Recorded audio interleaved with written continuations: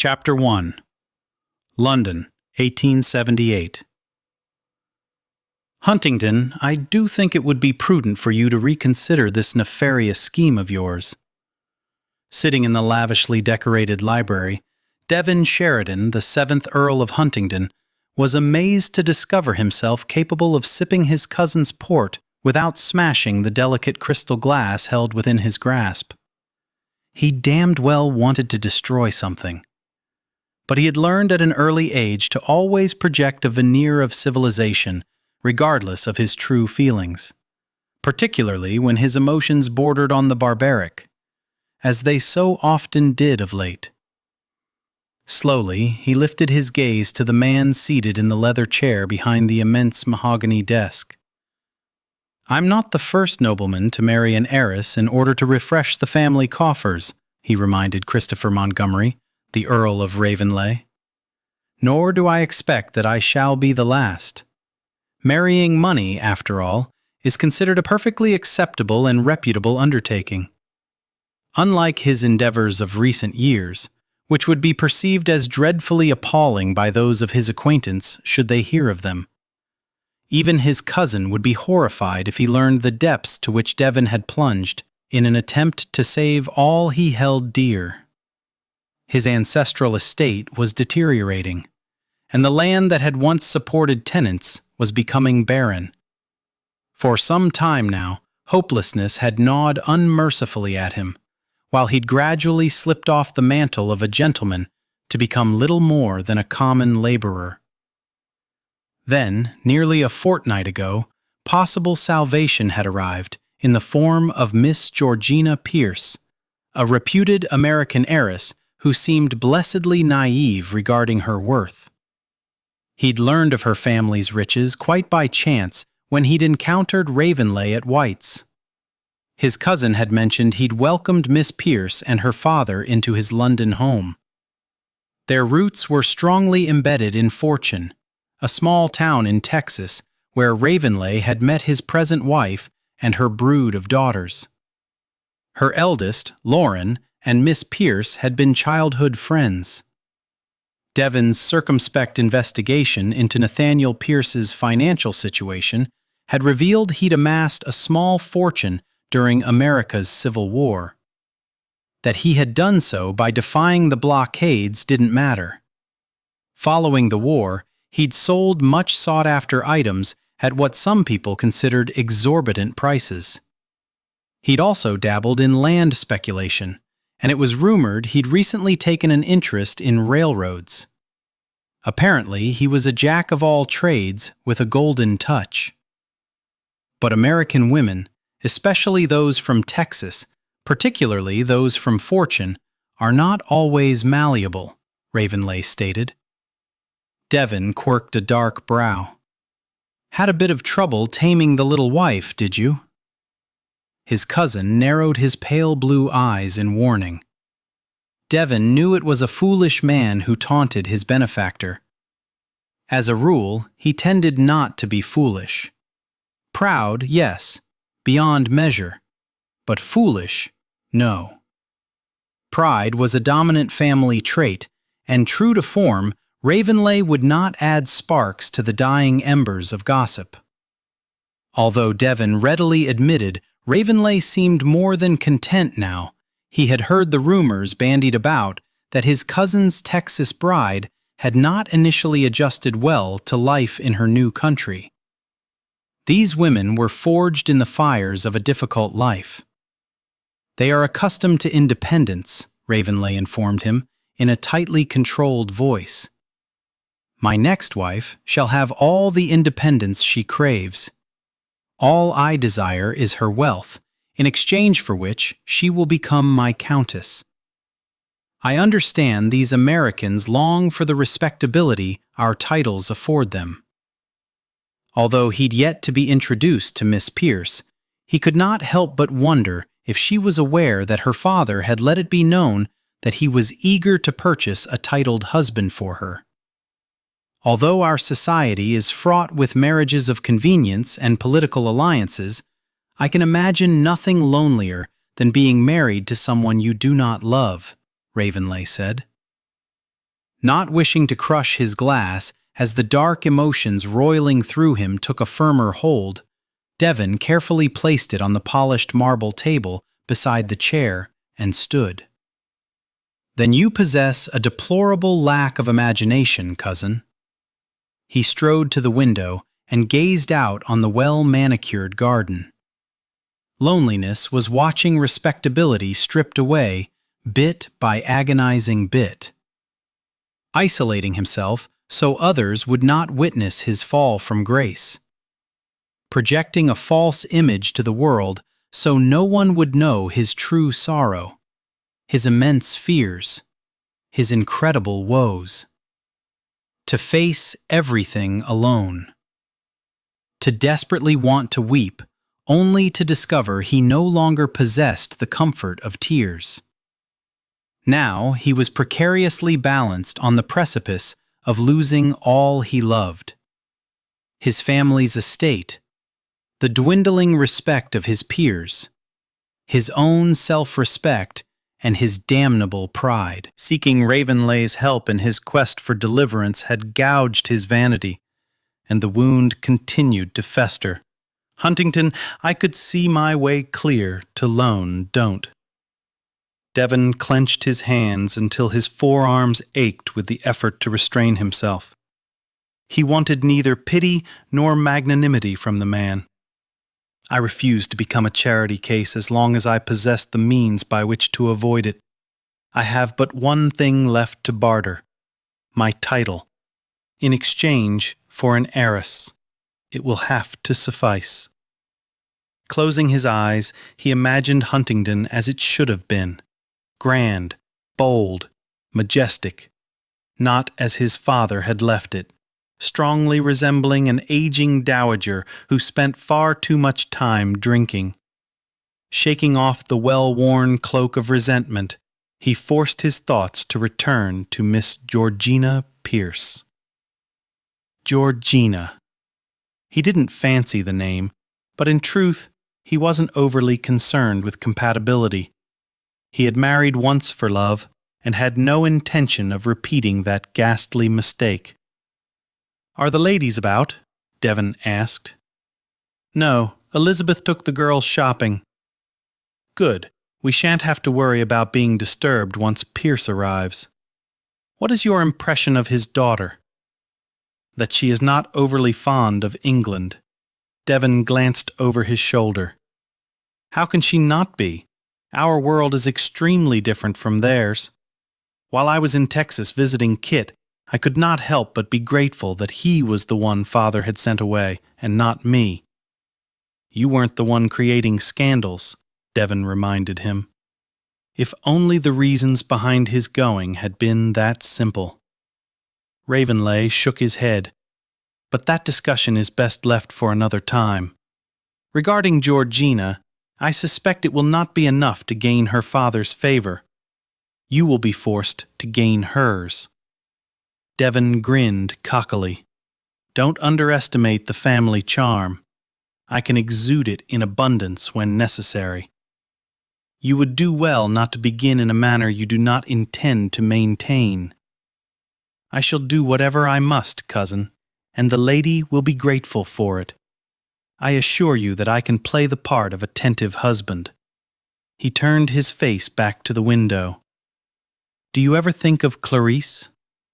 "Every day." "How do you suppose your current countess would feel to know how often you think of your first wife?" "I suspect she knows. As I am well aware, she often reminisces about her first husband." Devon swallowed hard before confessing. "Margaret hated me before she died. Pierce's money will ensure his daughter does not harbor the same sentiment toward me. I must admit to not knowing Georgina well, but she hardly strikes me as a woman who would hate under any circumstances.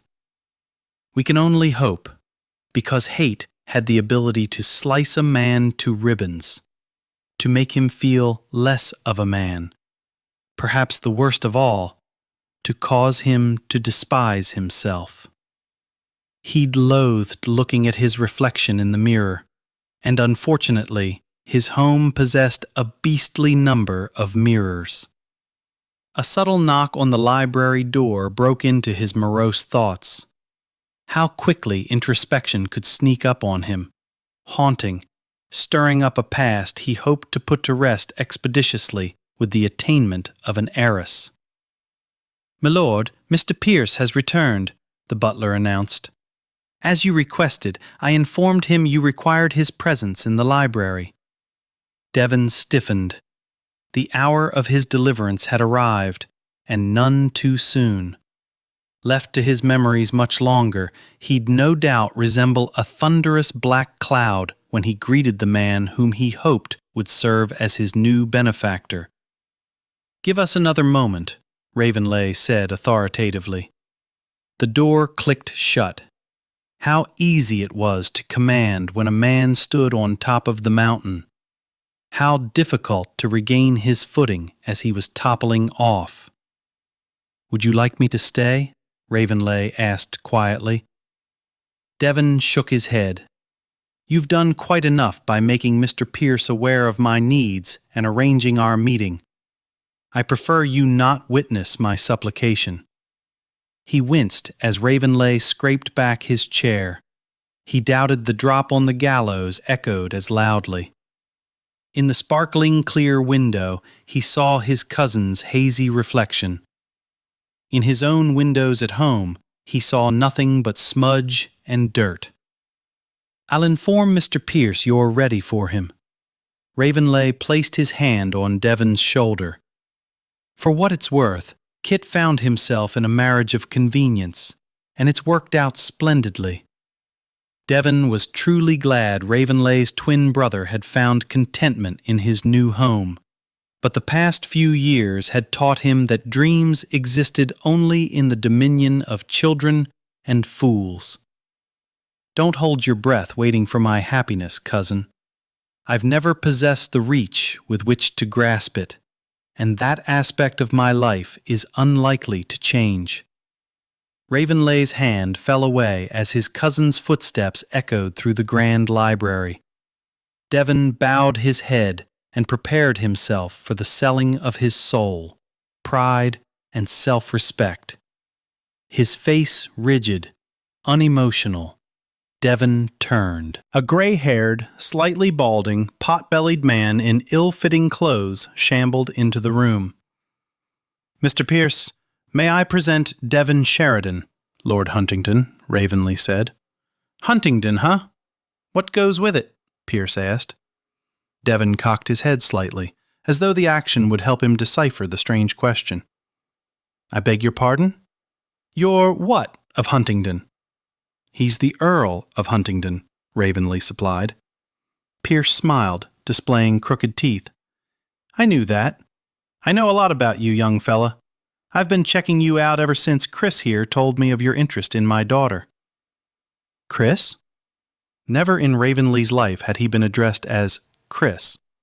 Devon suppressed a shudder at the inappropriate informality, appalled by the man's lack of respect for his cousin's title. Ravenlay cleared his throat. "If you gentlemen will excuse me, I'll leave you to discuss your business." "Appreciate the howdy-do, Chris," Pierce said. Good God!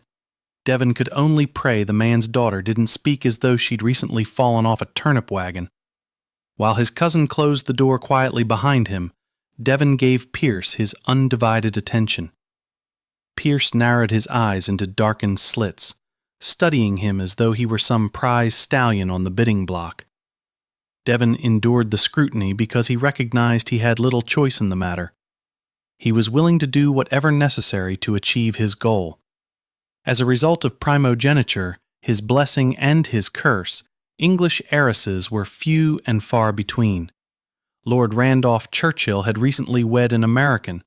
American ladies had so charmed the Prince of Wales when he visited their country that he was now inviting them to England and into his social circle, much to the chagrin of his mother, Her Majesty Queen Victoria.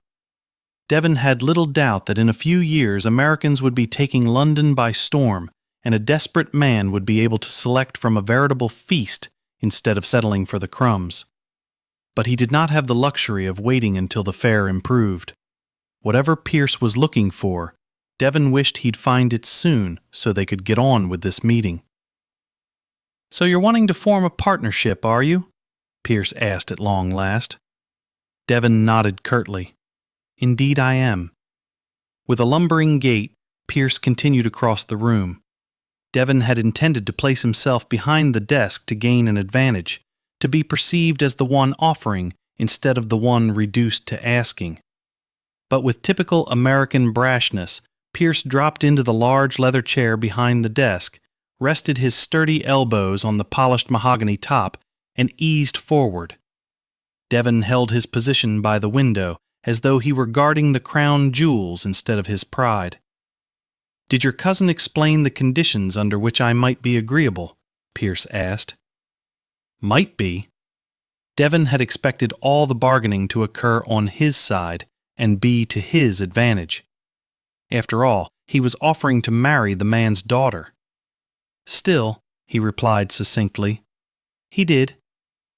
Pierce leaned back in the chair and repeatedly tapped the tip of one finger upon the desk. A most irritating sound.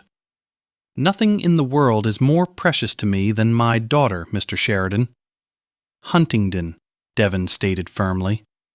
Pierce's bushy eyebrows nearly reached the top of his balding pate. "What?" "When in England, you should address a peer by his title. Mine is Huntingdon. My cousin's is Ravenley. And if my daughter should cotton to marrying you, how would she be addressed?" Cotton to marrying him? Was there any reason why she wouldn't? As my countess, she would be addressed as Lady Huntingdon. Countess. I like the sound of that. Just kinda rolls off the tongue like hot honey. Lady Huntingdon. He grinned broadly. I like it just fine. He patted both palms on the desk, a little rat-a-tat-tat, as though he was a drummer in Her Majesty's army. "Let's get down to business, then. I've been making inquiries about you since your cousin told me you were interested in marrying my daughter." "Indeed. They say you treated your first wife well." His chest tightened as the memory of his Margaret coursed through him, seeking purchase he couldn't allow. Not now, not when he was on the verge of arranging a marriage that more closely resembled a business venture.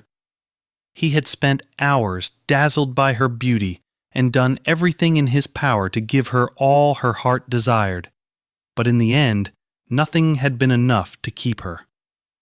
"And that fact interests you because I'm only interested in dealing with a man who will treat my daughter kindly." He leaned forward again, his gaze hardening.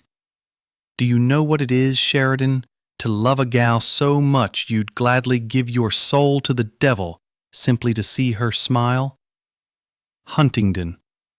"And yes," he swallowed hard, "I know the boundaries that surround a love of such magnitude." Pierce scoffed. "Maybe the rumors I've heard about you aren't true, since it's obvious you know nothing about it at all." "I beg to differ. I am well acquainted with a love of great magnitude. If you were, you'd know it has no boundaries. None whatsoever. That's the kind of love my daughter has in her heart." The man was breathing heavily, his eyes bulging, his cheeks flushed. This meeting wasn't progressing as Devon had envisioned. "May I offer you a bit of my cousin's port, Mr. Pierce?" Nodding, Pierce settled back in the chair and rubbed his fist over his chest. He gave Devon a weak smile. "That kidney pie I ate for lunch doesn't seem to have agreed with me." Devon strode across the room to the liquor cabinet. The decanter clinked against the glass as he began to pour the wine. "I've made inquiries regarding you as well, Mr. Pierce." He set the decanter aside, walked to the desk, and extended the glass to the man he was beginning to view as his adversary. "I know you're a shrewd businessman. My daughter is not a piece of property." Pierce snatched the drink from his hand. He downed the liquid in one long gulp before slamming the glass on the desk and skewering Devon with his glare. "I've no interest in dealing with a man who views women as such." His mind swirling with the implications, Devon returned to his place by the window. "I assure you that I meant no offense, nor would I deem her an object. As my countess shall want for nothing." A gleam entered Pierce's eyes. "That's what I'm counting on. But I have 3 conditions you must agree to before I'll give my blessing to this venture." "What would those be, Mr. Pierce?" "First, my daughter is never to know about this arrangement. You are to make her believe you find her beautiful, you're in love with her, and that's the reason you asked for her hand in marriage." Make her believe she was beautiful? Dear God, what sort of woman would need convincing? An unattractive one, obviously. Love her? Devon wasn't even certain he knew what the word meant anymore. Still, he gave a brusque nod. "Second, my daughter loves children. You are to give her as many as she wants. Finally, you're to remain faithful to her. If I discover otherwise, I'll have you gelded, even from the grave." Devon spun around and faced the window. He felt as though he were a whore, selling himself to this old man so he could rebuild his estate. "What exactly will my agreement to your conditions purchase me?" "Unlimited access to everything I have after the marriage, after I see she's happy." Devon had not expected such prodigious generosity. He could quickly restore Huntingdon to its former grandeur. He looked at the gray skies and inhaled deeply. "I accept all your conditions. We shall need to meet with our solicitors to negotiate the marriage settlement. I've got no problem with that, once I see she's happy." Turning away from the window, Devon gave him a long, hard perusal. "You'll have to sign the settlement papers before I'll apply my signature to the marriage license." "I'll sign on the day you tie the knot," Pierce stated. "Once you're married, I'll transfer money over to you. The happier she is, the more generous I'll be. We shall have to arrange an introduction. She's attending some fancy ball with Lauren tomorrow night. You can start wooing her there." Devon bowed slightly. "Very well. I shall count the moments until tomorrow evening." "I doubt that. I've never known a man to welcome Cupid's cramp, but I'll promise you this, Huntingdon. She'll make you a far wealthier man than you can imagine." Devon hoped the old chap spoke true, because he could imagine quite a bit. Chapter 2. At tonight's ball, if you wish to speak to a gentleman, you simply catch his eye and snap your fan closed. Lauren Fairfield demonstrated the proper protocol with a coy batting of her eyelashes that reminded Georgina Pierce of the rapid beating of a hummingbird's wings. Curled up in a plush chair beside the window, Georgina slowly sipped the flowery Pico tea.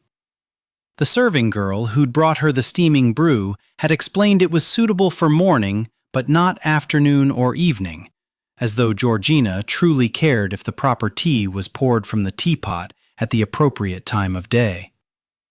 The things these Brits fussed over and were concerned with baffled Georgina no end. "If I've a mind to speak to someone tonight, why can't I just walk across the ballroom and talk to him?" Georgina asked. Not that she would consider talking to one of these Englishmen, much less approaching him. Or any other man for that matter. She couldn't determine a topic that they might find fascinating. During the few conversations to which she had been privy, the men had spoken to the women as though their heads served no other purpose than to provide a place for their hair to take root. Rolling her blue eyes for the 100th time since Georgina's arrival, Lauren plopped onto the bed. "Because that's not the way it's done, silly goose. I'm certain if you could simply master the proper etiquette, a gentleman would favor you with a dance." Georgina had always thought her friend beautiful, but the years away from Texas had added a grace and confidence that came from knowing how she fitted in the world. Georgina had yet to figure out that aspect of her life. Shortly after the war, her father had uprooted her and her mother so he could deliver goods throughout Texas. Since she finished her schooling by then, her education hadn't suffered. And in some ways, she learned more than she ever wanted to know about people and what they considered important. Ah, Lauren, it ain't my etiquette that's got the men shying away from me. They'd attended 2 balls since her arrival, and she'd yet to attract anyone's attention. Although in truth, she hadn't come here with flirtation in mind. Her features were as plain as the day was long. She was as steady as a rock, which more often than not made her as dull as muddy water. Ain't is not a word. Please desist from using it in my presence. Unable to believe how easily she could rile Lauren these days, Georgina grinned. I simply do it to irritate you. Lauren stuck her nose in the air and looked down at her. I'm well aware of that. I don't remember you being quite so annoying. I don't recall you being such a prude. Georgina followed her comment with a small chuckle to mask her quandary. While she cherished her friendship with Lauren, she also found herself discomfited by Lauren's love of societal rules. Rules that in New York had served to humiliate her. 3 years ago, her father had decided they should stop their wanderings, establish roots, and set up residence in New York. But they found none of the warmth and acceptance they'd left behind in Texas. Georgina was certain the old money, those who comprised the socially elite, were responsible for her mother's death. They had snubbed her and her mother in public, had pointedly never issued them an invitation to their balls. Her father's hard-earned money made no difference to their social standing. They were never accepted, and acceptance had meant everything to her mother, who had grown up in poverty. Georgina had been taken aback when she'd first seen Lauren after so many years of separation. She fought not to equate Lauren with the Knickerbockers of New York, the people she'd come to loathe for their pretentious displays of snobbery. Lauren touched the closed fan to her right ear. I know I've changed, Georgina said solemnly. But her friend was a far cry from being the same as well. Georgina continually searched for the girl who had run through the flower-laden fields with her, climbed trees, and sneaked out the window at night to meet her by the creek. Beneath the vast, star-filled sky, they'd woven their dreams of marriage, husbands, love, and children. They'd promised to remain friends until they died. She'd felt bereft and alone when Lauren had left Texas 8 years ago after her mother had married Christopher Montgomery. She'd hardly cared when a few months later, her father had decided to sell their house in Fortune and take her and her mother with him on his travels. Lauren placed the fan in her lap. So you do know the language of the fan. The language of the fan, the glove, the handkerchief, the parasol. Why couldn't these people be content to simply talk to each other? Why did they have to play these irritating games? It didn't seem quite honest to have all those objects do the communicating. I took a gander at those books you loaned me. The rules over here seem foolish. If a man is walking down the boardwalk in Texas, he tips his hat to me and says, "Howdy, miss." Here, a man can't tip his hat unless I give him some kind of bow, and until I speak to him, he can stand in front of me until the cows come home, but he can't speak to me. Because this is civilization. In England, the men are gentlemen. You don't consider Tom to be a gentleman? Lauren bolted off the bed and stomped to the window that overlooked the most beautiful garden Georgina had ever seen. Elizabeth Montgomery's adoration of roses was evident everywhere she looked. Cuttings in crystal vases adorned each room. Why did you have to mention him? Lauren asked. Georgina shifted in the chair, tucking her legs up beneath her, not caring one whit that she was wrinkling her skirt. Perhaps the Knickerbockers had been right in excluding her from their society. "I thought you loved him." Lauren stroked the burgundy velvet drape a servant had pulled aside first thing that morning. "As a child loves another child, perhaps. I was only 14 when we left Fortune. I barely remember what he looks like." "Is that the reason you haven't bothered to ask about him since I've been here?" "Why should I think of him when he's forgotten me? He promised to write, and I've never received a single letter from him." "Maybe because he's been too busy making a living. Do you ever see him?" Lauren cast her a sideways glance reflecting such longing Georgina knew her friend did indeed think of Tom, and often. "From time to time when Papa's business takes us back through Texas. He's a very respected trail boss. He gets top dollar because he's hard working. The gentlemen here don't have to work. Therefore, they have plenty of time to devote to the women they love. If they don't work, where do they get their money? They inherit it." Georgina set the delicate china teacup on a little table with spindly legs that didn't look strong enough to support it. "They have to do something to generate income. Maybe they invest it. I don't know. I just know they don't have to work. They don't sweat." I remember when Tom would come over at the end of the day, he smelled no better than a cow. His clothes were dusty, and his fingernails had dirt wedged beneath them.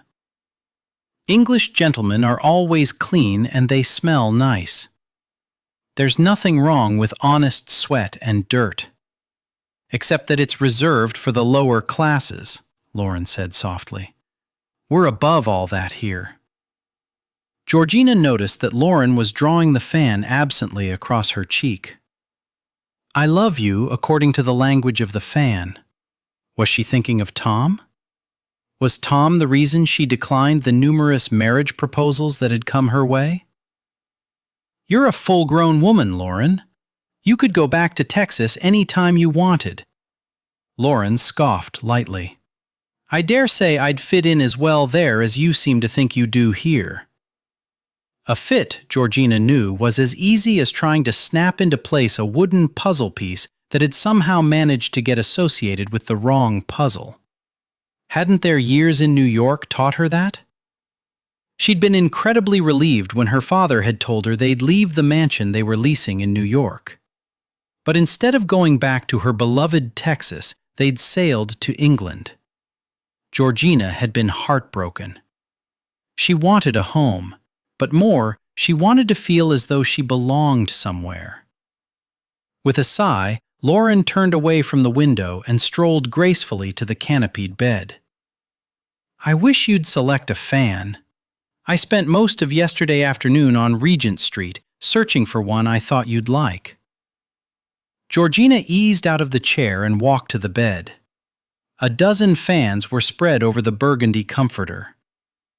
"I suppose I think of a fan as something to cool you off in July, not something that tells a man what you're thinking. People here are much more sophisticated than they are in Fortune. I felt as though I was a country bumpkin for the longest time. I thought I'd never be accepted." Lauren's eyes filled with understanding.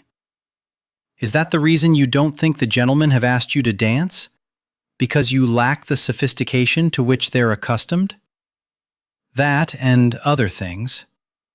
Georgina picked up an enormous fan and opened it, spreading wide the ostrich plumes. The wounds delivered in New York were still too fresh. She couldn't explain to Lauren how she'd tried to fit in once and had failed miserably.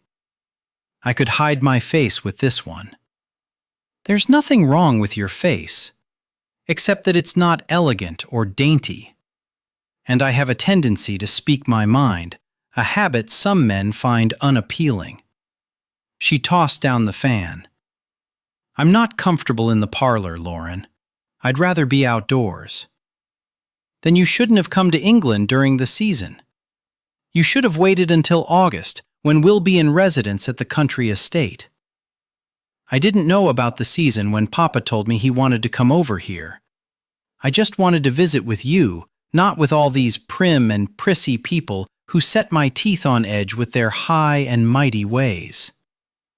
You're my guest, Gina. People will think I'm rude if I don't take you to the dinner parties and balls with me. Well, we certainly can't have people thinking that. Georgina reached for a fan with intricate flowers carved into the ivory leaves. I'll carry this one to the dance tonight. Lauren flung her arms around Georgina and hugged her tightly. You haven't changed. You still care more about others than you do yourself. Maybe some lucky gentleman will notice you tonight. Wouldn't it be splendid if you married a man with a title? You could stay in England, and we could visit all the time. Merciful heavens! Marrying a stuffy old English dandy was the last thing Georgina wanted. You have to tell her, Nathaniel. Nathaniel Pierce wasn't certain if he was sitting in the day room, the morning room, or the afternoon room. He simply knew he was in a room. But he also understood that those with money preferred to give their rooms a name, as though in doing so they not only added to the importance of the room, but increased their own significance as well. Elizabeth Fairfield Montgomery was an exception. She stood near the window, giving him a pointed look that indicated she'd accept no argument on this matter. She and Edna, his wife, had been the best of friends. They'd written often until Edna's death. He wiped his roughened hand over his mouth. I don't want Gina to know that I had anything to do with Huntingdon's interest in her. Nathaniel, you can't give her a fairy tale romance and a storybook marriage, Elizabeth insisted. Why not? I'm an old man who made mistakes. Only when you gambled. Only Elizabeth would remind him of his greatest failing. He'd amassed fortunes only to lose them when Lady Luck turned against him. Many a night Edna had cried while he'd been rubbing elbows with the demon of gambling. He'd stop gambling to halt her tears. And when he'd climbed back onto the mountain of gold, he'd taken her to New York, and her tears had returned. It was more than gambling, Elizabeth.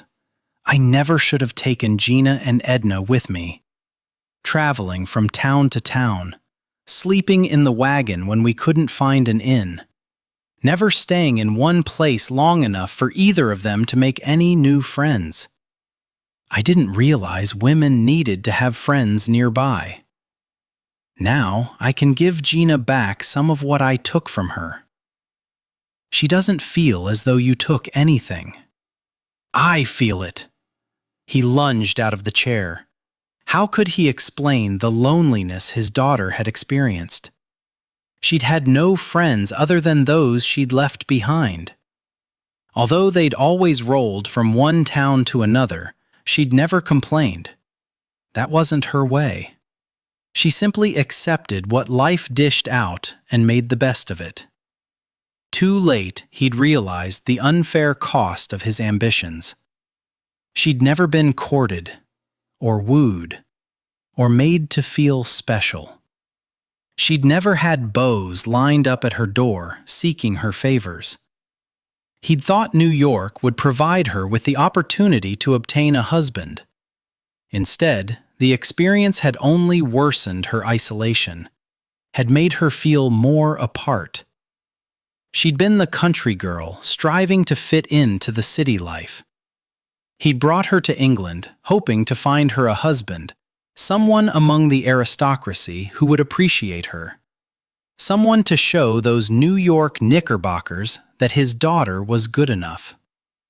Huntingdon's right for her, Elizabeth. I went to the village on his estate. I talked to those who know him. You made inquiries about him? She asked, clearly horrified. He'd made inquiries about all of them, every aristocratic man who'd approached him in the gentlemen's clubs or the gaming hells. Huntingdon alone had chosen a clandestine meeting. Huntingdon alone wasn't lounging in clubs and running up debts. By God, he wasn't lazy. Nathaniel would give him that. The man had tried his damnedest to better his situation. Familiar with the instability of wealth, Nathaniel felt comfortable giving the man a leg up. Every aspect of life was a gamble. He was gambling now that his instincts were honed, that he'd measured the man accurately. Huntingdon wouldn't squander the money he acquired when he married Gina, nor would he squander the happiness she could bring him. I wanted an unbiased impression of the man. He's loyal to his tenants and his land. He'll be loyal to Gina. At least let her know that he has an interest in her. He supposed there would be no harm in that approach. If he handled it properly, Gina would be none the wiser regarding the exact conditions of the marriage. Huntingdon would no doubt court in haste. He supposed it was to his advantage to prepare his daughter for the man's suit. As soon as the marriage took place, he'd make arrangements to have it announced in the New York Times. Yes, sir. His little gal marrying an English aristocrat would curl the hair on a few of the matrons' heads. Georgina stared at the ball gown draped over the edge of the bed. The yellow shade reminded her of a healing bruise. She'd stopped counting the bows when she reached 25. As for the feathers that lined the back collar and would press against her head, what in God's name had the seamstress been thinking when she'd agreed to make this abominable creation? Georgina knew what her father had been thinking. A man of excesses, the beauty of simplicity completed eluded him. How could she possibly wear this atrocious garment to tonight's event? With a sinking heart, she set a large box on the bed. Inside was the gown that had only just arrived from the dressmaker. Incredibly elegant, it consisted of nothing more than simple lines. She'd fallen in love with the deep blue satin the moment she saw it. The hero of her dreams always possessed eyes of that color. Eyes that hid a tortured soul. A soul calling to her to lend strength and wisdom. A knock on the door brought her abruptly back to the present and the hideous gown. "Come in." Her father shuffled into the room, sweat beading his brow, his nose and cheeks ruddy. In spite of the cool climate, he always looked as though he were on fire. "What do you think of the gown, darlin'?" he asked, as though he'd discovered buried treasure that had been lost for centuries. She certainly wished it hadn't been dug up, but she wouldn't hurt his feelings for the world. "Oh, Papa, it's—" She glanced at the dress. How to disguise the truth without lying was a game she'd played with him since she was a child. "It's like nothing I've ever seen. I knew you'd love it. You're just like your mother used to be. Too easy to please. Lord, I miss her more each day." Her heart went out to him. Pneumonia had taken her mother last year. Pneumonia and a broken heart brought on by society's cruelties. Her father's face suddenly brightened. "I talked with a fella yesterday, Devin Sheridan." She didn't particularly like the manner in which her father had said that, as though he'd recently acquired some new property. "Devin Sheridan?" His smile grew. "He's titled, gal, and he's asked for permission to call on you. I've granted it." She dropped onto the fainting couch situated at the foot of the bed. She tried to steady the thunderous beating of her heart. Lifting her gaze, she felt the dull ache in her chest grow as she contemplated the pleased expression on her father's beloved face. Why would he want to call on me? Because the man knows true beauty when he sees it. He confided to me he's been watching you from afar for some time now. He stepped closer, grabbed her hand, and squeezed hard. "I'm sure he's contemplating marriage, and I'm sure he won't be long in asking." With trepidation slicing through her, she felt her skin prickle as though 1,000 ants crawled over her flesh. She'd never met the man, and she seriously doubted anyone was watching her from afar. "But, Papa, I only came here to visit, not to live." "No reason you can't stay here. Besides, you and Lauren were always like 2 peas in a pod. As you grow older, it's a good thing to stay close to those who knew you when you were little. Helps you to remember your roots, feel secure in their hold." "But my roots are in Texas." She didn't want to hurt him by pointing out that if he thought roots were so important, he shouldn't have pulled her out of Texas to begin with. "And a harsher land there will never be." "But I love Texas." His face crumpled as though she plunged the recently sharpened blade of a knife through his heart. "Lord, Gina, I thought you'd be gladdened. You're always talking about how much you want children, and you can't have them if you ain't got a husband." She wanted children more than she ever desired anything in her life, but it took more than simply acquiring a husband. It took getting intimate with him, an act that required fondness, caring, trust, certainly too many things to name. "But Papa," "Shh, now." Awkwardly, he knelt in front of her and skimmed his knuckles over her cheek, the love reflected in his eyes bringing tears to hers. "I know what it is to want a child, Gina. Your mother and me were married 20-some-odd years before you blessed our lives. I want to leave this world knowing I've done my best by you, and you have someone to share your life with, someone who can appreciate all you have to offer." Alarm skittered through her at his somber mention of leaving this world. "Papa, are you keeping something from me? Are you ill?" "Of course not. But I'm an old man growing older, and I'm getting tired. I want you to be happy. I want you to have that young'un you've always wanted so desperately." "But an English lord, Papa? I think I'll get bored out of my ever-loving mind married to a man who does nothing but play. I'd rather marry a costermonger. At least he works up a sweat. A man with a title will give you respectability, a place in society that I couldn't give you in New York." Her heart tightened as the truth dawned on her. This trip was a husband-hunting expedition, wasn't it? Her father ducked his head as though embarrassed that his grand scheme had been discovered. "Don't you see, Gina? He's got to be an Englishman, an aristocrat, a man with a title, to show those New York bitches who shunned your mother that she was good enough." "Oh, Papa, Mama was so much better than them." He jerked up his head to reveal tears welling in his eyes. "You know that. I know that. By God, I want those Knickerbockers to know it. To know we were all good enough."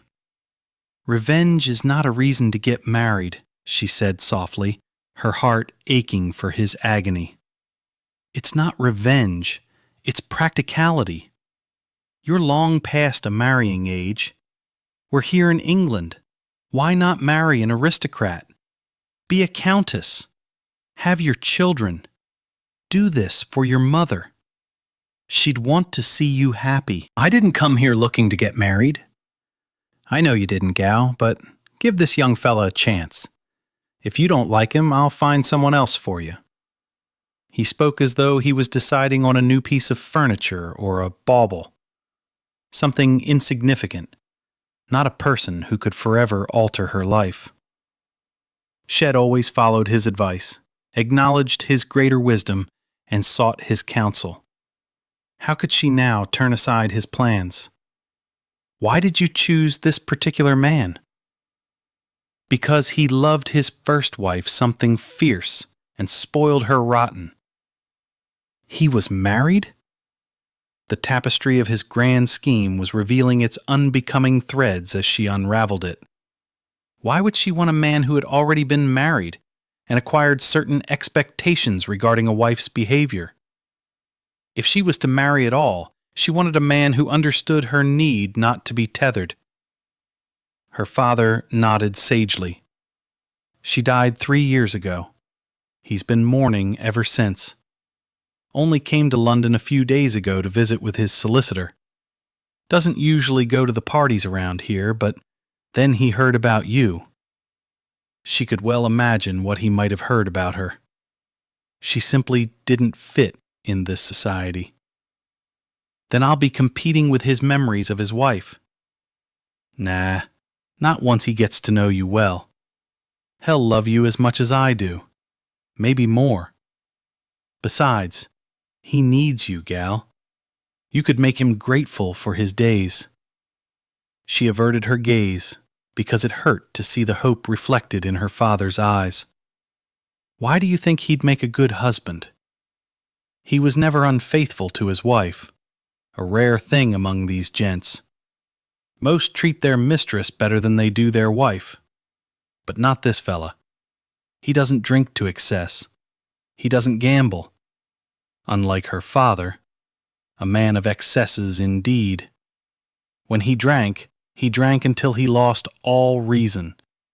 When he gambled, he lost fortunes. Fortunately, he seldom engaged in either activity. Shortly after they'd arrived, he'd begun disappearing for a few days here and there. She'd assumed then that he'd gone in search of places to gamble. Instead, it sounded as though he'd been hunting down a husband for her. You like him, she responded gravely, as though gloomily accepting her fate. But he wasn't presenting her with a ball gown she could remove at the end of a long evening. He was offering her a husband, a mate for the remainder of her life. Years and years and years. Marry in haste, repent at leisure. Wasn't that how the old saying went? I like what I've seen of him.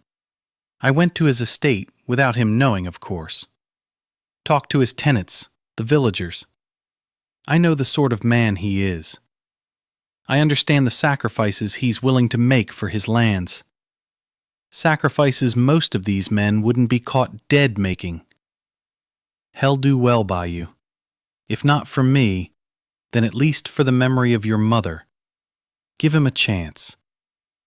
She didn't want to remember all the days her mother had waited for the arrival of an invitation that would never come. Waited for someone to call on her. No one ever did. Georgina gave him a tremulous smile. I'll give him a chance. Her father's grin shifted the wrinkles in his face and made him appear much younger. You won't regret it. Now get ready for this ball. I have a feeling he'll introduce himself tonight. She cast a speculative glance at the gown her father had purchased for her. If Devon Sheridan approached her while she wore it, she'd know he was a desperate man. A desperate man indeed. Chapter 3. As Georgina stood beside Lauren in a corner of the ballroom, she couldn't help but be overwhelmed by the extravagance. The glittering world of crystal chandeliers, marble floors, and mirrored walls. Dozens of large flower arrangements made the air nauseatingly sweet. Although the area reserved for dancing was open, the perimeter was crowded with small tables, chairs, plants, and statuettes. Georgina always felt as though the walls were closing in on her.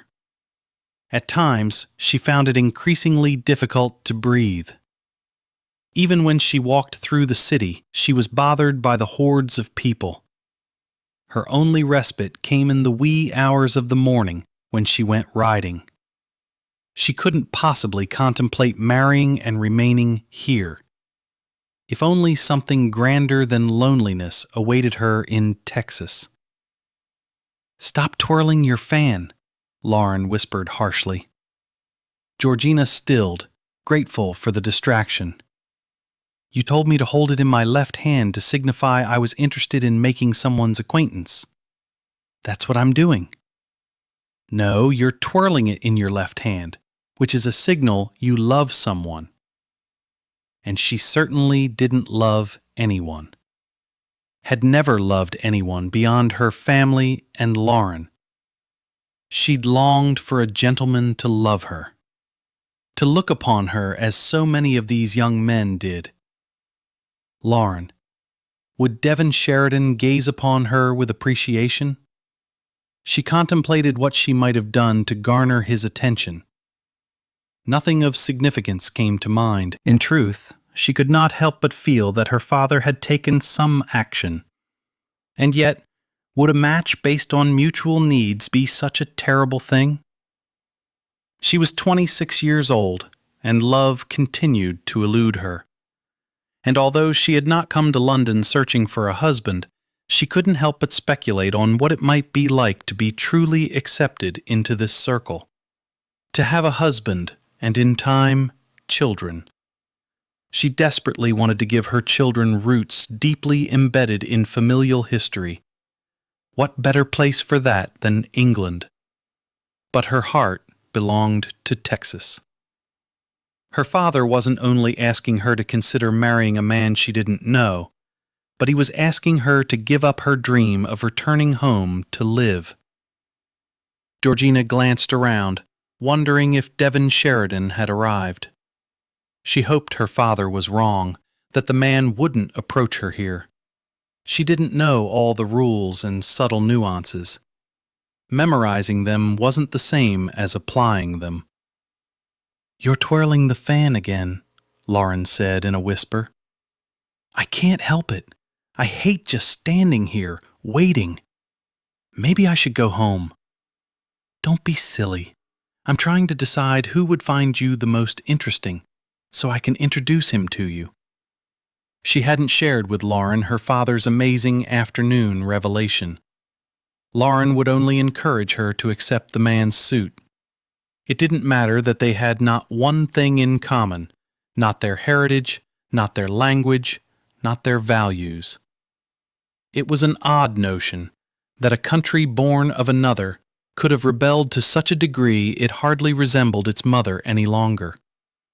But Georgina assumed that result was the natural evolution of a child, to seek its own path, its own destiny, to be forever different. Besides, Sheridan might not show, and she didn't want to appear the fool for halfway wishing he would. "Of course, we'd have more success at finding you a suitor if you'd worn something." Lauren's gaze roamed Georgina's length, other than that ghastly gown your father purchased. "It pleased Papa for me to wear it." "Don't you ever take into consideration what would please you?" "It pleases me to please Papa." Suddenly, Lauren dug her fingers into Georgina's arm and whispered in a low, conspiratorial voice, "My God, I don't believe it. Huntingdon is here." "Huntingdon?" "Papa's cousin." She surreptitiously wiggled one of her fingers in the direction of her gaze. "Over there, the wickedly handsome gentleman talking to Papa." Georgina had always thought it was a wondrous expression of Lauren's closeness to her stepfather that she called him Papa. Squinting, she gazed across the ballroom. The man talking to Christopher Montgomery was dark, not only in coloring but in demeanor. She couldn't explain the reason he seemed mysterious. And it seemed as though, like her, he didn't quite belong. Even from this distance, she could determine that his black double-breasted jacket was well tailored, yet it appeared that he'd outgrown it slightly. Did men outgrow their clothing? She supposed so, if they put on weight, but Huntingdon didn't appear to have an ounce of fat on him, and he looked to be well past his growing years. Maybe it was the breadth of his shoulders, completely unlike those of the men surrounding him. She imagined him working the land in Texas, a vision he would no doubt have taken exception to. When a few gentlemen had visited Lauren, Georgina had discovered lifting a teacup was work to an English peer. She suspected Huntingdon engaged passionately in sports of some kind. Far be it from the nobility to get their hands dirty in honest labor. How could she ever consider marrying a man like this one she'd never be able to respect? Even if she liked him, how could she admire him when their values were completely different? And without veneration, she knew it was doubtful love would ever exist between them. How can they be cousins when they look nothing alike? Georgina mused. An inane question, but at least it served to bring a halt to the arguments rushing through her mind with the force of stampeding cattle. They say there is gypsy blood on his father's side. It's quite scandalous. His mother was Papa's aunt. That's how they come to be cousins. Gypsy blood. Yes, she could see that now. His skin possessed a swarthiness unlike the deathly pale coloring of the other gentleman in the room. Maybe his complexion was part of the reason he looked out of place. Physically, he simply didn't look dandified or spoiled. "Why are you surprised to see him here?" she asked Lauren. "He seldom attends balls or social events." "I've never even been to Huntingdon, because he's never invited us, and it's simply not done to go uninvited. He and his wife called on us shortly after we arrived, but recently he has become a bit of a recluse."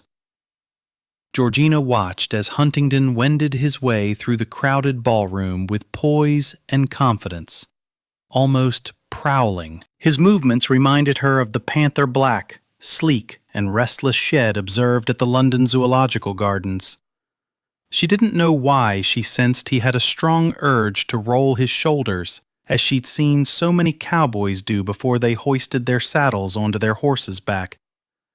A roll starting at the hip and working its way upward almost poetically. She enjoyed the natural grace of a man when he was working hard. It was appreciation, not lust, that she felt when she watched a cowboy exerting himself. The rhythm of muscles bunching, coiling, flexing, tightening. Muscles that looked firm even when they were relaxed. Sheridan, wherever he was, probably had limp limbs and weak hands. Lauren's fingers threatened to cut off Georgina's circulation. "Oh my God, he's coming toward us," Lauren whispered frantically. And Georgina realized that somehow, some way, she managed to lock her gaze with Huntingdon sore. At least, it might have appeared that way to him, when in truth, she'd only been admiring his form, a shape that seemed out of place in this ballroom.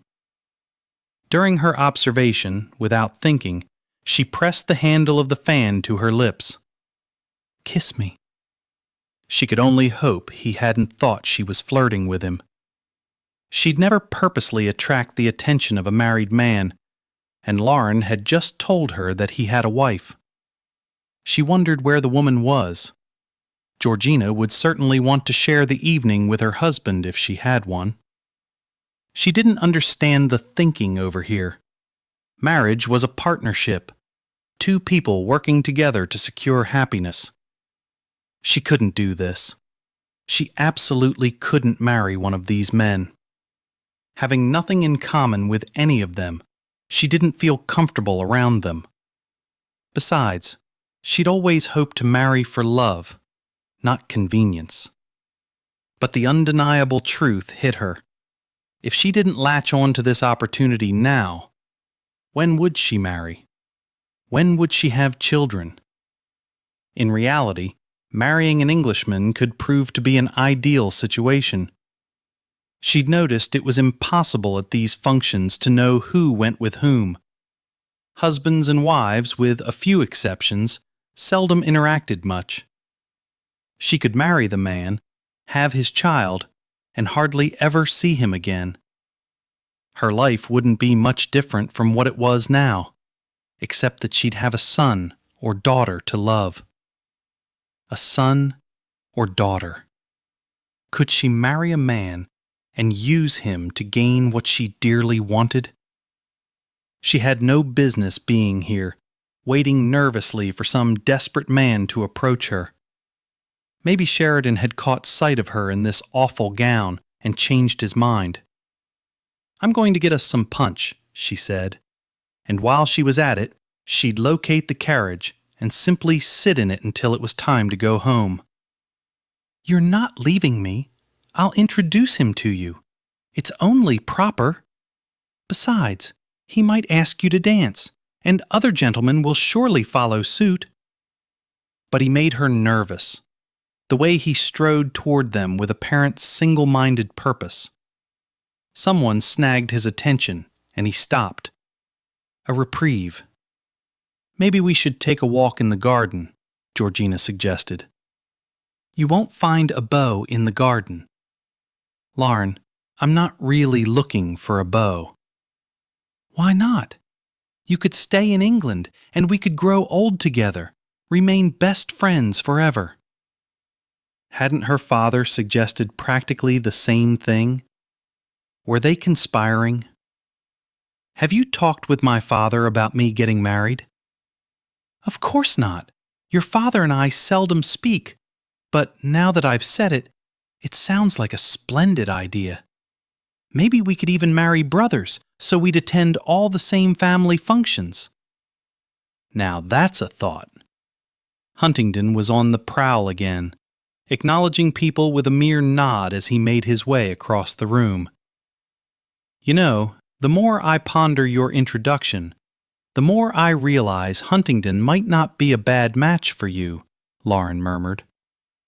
"I thought you said he was married." "No, I said I'd met his wife." Georgina wanted to screech. Honestly, sometimes she felt as though she was communicating with someone who spoke in a language alien to her. Marriage, wife. She couldn't figure out how any difference existed between the two. "It stands to reason if you met his wife, then he's married," Georgina pointed out. No longer married. Widower. Everything within Georgina stilled as a hard thought hit her. "What's his name?" "I told you, Huntingdon.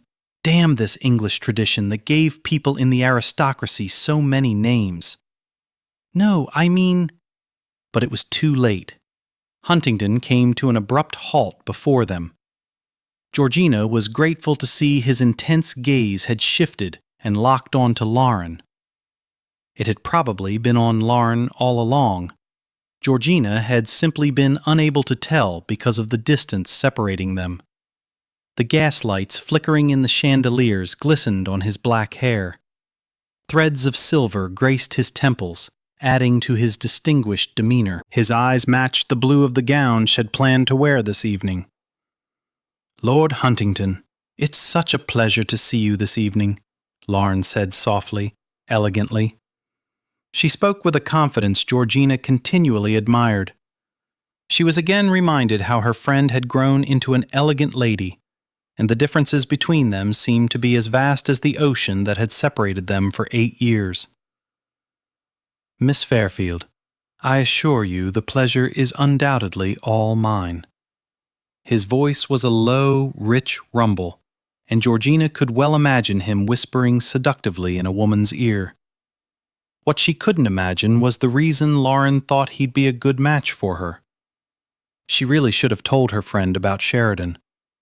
It could make for a most embarrassing moment if Lauren decided to try to play matchmaker without knowing her father had already taken on the role. "May I say you look extremely lovely this evening," he continued. "As always." A soft blush lit Lauren's cheeks. "You are too kind, my lord." "Hardly, Miss Fairfield, but I do appreciate beauty when I happen upon it." He shifted his attention to Georgina, and she felt the full impact of his intense blue gaze. But within his eyes she noticed something now she hadn't before, a profound sadness, a haunted mien characteristic of the men she had known who returned from war. Had this man fought a battle and known defeat? He slid his gaze back to Lauren and arched a brow as well as a corner of his mouth, a wry smile that did nothing to detract from the fine shape of his lips. "Oh!" Lauren almost hopped. "My lord, forgive my rudeness." She turned to Georgina. "Miss Pierce, may I present Devon Sheridan, the Earl of Huntington." Lord Huntington. Georgina's fingers turned icy cold as her worst fears were realized. Never in 100 years could she marry a man whose features were chiseled to perfection. A man such as he far exceeded her reach. What had her father been contemplating? Lauren's voice became little more than a buzz as she prattled on about something to do with Huntington. Georgina saw him make a movement, and she feared he might be on the verge of grabbing her hand and kissing it. Even though they wore gloves, she didn't want the intimate contact. Tucking her hands in close to her waist, she knew her withdrawal must have been evident, because he seemed to draw back as well, his gaze speculative. She clutched her fan with both hands. What were the signals for, "Go away, I don't like you. You're as handsome as sin, and we'd make an odd pair"? She couldn't think, couldn't speak, could barely breathe. Unlikely scenarios scrambled through her mind. Maybe 2 Devon Sheridans existed. Surely this man wasn't the one who had spoken to her father, the one he expected her to marry. He tilted his head slightly in a semblance of a bow. "Having recently met your father, I can honestly say it is an honor to make your acquaintance at last, Miss Pierce." He was the one, and with that certainty, his interest in her became painfully obvious. She studied him more carefully. His white silk waistcoat was straining against its buttons. The cuffed sleeves of his jacket were frayed around the edges and sadly out of date. Men weren't wearing cuffed sleeves this season. His tight trousers had also seen better days. His shoes, though polished to a shine, revealed worn leather. Unlike the other men in the room, he hadn't bothered to keep up with the trendier fashions. Some might attribute his slightly unstylish attire to the fact that he'd been in seclusion after the loss of his wife. But Georgina felt certain that she knew the truth of his situation. As she suspected, the man who had expressed an interest in her was an impoverished nobleman. She could decipher his reasons as though he'd engraved them across his forehead. These men who lived off the hard work of their ancestors were spoiled, and when the coffers were empty, they found it much easier to marry money than to earn it. Then he smiled fully, exhibiting a charm with which he'd no doubt been born. And she realized that if she bore his son, he would resemble his father. He would know what it was to be adored, and he himself would be titled. Wasn't that the way English law worked? The entire estate and its title passed down from father to eldest son. She'd seen the deference given to the firstborn sons among the aristocracy. She hated to admit that she'd be pleased to give her son an advantage in life. But was it advantageous to have everything handed to you? Was she really any different from the man standing before her? She wasn't foolish enough to think she'd earned his love or his interest. He needed an association with her father, and marriage to her was the most expedient route. "Miss Fairfield won't chastise you for speaking to me now that we've been formally introduced," he said. But she could think of nothing intelligent to utter. "I know who you are. I know why you're here. We will not make a good match." And yet she really didn't know if the last was true. He looked as though, like her, he too wished he was anywhere else. "The cat seems to have gotten hold of her tongue," Lauren said with a soft chuckle. "So it would appear," he said solemnly. "Might I inquire as to whether you're enjoying your holiday in London?" Yes, Mr. Huntington, I am. She didn't know why neither her brain nor her tongue seemed to want to function.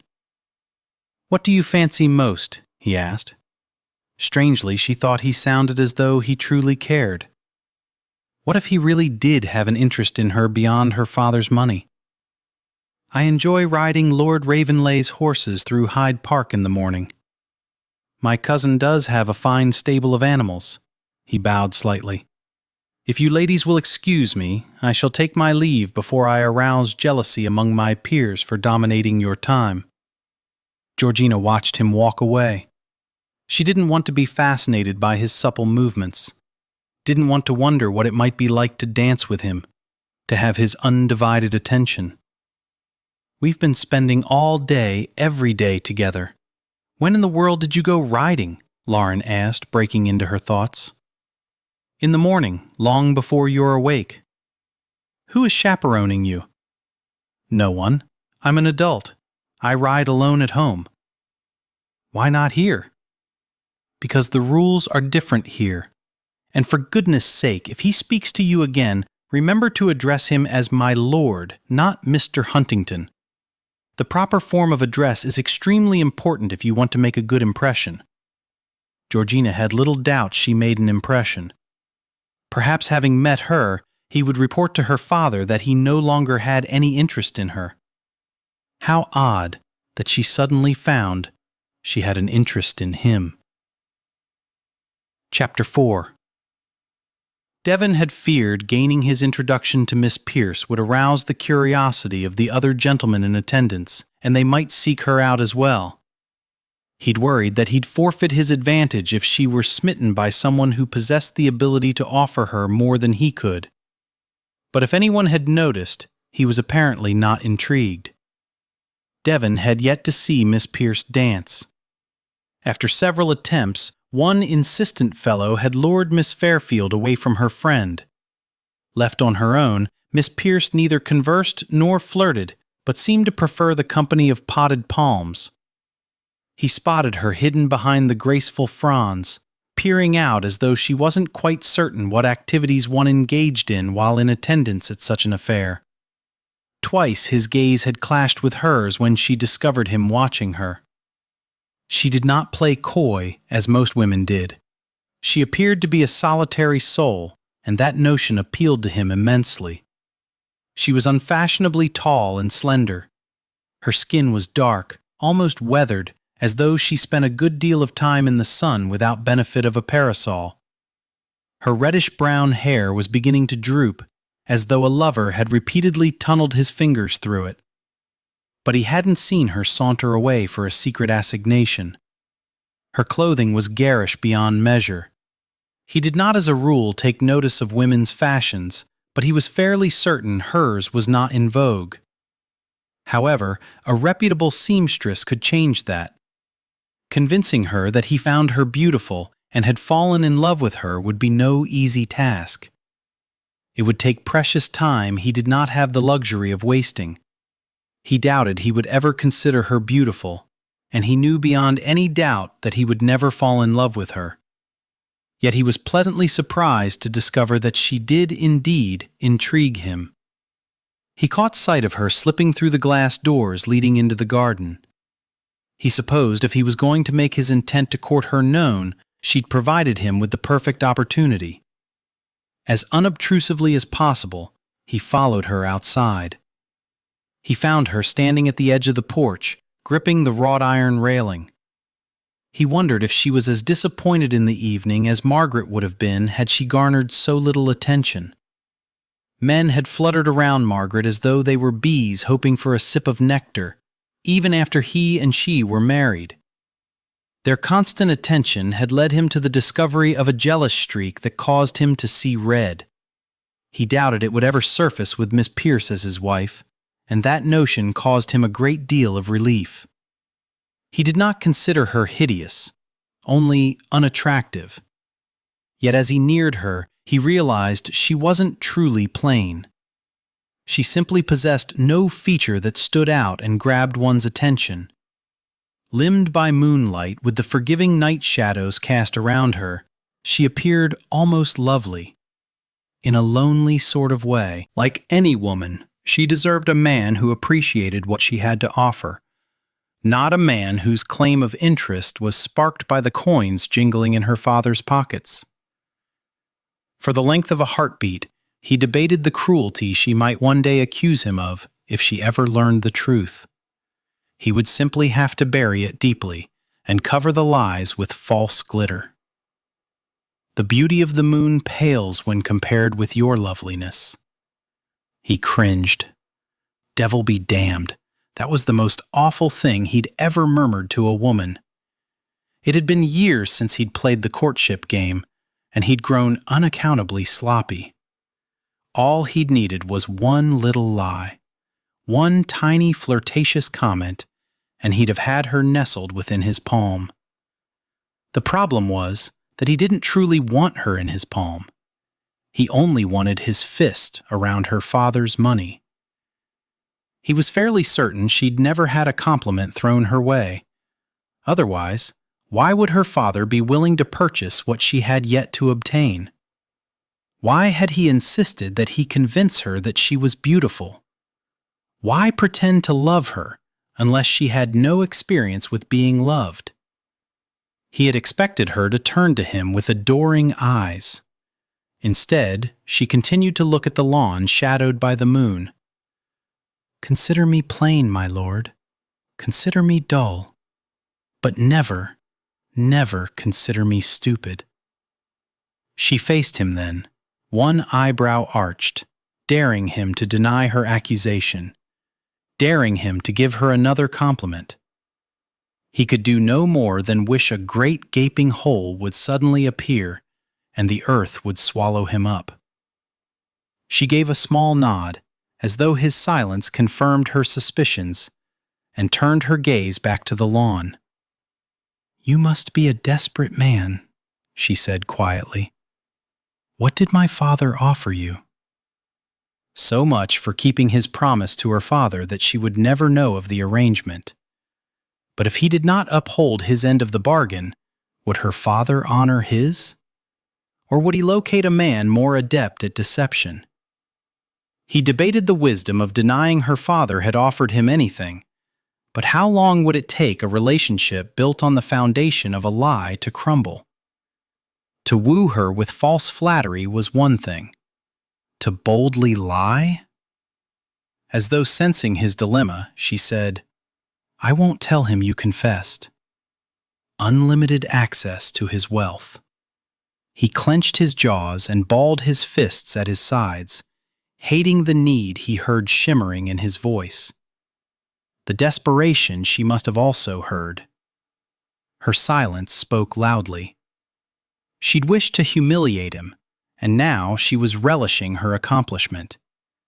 He didn't need this degradation, nor did he want it. He'd find another way to handle his ghastly situation.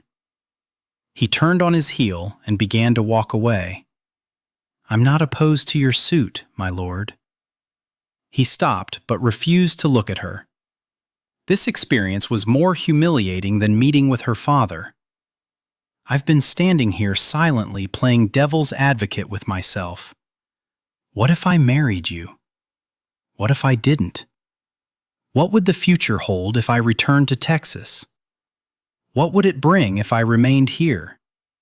I'm 26 years old." She released a small, self-deprecating laugh.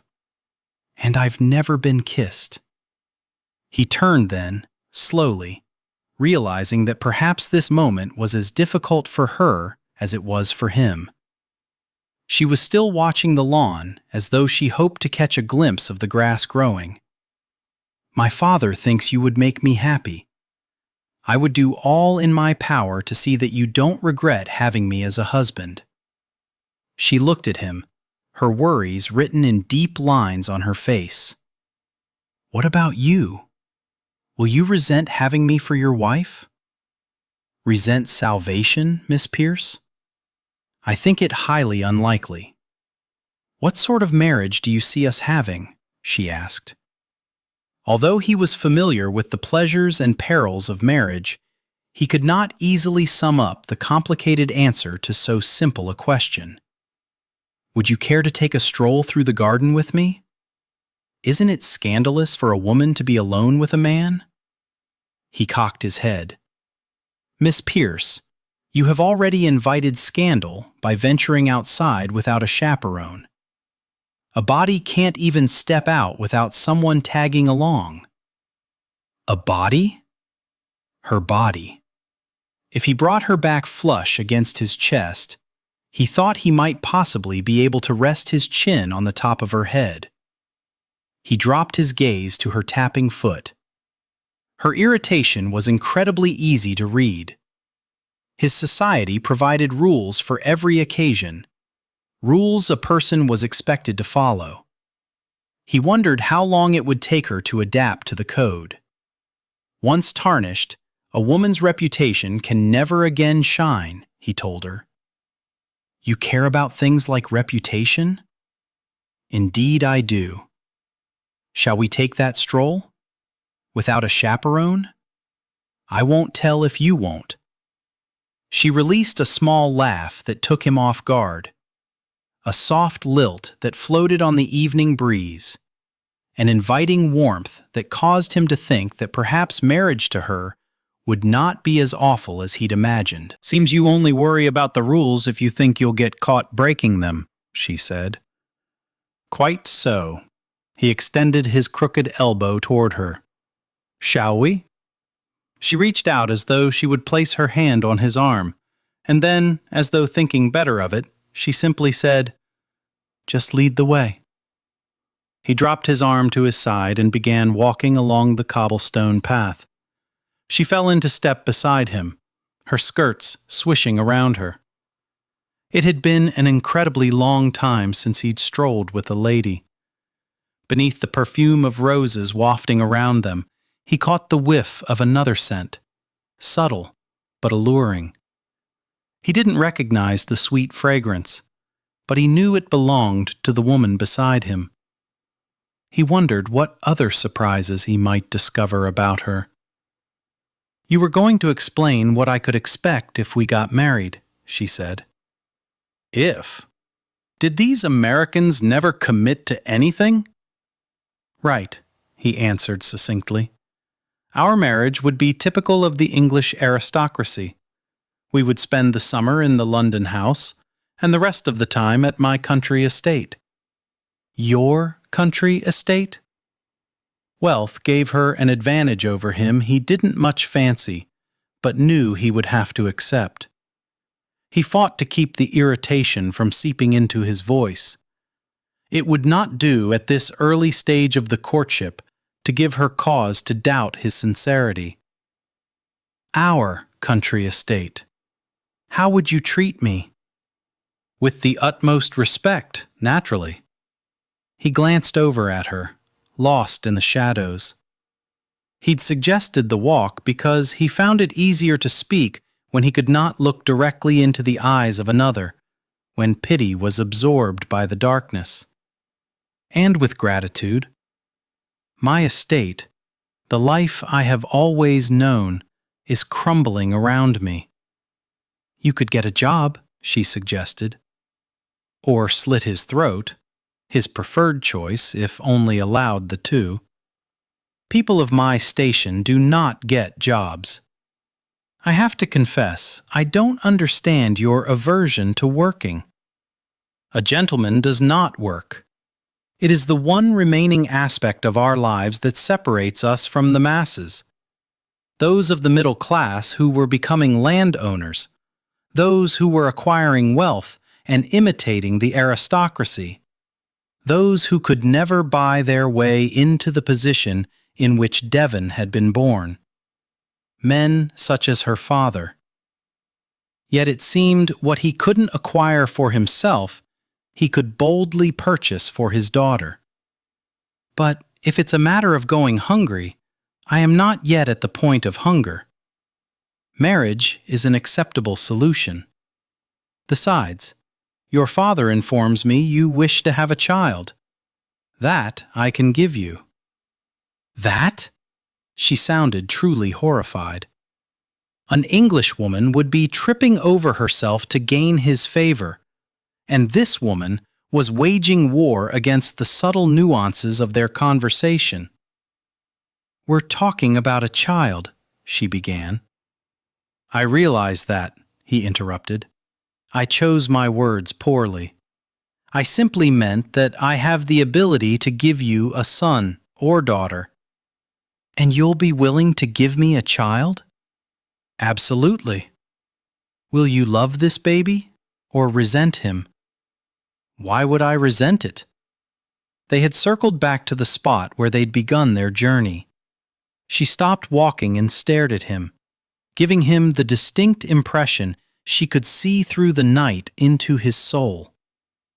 "You strike me as being a proud man," she said softly. "I suppose I worry you'll come to resent what marriage to me gained you. As I stated earlier, you may rest assured that particular circumstance will not happen. I grew up knowing my place in society and understanding well its cost." Distant lights made it easier to see her silhouette. She nodded slightly, and he wondered if she'd been contemplating his words. They seemed wholly inadequate to express what he felt and what he was willing to sacrifice in order to ensure the well-being of Huntingdon. It was not so much the present that concerned him, but the future and the past. He felt as though he was disappointing those who had come before and failing those who would come after. "Will it embarrass you to have such an unsophisticated wife?" she asked. "Sophistication can be learned, and if I've no desire to be taught?" Her tone issued a definite, defiant challenge. What a contradiction she was, hiding out one moment, challenging him the next. Obviously, she would not change for him. Could he change for her? Whatever embarrassment she might cause him would pale when compared to the mortification he was on the brink of enduring. "Then I shall adjust my thinking," he assured her. "Tell me about your family's estate," she ordered gently. His chest tightened with the memories of walking across the fields with his father. "Huntingdon has seen better days. The manor is grand, the land beautiful. I have 2,000 acres. The tenants pay £1 per acre yearly, but few tenants are left to work the fields. Most have moved to the cities in search of employment in the various industries, work which will put more money in their pockets. The old life must give way to the new, I suppose. Therefore, much of the land lies fallow. I want to restore Huntingdon to its former grandeur, and I'm willing to do whatever it takes to achieve that end. Except work." He clenched his jaw. How did he explain to someone who came from a new nation what it was to have his roots buried in centuries of history? "Huntingdon defines who I am, who my family has been. Certain expectations abound, which I'm determined to follow. The easy way is not always the best way. Believe me, Miss Pierce, no aspect of this predicament is remotely easy for me." She turned away, and anger roiled through him. Had come close to bearing his soul, and for what? He needed neither her respect nor her kind regard. He only required her father's money to put to rights what his father had torn asunder. "I'll agree to marry you, but only on one condition," she said quietly before turning to face him. Devon cursed the stars.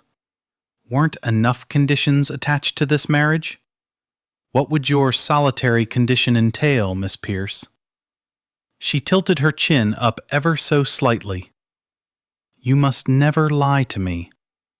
You must never tell me I am beautiful when I am not. You must never tell me you love me when you cannot." "Never is a long time, Miss Pierce." "So is until death do us part, my lord." "Indeed it is." I accept your condition." She seemed to breathe a sigh of relief. Then she lifted her chin up as though about to challenge him once again. "I assume my father isn't going to part with his money until we're married. How soon do you wish to wed?" "No lies," she said. Well then, he'd give her no lies. The sooner the better. When would sooner be? "I can obtain a special license. We could be married by the end of the week." "There will of course be talk." "It'll be scandalous, won't it?" She gave him a small smile. He knew it was a trick of the moonlight, and that moonbeams were gentle, but for a moment she almost appeared a vision of loveliness. "I've never had my name associated with a scandal before. I think it might be quite fun." Quite fun? Dear Lord, but he'd spent his life ensuring no scandals were associated with him. Now a hasty marriage to a foreigner would taint his efforts. "May I call on you the day after tomorrow to apprise you of my success in obtaining our license?" he asked. "The day after tomorrow will be fine." She held out her small hand, and he wrapped his larger one around it, absorbing the slight tremors in hers. Theirs was a business arrangement. He needed financing. She desired a child and the respectability his title offered. A business arrangement was agreed upon with a handshake, and if her hand hadn't been trembling, that's all he would have given her, all he'd planned to give her. Instead, he lifted her hand to his lips and placed a light kiss against her gloved fingertips. "Until the day after tomorrow, Miss Pierce." He released her hand and began to walk away. "My lord." He turned back, and she was once again watching the lawn. "Sometimes things look different in the morning. I'll understand if you have a change of heart and don't call on me." "I'll be there," he vowed quietly. With his velvet promise lingering on the slight breeze, Georgina watched the shadows play over the lawn while clouds waltzed across the moon. Originally, she had not intended to accept his offer. In truth, she had not even planned to encourage his suit with conversation. And yet, she'd been unable to ignore him, to allow him to walk away. Not when he represented what she had yet to obtain. He was a gentleman in need of financing. And she was a woman who longed to belong, who desperately wanted children. A little one to love who would return that affection untainted. How could she turn away from the opportunity to live with a man who'd spoken of his home with such affection, as though bits of silver and gold threaded his voice? She did not expect him to ever extend that emotion toward her, but it comforted her to know he was capable of expressing it. He'd said the situation wasn't easy for him, but neither was it easy for her. To give herself to a man she barely knew, or to never give herself at all. What had she been thinking to accept? Here in the garden, surrounded by shadows, it had all seemed dreamlike, and she'd succumbed to the lure of at long last finding a place where she belonged. A home. And, in time, a child. Someone who would love her as her father did simply because she existed. Dared she believe that he would keep his promise to come for her? The secret place within her that longed for all the things she'd been denied, hoped that he would.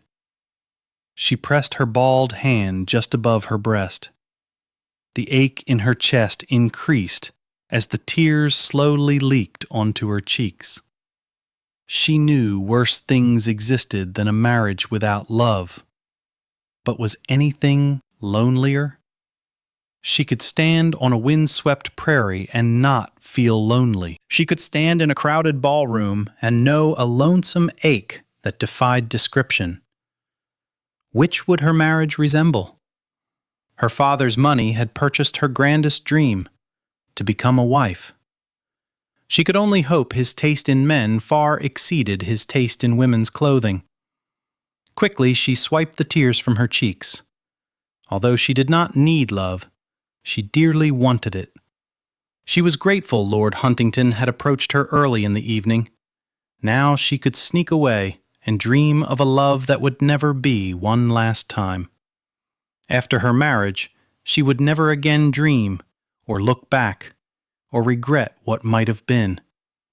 She would content herself with what was. She never wanted her father or husband to realize she was unhappy. Her husband. She couldn't quite wrap her mind around the possibility. She strolled into the ballroom. Happy sounds floated toward her. Flirtations always carried such a musical lilt to them. Women blushed. Gentlemen's eyes warmed with pleasure. Shed always watched from the edge, never having been invited into the circle. A shame she hadn't added one waltz at each ball to her list of conditions. She had a feeling that once Lord Huntington had his fist around her father's money, he would seldom be tempted to close his hand around hers. Wending her way through the crowd, she listened as the gentle strains of a waltz floated across the room. "I believe this is my dance, Miss Pierce." She spun around, her heart thundering. The Earl of Huntington stood before her in his finely cut jacket that had seen better days, and his somber eyes that she was certain had seen more joyous evenings. He extended his hand toward her. As though in a dream, she placed hers on top of his, and he escorted her onto the dance floor. Her breath caught once she realized exactly what Shed allowed. Shed never in her life waltzed. Of course, Shed never been married either, but that hadn't stopped her from accepting his proposals such as it was. In rhythm with the music, he waltzed with her, his gaze holding hers captive. She would look into those blue eyes every evening for the remaining years of her life. She would watch his black hair turn completely silver, and the shallow grooves etched on his face deepen. She would witness the slowing of his gait and his acquisition of wisdom. Would his shoulders slump with the burden of age? Or would he stand tall against all the challenges that life would toss their way? Slowing his step, reaching out, he grazed his gloved knuckle over her eyelashes. "You overlooked a tear, sweetin'. It's a woman's right to cry when she accepts a proposal of marriage." "Indeed, I find women weep over a great many things." "I don't," she assured him. "No, I suspect you don't." The final refrain from the song drifted over her, around her, through her. "I shall call on you the day after tomorrow," he said solemnly.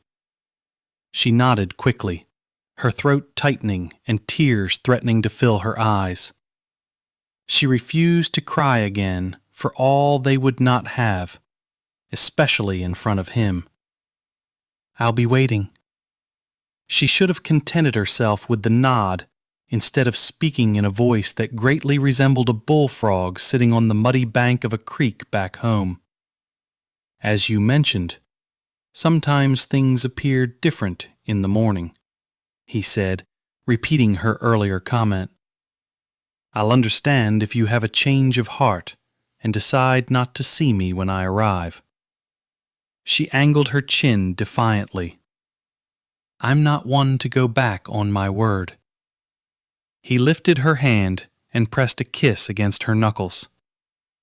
"Until then, sleep well." She would have sworn the room became quiet enough for a prayer meeting as his long, confident strides carried him away from her. As for sleeping well, she doubted that she would sleep at all. Chapter 5. Lounging in a chair before the cold, empty hearth in his bedchamber, Devon studied the portrait of his wife that hung above the marble mantel. He supposed he would have to place it elsewhere. It would be bad form to leave it here, where his new wife might happen upon it. He had not expected to be drawn to Georgina Pierce. Not attracted in the classical sense, but drawn as the ocean laps at the shore.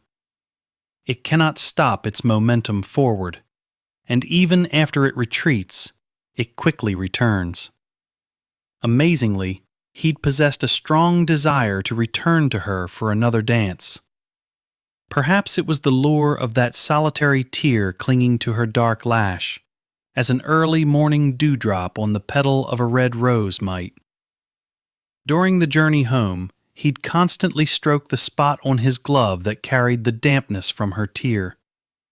He could not prevent himself from wondering at her reason for weeping. For joy because he had rescued her from the fate of a spinster? Or from disappointment because he hadn't spoken of undying love? He presumed disappointment was the culprit. She'd made it perfectly clear that she didn't anticipate flattery. Strange how, once shed forbidden it, he'd wanted to inundate her with it. Not the idiotic moon pales in comparison garbage that he still had difficulty believing he'd uttered earlier. Rather something more substantial, more honest. He doubted that he would ever view her as gorgeous, but something about her that he couldn't quite identify intrigued him. Perhaps their marriage would not be as disheartening as he'd envisioned. Yet he seriously doubted it would resemble his marriage to Margaret in any manner. Theirs had been one of passion. He had loved her with every aspect of his existence, even when she had turned away from him, when his touch had repulsed her because his hands were no longer those of a gentleman. This evening his gloves had hidden that disgraceful fact from Miss Pierce, but she would no doubt notice during their wedding night, when he sought to fulfill his promise to give her a child. The calluses on his palms would abrade her skin. Margaret had come to loathe the roughness of his hands. No matter how lightly he'd touched her, she'd claimed he hurt her delicate flesh. No matter how often he'd bathed, she'd sworn he smelled as though he'd rolled in the fields. When he'd gone to her bed, she'd wept for all they'd once had and mourned all they no longer possessed. He'd lost her long before she died. He'd been lonely for such a long time now. Lonely and alone. He had failed Margaret, and in so doing, he had disappointed himself. Pierce's money would help him regain his self-esteem, would help wash away his memory of Margaret calling him a pitiful excuse for a man, only moments before she died in his arms. "I want to know everything!" Georgina squinted through the darkness as Lauren flung herself on the bed, causing it to rock. She shook Georgina's shoulder. "Wake up and tell me everything!" "I am awake." Georgina pulled herself into a sitting position and shoved the pillows behind her back. As soon as Huntington had left her, she'd gone in search of the carriage.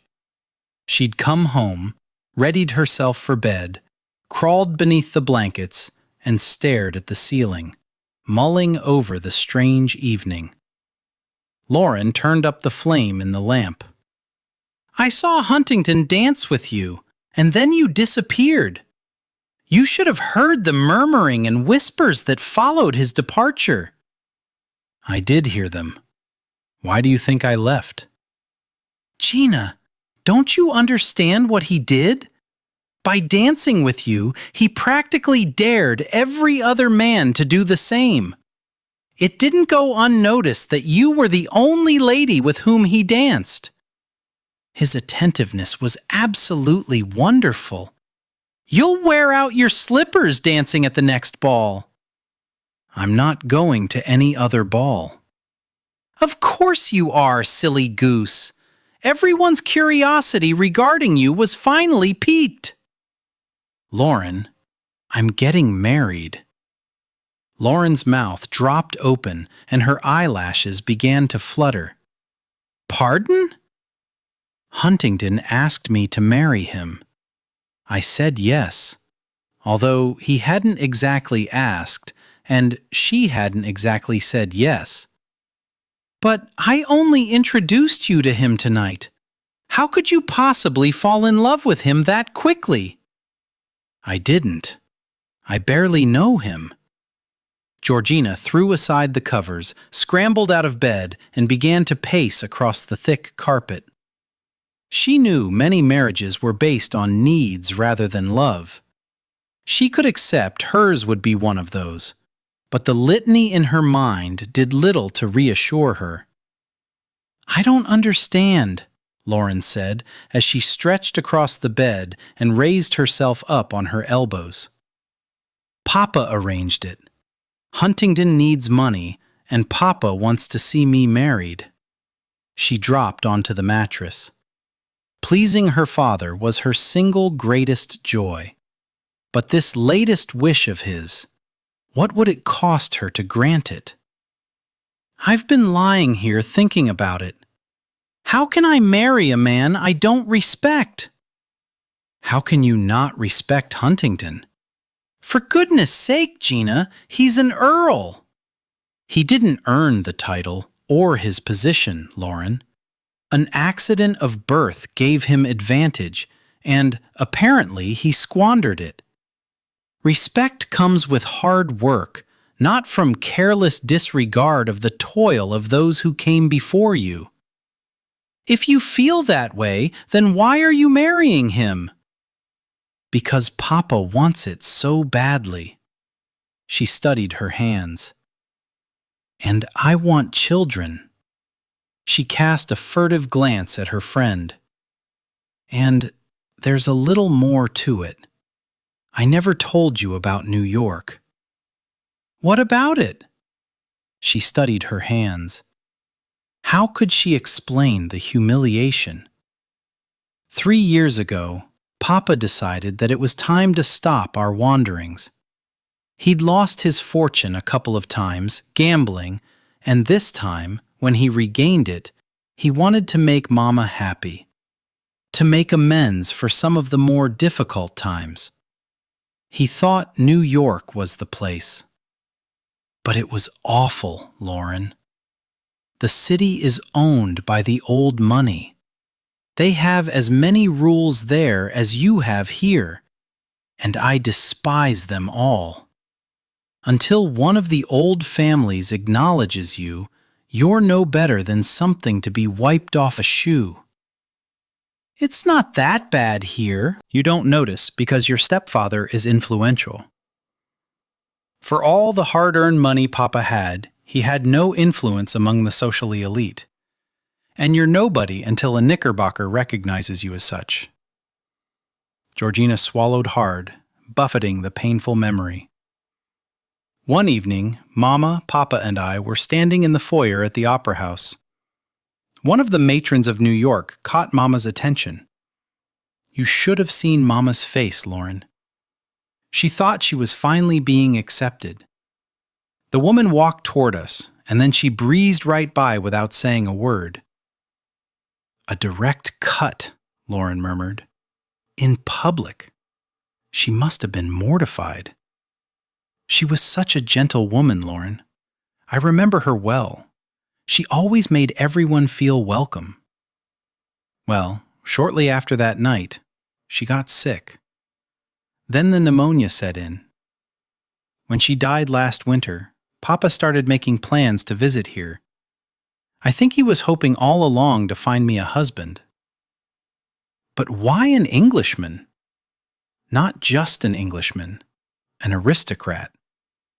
I think at the very core of his heart, he genuinely wants to see me happy, wants to see me well married and with the children that I so desperately desire. But a part of him can't forget the devastation on Mama's face when the woman walked by her and looked away. What better way to beat the old guard at their own game than through marriage? To join a club more exclusive than theirs, even if it's an ocean away. They're bound to hear of it. And a part of me, Lauren, thinks, why not? I've yet to find a man whose interest I can hold. Neither of us would have expectations of romance or love. I can't help but wonder if a marriage of convenience would be better than no marriage at all. Lauren shrugged. I suppose you could do worse than Huntingdon. After all, he is deliciously handsome. He looks as though he'd be delightfully wicked in bed. Georgina tugged on one of Lauren's blonde curls. What do you know about being wicked in bed? Lauren's cheeks blushed becomingly. I've heard things. Such as? Georgina demanded. Wearing a mischievous grin, Lauren edged closer to Georgina and whispered, I've heard a man kisses you all over. All over? Lauren nodded enthusiastically, her eyes twinkling. From the top of your head to the tips of your toes, and everywhere in between. I don't believe that. Using her finger, Lauren made a cross over her heart in much the same manner as they had when they were children. I swear it's what I've heard. Georgina felt trepidation slice through her. The warmth from his mouth had seeped through her glove as he'd kissed her fingers. She couldn't imagine his lips against her flesh, or that a man might not expect something in return. How is a woman expected to kiss a man? Lauren licked her lips. In much the same manner, I imagine. Since ours is to be a marriage of necessity and not passion, I don't imagine I'll be expected to kiss him anywhere. Laughing, Lauren plopped onto her back. And you said I'd become a prude. You're teasing me. No, honestly, it's what I've heard. Who told you? Tom. Georgina heard the wistful longing in Lauren's voice. Did he kiss you everywhere? Of course not. He said I was too young, but he promised he would on my 17th birthday. Then we moved here when I was 14, so we never had a chance. Lauren rolled over, raised herself up on her elbows, and held Georgina's gaze. Promise you'll tell me if Huntingdon kisses you everywhere? He won't. But if he does, he won't, because she wouldn't dare let him. Glancing over her shoulder, Georgina studied her reflection in the mirror. She liked the way the back of the blue wool dress was gathered into puffs that went both lengthwise and across. The simple lines leading to the modest train made her look elegant, and not a single bow in sight. She hoped, as much as she dreaded, that Lord Huntingdon would honor his promise and call on her today. She'd visited a seamstress first thing that morning and ordered a gown of white. It was supposed to be completed in 3 days, and Georgina had no idea if that was soon enough. He'd said they'd be married by the end of the week. Had he meant they'd be married by Friday, in which case the wedding would take place on Thursday? Or had he meant Saturday with the wedding to take place on Friday? What day did he consider the end of the week? Did he mean they would be married on that day or the day before? And what was a special license? Would certain conditions apply to their marriage? She thought about asking Lauren, but she was incredibly embarrassed that she'd agreed to this marriage without addressing all the particulars. Of course, she hadn't truly believed he'd honor the bargain. No lies, no love, no false flattery. She turned away from the mirror. She shouldn't have been so quick to reveal her conditions. What would it hurt to be told just once by someone other than her father that she was beautiful, even if it wasn't true? The rap on the door started her heart to thundering. Elizabeth Montgomery peered into the room. Her once blonde hair was now a gentle white that reminded Georgina of soft dandelions. Her blue eyes sparkled.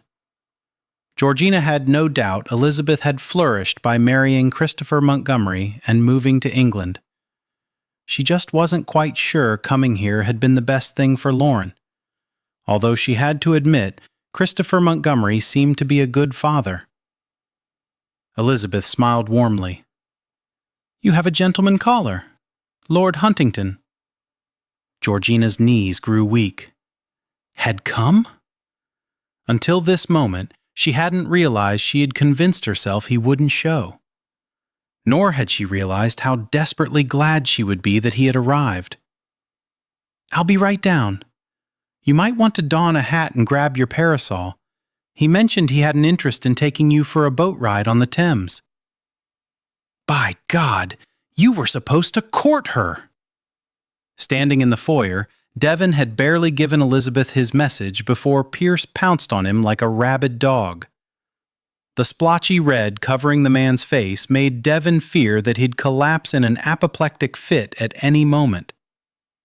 "Perhaps we should discuss this matter in a more private setting," Devon suggested. "The library. Now!" Pierce thundered. "I assume Ravenley isn't in here," he murmured as he followed the man to his cousin's lair. As soon as he entered, Pierce turned on him. "We had a gentleman's agreement." "Which I have honored." "How do you figure that? I wanted her courted and wooed. I wanted her to feel loved. A woman should only be asked once to give her hand in marriage, and by God, that moment should be one she'll carry with her until her hair turns gray." Devon had a feeling Georgina would always remember the moment. He knew he certainly would. "Our arrangement was based on my conforming to 3 conditions. I will have more success at convincing her that I find her beautiful and am in love with her if she is my wife rather than my interest. And I'm rather certain you'll agree, giving her a child is facilitated by a hastily arranged marriage. As to my remaining faithful to her, that as well cannot be tested until a wedding has taken place. A shotgun wedding was not a condition." "Oh, Papa." Devon spun around at the sound of Georgina's voice. How much had she heard? She knew money was a factor in their hasty marriage. She knew he was willing to give her a child. But for reasons he could not fathom, he had not wanted her to know that her father thought it necessary to demand his faithfulness, or that he had been told to convince her that she was beautiful. Both those conditions suddenly seemed cold and harsh. While financial consideration was the basis for their marriage, he'd hoped to spare her the truth of the details. A woman should not only expect fidelity from her husband, but she should feel as though he did find her attractive. She strolled past him and placed her hand on her father's shoulder. "Oh, Papa, you're giving Lord Huntington a tongue-lashing for nothing. What woman wouldn't be pleased that her suitor wished to marry her as soon as possible?" What woman indeed? She'd neither referred to herself nor confirmed that she was pleased. She'd spoken the truth, but not necessarily a truth that applied to her. He wondered if she merely wished to put her father's doubts at ease while keeping her own counsel regarding her true feelings on the matter. If Pierce's diminishing agitation was any indication, she had succeeded. Pierce settled his gaze on his daughter. The depth of love in his eyes caused Devon to regret he didn't have time to court her properly, to make her feel as though she was indeed fortunate he had selected her. Pierce patted her hand. "Thought I was prepared for giving you over to another man. Reckon I'm still adjusting to the thought."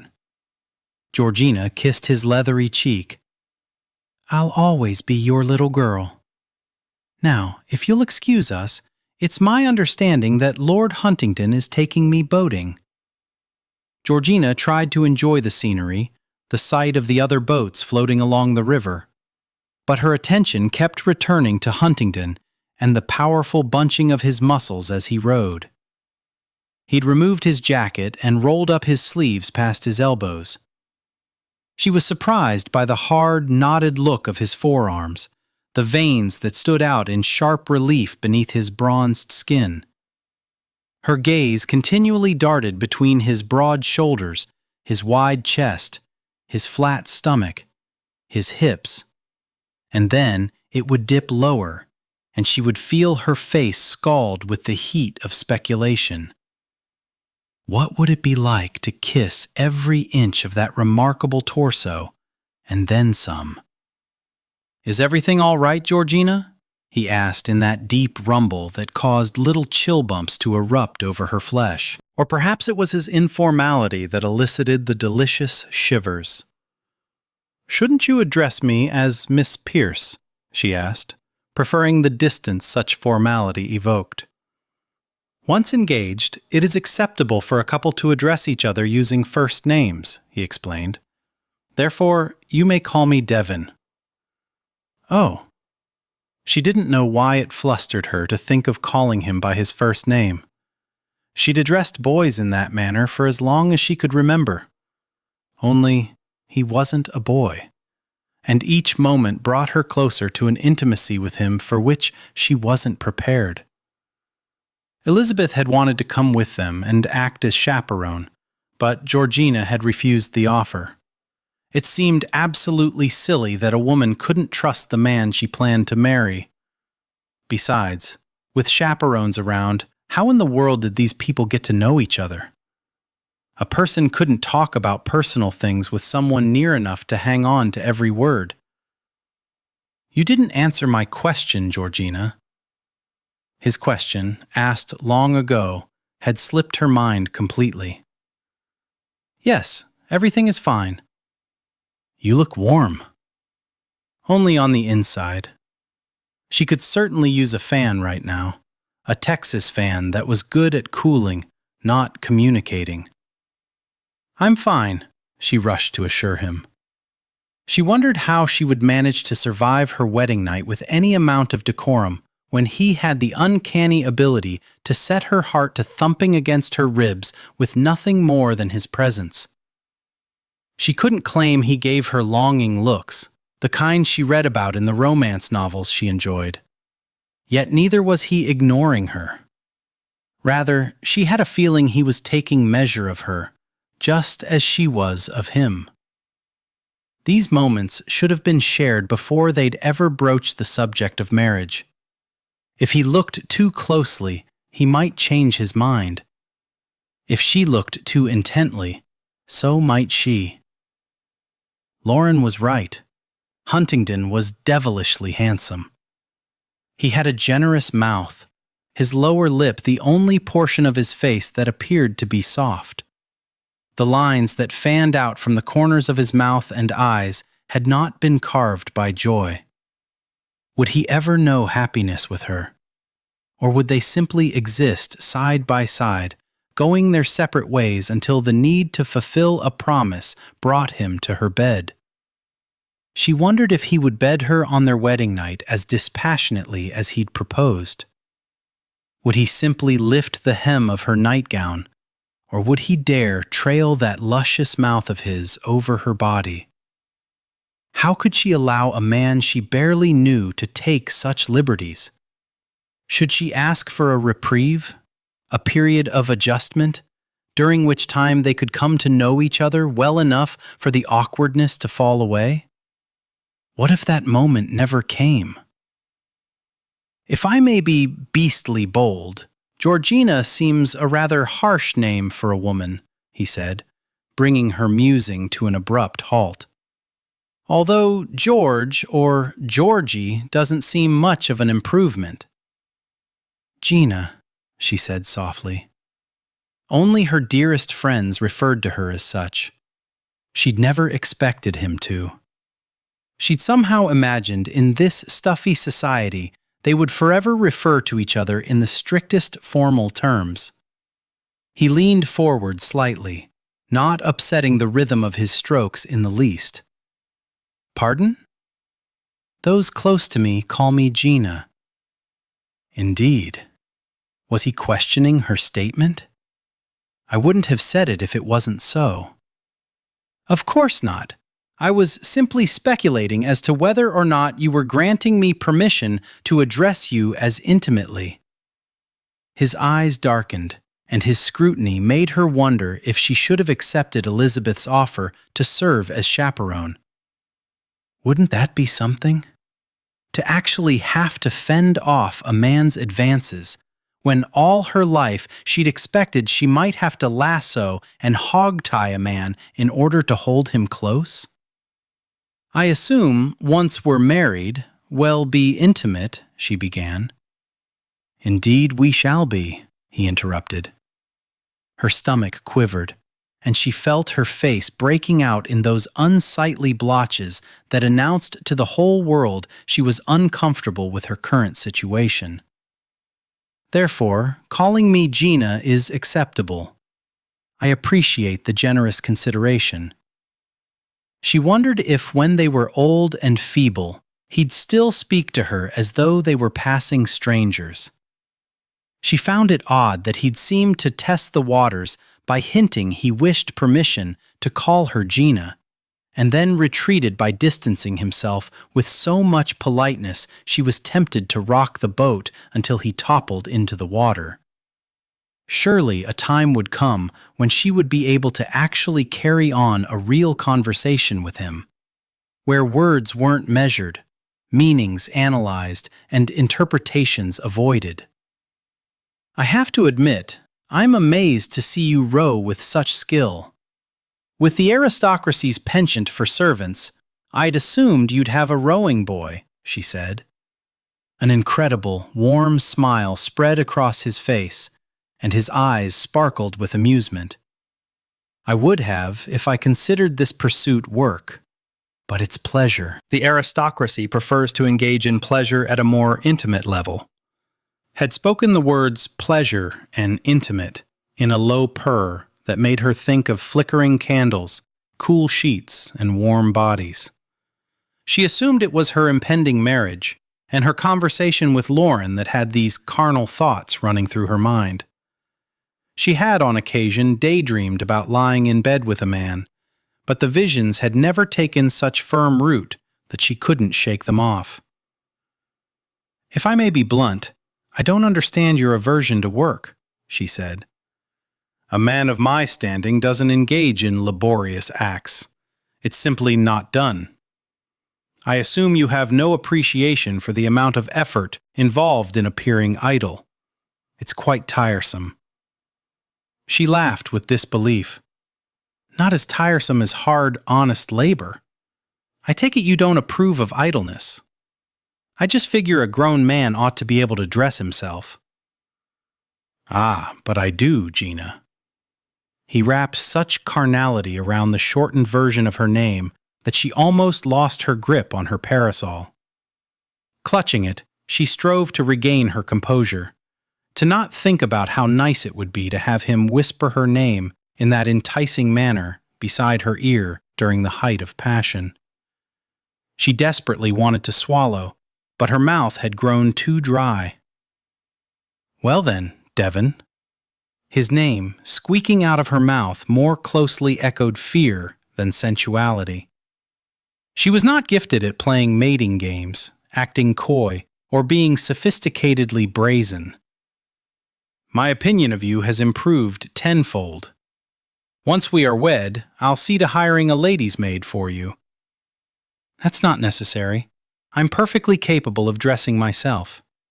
She'd gone years without a maid. Of course, she'd worn much simpler dresses at the time. She'd had a maid while she was in New York, and Lauren's servants had been assisting her since she'd come to London.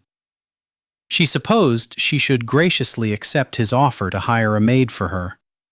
She'd spoken quickly because she hadn't wanted him to think she was unable to manage on her own. She didn't know why his impression of her abilities mattered, but it did. I'm afraid I must insist. I'll not have it bandied about that my wife must do without. Your peers' perception of you is important to you, she said speculatively. Quite so. As such, I would appreciate it if you would not disclose that financial need brought us together rather than a mutual attraction. I've been quite adept at hiding my impoverished state. Arrogant pride was carved into his features. She was only just beginning to realize that it might not have been laziness that had brought him to her father, but fear of appearing to be less of a man in front of those who mattered to him. "It must have cost you dearly to approach my father." He clenched his jaw and tightened his grip on the oars. "A price I was willing to pay." "Wouldn't it have been easier to seek employment?" "Of course, it would have been easier. But as I attempted to explain last night, and mistakenly thought you had comprehended, people of my rank do not work. Not with our hands, not with our backs. A man does not sweat to maintain his standing among the peerage. Sweat is only allowed when he plays or makes love." An image of tiny beads of moisture covering his flesh flashed through her mind. Averting her gaze, she watched the water ripple as he sliced the oars through the river. "I see," she replied in a strangled voice. Did she see? Devon wondered. Did she truly understand what it was to be a peer of the realm? To be constantly scrutinized and judged? To be born into a way of life you were expected to follow, regardless of your own desires or dreams? To have obligation and duty thrust on you at an early age? To understand your place in society and to know you could never step beyond its boundaries? "I've acquired the license we'll need and made arrangements for our marriage to take place Friday morning," he said somberly, hoping to deflect his morose thoughts. She snapped her head around so quickly he heard her neck pop. "You really did it? Made all the arrangements?" She appeared quite alarmed. "Have you changed your mind?" he asked quietly. If she had, he would indeed have to woo her. "No, of course not. She tightened her grip on her parasol. "I just never really expected to get married. I haven't quite settled my mind around the possibility." "Around the certainty, Gina, for I assure you I shall not rescind my offer to marry you." She nodded slowly, but he couldn't determine if she was relieved or disappointed. "Regarding your attire for the wedding, something similar to what you're wearing today would be appropriate." Had been unprepared for her elegance when she joined him in Ravenlay's library. The simple lines of the dress suited her tall and slender build.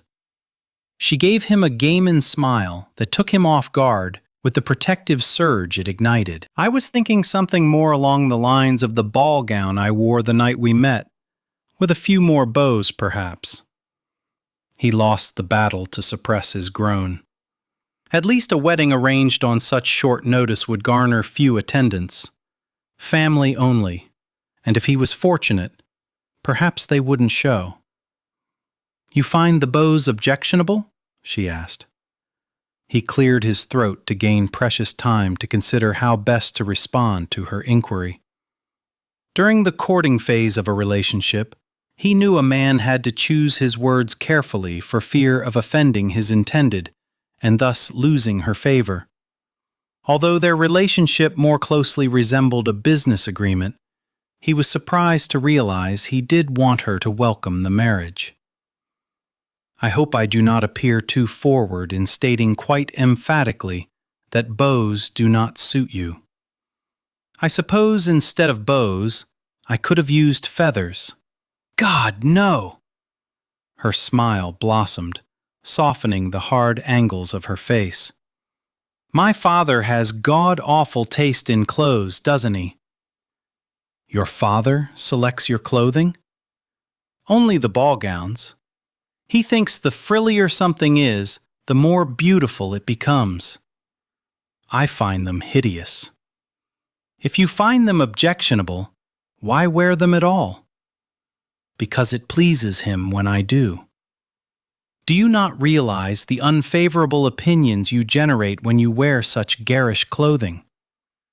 "Why would I care about the opinions of people I don't know, people for whom I have no feelings?"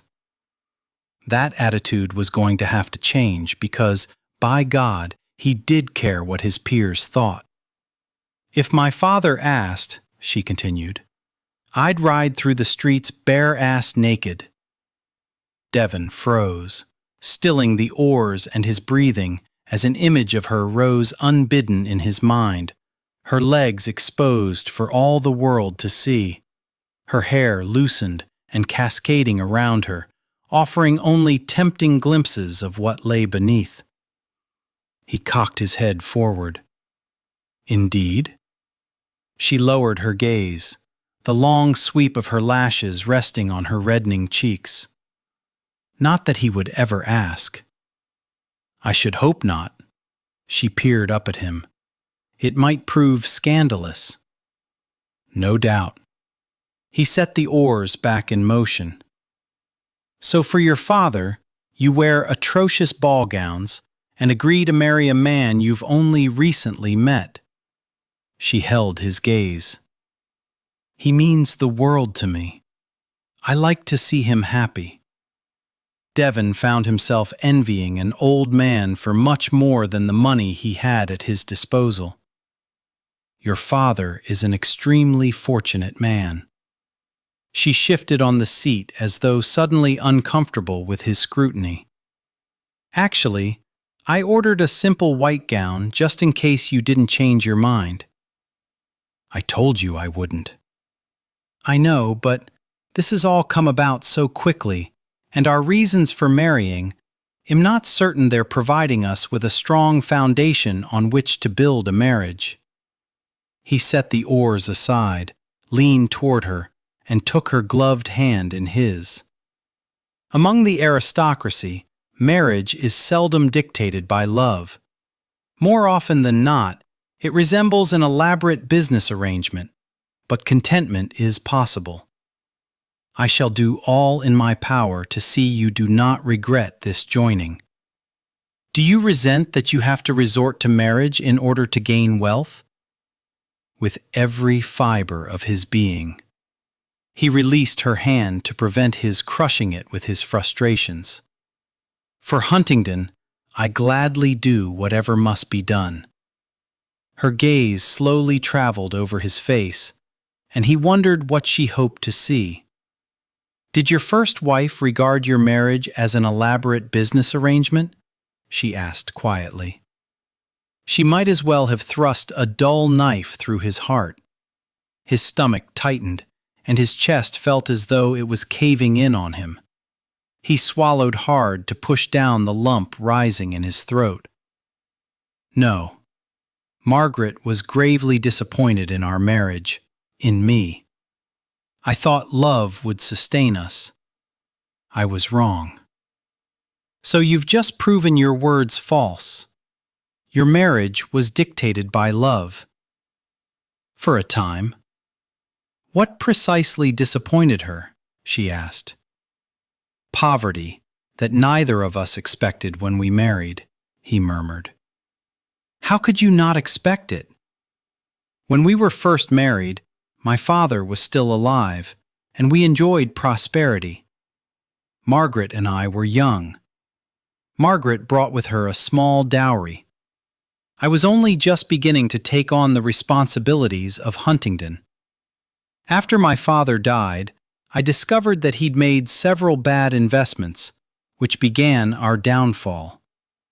I thought I could rectify matters rather quickly, but the next few years brought poor harvests that worsened our situation. Margaret did not take our decline well. Her disappointment must have wounded you. Wounds heal, but they can leave ugly scars. Ah, yes, that they could. Straightening, he grabbed the oars and began to row with the urgency of a man striving to escape the demons that plagued him. Chapter 6. As the carriage wheels whirred, Georgina studied the man sitting across from her. She'd lowered her lashes, hoping she wouldn't appear obvious as she peered at him. She knew it was rude to stare, but she couldn't contain her curiosity. When he'd first helped her into the carriage, she sat where he was now. It had seemed only fair. Had ridden traveling backward on the way to the spot where he'd taken her for a boat ride. She felt she should travel with her back to the horses on the journey away from the river. However, he'd refused to hear of it. They might have even gotten into an argument over it if he hadn't ground out through clenched teeth, "It's simply not done." She was beginning to despise that phrase. Apparently, a lady was always given the honor of traveling forward. It was a small thing, but it bothered her. She didn't know why. He wouldn't have hit her if she'd refused to move to her side of the carriage. Instinctively, she knew that. But neither would he have been willing to back down. He had certain expectations, rigid expectations, that governed his life. They would have waited by the river until the cows came home, or until she relented. Therefore, she relented. She didn't feel weak for having given in. It was really a silly custom, like most of their conventions. But she was beginning to realize life with him would be a series of compromises, mostly on her part. She would have to select her battles carefully. Women were gifted when it came to bending. Men tended to break. Her mother had taught her that valuable lesson by example. When Georgina was younger, she would get annoyed with her mother because she never seemed to stand up for herself. She was always doing for her husband, always giving in. Georgina knew her mother had resented the constant traveling, but she only shed silent tears and never voiced her objections. Georgina didn't quite understand the fine line one walked in marriage. She wondered if Huntingdon, Sheridan, Devon, Lord Huntingdon, my lord, did. Merciful heavens! Why did these people have to be known by so many names? She knew cowboys who had one name only. She lifted a corner of her mouth, thinking of Magpie, the one who had taught Tom all he knew. The man went by only one name, pure and simple. She knew what to call him. "What amuses you?" Devon asked. She lifted her lashes to view him more clearly in the shadowy confines of his fine carriage. With its comfortable seats, it rocked gently. At one time, his family must have possessed everything. "I was thinking about all your names. Where I come from, it's not unusual for a man to have only one name." "Ah, I see. If I were to live in Texas, I would simply be Devon Sheridan." She shook her head slightly. Just Devon, or just Sheridan? One of his brows shot up in a perfect arch. "Indeed? I know a man, and his sole name is Magpie. Not Mr. Magpie or Lord Magpie. We simply call him Magpie." How did he come to have such an ignominious name? She wasn't certain if he was amused with her or at her, but she thought he was at least interested in what she was saying. "I think because he chatters all the time. I assume he's an orphan." "I don't think so. It's not uncommon in Texas for a man to simply go by one name, especially cowboys. A lot of the men are loners. Some came to Texas to start over, and they left their names behind. I dare say, fearful of being found out. I suppose you find the notion romantic." She lowered her gaze to her hands clasped in her lap. She found it difficult to organize her thoughts when those amazingly blue eyes of his were focused intently on her. "I'm not faulting you for being of a fanciful bent," he said quietly. She snapped her head up. "I didn't think you were. I can't describe it. I don't find it romantic. I find it sad lonesome. I'm not sure if it takes a lot of gumption or desperation to leave everything behind, including the name your mother gave you." "I should think it takes a bit of both. Aren't you leaving everything behind?" "I don't feel as though I am. I mean, I can always go home to Texas." I don't think these men who go by one name can return home. I'm not even sure if they have one anymore." He turned his attention to the passing scenery, placing his profile in sharp relief, like the craggy terrain of a mountain in the farthest part of West Texas. The sun, wind, and heat sculpted the land. She couldn't help but wonder what had carved his features. It took more than handsome ancestors to create the character she saw reflected in his face. But she didn't know him well enough to guess at all that might have shaped him. She wondered if she ever would. She watched a muscle in his jaw jerk, as though he fought to unclench his teeth. "Once we are wed, England will be your home." He'd fired each word precisely, as though alerting her that she had little say in the matter. "No." He shifted his gaze to her, and she saw the challenging glint there. But this aspect of their arrangement she would not give in on. "I'll live in England," she said quietly, "but Texas will always be my home." "We shall see." He looked incredibly smug. She should have found this unattractive. Instead, she realized it was the first time he seemed completely confident of the outcome. Did he think she would come to love the land of his birth, or simply forget about hers? "Indeed we shall," she responded, mimicking his hoity-toity accent. He chuckled low, the absolute mirth taking her by surprise. Had she really ever heard him laugh? Such a somber lot, these Brits. She couldn't imagine living within the confines of their myriad rules. She wondered how Lauren's mother had ever adjusted. "Why did you insist on sitting on that side of the carriage?" she asked. Why indeed? Devon wondered. Now that they were engaged, it would have been entirely appropriate for him to sit beside her. He supposed, in retrospect, he should have. But they were rushing headlong into marriage, and he preferred to ease into the relationship, although he admitted the leisurely journey would come to an abrupt halt in 2 days' time. Because when sharing a carriage with a lady, a gentleman always sits so he is the one who travels backward. "Another one of your society's rules," she stated flatly. "Precisely. Tradition. Without it, you have nothing."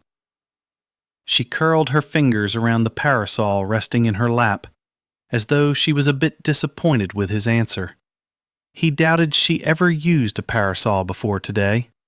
While sitting in the boat, she carried it as she might an umbrella, ward off a deluge of rain.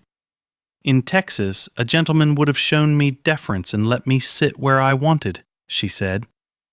"For a woman who claims to have never been kissed, you seem to possess an inordinate amount of knowledge about the way gentlemen in Texas treat ladies." A man can be polite without having an interest in a woman. I grow weary of comparing our two societies. However, may I point out in my own defense, as though it was needed, which he thought almost angrily it should not be, I chose to honor tradition and place myself in the position of being the one to suffer ill effects from the journey. Her brow furrowed, and the lines around her mouth deepened as it curled downward. "I don't understand. Many ladies find riding backward unsettles their stomach, makes them queasy. Watching what has passed before us is not as pleasing as watching what lies ahead. Therefore, out of consideration for your sensibilities, I sat here." "No, you didn't." He stared at her, certain she had not intended to call him a liar to his face. "Pardon? You didn't sit there out of concern for me. You sat there out of concern for your society's rules. They are one and the same." "No, they're not. A man in Texas is a gentleman because of the way he treats a lady. You're a gentleman because you follow etiquette, more concerned with what others think of your behavior than you are with my feelings." "What the deuce are you on about? Did I not just spend the afternoon taking you on a boat ride?" Why? She was going to drive him to the damned lunatic asylum. Why what? Why did you take me for a boat ride? Did you desire my company? Shifting on the seat did little to ease the tension knotting the muscles in his neck and shoulders. A tightness settling in that had little do with this afternoon's excursion and everything to do with this afternoon's conversation. Or did you take me because it was expected? She asked. Because it was the gentlemanly thing to do. He had a strong urge to plow his hands through his hair, to stop the carriage and walk home. But such a display of frustration would be intolerable. He felt trapped, suffocating, with everything closing in. I thought you might enjoy an afternoon of rowing on the Thames. In 2 days we are to be wed, and that evening, Miss Pierce, I am going to lift your nightgown. She parted her lips ever so slightly, the tiniest of creases forming between her eyebrows. He saw the mottled blush rising to the surface of her face just before she ducked her head, averting her gaze. He pushed out a great gust of air, swore harshly, and glared out the window. That conversation hadn't gone in the direction he'd expected nor wanted. Why should his reasons matter? Why couldn't she simply accept he'd taken her for an outing? Did she intend to question every aspect of their lives, to search for the motive behind each of his actions? Out of the corner of his eye he saw a quick movement that caught his attention. Her fingers flew over her cheek like the fluttering wings of a butterfly gathering dew. Only in her case, it was the dampness of her tears. Had he ever known any woman who wept so easily, yet tried so hard to hide it? He removed his glove, leaned over, and with his knuckle captured the tear dangling from her eyelash.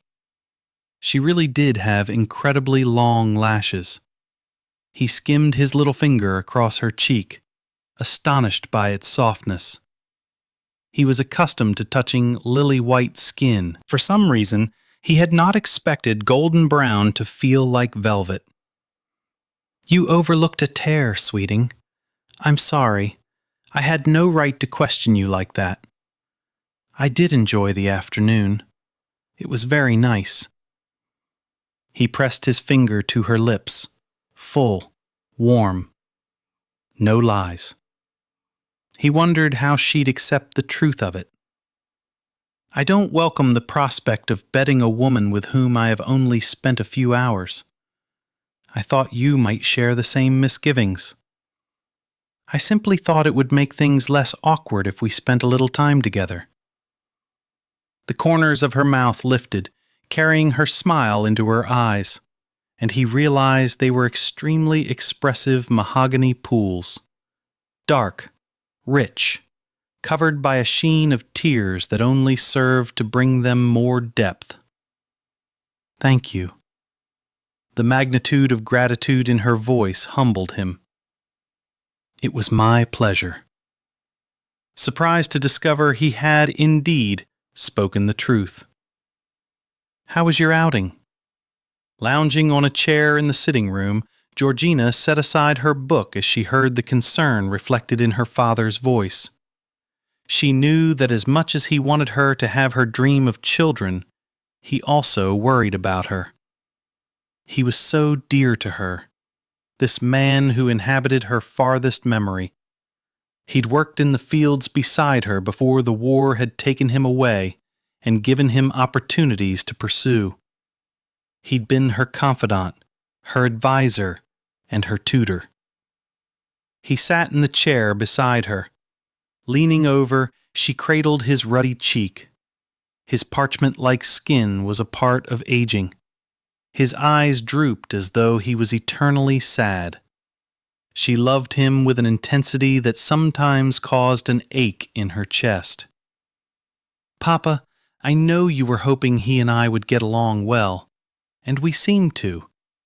Something about him reminds me of a stray dog. I can't really explain what it is.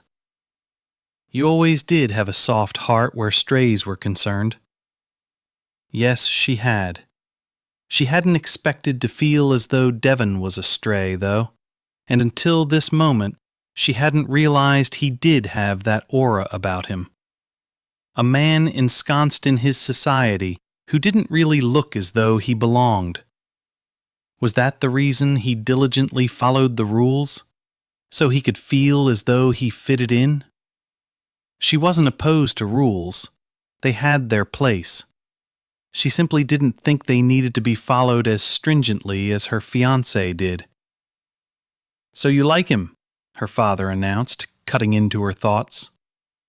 She cocked her head to the side. "He intrigues me." A true assessment of her feelings.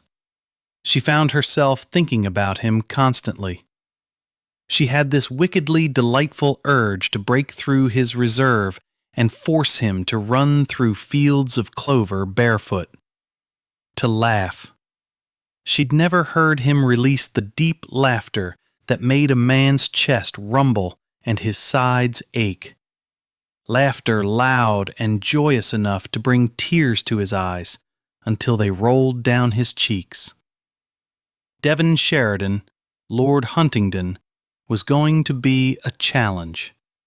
Society would insist their marriage be dull, but Georgina thought perhaps it had the potential not to be.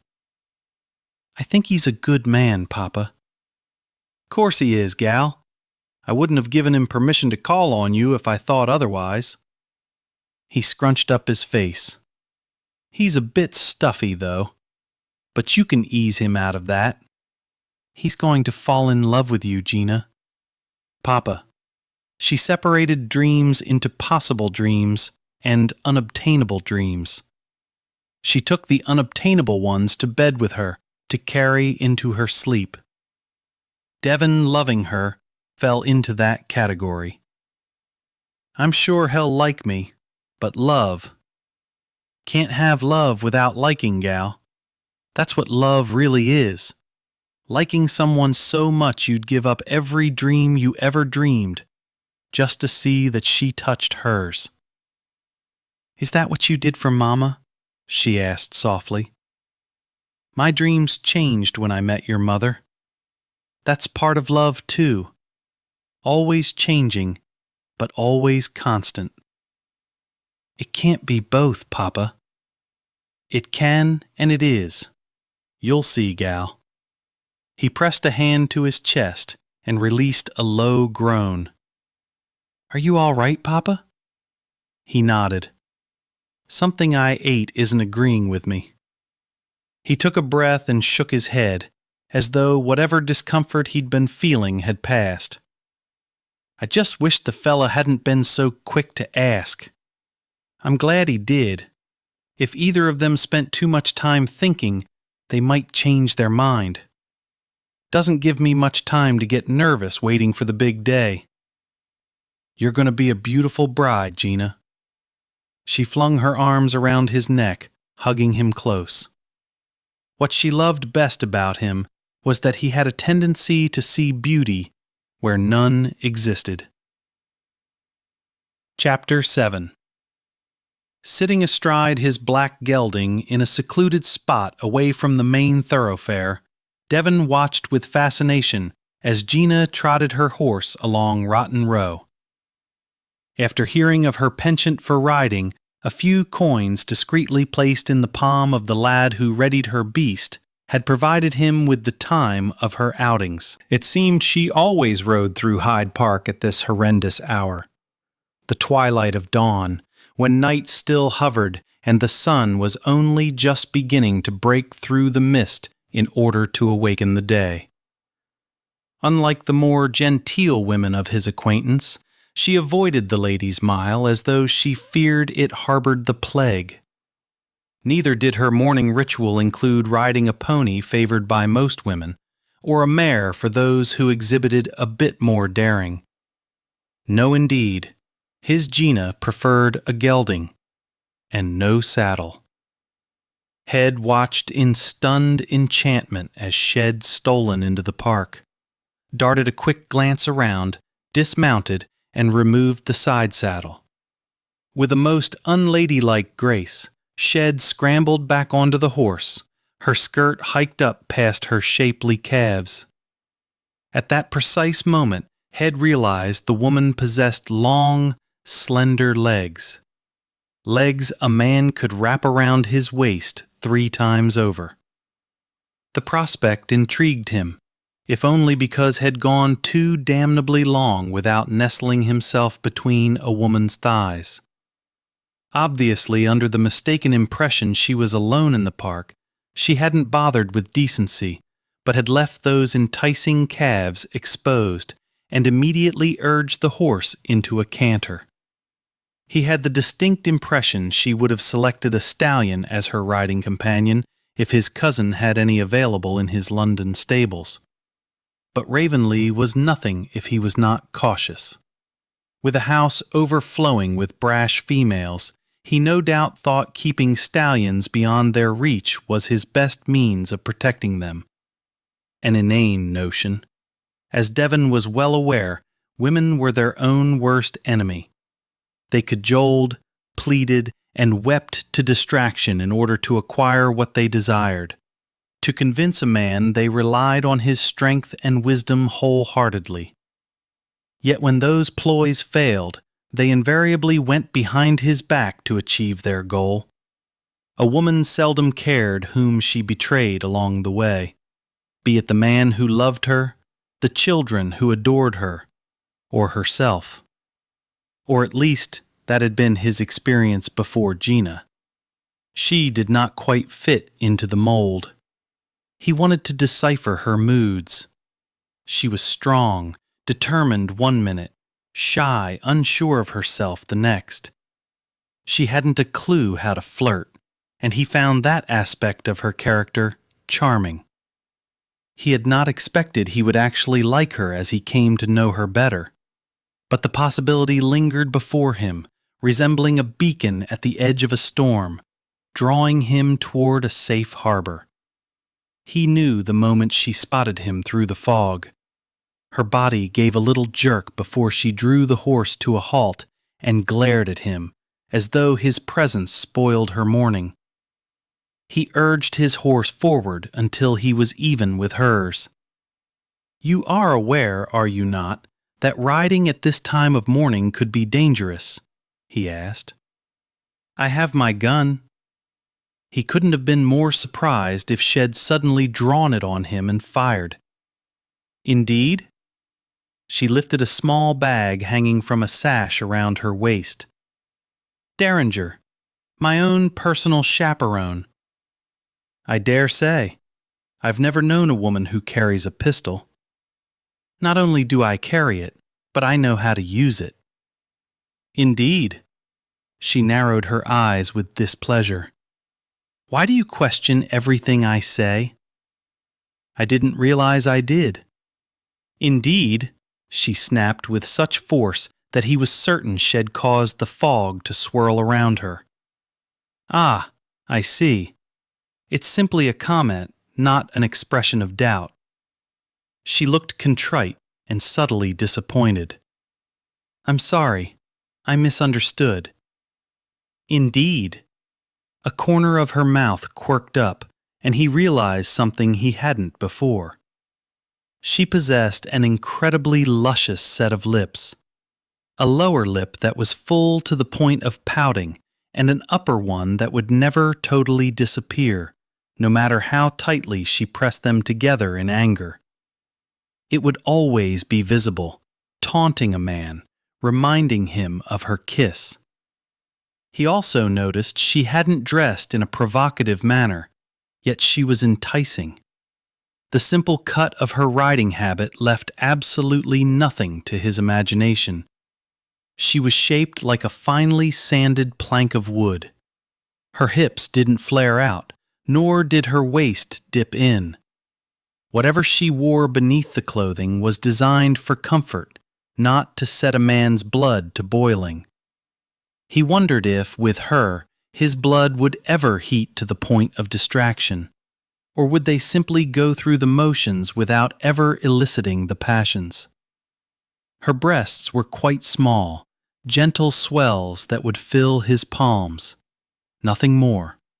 But then why would he need more? With her, nothing would be wasted. Perhaps because of the early hour, she hadn't bothered to pin up her hair, but had braided it in one thick rope that dangled down her spine and reached past her waist. There was so much of it.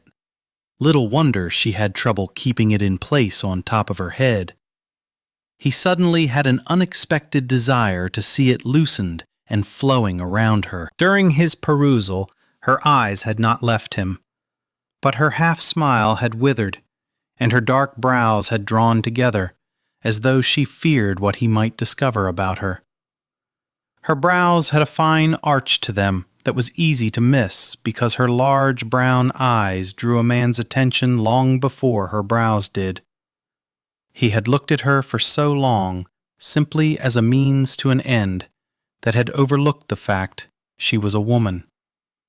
Had fenced off his desires out of loyalty to Margaret, to her memory. Yet Margaret's loyalty to him had quickly withered once she discovered the truth of his circumstances. But here sat a woman who wore atrocious gowns because they pleased her father, a lady who had agreed to marry him not for her happiness, but for her father's. A lesson in loyalty that truly served to humble him. You'd mentioned that you'd never been kissed. That's right. Where would you like to experience the first one? She stared at him with round eyes, terrified eyes. What? She asked, as though she fought for each breath. Your first kiss. Where would you like it to be? He could see the blotches of embarrassment sweeping over her face, a flustered hand patting her skirt, her hair, before coming to rest at her throat. She averted her gaze before saying softly, I guess, on my mouth? Certain he had misheard, he leaned toward her. Pardon? She took a deep breath, squared her shoulders, and held his gaze. I'd like for the first kiss I get to be on my mouth. He felt as though had walked in on the wrong end of a bad prank. Where else might the first kiss be? She swooped her hand from the top of her head toward her feet. I've heard men kiss everything. Indeed. He found that little tidbit of information interesting. He wondered with whom she'd been discussing kisses. Lauren, perhaps? Yes, indeed. These Americans were a delightful surprise on occasion. Did you wish for me to kiss you everywhere? Depends on whether or not you expect me to do the same. Chuckling, he cradled her face and stroked his thumb over her cheek. Ever since yesterday, had longed for another touch of her softness. Typical of a woman to fear giving more than she receives. I promise you, sweeting, you'll never have to kiss any portion of me you don't want to. She ducked her head as though embarrassed. As usual with her, this conversation had not gone at all as had planned, but had found it informative to say the least, and delightful. How could a woman reach her age and remain as innocent as a young girl? Educating her might turn into an unexpected pleasure. Regarding your first kiss, I was curious as to whether you wished to experience it following our exchange of vows, or if you wanted me to kiss you before then. Oh. Horror etched itself into her features. You were asking when I wanted to be kissed, not where. Yes, I suppose my question was in bad form. Absolutely. I misunderstood. Then allow me to be a tad clearer. Do you want your first kiss to take place at the church or here in the park at this precise moment? Her mouth opened slightly, a soft whisper of breath escaping into the chill of the morning. Her gaze darted quickly around, as though she expected the people of London to have lost their wits and suddenly arrive in the park. "We're quite alone, sweeting." Her attention snapped back to him. She licked her lips in a provocative manner that caused his insides to tighten, simply because he was certain she was unaware of how alluring he found the slow movement of her tongue. And quite suddenly, he discovered he wanted to kiss her, with an urgency that might have frightened him if he had been an untried lad. "I should think your wedding day will be nerve-wracking enough without having to worry about that first kiss," he prodded. "Is it something I need to worry about?" For some strange reason, the alarm in her voice delighted him. Not because he wished to frighten her, but because she possessed the naivete to harbor any concerns at all. "No," he assured her calmly, "but it'll be one less thing preying on your mind." She nodded slightly. "Then I suppose getting it over with is a good idea." "Splendid." He dismounted, walked around his horse, came to stand beside hers, and held up his arms. "What are you doing?" "Standing would work best, I should think. Horses tend to get skittish if too close." "Of course." She cupped his shoulders while he wrapped his hands around her waist. Dear God, but she had a tiny waist. He brought her slowly, gently to the ground. She weighed no more than he imagined a billowy cloud on a clear summer day might. She seemed to be proving false all had assumed about her. "Are you certain you've never been kissed?" he asked. "Never," she rasped in a small, breathless voice. He could see her chest rising and falling with her short breaths. She was nervous, apprehensive, perhaps even a bit anticipatory. He couldn't explain what had prompted him to initiate this moment, why he wanted to alleviate her fears. He supposed, like her, he had a desire to get their first kiss over with. He couldn't imagine marrying a woman with whom he'd had no physical contact whatsoever. A waltz in a crowded ballroom certainly didn't qualify. If they had possessed the luxury of time, he would have taunted her with forbidden kisses behind those fronds for which she seemed to have a fondness. He would have arranged illicit moments in darkened corners and hallways. He would have taught her the advantage of wearing a low-cut gown to a ball. Ah, yes, he would have kissed her elsewhere, and made her extremely glad he had. But the wooing he started now would have to be finished later, after they were wed. The sun was rising, and he could hear the distant din of people getting about their day. For now, all he truly wanted was to reassure her that kissing him would not be torment. "Then we should do it right, don't you think?" he asked. "Is there a wrong way?" "Hardly." He took her braid and began to unravel the plaited strands. "But some ways are more pleasing than others." Dear God, but her hair was more glorious than he'd imagined, reaching past her bottom, a thick, luxurious curtain of liquid mahogany. Who the deuce established the rule that women should wear their hair up? Combing his fingers along her scalp, he brought her hair forward. Surrounded by a frame of dark, reddish-brown tresses, the harsh planes of her face retreated. Her eyes grew softer, her cheeks not so sharp. Younger. She appeared remarkably younger. He hadn't expected the loosening of her hair to change his perception of her to such a degree. She wasn't beautiful. He didn't think she'd ever be a beauty. But neither was she stark lines. Neither was she unattractive. He cradled her delicate face between his large hands. He hadn't realized until he tilted it toward him that it did indeed appear fragile, like hand-blown glass that could be easily shattered by carelessness. He'd deliberately not worn his gloves, wanted to give her an opportunity to demand a chaste marriage if his touch offended her. But she seemed not to notice the roughness of his palms. Instead, her eyes took on a dreamlike stare, as though she thought he was about to bestow upon her some fine gift. A part of him wished he'd never instigated this moment. Another part of him was terrified of disappointing her, failing her as he'd failed Margaret. But no hope existed for him now, no possibility of turning back. He'd set his course, suggested they get this phase of courtship out of the way. No turning back, he thought again.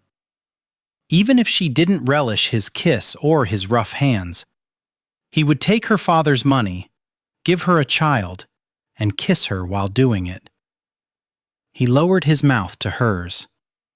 The brush of his lips over hers jolted Georgina into awareness. She'd begun to think he'd never get around to it, and when he finally did, such a brief thing. Like a butterfly landing on a petal and then deciding it saw a prettier flower. After all the preparation of removing her from her horse, loosening her hair, cupping her cheeks, and angling her face as though he didn't trust her to know how to meet his mouth. Which she didn't, but that was beside the point. She'd expected something more.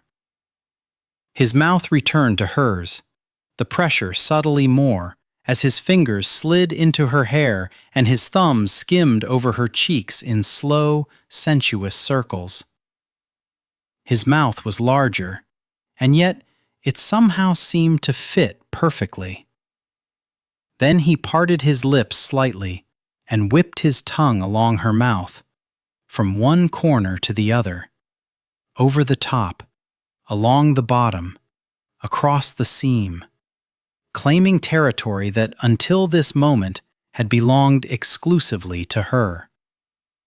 She'd never expected a kiss to entail a man taking this much liberty. Was this what he'd meant by doing it right? Did Lauren know a kiss involved more than lips? That a man's tongue also played? And when a man kissed a woman from the top of her head to the tips of her toes and everywhere in between, did he use his tongue then as well? Did he stroke and swirl and apply pressure? Open your mouth.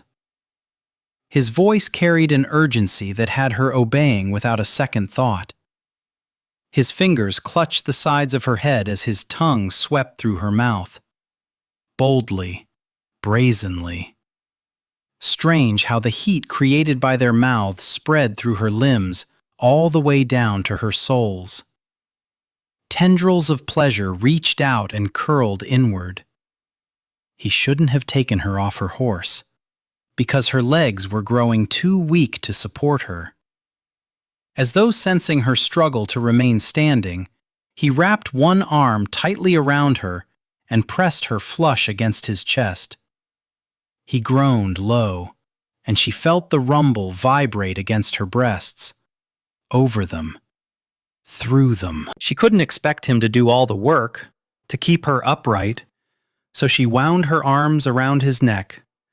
He had such a firm neck, corded muscles she hadn't expected of a gentleman. But neither had she expected this slow burning that promised to consume. Heated mouths, hot tongues, clutching hands. She always thought of Englishmen as prudes, had expected his kiss to be civilized, but the sensations rippling through her with increasing intensity bordered on barbaric. She wanted to moan, thought she might have moaned again and again as his hands slid lower and his fingers dug into her backside, pressing her firmly against him, her stomach to his hips, to the place in between. Against the startling evidence that he desired her. She hadn't expected that. She hoped, of course, but she hadn't expected it to come about simply because of a kiss. But then she hadn't known a kiss would be like this. Consuming, passionate, wild, completely uncivilized. For the first time, she felt as though they were on even ground. Abruptly, he drew back, breathing harshly, as though he fought for each intake of air. His gaze was as intense as his kiss had been. She wondered if her lips were as swollen as his, if his tingled as hers did. She watched him swallow. He cleared his throat and swallowed again. She felt bereft as he loosened his hold on her. He wrapped his hands around hers, moved them away from his neck, and brought them to his mouth. His hot breath skimmed over her knuckles as he studied her. She wondered what he was thinking. If he'd found her wanton, practically undulating against him, moaning.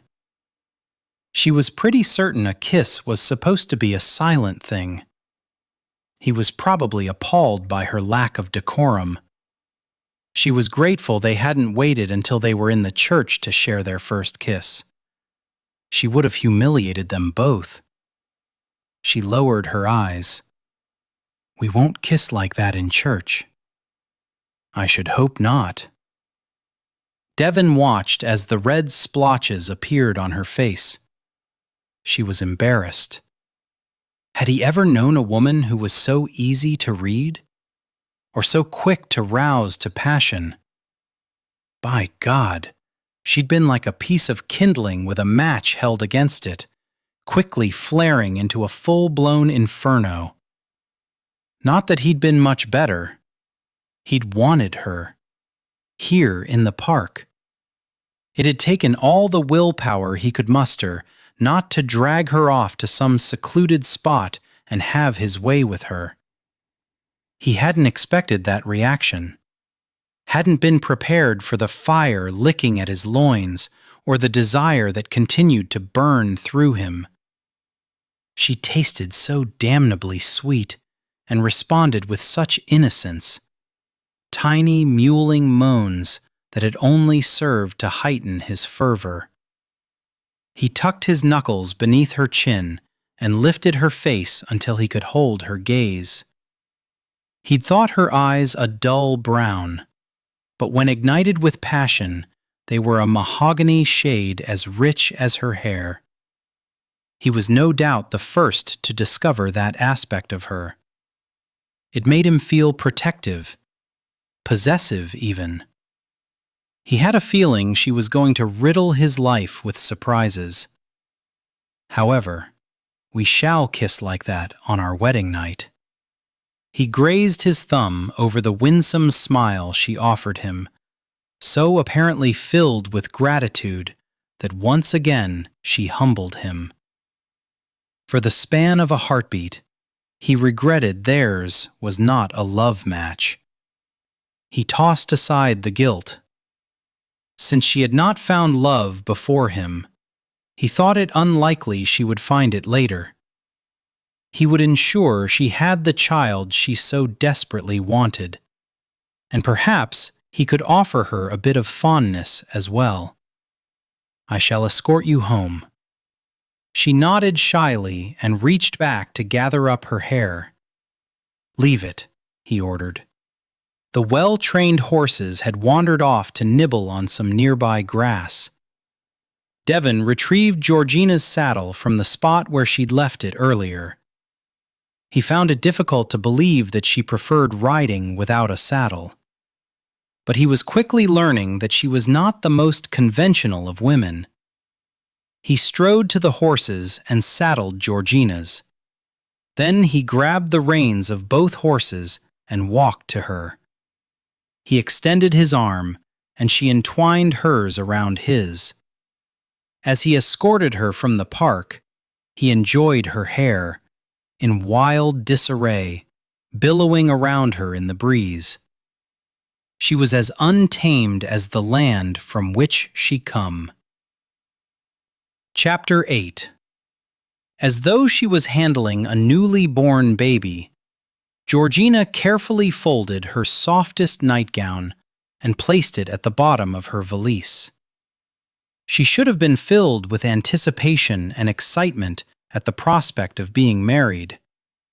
Instead, she simply felt numb, going through the motions, her stomach in knots. Tomorrow night, Devon was going to kiss her as he had this morning, and take the kiss farther.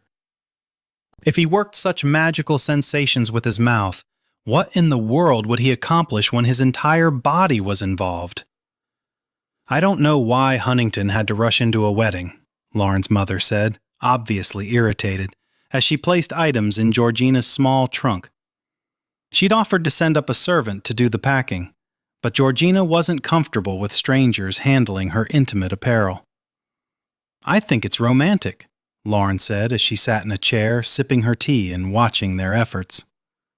Her mother glared at her. "It's given us no time to set up a proper trousseau." "I have everything I need," Georgina assured her. Lady Ravenly, Georgina had such a difficult time thinking of her as such. The name made her seem so unapproachable, although her manners didn't cease her fussing over things and smiled warmly. "I think a man would be content if a wedding consisted of nothing more than a handshake. But for a woman," she sighed, "women dream of this day. It should be special." Georgina smiled brightly. "How can it not be special? I'm getting married." She still couldn't believe it. What if Devon came to his senses by dawn and didn't show up? She wasn't sure if she'd be mortified or relieved. Lauren released a tiny squeal, shot out of the chair, grabbed her hands, and swung her around as she had when they were children.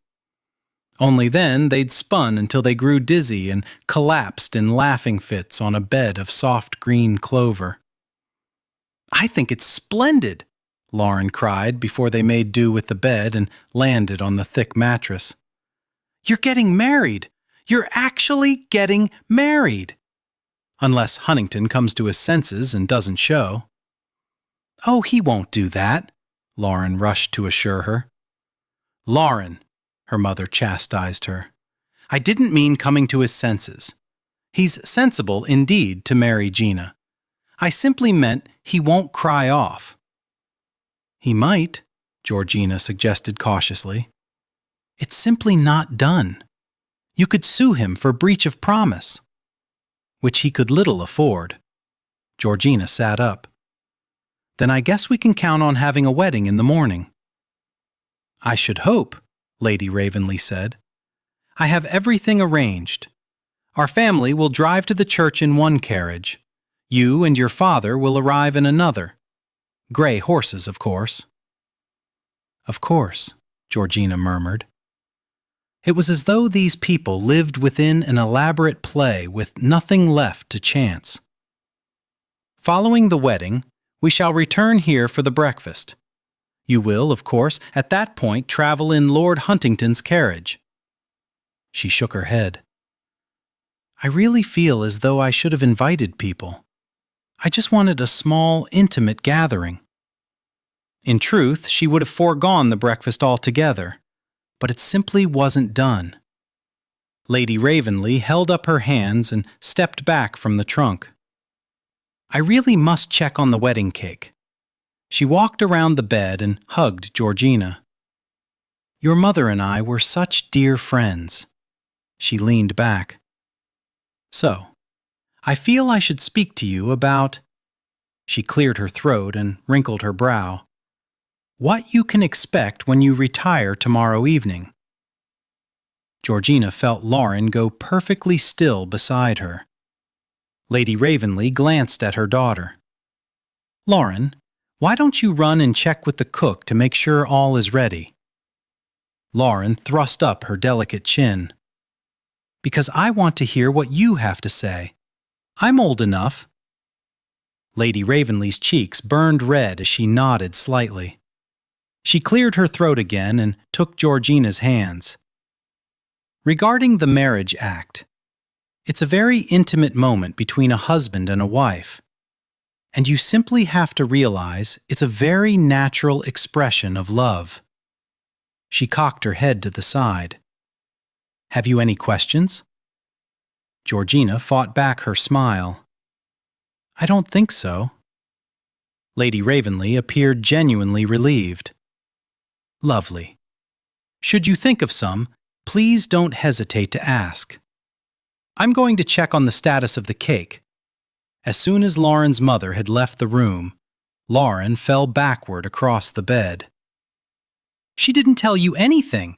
She's not at all comfortable discussing it. Lauren shoved herself off the bed and began to pace.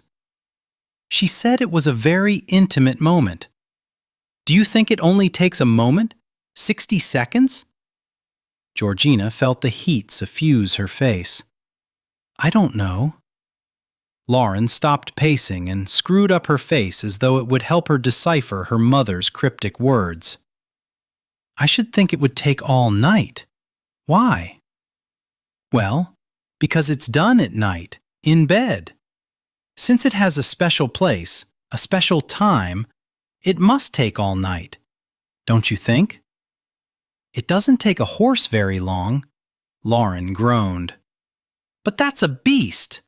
Besides, if a man is kissing you from the top of your head to the tips of your toes, it could take all night, especially if he kisses you slowly.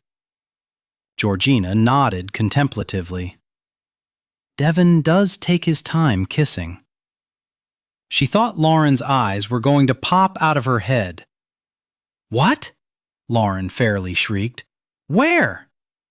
On my mouth. I know on your mouth, silly goose. I meant where were you when he kissed you? At the park this morning? Scandalous. Lauren sat beside her on the bed and took her hand, grinning broadly. Deliciously scandalous. What was it like? How could she explain it? It was terrifying. My God, he hurt you? Lauren asked indignantly. You'll cry off then. You don't have to marry him. No. She wanted to laugh at the absurdity of it. Two grown women who knew so little and assumed so much. He didn't hurt me. Quite the opposite, and that's what's unsettled me. She darted a quick glance around the room, trying to find words that would express what she felt. I could barely stand Lauren. I melted like a pool of wax. And he was so strong, sure, confident. I felt lost and confused. All this swirling going on, drifting into a fog of passion. I hadn't expected that. And he said that's how we'll kiss on our wedding night. He'd tasted heavenly, his breath mingling with hers, his tongue rough on one side, velvety on the other. She was embarrassed she spent a good deal of the day wondering if he might kiss her body with that tongue. How would he do it if he did, and how would it feel? It sounds to me as though making love definitely takes all night, Lauren said. Georgina couldn't stop herself from grinning. I'm fairly certain it takes more than a moment. Lauren leaned toward her. Are you scared? I'm nervous about tomorrow, and I worry that during the long haul I won't fit in. All the rules make me feel like I've got no freedom. You'll have more freedom than if you married someone in Texas. There you'd be tied to the person, to the land, to struggling to survive.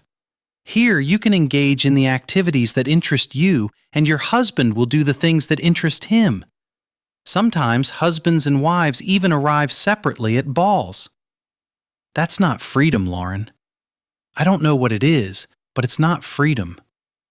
Do you know if that's the kind of marriage Huntington had with his first wife? Lauren shrugged. As I mentioned, we seldom saw them. What was she like? Georgina asked. Lauren hopped up and began to quickly place items into the trunk. What does it matter? She's dead, and he's marrying you. Georgina reached across the bed and grabbed Lauren's hand, stilling her frantic actions. She was beautiful, wasn't she? Lauren sighed. Amazingly beautiful. Did he love her very much? Afraid so. Georgina laughed. You don't have to be afraid. I didn't mean I was scared, Lauren said. I know. I'm glad he loved her. I won't have to feel guilty that he's spending the rest of his life with someone he couldn't possibly love. He might love you, Gina. She began folding her dressing gown. And tomorrow morning the sun might rise in the west. Chapter 9. Georgina thought she would forever remember her wedding day as the happiest day in her father's life. As they stood on the steps leading into the church, she decided his beaming face was reason enough to have agreed to this marriage. She had little doubt his jaws would be aching before all was said and done. A part of her, the portion that harbored dreams, was glad for this day as well.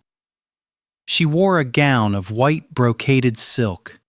Her veil of Honiton lace, wreathed with tiny white roses, fell almost to her knees. With the slight breeze wafting around her, causing the lace to flutter, she felt almost dainty, elegant. It had cost a small fortune to have her wedding outfit sewn so quickly, but she thought it was worth every penny. It wasn't often she splurged on herself. Since she'd grown up with very little in the way of material possessions, even now she had a difficult time parting with money. Her father, bless his heart, had no such inhibitions. She didn't resent his spending, but she did worry about it sometimes. Particularly here in England, where merchants preferred for their customers to shop on credit, sending bills at the end of the month. It seemed as though a person could easily spend more than he had if he didn't keep his own tally of expenses. But this morning, she didn't want to think about her father's expenses. She wanted to capture his smile, sparkling eyes, and wide grin. He looped her arm around his and patted her hand. You look beautiful, Gina. She almost told him she felt beautiful. For once in her life, she wasn't worried about her gaunt features. It was a glorious day, the sun shining and the clouds a billowy white, as though nature approved of this marriage.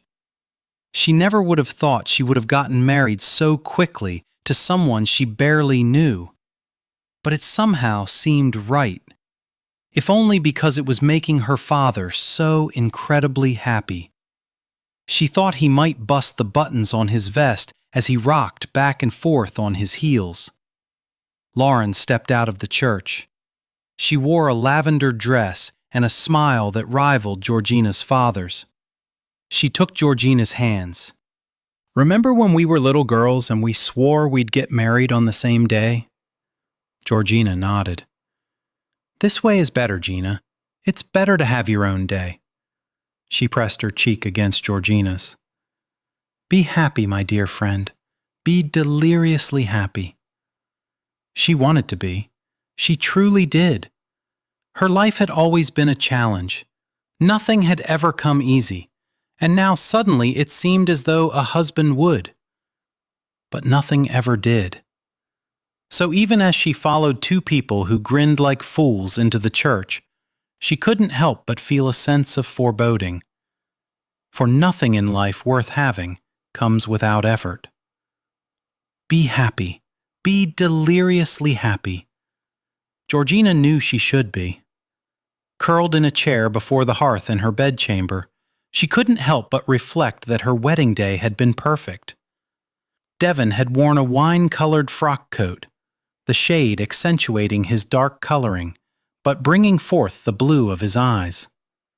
They had repeated their vows, words of deep meaning spoken with shallow emotion. She felt as though the entire day had been one elaborate play, everyone behaving as actors upon a stage, lines spoken as though rehearsed for generations, everything done according to some grand scheme, nothing spontaneous, no laughter, no gaiety. Shed noticed that aspect of the day the most. A funeral procession had more joy to it. It had been a stuffy wedding. Vows exchanged according to plan. Still, her father had been pleased, and that alone made the day worth it. Now for the night. Here within Devon's London house, in a room somewhere down the hallway, her husband's bedchamber, Devon was preparing himself for her. She couldn't help but wonder what that entailed. Shed donned her nightgown, brushed her hair 100 times, then 200. Waiting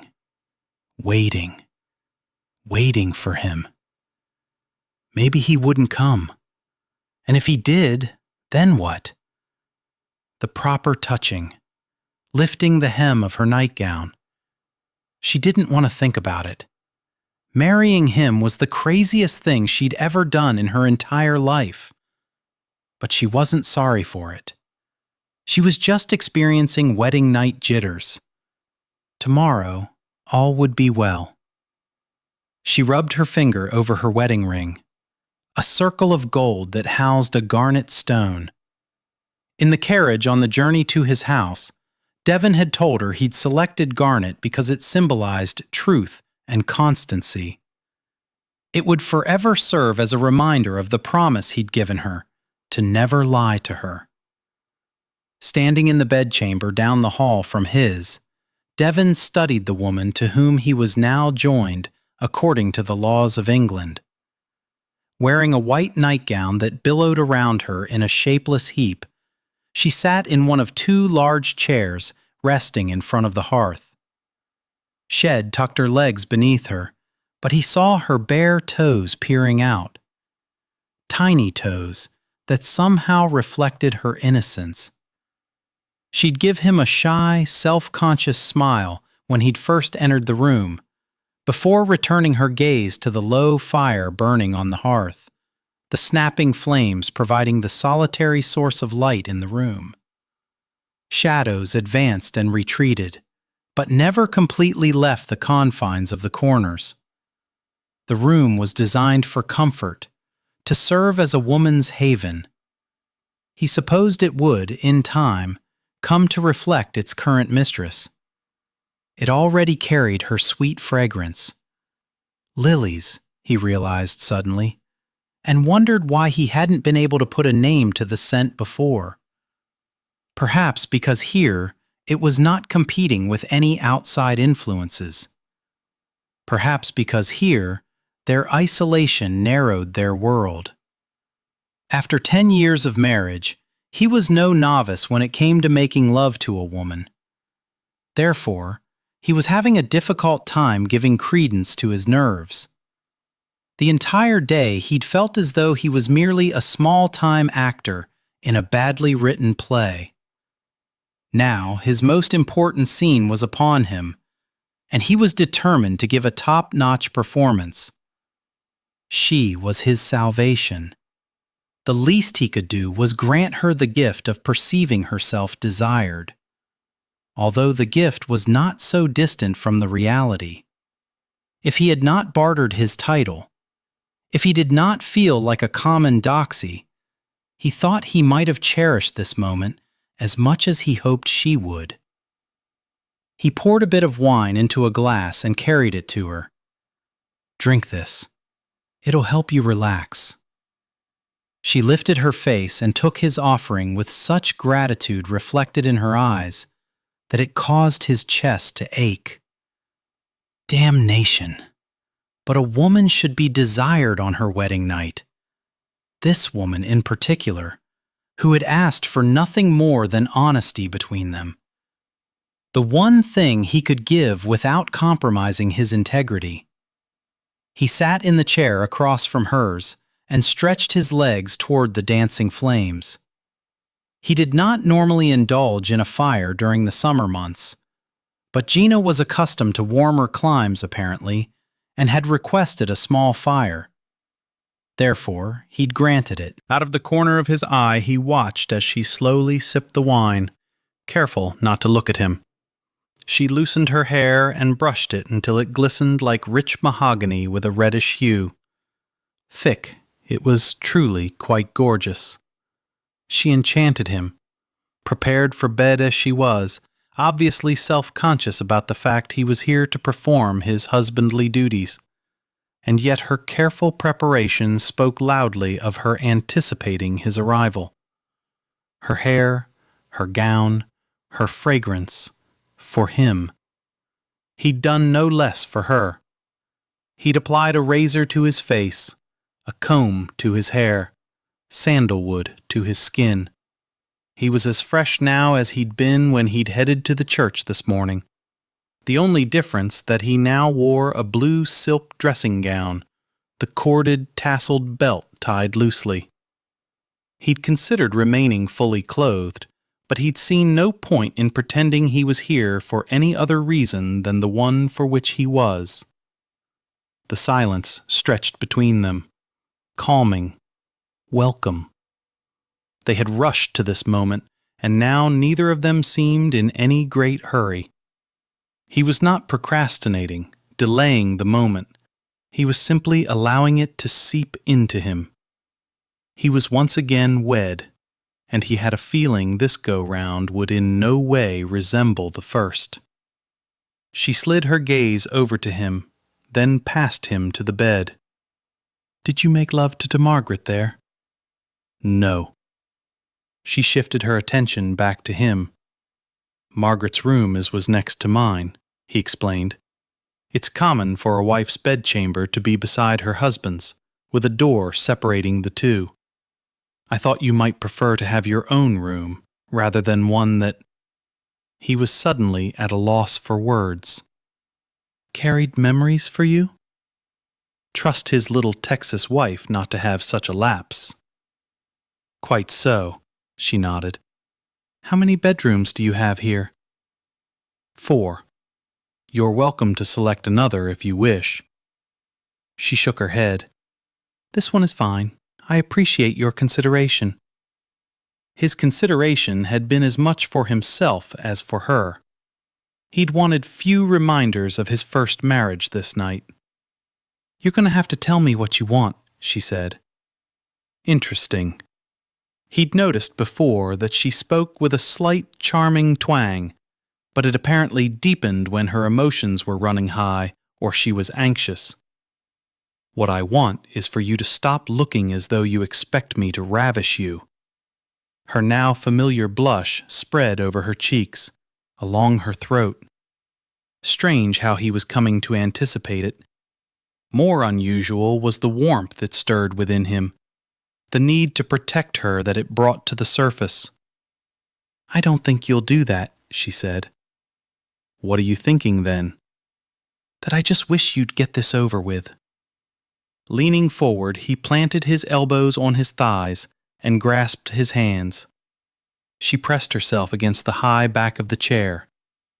"Advance, retreat. Finish your wine," he ordered gently. She gulped it down, wiped the back of her hand across her mouth in a most unladylike manner, and set the glass aside. A smile played at the corner of his mouth. He had not planned to seduce his wife, beat her and be done with it. He didn't know why she made him want to give her so much more. The courtship had been hurried. No need for this night to be.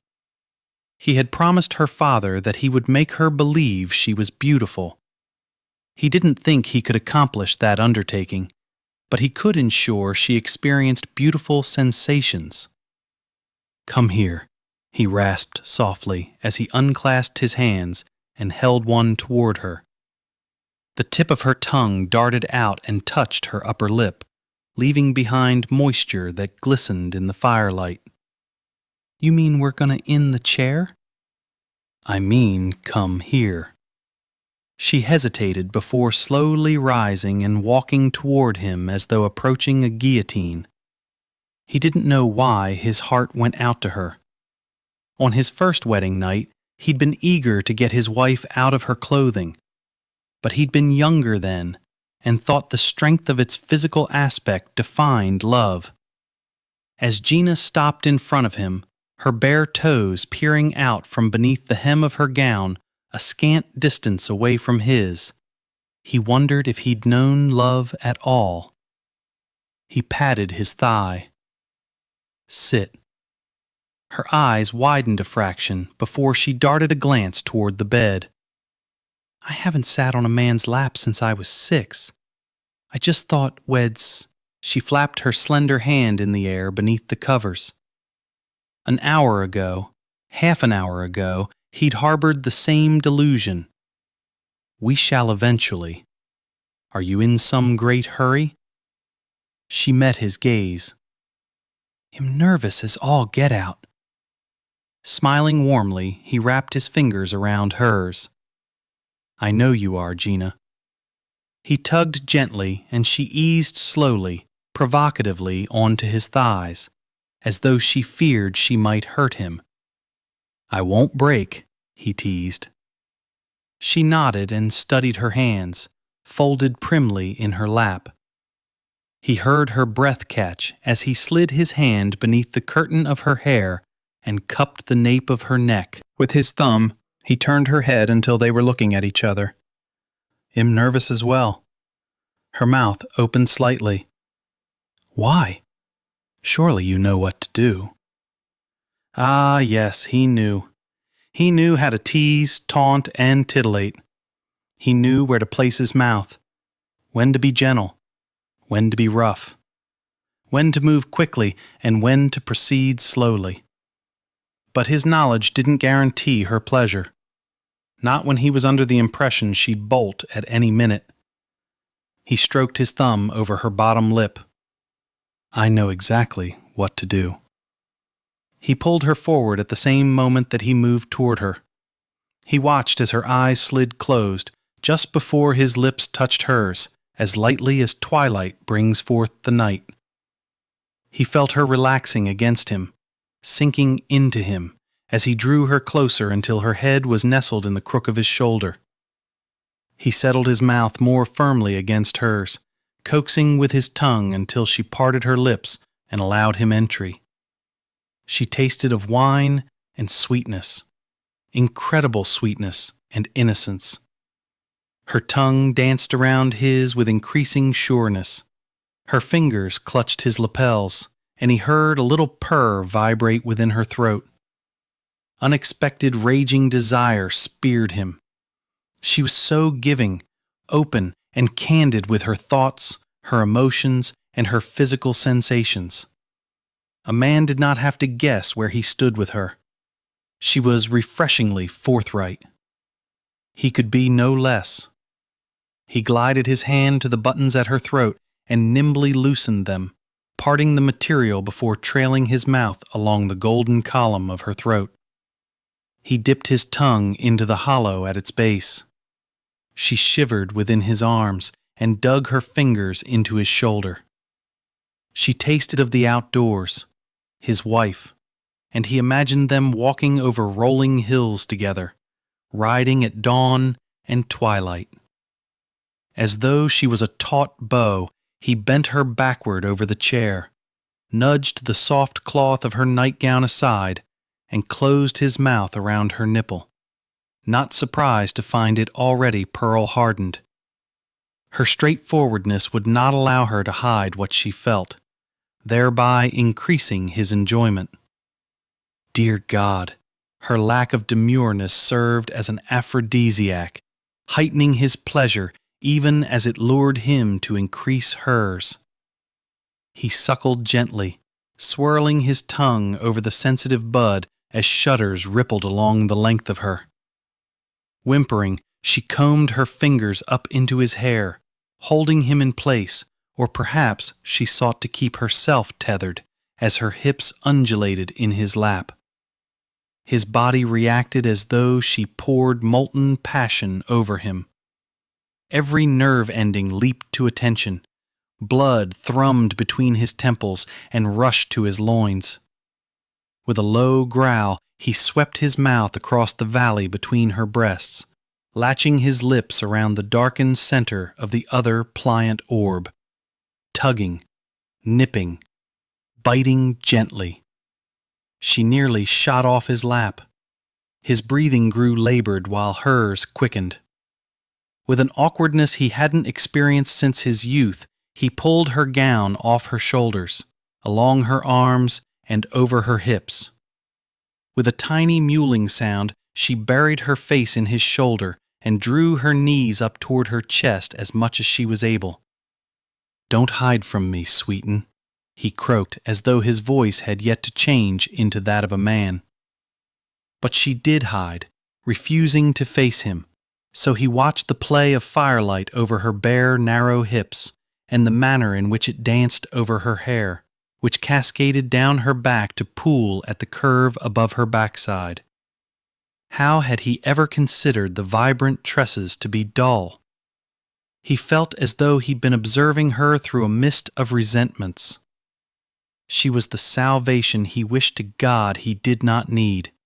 He had not wanted to want her, and so he had blinded himself to her attributes. Her giving nature revealed itself in each shudder, each twist, each sigh. Placing one arm around her back, sliding the other beneath her knees, he pressed her against him and stood. He couldn't recall ever carrying a woman to bed, but somehow it seemed the most natural movement, as though nothing else would do. Gently he laid her on the soft linen sheets that awaited them after an attentive servant had turned down the coverlet earlier. When Devon's arms were no longer encircling her, Georgina opened her eyes. The darkness of the night cast shadows over him as the firelight failed to reveal him. She watched with stunned fascination as he slowly worked free the knot holding the corded belt at his waist.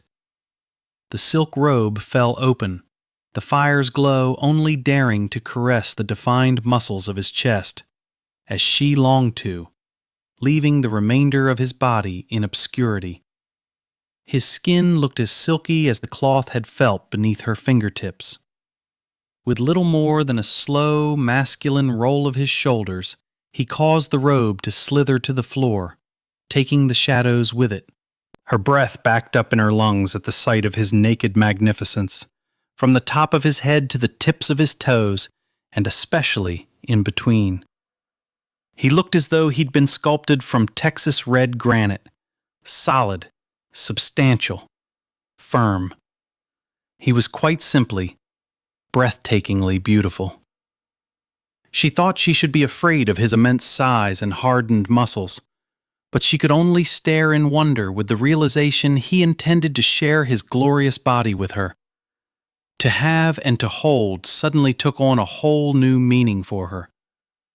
The bed dipped beneath his sturdy weight as he stretched out beside her and skimmed his fingertips from her collarbone down to her hip.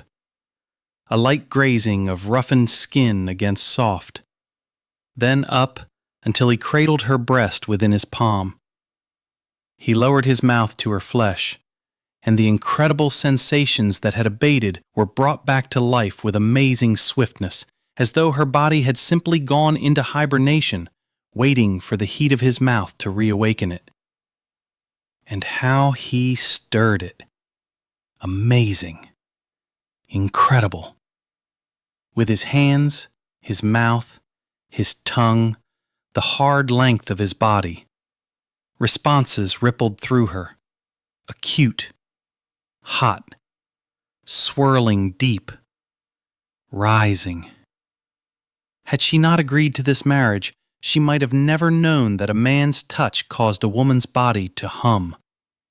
Tentatively, she reached out and touched his chest, much more intimate a gesture than cupping her hand around his neck.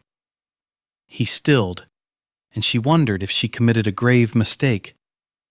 He lifted his head, his gaze traveling over her features as though he was searching for something unfamiliar. With the greatest of care, he combed her hair off her brow and tucked it behind her ear before giving her a haunting smile. "I should have known you wouldn't be content to simply take." Beneath her palm pressed against his flesh, she felt the thundering of his heart.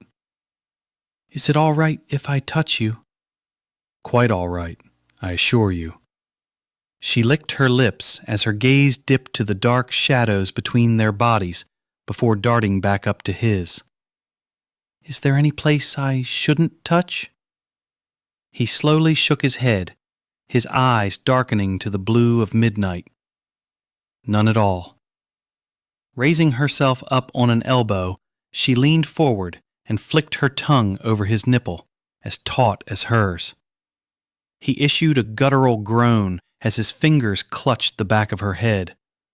A small thrill of intoxicating victory shot through her with the knowledge she had power over him. Perhaps not as much as he had over her, but enough to lead her to believe if they could become partners in love-making, they could eventually become partners in all things. She returned her mouth to his distended flesh, licking, fascinated by the differing textures, the dampness her touch caused, his hardness that remained. He trailed his hand along her spine, and she guided hers along his ribs and lower. He cradled her hip at the same moment she cupped his. He inched his hand lower. She glided hers up toward his heart. "Chicken," he purred in a low, sultry voice. She snapped her gaze to his, expecting mockery. Instead, she was greeted with desire, yearning. She absorbed the heat of his stare, even as she nodded slightly, acknowledging his claim. He wrapped his hand around hers and carried it to his mouth. He pressed a kiss to the heart of her palm, his breath coating her skin in dew. Holding her gaze, he moved her hand lower, lower, into the shadowy crevice between their bodies, to the torrid heat that stood at the ready. She furled her fingers around the velvety length of him. She watched as he closed his eyes and swallowed, his Adam's apple slowly sliding up and then down, mimicking the movement of his hand over hers as he patiently taught her how best to fondle.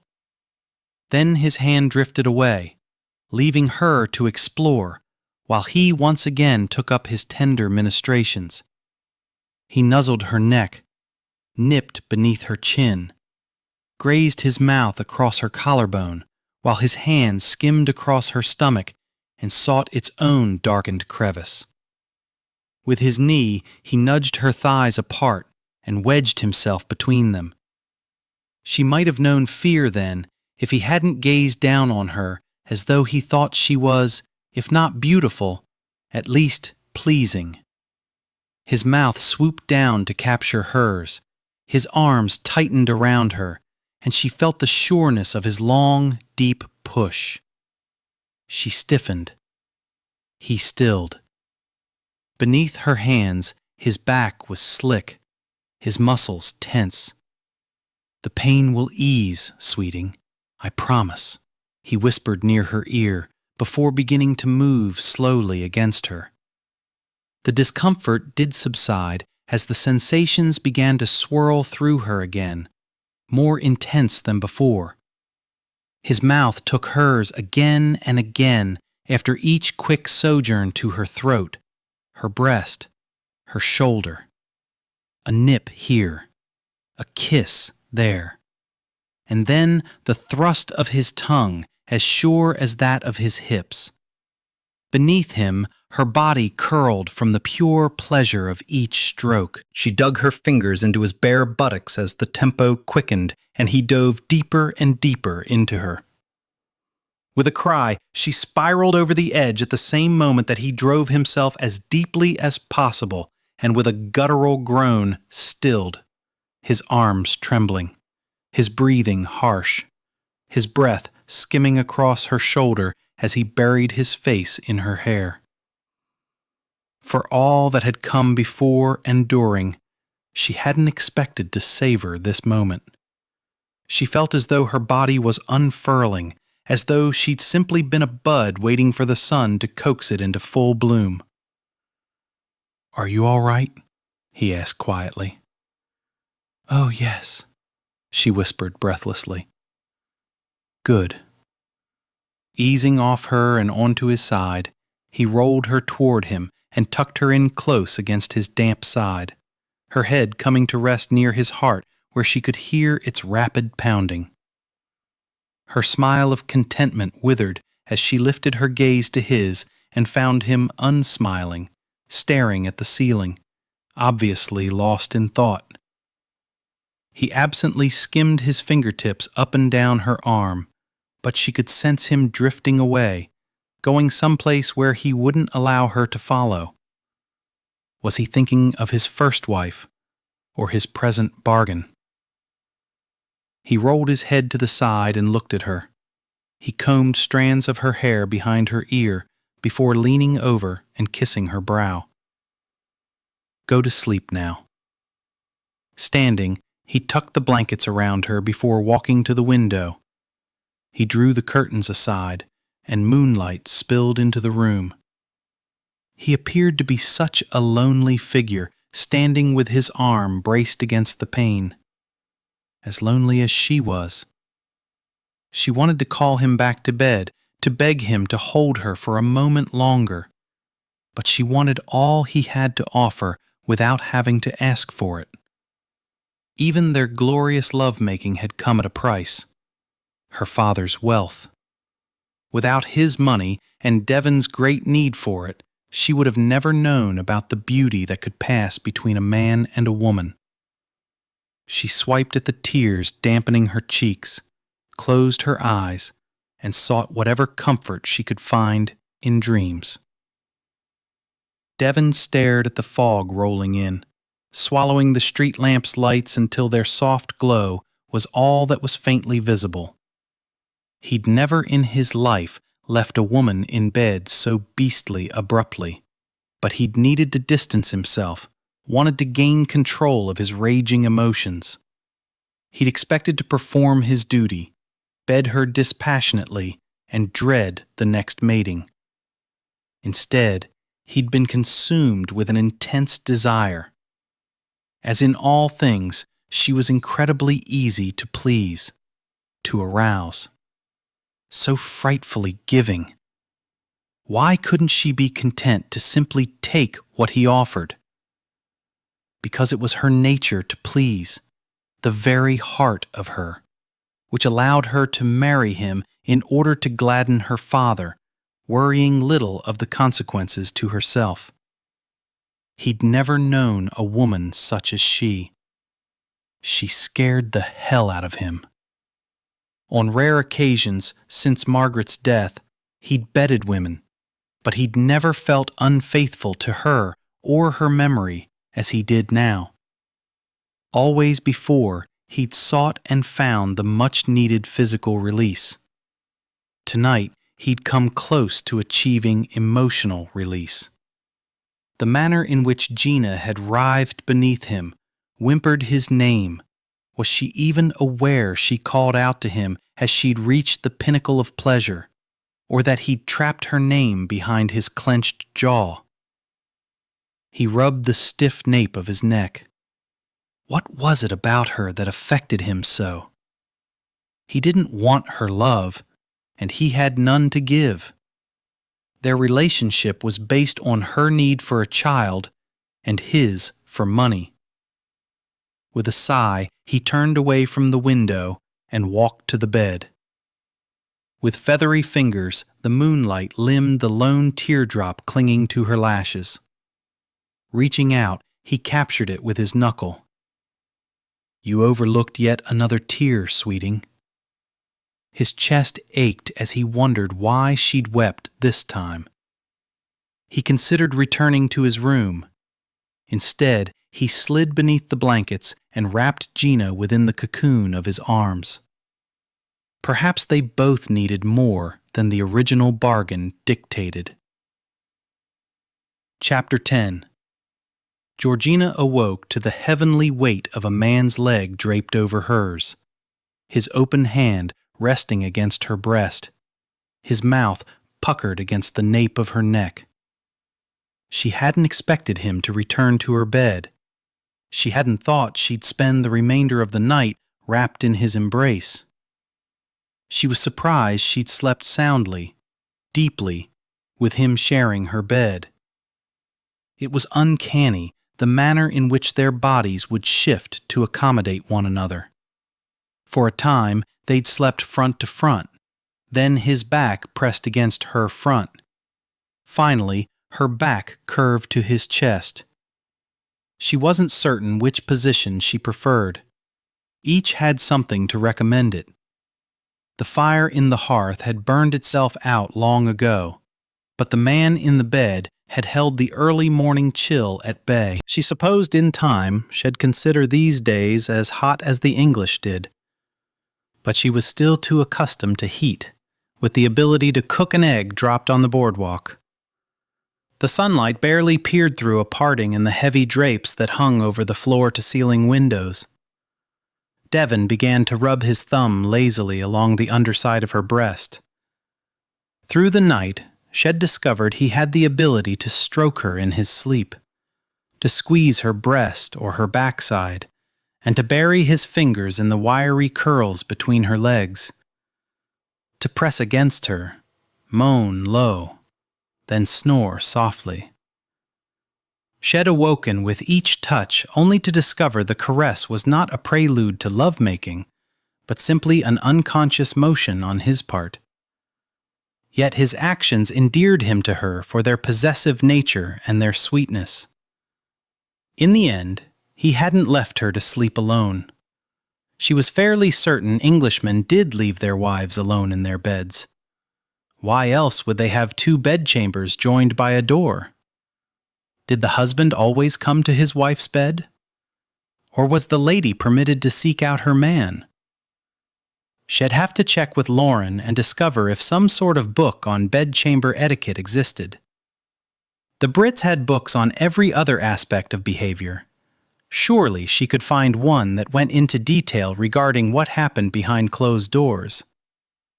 His fingers joined his thumb, kneading, shaping, gently pinching, tenderly tugging. Insistent. Not quickly drifting into stillness as they had through the night. The bed rocked as he rose up on an elbow. "Awake?" his deep voice rumbled, scratchy with its first use of the day. How intimate it seemed to have his first words of the day fall on her ears. She twisted her head slightly, smiled at him, and nodded. His hair swept across his brow. His beard was as shadowy as the corners where the sunlight had yet to reach. Since he hadn't objected to her touch last night, she lifted her hand and touched his jaw. The whiskers were thick, rough, creating a raspy sound as she trailed her fingers along them across the defined edge of his chin. He placed his hand over hers, holding it in place as he lowered his mouth and kissed her palm, his eyes never leaving hers. Her body tingled with the memories of the night, stirred to life as though the fires had merely been banked, waiting for dawn.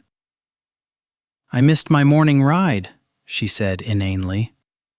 He smiled with such warmth, a smile that traveled up to touch his eyes, a sparkle there Shed never before seen, a joy almost, a teasing glint.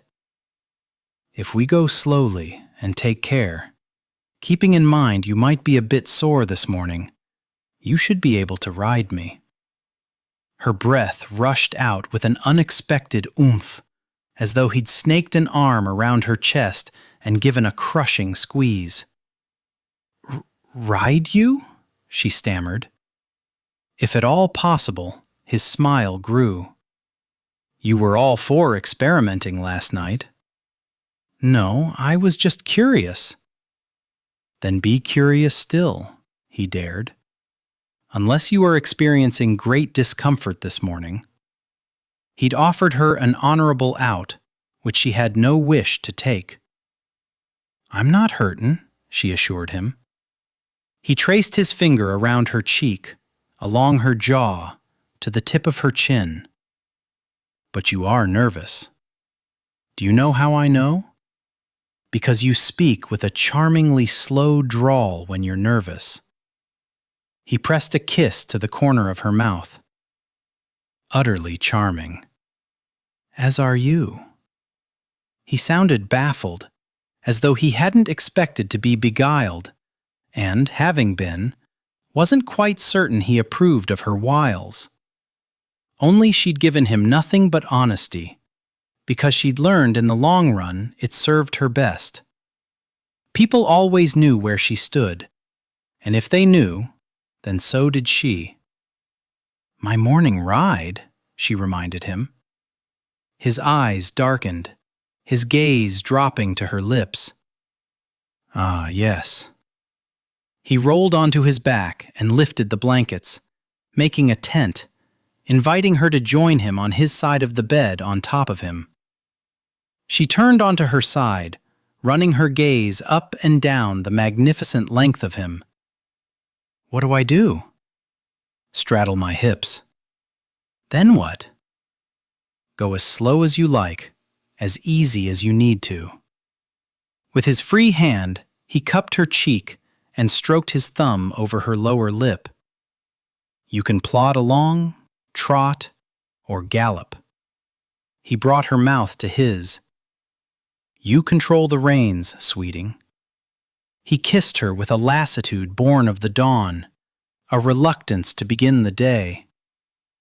With the heel of his hand, he moved her head more in line with his, her body following as she sat on top of him, a sense of vulnerability mingling with an unfamiliar, fleeting feeling of domination.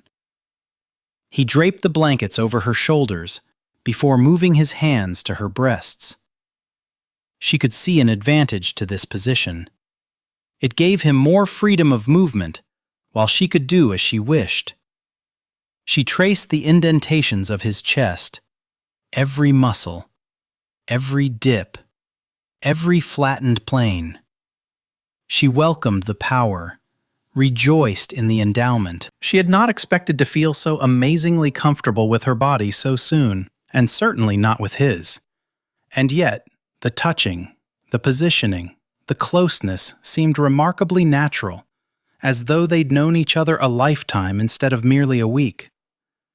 As her hands traveled over him, she felt him tensing beneath her between her thighs. His breath came in harsh little pants as she explored slowly with her mouth, lapping up the salty dew coating his flesh. He dug his fingers into her hips. "Who would have thought you were one to torture?" he rasped. "Be quick about riding me or you'll miss your chance." He lifted her and then eased her down inch by incredible inch. Initially, she did experience discomfort, a slight burning as she took him deep inside her body. For all his threats, all his eagerness, he guided her cautiously, watching her face. "Halt me if you need to," he ordered. But she had no more ability to stop than he did. He released a low, shuddering sigh that rippled through him as she sank down completely, enveloping all of him, absorbing his fullness. Leaning forward, she planted her hands on either side of his shoulders and braced herself above him. A fine sheen of sweat coated his brow, his neck, his chest.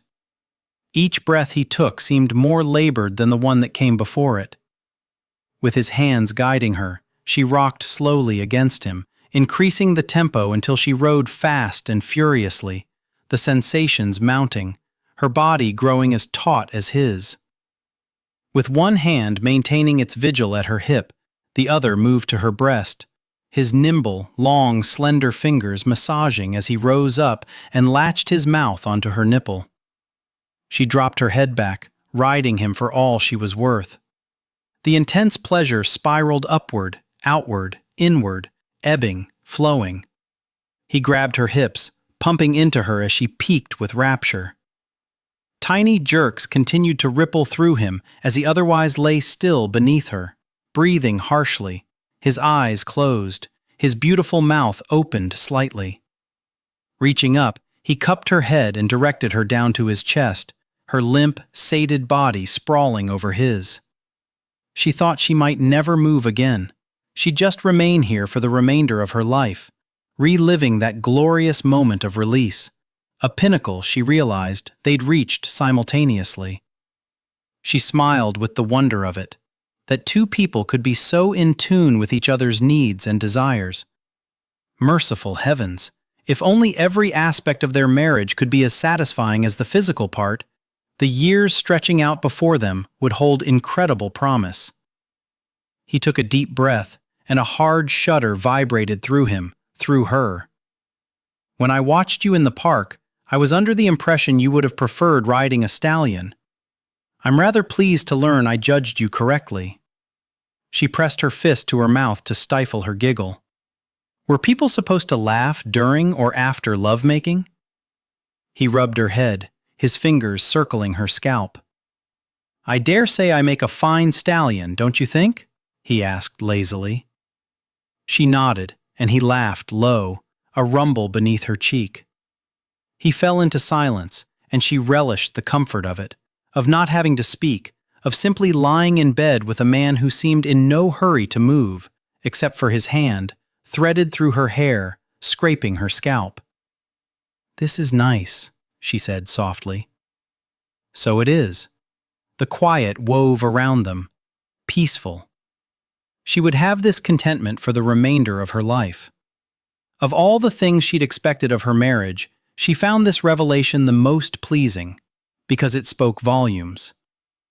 Unless you have a burning desire to remain in London for the season, I have some matters at Huntingdon to which I must attend, he said. I thought we would leave on the morrow. She lifted her head. He watched her through half-lowered lids, as though at any moment he would drift back off to sleep. What about my father? He's welcome to join us. The manor has an abundance of chambers. Why, he could have an entire wing to himself if he wished. I'll ask him. I'd like to spend the afternoon with Lauren. She gave him a wry smile. She's the reason I came to England to begin with, to visit with her. He cradled her face between his hands. If you'd prefer to stay, we shall stay. Stay? Attend boring balls and monotonous dinners where she wouldn't be allowed to sit beside her husband because husbands never sat next to their wives. She didn't like the rules here. They should be less evident and confining in the country. I'd like to go to Huntingdon. Splendid. He wrapped his arms around her, hugging her close before flipping her onto her back and landing on top of her, raised up on his elbows to keep the bulk of his weight off her. He gave her a deliciously wicked grin. What say before we begin making social calls, you take your stallion for another ride? Standing before the window in Ravenlay's library, Devon gazed out on the garden and watched his wife strolling beside her father. He envied the old man's ability to put her completely at ease. The wind carried her laughter, while the sunlight brightened her smile. He imagined her eyes sparkled with joy, and her voice reverberated with the love she held for the man who had sired her. He could hardly fathom he'd made love to her 3 times this morning. He'd thought twice had done him in, until he'd gone to his bedchamber and begun to dress. He couldn't remember what he'd thought he needed so urgently to tell her when he'd returned to her chamber and caught her rolling a stocking up that impossibly long, slender leg of hers. Her foot had been perched on a stool, her petticoat slung back over her knee, and the only urgency of which he'd become acutely aware was the necessity to bury himself in her up to the hilt, and then some. In the last 2 years of his marriage to Margaret, he'd barely been able to work himself up for a weekly romp. He'd blamed his lack of interest on his schedule, on her disappointments, on his failings as a husband. He'd certainly never expected to again feel as randy as a schoolboy, as eager as a young man in his prime.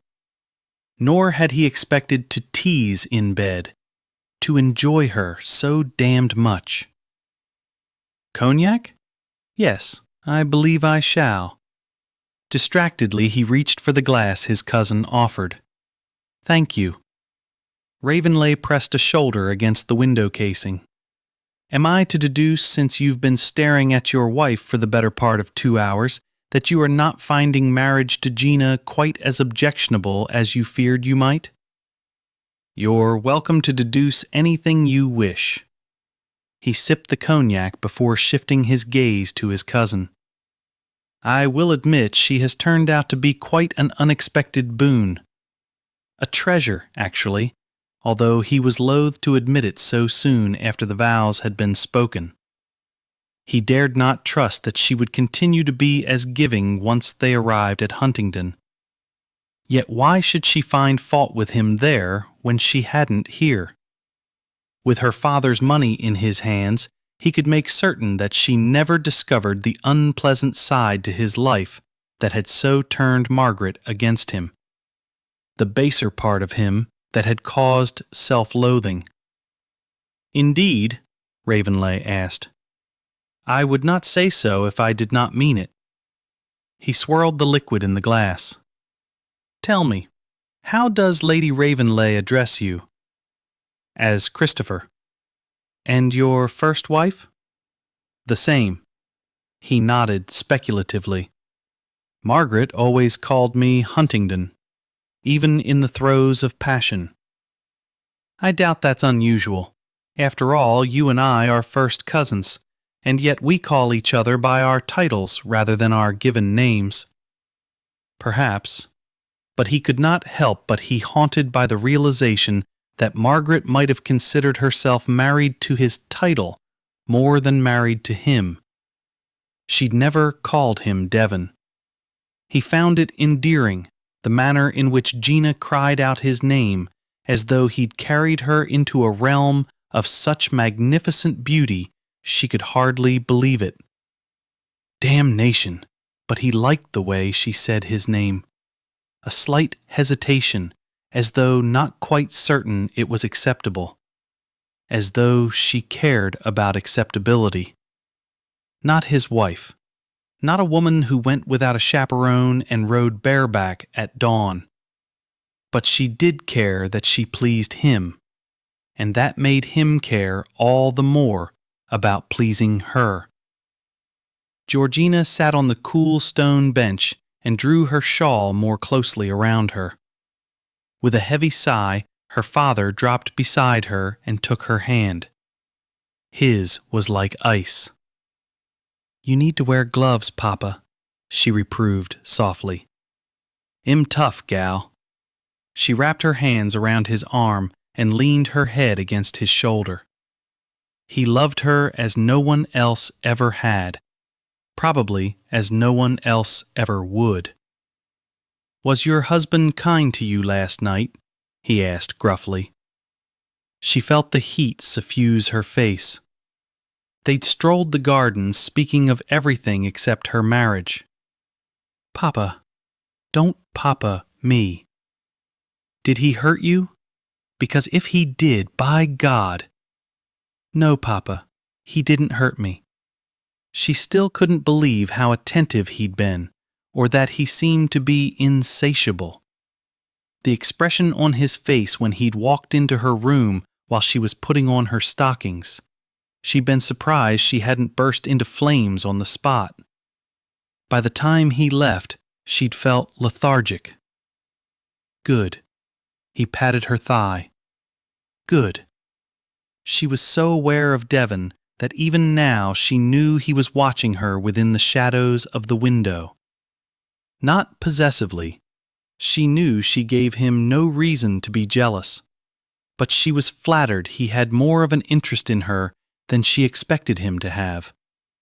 She actually had hope for their marriage.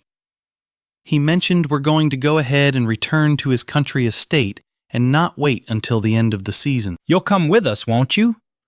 What's in the country for me? Lauren mentioned her father goes fox hunting. I'm sure Devon would let you hunt on his property. Fox hunting, he scoffed. Gal, I've hunted renegades, outlaws, and to put food on the table. Where's the sport in going after a little critter just to kill it? You could keep me company then. He slid his gaze toward her. Your husband's supposed to do that. He shifted slightly and cupped her cheek. And he will, gal. You're as beautiful to him as you are to me." She smiled warmly. "Oh, Papa, you always see beauty where none exists." "I see with my heart, not with my eyes. You're like your mother, with a beauty so deep a man has to be willing to look long and hard. I miss her something fierce."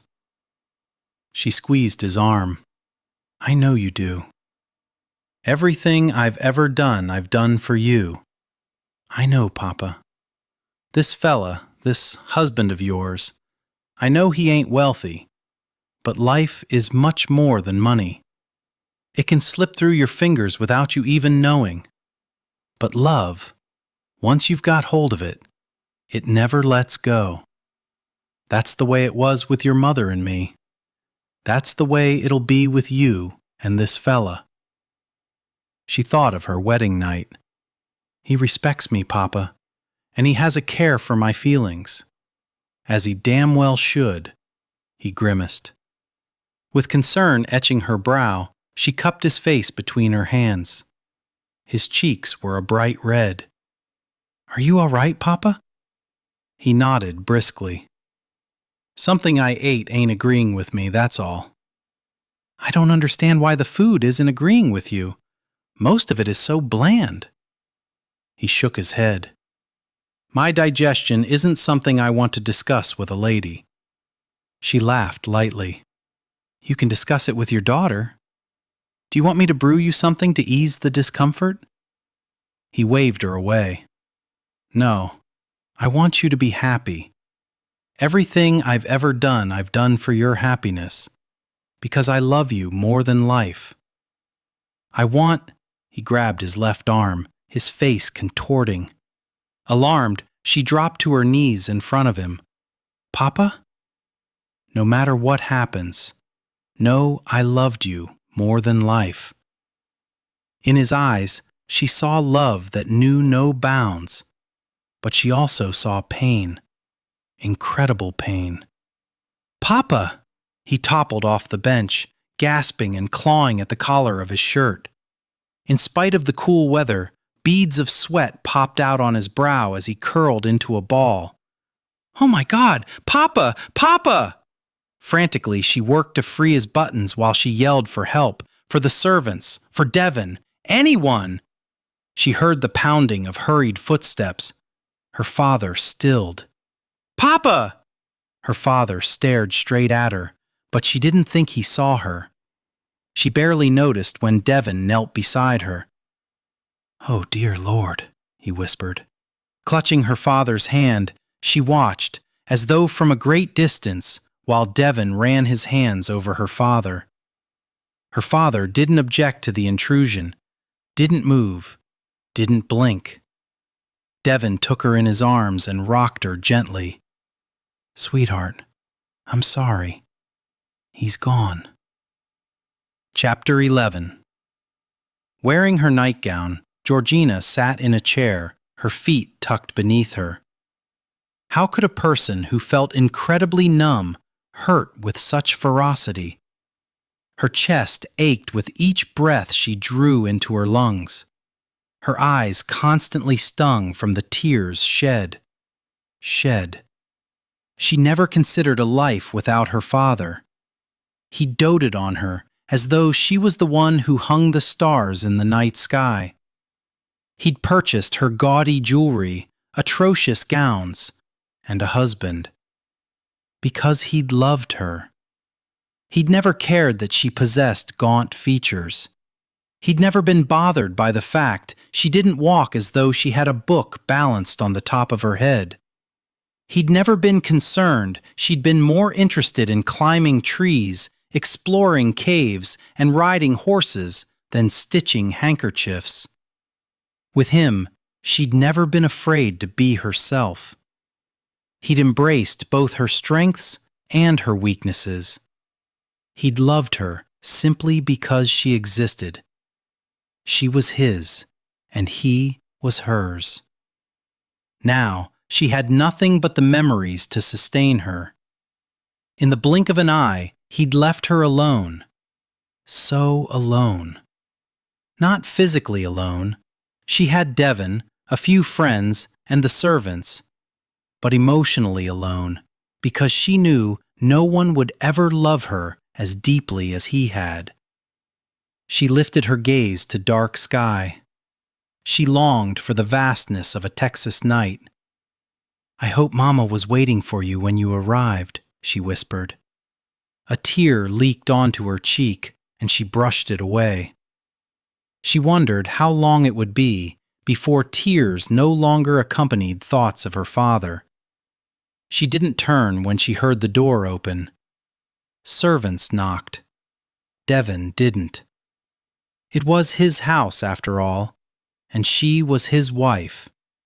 Her father's last gift to her, a husband who would give her children to fill the emptiness in her heart. Devon crouched before her and took her hands, running his thumbs over her knuckles. Her father's hands had been calloused and rough. Although Devon's were strong and comforting, they weren't her father's. Reaching up, he grazed his knuckle against the corner of her eye, causing her eyelashes to flutter. "It's late. Why don't you try to get some sleep?" Sleep. How could she explain that sleep only increased the loneliness? A loneliness that seeped deep within her bones, chilled and frightened her. She had Devon, and therefore no reason to be lonely. But loneliness had nothing to do with the number of people who surrounded you. Only acceptance and love could hold it at bay. Blinking back her tears, she shook her head. Her throat tightened. "I just miss him so much." With gentleness, he tucked her hair behind her ear. "I wish I could tell you that time eases the yearning for their presence, but it doesn't. The hollow ache will always be there, and I suspect with you, so will the tears." He gave her a sad smile. "I shall do all in my power to ease the burden of your grief, and you need not worry that I shall take advantage once your father's wealth is absorbed into my estate. I shall give you adequate pin money, and you shall never do without anything you wish." She angled her head slightly, studying him at his reminder that their marriage was grounded in money, not love. "That's the last thing I'd worry about." "Good." Standing, he lifted her into his arms. "Now, come to bed." She felt small and fragile within his strong embrace. He laid her on the bed and drew the covers over her, before removing his clothes and slipping in beside her. She snuggled against him, relishing his warmth and sturdiness. He held her close, his fingers skimming lazily up and down her back. Nice. Pleasant. She thought she might easily become accustomed to having a husband who offered comfort with such finesse.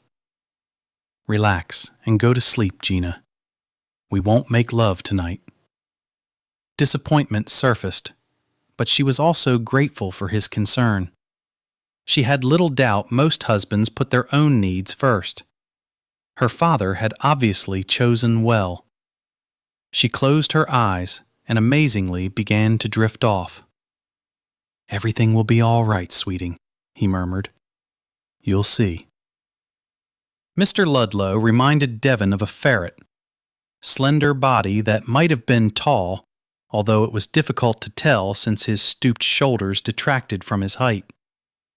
Black beady eyes peered through the spectacles perched on the bridge of his long, narrow nose. Nathaniel Pierce's solicitor. The man who, along with Devon's own solicitor, had overseen the drawing up and signing of the settlement papers. The Monday morning following the wedding, the morning of the day that he died, Pierce was to have placed £50,000 into Devon's account at the bank. Devon was not overly concerned that the man had failed to do as he'd agreed. After all, the entire bulk of his holdings would be transferred to Gina, and thus to him. Ludlow had arrived, satchel in hand, an hour earlier. He'd spent his time sipping tea and patting Georgina's hand, telling her not to worry. All would be well. "Mr. Ludlow," Devon announced. The man snapped his head around as though only just remembering Devon was in the library. Ludlow raised his thin brows. "You came to discuss my late father-in-law's estate," Devon reminded him. Ludlow set aside his teacup, grabbed his satchel, and stood. "I came to discuss his leavings, yes, my lord." He tilted his head toward the desk. "May I?" "By all means." While Mr. Ludlow removed papers from his satchel and meticulously sorted and arranged them, Devon led Georgina to a plush chair in front of his desk. He sat beside her and took her hand, not at all surprised to find it chilled. It had to be incredibly difficult to listen to her father's life shrunk down into assets and liabilities, to hear a value placed on all a man had accomplished in his lifetime. Mr. Ludlow finally stilled, his eyes blinking rapidly as he read the document that rested on the top of the pile. He cleared his throat. With his forefinger, he shoved his spectacles up the bridge of his nose. He cleared his throat again. Then he lifted his gaze. "My lord." He cleared his throat yet again, his Adam's apple sliding up and down. "My lord, regarding Mr. Pierce's leavings, the sum total comes to roughly £20,000. Devon felt as though he'd been poleaxed. £20,000? I assume that amount does not take my wife's dowry into consideration. Georgina's hand flinched within his, and he regretted his abruptness. He could only be thankful the settlement ensured they would have a livable income. Mr. Ludlow's shoulders rose to his ears as though he wished to hide. "I fear, my lord, there is no dowry." "But we had a signed settlement." "Yes, my lord, so I am aware. But it appears Mr. Pierce did not set aside any money before visiting the gaming hells, where it appears his luck deserted him." "What the deuce are you talking about?" "I am speaking of his debts." "Debts?" he forced out. "Yes, my lord." Ludlow riffled his thumb through the stack of papers. "I have bills from every London establishment to which he owed money." Devon heaved a sigh, striving to rein in his impatience with the man's apparent ineptitude in handling the transfer of an estate. "I am not concerned with what he owed his creditors. I shall make good on all. I would, however, appreciate your giving me the sum total of his assets." Ludlow blanched. "I apologize, my lord. Apparently, I'm not being quite clear. There are no assets." Devon shifted his gaze to Georgina. She looked as confused as he felt. He came up out of the chair and planted his palms on his desk. "What nonsense is this?" "No nonsense, I'm afraid. Mr. Pierce came to see me the morning of the day of his demise. He was quite distraught.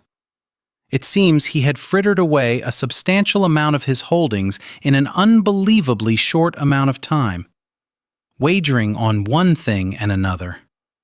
Unsuccessfully, I'm afraid. He knew that he was to hand over a sum of money to you, and he no longer had it at his disposal.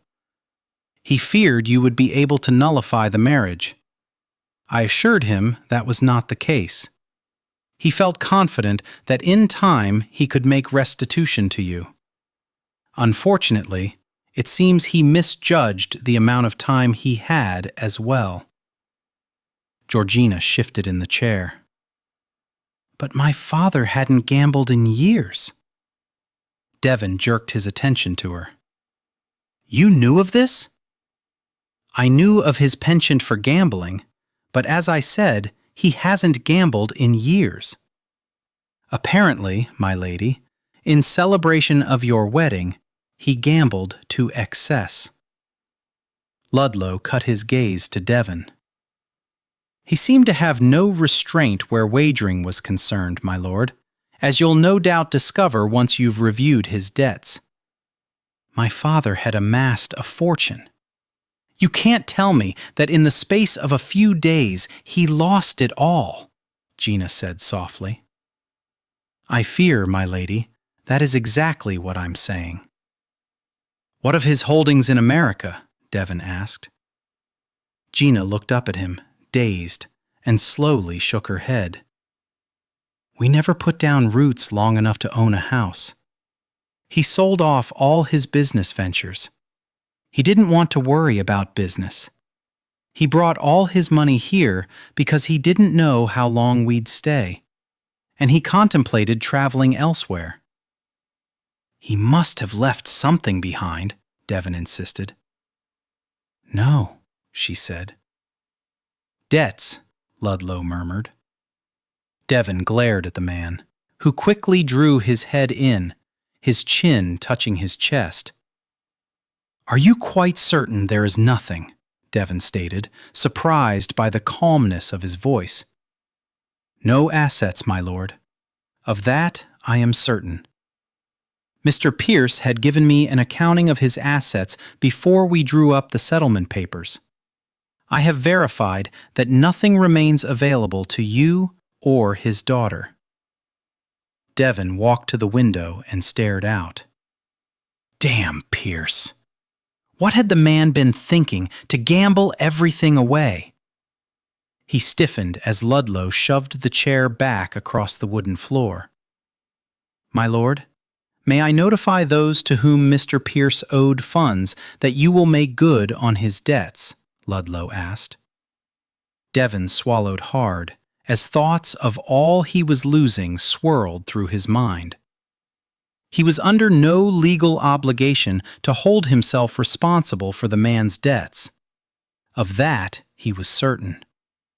But moral responsibility was another matter entirely. Of course. Thank you, my lord. I shall see myself out. Inwardly, he cringed as Ludlow snapped closed his valise.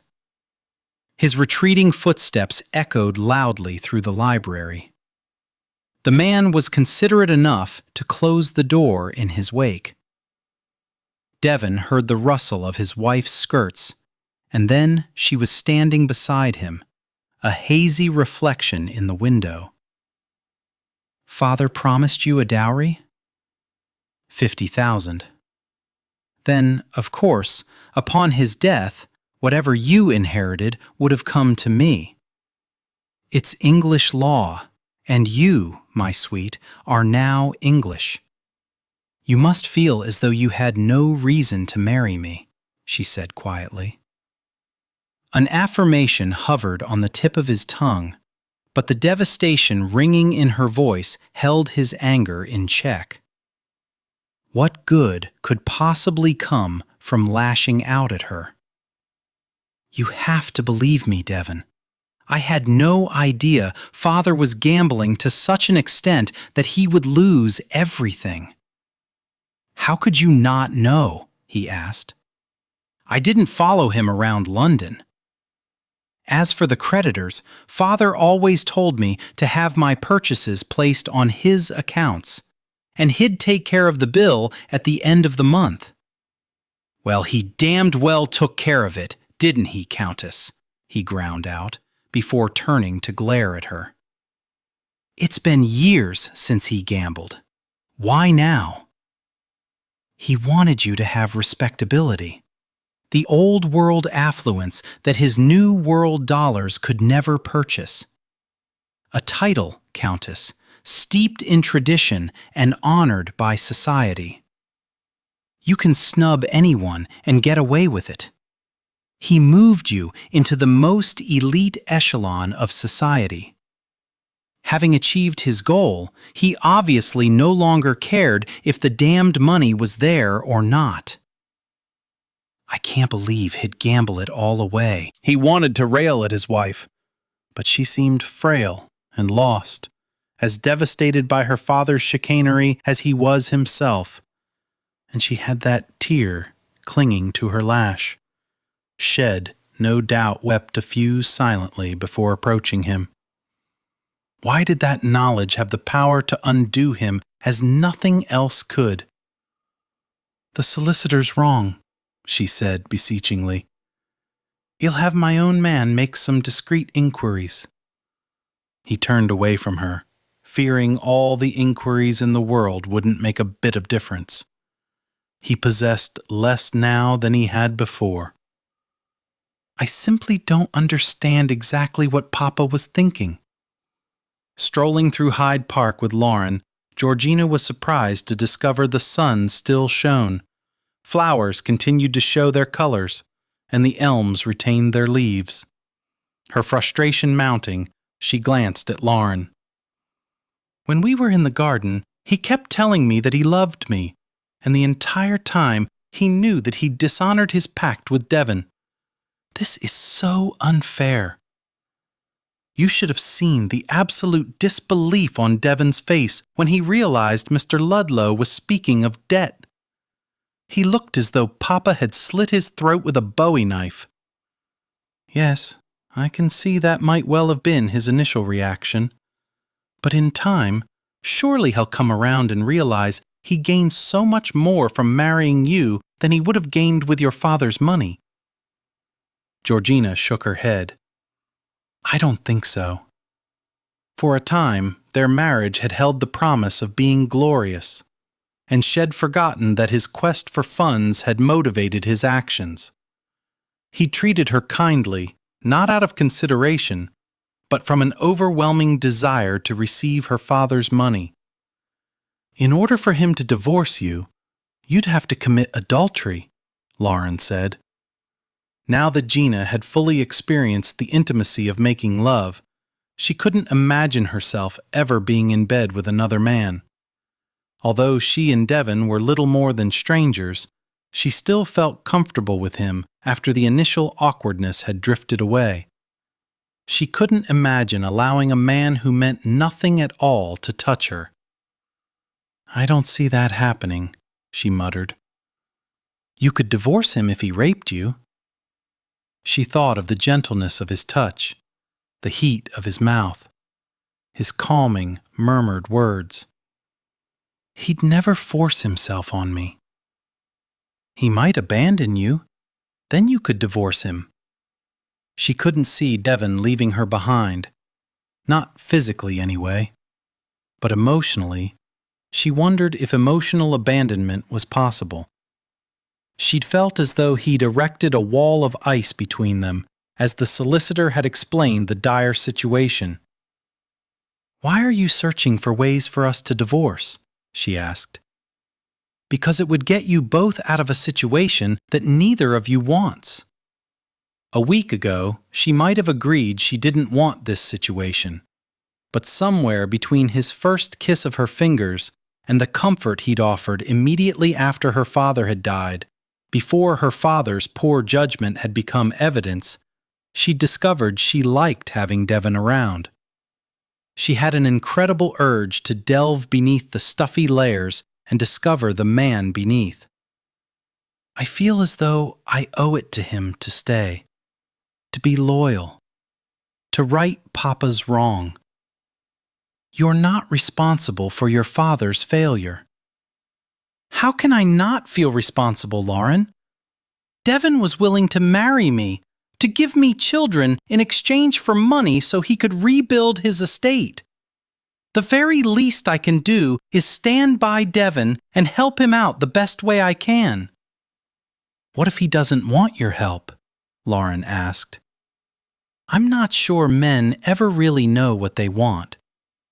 Besides, I do have some feelings for him. There are times—" Her voice trailed off. How could she explain? "What? Finish your thought," Lauren urged. "Times when he looks at me that I feel as though he might care for me a bit." "Of course he cares for you, if he has a lick of sense. Why do you persist in believing a man couldn't love you?" "Perhaps because no man ever has." The loneliness ate away at Georgina like a sore.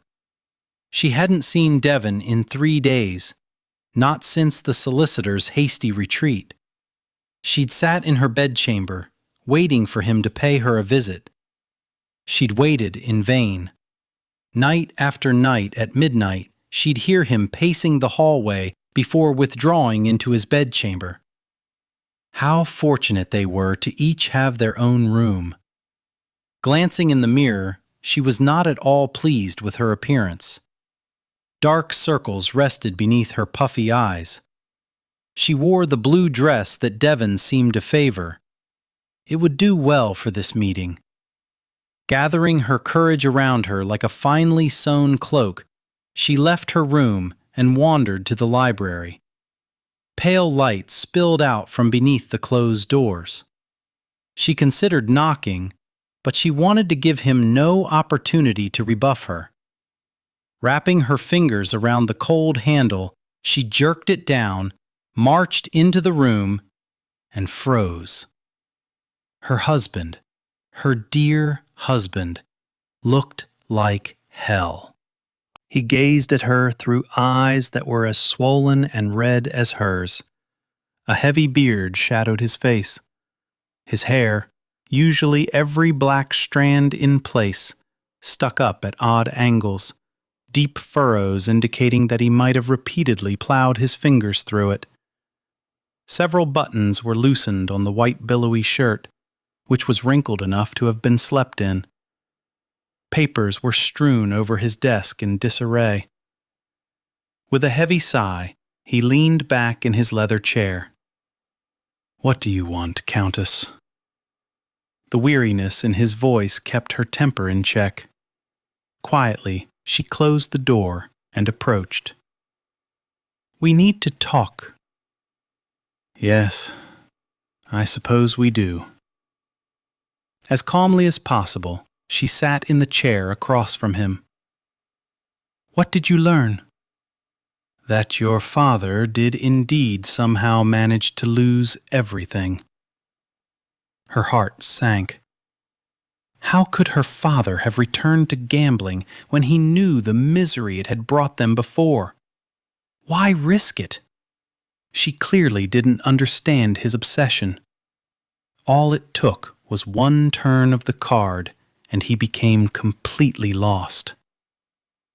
Devon bowed his head and rubbed the back of his neck. She eased up in the chair. "Can't you explain that you aren't responsible for his debts?" He lifted his gaze and pinned her with an icy glare. "I would have gained his wealth from you, sweeting. I can't very well turn his debts aside. But if you tell those to whom he owed money that you haven't got the means to pay—" He slammed his fist on the desk, and she jerked like a puppet whose strings had just been yanked. "No one is to know I haven't the means," he said in a tightly controlled voice. "If we weren't married, you wouldn't have to concern yourself with his debt, would you?" "But we are married." "We could get a divorce." His gaze hardened. "The men in my family do not go through the scandal of an expensive and time-consuming divorce. My father did you a disservice. He failed to honor his word." "Surely people will understand if you explain everything that happened and the reason you cast me aside." "My God, each sentence that comes out of your mouth is worse than the one that came before it." He slowly, menacingly stood, planted his hands on the desk, and leaned toward her. "As long as I breathe, no one is to ever know of this debacle. I shall find a way to rectify our dire financial situation. If you knew of a way, you wouldn't have resorted to marrying me in the first place." His defeated mien made her regret her words, but he had to understand that they could not remain together. "Don't be so proud," she pleaded. "We can find a way to turn this disaster so it falls on me, and you won't have to accept his debt." Trust me, sweeting. Your father's debt is the least of my troubles. Pack your things. We'll leave for Huntington in the morning. I've instructed my solicitor to place this house on the market. Disbelief coursed through her.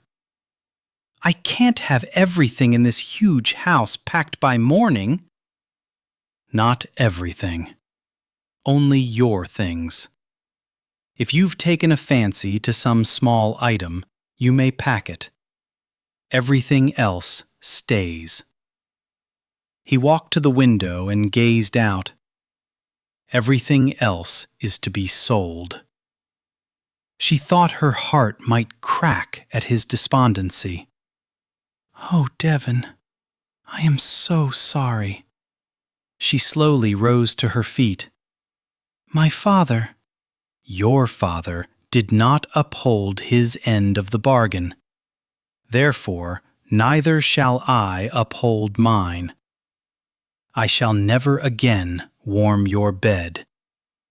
Her breath backed up painfully in her lungs with the realization he would disregard her feelings, her dreams, as though they possessed no more substance than a whisper in the wind.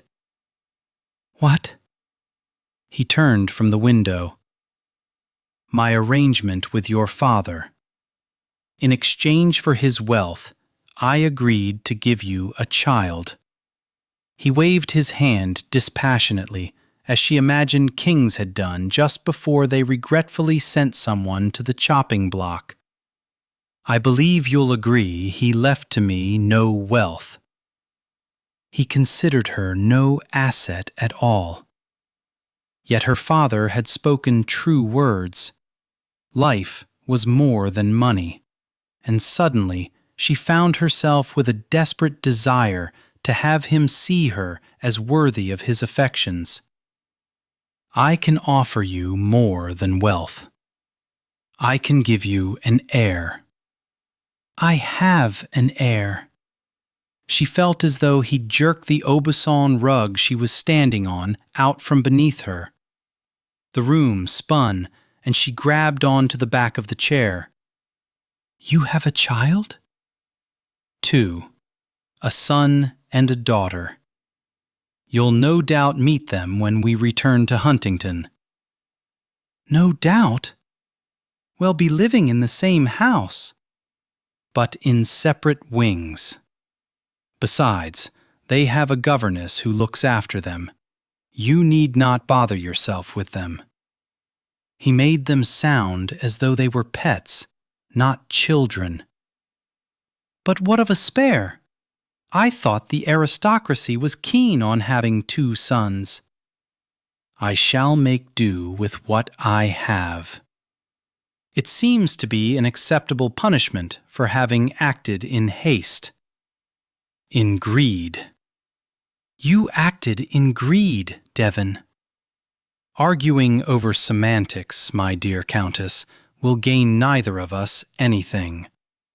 Except that you are the wife of an impoverished nobleman and be done with it. We can at least live together civilly, if not luxuriously. She considered simply packing her bags, walking out on him, traveling back to Texas and making her own way in the world. She still had the ticket her father had purchased for her, guaranteeing her passage back to Texas before he'd made arrangements for her marriage. But she couldn't quite get past the notion that he had children. Children. Children who had a governess, but no mother. She angled her chin defiantly and nodded. Very well. I'll abide by your wishes for the moment. I owe you that much at least. Chapter 12. As his coach journeyed along the road toward Huntington, Devon strove not to notice how his wife took delight in the rolling hills. She often reminded him of a child discovering the world and awed by its magnificence. Her high regard humbled him. He couldn't remember the last time he'd taken a moment to appreciate the beauty of England. Yet she was no child. She was a woman with a woman's desires and needs. That she had so readily accepted his conditions for their continued association made him feel like a cantankerous curmudgeon.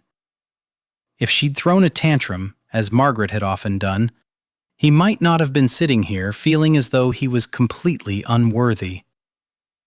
In his own defense, he'd held certain expectations regarding this marriage, and while his more gentlemanly self acknowledged she was not to blame for her father's failure, the part of him struggling to survive had lashed out like a cornered animal on the brink of madness.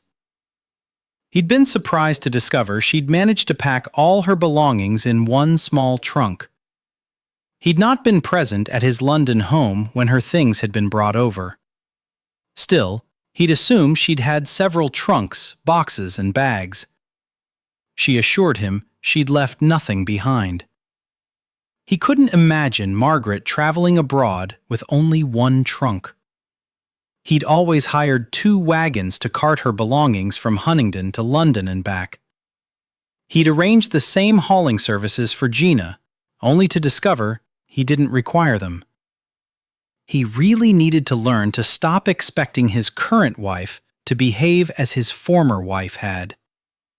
He couldn't recall Margaret ever peering at the countryside and showing an appreciation for it. Perhaps that was the reason she'd come to hate his land. He could only hope that Gina would not find it as loathsome. "I've been thinking," she began unexpectedly, "and here I thought you'd been enjoying the scenery." She gave him a wry smile. "I can do both." She twisted the wedding band on her finger, studying it a moment before lifting her gaze to him. "I was thinking you should return my ring to the jeweler." He'd purchased it when he'd expected riches, when generosity was an easy matter. Necessity would turn him back into a miserly creature, a miserly and fearful creature. He'd banned himself from her bed because he knew that once she understood the true poverty of their existence, she'd tossed him out on his arse. His pride couldn't handle another exile. It was much easier to attack than to defend. Margaret had taught him that lesson well. "It's not necessary that you sacrifice the ring," he said quietly. She intertwined her fingers and pressed her hands together as though to protect the ring. Her hands were not soft like a lady's. He remembered the calloused tips digging into his buttocks after the roughened palms had skimmed over his damp back. Her touch, unlike any he'd ever felt before, had enamored him. He shouldn't have been so hasty to deny himself the pleasure of it. "I have some jewelry that belonged to my mother.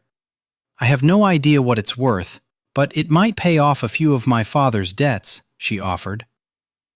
It had been a long while since he'd felt the stirrings of humanity. Taking money from her father was one thing. To take a precious item from her, unthinkable. "I doubt it would make enough difference to truly matter." She gazed out the window again. If she was anxious about arriving at her new home, she didn't allow it to show. In profile, her long, slender neck reminded him of a graceful swan's. There were aspects to her person that when he took the time to notice them, he found remarkably appealing. But it seemed he was always rushing through life, striving so hard to put his situation back on an even keel that he missed the finer moments of simply being. Idleness had always seemed contrary to his nature. With a great deal of concentration, he'd learned to master sitting for hours, giving the appearance of doing nothing. But even a carriage ride tested his patience. He would be more content to be walking alongside. Although he was traveling a great distance, sitting here made him feel as though he was wasting his time. He needed to do something. If her fidgeting was any indication, Georgina experienced the same impatience. An Englishwoman would sit perfectly still no matter how badly she wished to move. She understood decorum and all its subtle nuances. His wife knew little about playing the game. "How is it that you'd never been kissed?" She snapped her attention away from the countryside, her dark brows furrowing. It was strange how the more he gazed at her, the less unattractive she seemed. Her features didn't change, but his perception of them did. What? And his perception of her was altering. He now realized her question didn't indicate that she hadn't heard him, but rather she was having a difficult time believing he'd asked what he had. "You heard me," he said, a challenging edge to his voice. "It's not as though you're hideous." "Well, thank you for that backhanded compliment." She turned her head and stared out the window. "I meant no insult. I simply can't fathom that a woman could go through life and never have known a kiss." The furrows grew shallow, and the harsh lines around her mouth softened. He didn't think she was seeing the trees and land that spread out before them. Instead, she seemed to be gazing inward. "I was 9 when the war started, 13 when it ended. There weren't many fellas around during those years. No men, certainly, but there would have been children." Slowly, she shook her head and looked at him with sad eyes. "Not many boys stayed behind. As soon as they could beat a drum, they joined their father or older brother on the battlefield.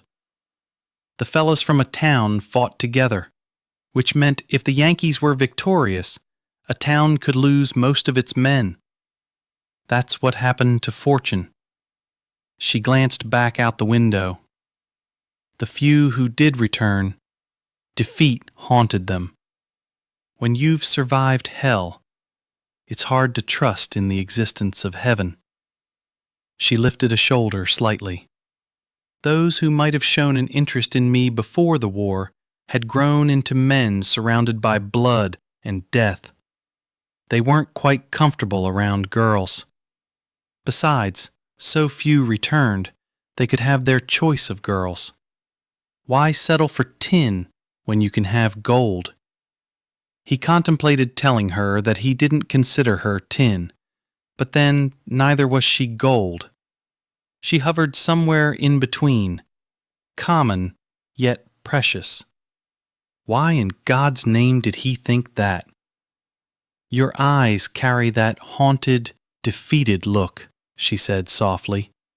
Her gaze was trained on him now, and he had the uncomfortable feeling she was looking down the sight of a rifle, getting a good bead on him, searching for his vulnerable spot so she could destroy him with one well-aimed shot.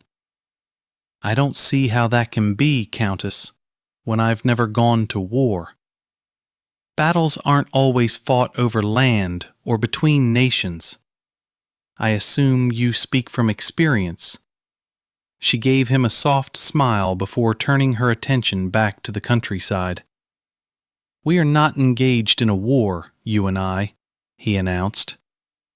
"I'm glad you feel that way, my lord, because if we were, you'd lose."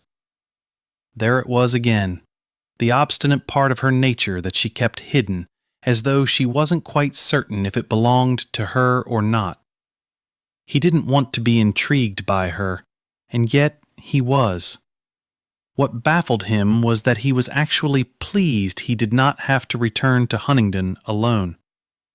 Georgina fought desperately not to gawk as she stepped into what she supposed was the main foyer.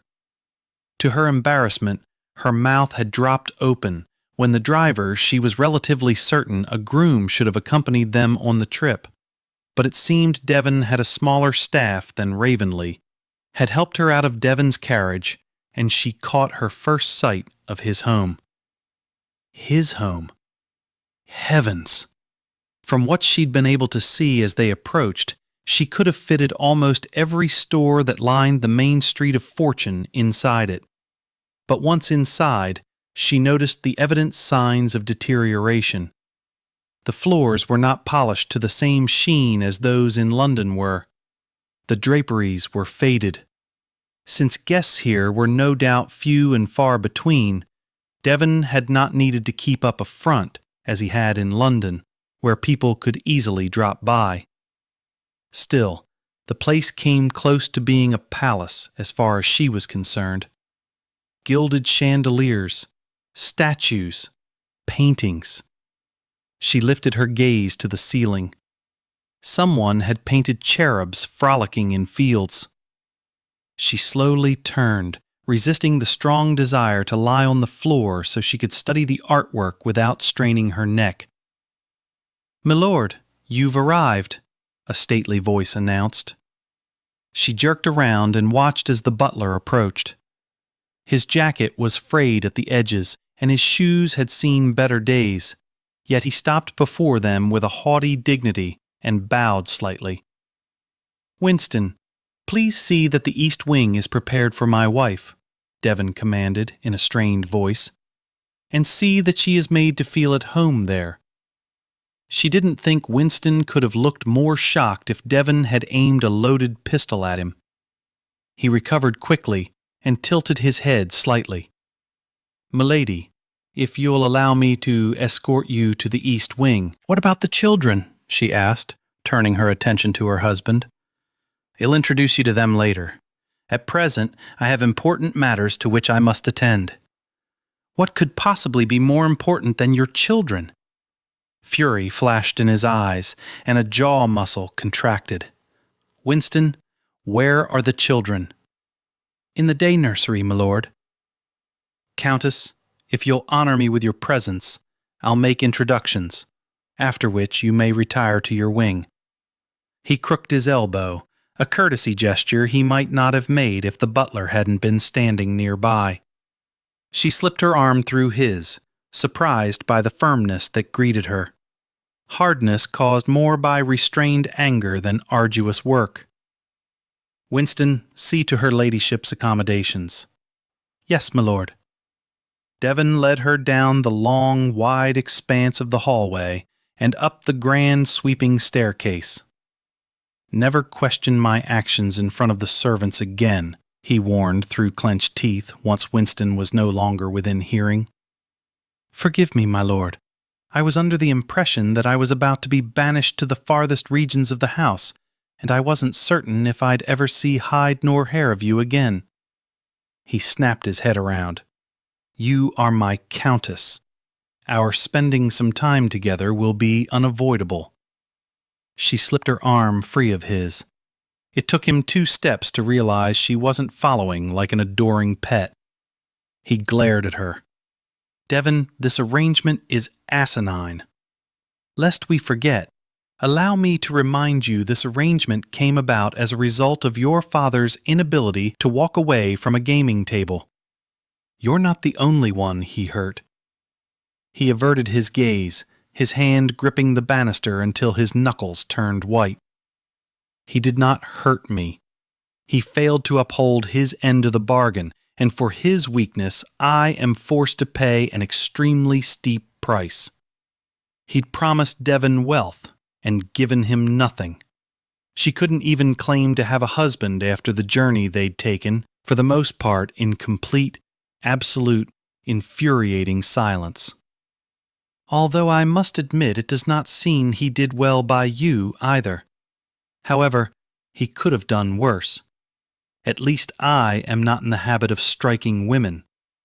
You think blows can only be made against flesh?" He blanched. Civilized Englishmen seemed to have no way to release their anger. Back home, she would have ridden a horse hard, galloped him until they were bone-tired. She placed her hand on his arm. "Devon, we're both weary from the journey and disappointed. Introduce me to the children. Then we can part company, and with any luck in this massive structure, you'll never set eyes on me again." He began walking up the stairs. "As I mentioned, Countess, there are times when we'll be unable to avoid each other's company. Dinner, for one. I'll not have the servants whispering about our failure to dine together." He was exiling her to the farthest regions of his home, and he was worried about meals? She considered pointing out his flawed logic, but she thought it might be best if they did indeed live at opposite ends of the house. Their wedding night had given her unexpected memories to cherish. He'd thought he was getting something out of the bargain then. She dared not contemplate his betting her when he knew his only prize was her. She didn't think he'd be as thoughtful, as considerate. The act would be cold and leave her feeling emptier than she felt now. The hallway at the top of the stairs was as remarkable as the foyer, although she also noticed signs of its decline. How hard it must be for Devon to witness such grandeur aging ungracefully. At the end of the wide corridor, he opened a heavy mahogany door. She preceded him inside to what she instinctively knew was a day nursery. A rocking horse stood unused in a corner. Books lined a tiny set of shelves. A large dollhouse dominated a section of one wall. And children. Children sat at a small table with a woman who looked as though she had one foot in the grave and was gingerly lifting the other one to join it. Her bones creaked as she stood. "My lord." The children snapped their heads around. "Father!" they yelled in unison. The children stood, and with their arms raised, they dashed across the room. The harsh rumble of Devon clearing his throat bounced off the high ceilings. The children staggered to a stop, their little chests heaving, their eyes once bright with joy, now downcast in shame. "That is hardly the manner in which children take leave of a table," Devon said sternly. The children spun on their heels, their tiny shoulders slumped forward in dejection as they trudged back to the table and straightened their chairs before turning to face their father as though they were soldiers about to be inspected by a general. Devon offered them a curt nod, and they marched forward. Georgina wanted to slam her fist into her husband's handsome face for all of her father's shortcomings, and she wasn't blind enough not to realize that he had possessed many, had always loved her unequivocally. She remembered all the times he'd returned home from a long day at work, only to scoop her up in his arms as soon as her churning legs got her close enough to him. Had hold her high above his head, his grin so wide that she'd been able to see the gaping hole at the back where he'd once had a tooth knocked out by a kicking mule. "You're my sunshine," he'd yell for the whole world to hear. And she'd known it was true. They'd been poor for much of her life, but she always felt rich. "I'm glad you're home, Father," the boy said. With his hands clasped behind his back, he was a small replica of the man standing rigidly in front of him. The sunlight easing in through the floor-to-ceiling window stroked his black hair, making it seem almost blue in places. But not nearly as blue as his eyes, which reflected the calmness of a placid lake. They no longer sparkled with joy, but sought acceptance. "Yeth, Father," the little girl lisped. "We're thou glad you're home." She smiled tentatively, her fingers fiddling with the bow on the front of her dress. Devon nodded curtly. "Lord Noel, Lady Millicent, may I introduce my wife, Lady Huntingdon." Since smacking their father was out of the question, Georgina dropped to her knees and smiled warmly. "But you may call me Gina." "They may not," Devon said curtly. She angled her head toward him and flashed him a sickly sweet grin. "They may indeed." "Milady, it's simply not done," the governess stated, her hands primly clutched in front of her. "And you are?" "The governess, milady, Mrs. Tavers." "Then you must forgive me, Mrs. Tavers. I'm not yet familiar with all the British etiquette. I assumed that since I am the Countess and this is my home, I could establish some rules outside of societal constraints.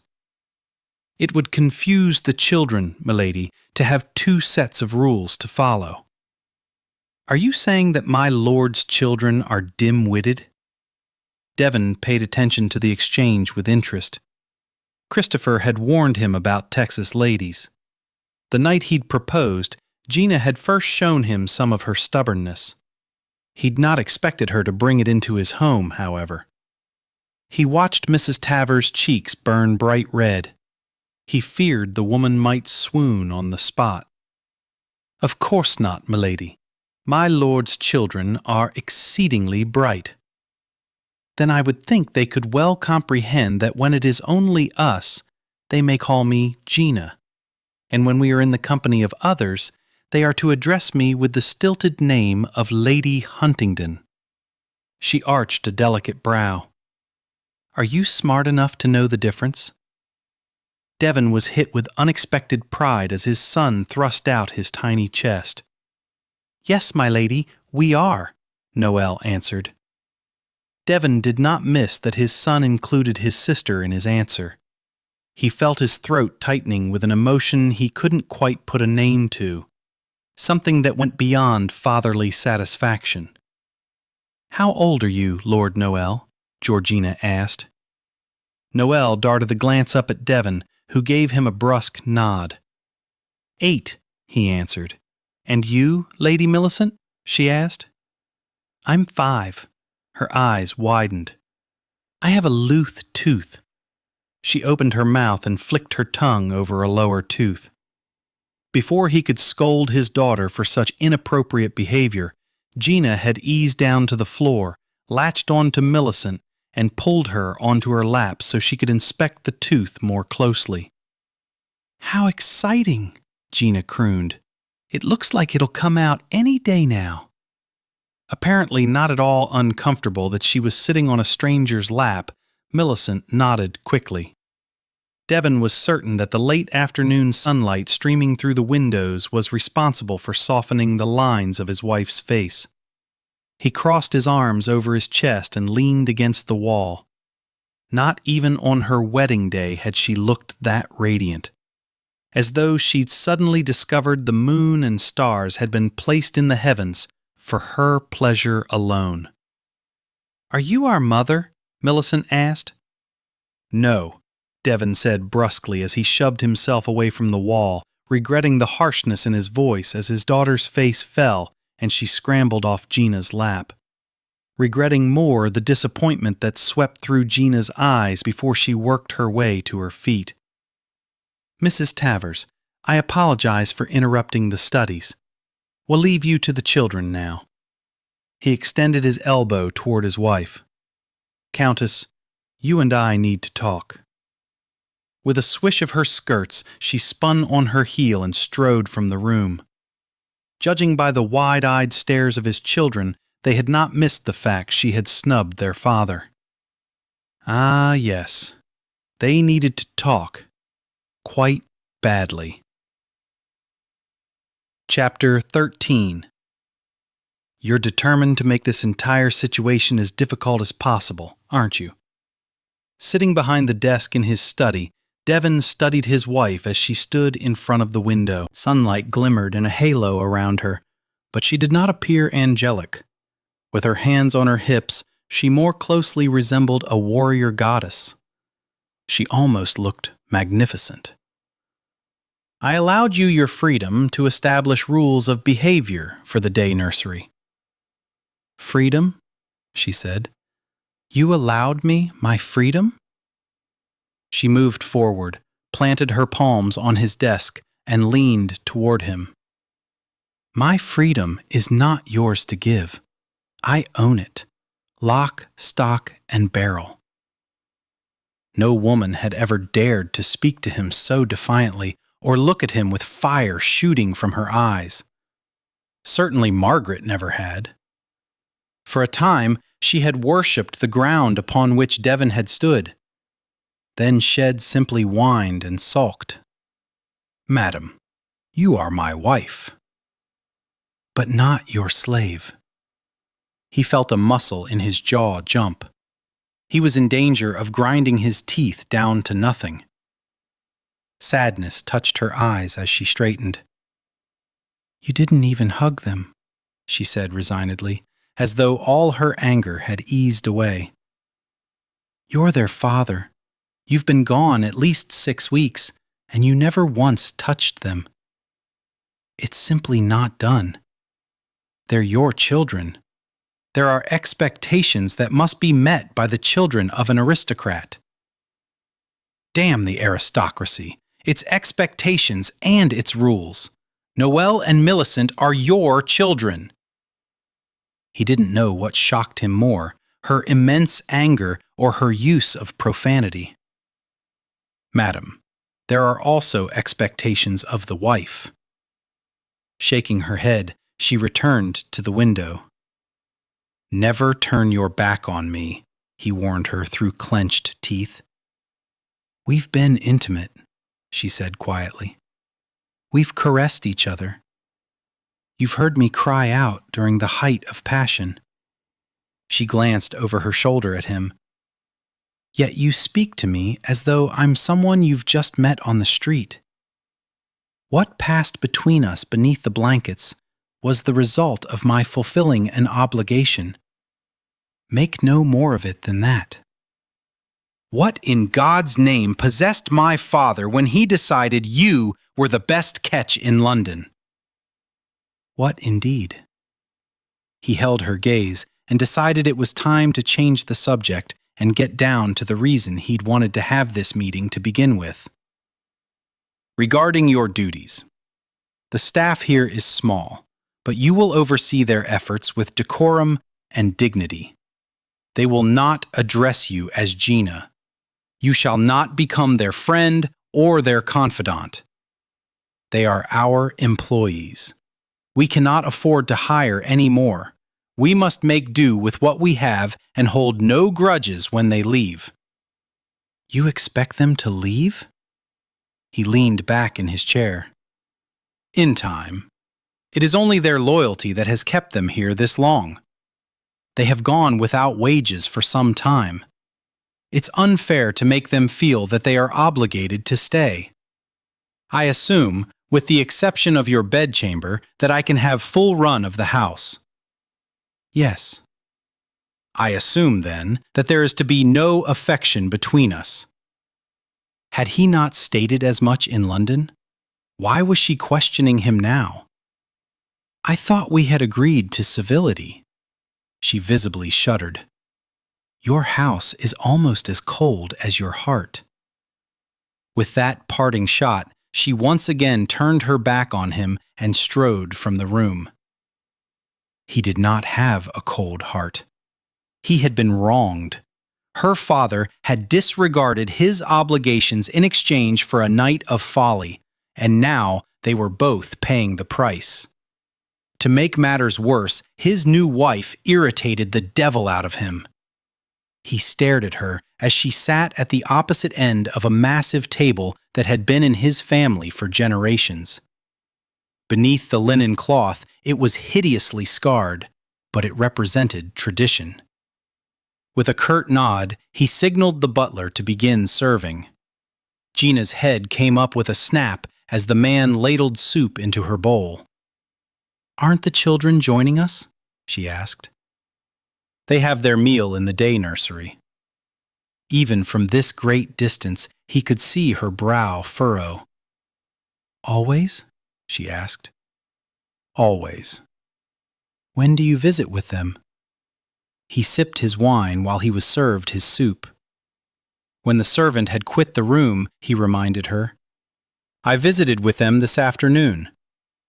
That was hours ago. Aren't you at all curious as to what they've been doing between then and now? Mrs. Tavers will give me a report. A report? With a heavy sigh, he shoved his bowl away.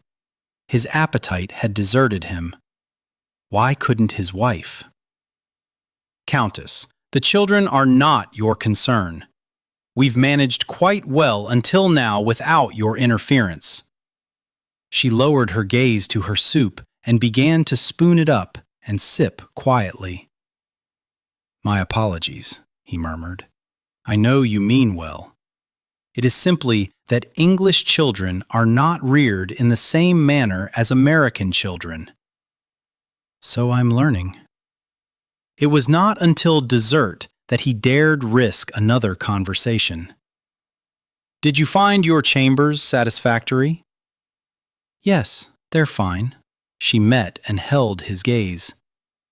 Does Millicent favor her mother? His throat tightened with the memories. Very much so. She's beautiful. As was Margaret. How did you meet?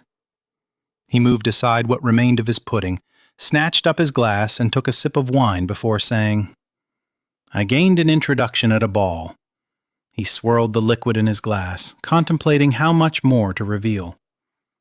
Speaking of Margaret had the advantage of shoring up the wall around his heart, and so he decided to continue. It was not an easy task to gain an introduction. Gentlemen flocked around her. Her dance card was filled within moments of her arrival. She was quite the toast of London during her first season, and by the next season, he smiled wryly, she was my wife. He lifted his glass in a mock salute. I seem to have a penchant for marrying hastily. But you didn't regret your first marriage. I regretted that I could not give Margaret all she deserved. With typical brashness, she planted her elbow on the table and cupped her chin. I can't imagine that she wanted for anything of importance. Because you do not view the world through the eyes of an aristocrat. Wishing to end the thread of this conversation, he added, If you are quite finished with the meal, you are welcome to excuse yourself. I'd like to go with you when you say good night to the children. His initial reaction was to explain that he didn't tuck the children into bed. Their governess did. But after her earlier chastisement regarding his failure to hug them, he decided that for tonight at least he could break with tradition. She was exquisite. He wasn't certain he'd ever noticed. Certainly, the day she was born, his chest had tightened into an unbearable but heavenly ache. The first time he'd held her, he'd thought his heart would burst. But he couldn't remember ever gazing upon her small body, lost within the massive canopied bed in which she slept. Her head was nestled against the pillow, the blankets tucked beneath her chin. Her expressive blue eyes were filled with rapt wonder as she listened intently to Gina's story of an Indian maiden named Serena who loved a man who failed to love her. Equally entranced, Noel sat on top of the comforter, his back resting against the carved headboard. Before she began the tale, Gina had taken her place on the edge of the mattress, and throughout the telling, as a wily fish worked his magic and transformed the maiden into a mermaid, he constantly touched his children. Millicent's hair, Noel's leg, her hand, his chin. With each caress, their eyes softened more and their lips curled higher. Standing at the foot of the bed, watching, he felt as though he was an intruder, a stranger to his own children. He had no idea what their nightly rituals entailed. He was fairly certain stories were not involved, since Mrs. Tavers had protested that delaying their bedtime would spoil the children. Their children for such a short time, Mrs. Tavers. They should be spoiled, Gina had replied. Apparently another rule the Countess intended to put into play in his household. He couldn't bring himself to object, not when his children had perked up with such delight. Her story ended with betrayal, and the maiden's tears flowing through a river somewhere in Texas. Within Gina's voice, Devon heard a lilting sadness.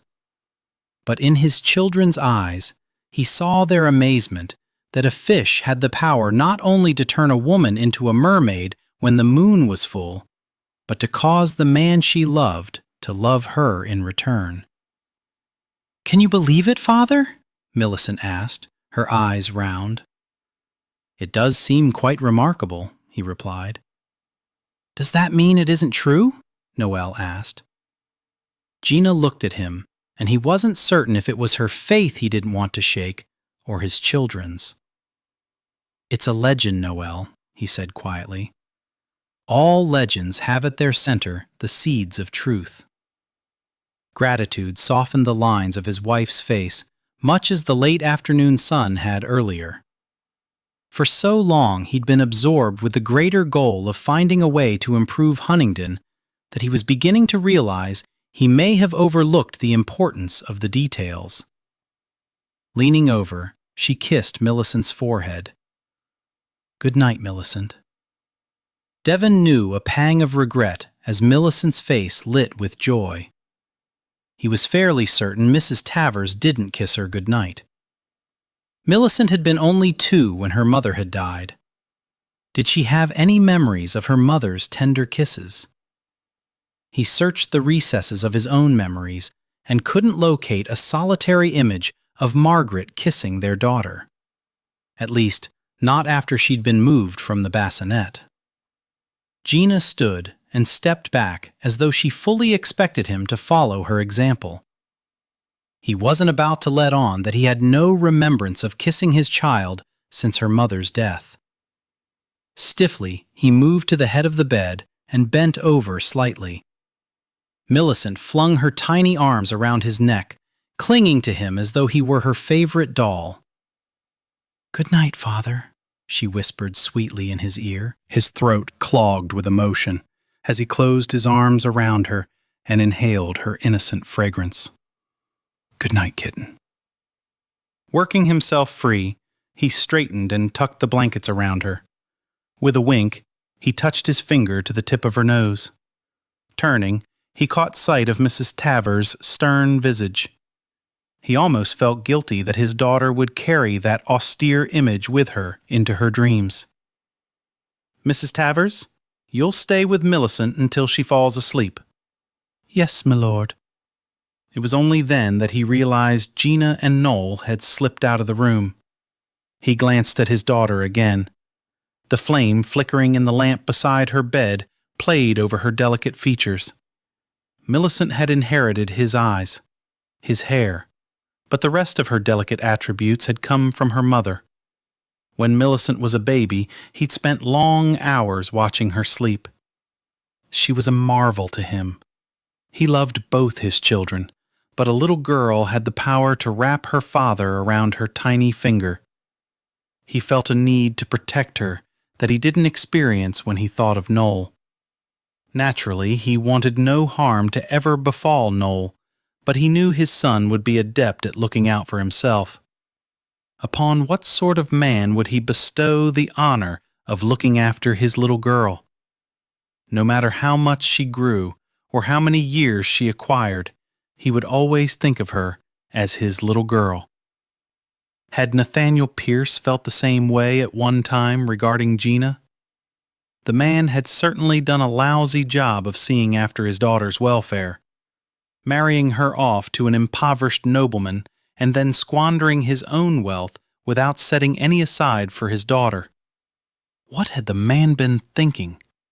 He should have foisted her onto some unsuspecting man of wealth, regardless of title or position in society.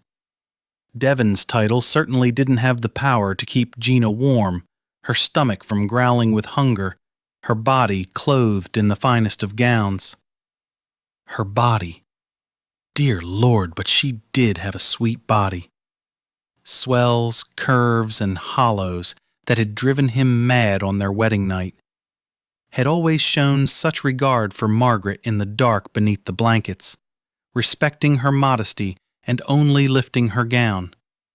But with his Texas wife, he'd revealed every inch of her flesh, feasted on the sight of it. His aching hand brought him to his senses. It was gripping the bedpost so hard he was surprised he didn't see indentations in the wood when he loosened his fingers. He gave Mrs. Tavers a curt nod before striding from the room. He'd only bedded Gina because of the bargain he'd struck with her father. He certainly wasn't attracted to her, didn't want her in his bed. Theirs had been a marriage of convenience, and the convenience had come to an abrupt halt with the death of her father. or so he repeatedly tried to convince himself. Perhaps, in retrospect, his canceling the conditions of the bargain had been a bit rash. But he had not gained the wealth her father had promised.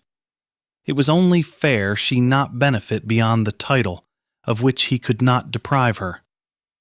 He stepped into Noel's room.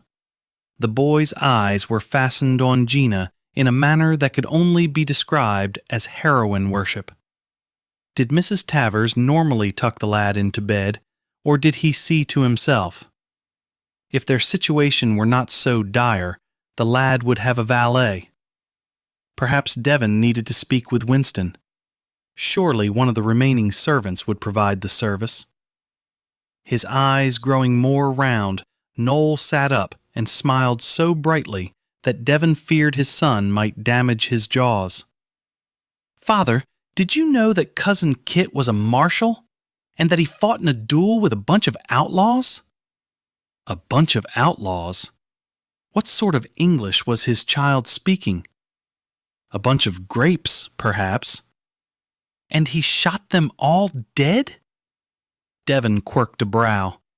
His wife's cheeks grew rosy as she avoided his gaze. And he's a hero. He saved the whole town. I think it's splendid. I wish to travel to Texas when I grow up. Devon cleared his throat.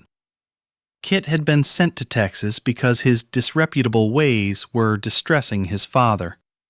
He hardly wanted his son behaving in a similar manner. "Did you know Cousin Kit?" Noel asked. "Of course. He is Lord Ravenlay's twin brother. We played together as children, and while he was quite daring, I hardly think he was one to kill a bunch of outlaws." "But he did," Gina said quietly. "His exploits are legendary." "Another legend, Countess?" She gave him a beguiling smile, at the center of which you'll find the truth. "I wish we had legends," Noel said, fairly bouncing his bottom on the bed. "We do have legends," Devon said, distressed to realize his son wasn't aware of them. "What are they?" "King Arthur and Robin Hood, for starters." "I didn't know they were legends.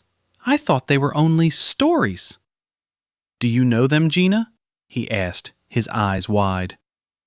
Devon ground his teeth together. They really were going to have to come up with a more appropriate name for her.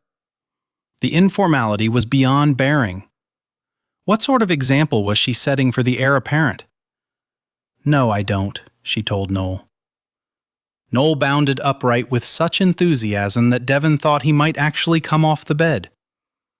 "I can tell them to you. Shall I?"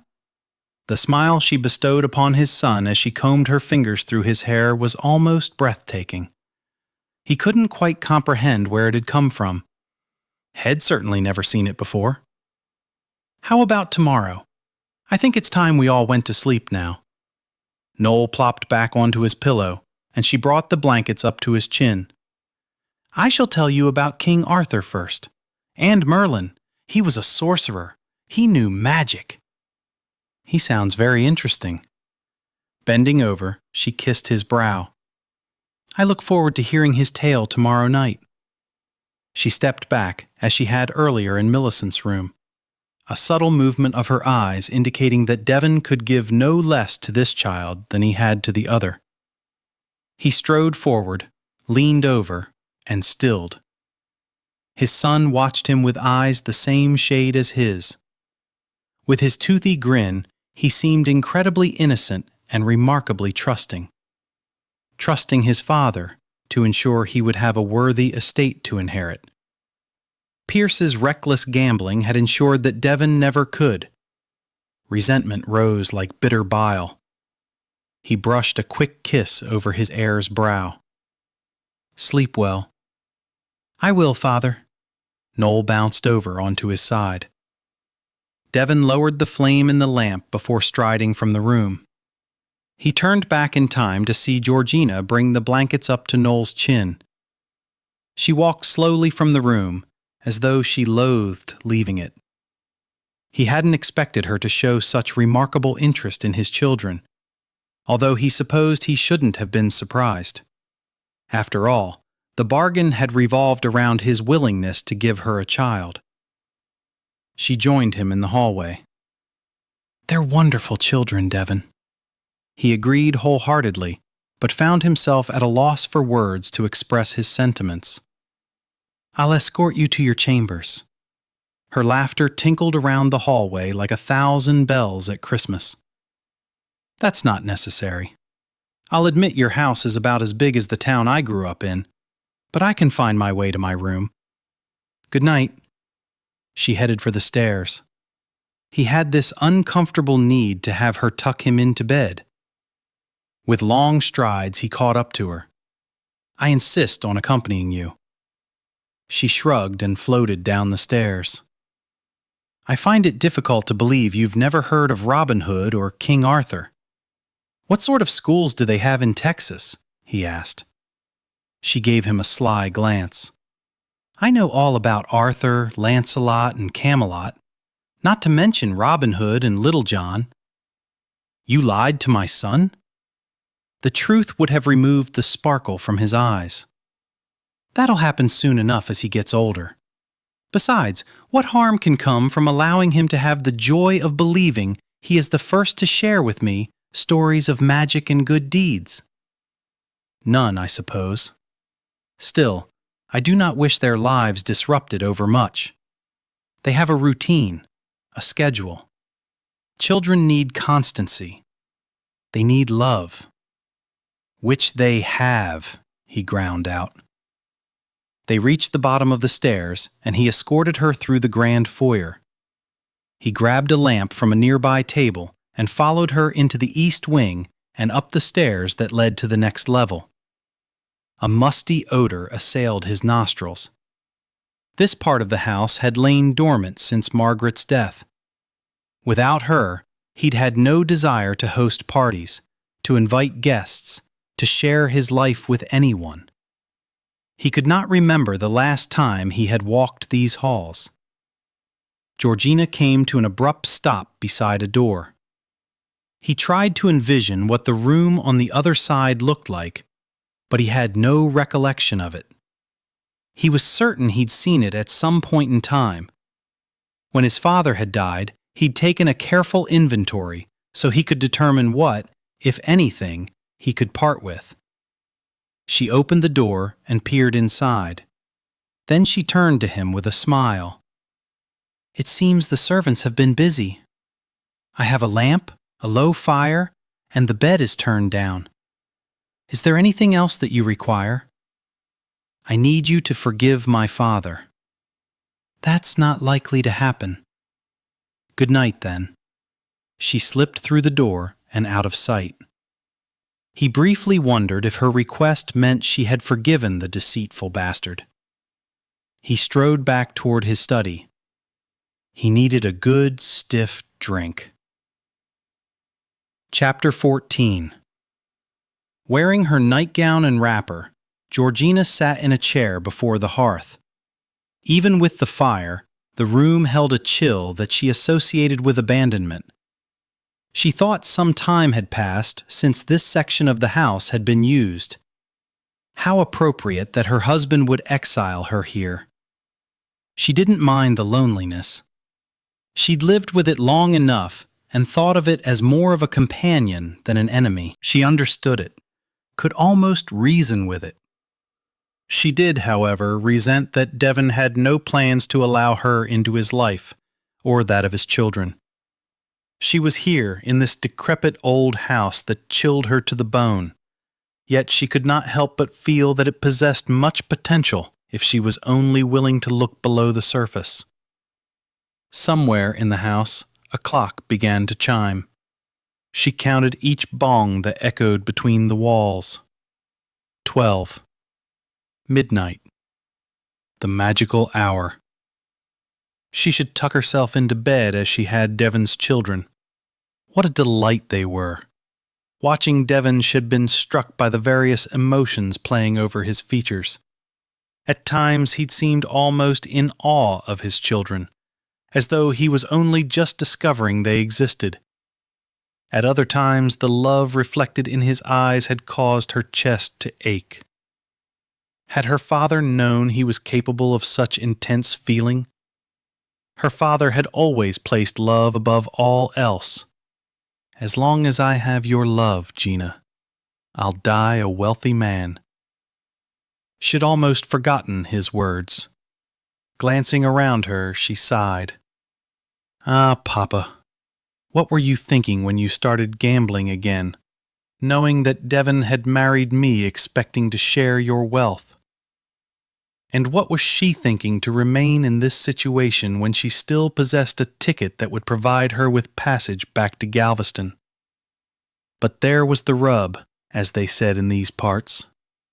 Until she knew for certain that leaving was what she wanted, she'd forever look back and wonder. Devon was not surprised that he'd awoken earlier in a grumpy mood. He'd not slept soundly. He did not like it one bit that Georgina was making him doubt his fatherly devotion. His children were happy and well cared for. They went to bed neither hungry nor cold. He supposed his first thought upon arriving should have been to visit with them. He hadn't planned to see them right away simply because he trusted his staff to look after his children's welfare. He'd not needed to reassure himself that they were fine, because he'd had no reason to believe they would be otherwise. He'd had several things on his mind, but in hindsight he grudgingly acknowledged that Gina had made a valid point. Looking in on his children should have been at the top of his list of things to do. As for tucking the children in at night, well, again, he trusted Mrs. Tavers to make certain they were comfortable. Perhaps he would speak with her to ensure she shared a story with them before they went to sleep. They'd certainly seem to enjoy Georgina's tale of a fish with the power to turn a maiden into a mermaid. An enchanting legend. As for her tales regarding Kit, Devon had heard his cousin had taken up enforcing the law in Texas. A strange undertaking for a man who had once taken pleasure in snubbing society's code. Devon had certainly not heard Kit was having duels with outlaws. He'd have to consult with Christopher regarding that matter. It was one thing to share time-honored legends with his children, quite another to fill their heads with fanciful stories about members of the family. He had expected Gina to content herself with her wing of the house, a wing that did not hold his children. After they finished eating breakfast, he would have another meeting with her, so he could spell out her duties more precisely. He walked into the large dining hall and stumbled to a stop. What the deuce was going on here? A woman in a tattered dress stood at the top of a ladder, cloth in hand, dusting cobwebs. A red, triangular scrap of material covered her head and hid her hair. She was swaying her hips with such enthusiasm he feared she might topple off the ladder at any moment. He didn't know who she was, couldn't get a good look at her face, but he knew she wasn't anyone he'd ever had in his employ before now. Had his wife not understood when he'd explained yesterday that he had no funds with which to pay his servants? Now she was hiring more? He spun on his heel and strode from the room. He spied his butler in the foyer. "Winston, locate my wife and inform her that I wish to speak with her in my library immediately." "Yes, my lord." His heart hammering against his chest, Devon stormed into his library and crossed to the window.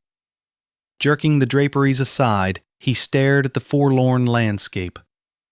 Margaret had asked his counsel on every household decision to be made, and here was Gina, after only one day, hiring servants, upsetting the natural order of things. "You wanted to see me?" she asked. His blood was thrumming through his temples so loudly he hadn't heard her arrival. "Did you not understand that you were not to hire?" He spun around and froze, unable to believe his eyes.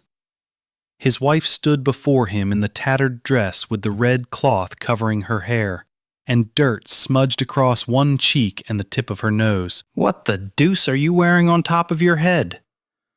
She snatched off the offending object to reveal the thick rope of her braid coiled around her head. A bandana. Cowboys have 100 uses for them, and I did understand that I wasn't to hire any servants. Is there anything else you wanted to discuss? Because I have quite a list of things I want to accomplish this morning, and... What in God's name do you think you're doing? She gave him a gammon smile and waved the cloth in the air like a white flag. I decided your house could use a little spit and polish. He thought the top of his skull might explode. Madam, my wife neither spits nor polishes. Her smile withered. This house is huge. You're short on staff, and those who are here are overworked. I wanted to help out. He took a step toward her. He wished she'd rub that damnably distracting dirt off her face so this urge he felt to gently wipe it away himself would leave him. You help out, madam, by delegating chores, determining which tasks are essential to the upkeep of the manor. Gina! His daughter flew into the room and wound her arms around Gina's legs. Millicent wore rags and one of those abominable bandanas over her head as well. She tilted up her smudged face and looked at Gina with evident joy. I finished duding the flowers. Now what? Now you may go eat breakfast, Devon said succinctly. Millicent snapped her head around, her eyes sparkling like jewels placed before the sun. Father, I've already eaten. The children and I ate our breakfast together this morning, Georgina told him. I see. Gina smiled at Millicent and cradled her tiny chin. Go ask Winston what's next on the list while I finish speaking with your father. Are you going to give him chores as well? Millicent asked. Gina cut a quick glance his way. I don't think so. I imagine he probably has enough to do. I'll tell Noel what to do when he's finished with his chores. Millicent skipped out of the room as though she hadn't a care in the world. Tell me the heir apparent to Huntingdon is not wearing one of those abominations on his head, Devon ordered. Of course he isn't. Thank God. He started to turn away, then jerked back to face her. You have my children doing manual labor? She rolled her eyes. A little dusting and polishing. I'd hardly call that labor. Madam, there is a hierarchy in England of which you are obviously unaware. An earl's children do not dust, nor do they dress in rags or cover their hair with scraps of cloth. You will put an end to this nonsense now. They just wanted to help. They can help by remembering their place in society. There's nothing wrong with hard, honest work. Is that something your father taught you? He regretted his words the instant he saw the flash of pain cross her face. She loved the man, and he'd not meant to remind her of her recent loss. I apologize. That was uncalled for. She shook her head.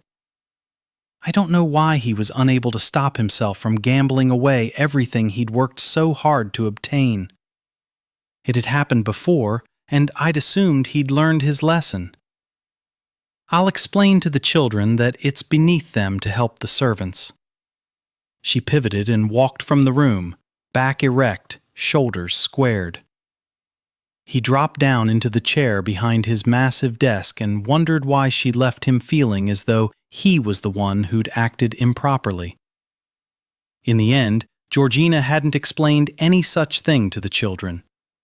She knew children had a habit of speaking from the heart and not the head, which meant that at any moment, in their innocence, they could blurt out that they were too good to lift a finger to help. Instead, she praised them for the tasks they'd completed and asked if they'd like to escort her on a walk about the grounds while she decided what else needed to be done. But then, Mrs. Tavers had appeared, and the children had been whisked away to do their lessons. Therefore, Georgina was left to wander the grounds on her own, and her imagination took flight. She'd never seen such lush greenery. Even though it was obvious gardeners were no longer employed to keep the grounds tidy, the land's wild disarray possessed an untamed beauty.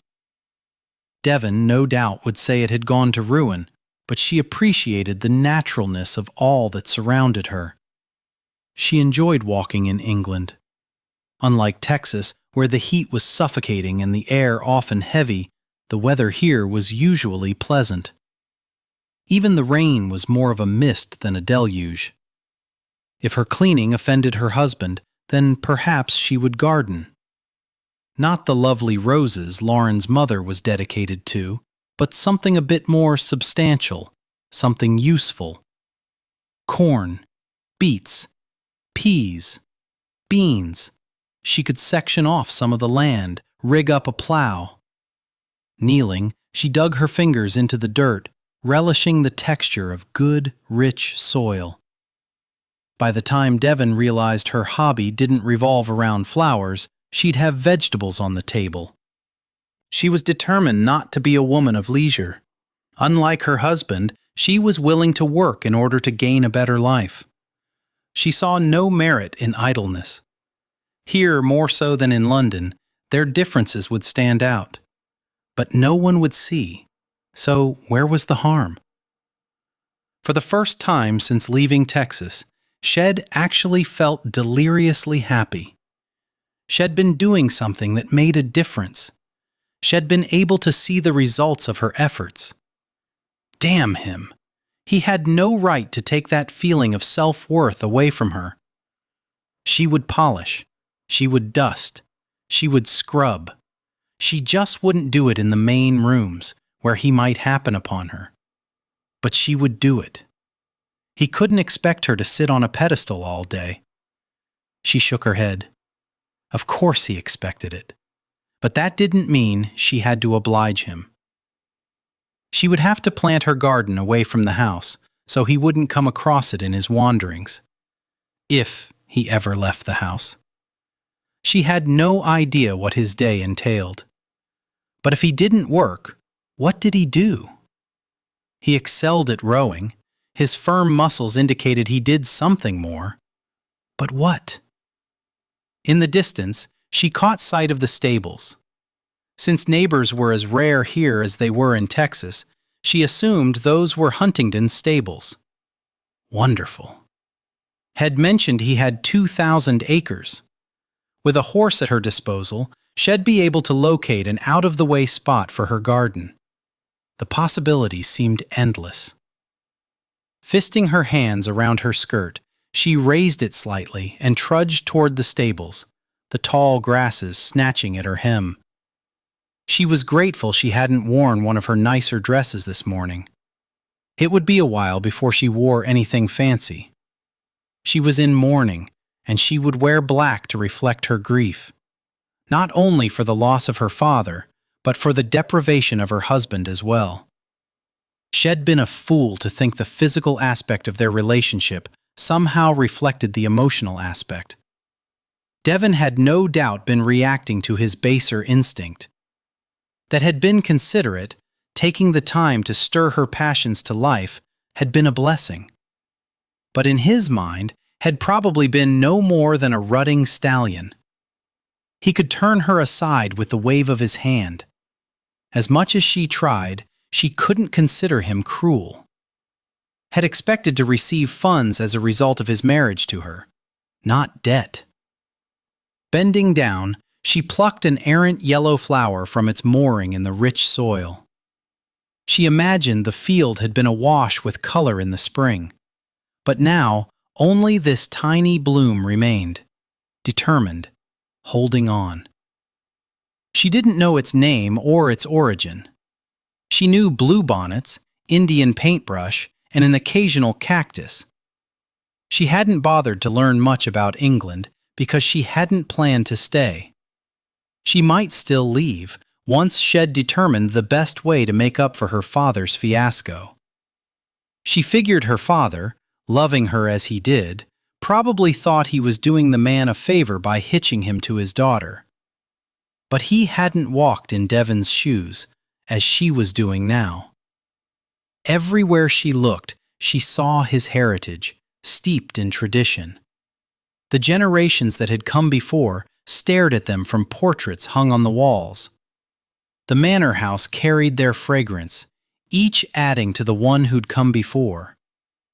They'd all slept in the hand-carved beds, sat at the heavy mahogany table, and gazed through the windows at the rolling hills and fertile fields the crown had bestowed upon them and placed in their keeping. Her father couldn't have possibly understood Devon's desire to do right by those who'd come before him.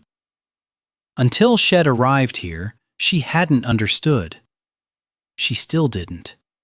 Not really. As she neared the stables, she saw 4 horses prancing in the corral. Only the large fenced enclosure probably wasn't called a corral here. The dark bay coats of all 4 shone in the morning sunlight as though they'd recently received a good brushing. Their black manes glistened.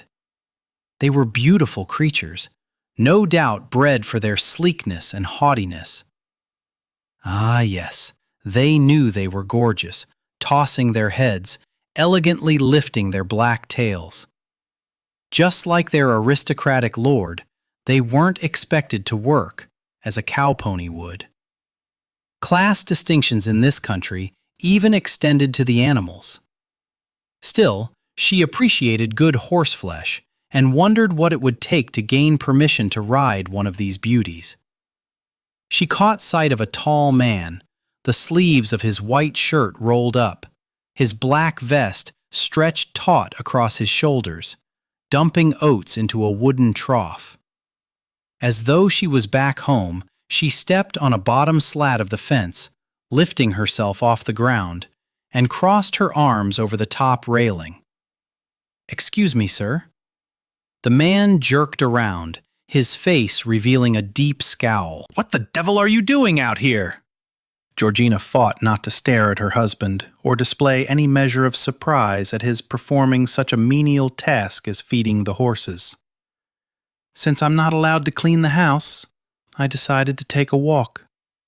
He narrowed his eyes and clenched his jaw before returning to his task. "The stable boy has been negligent in his duties," he tossed over his shoulder, as though to answer her unasked question as to what he was doing here.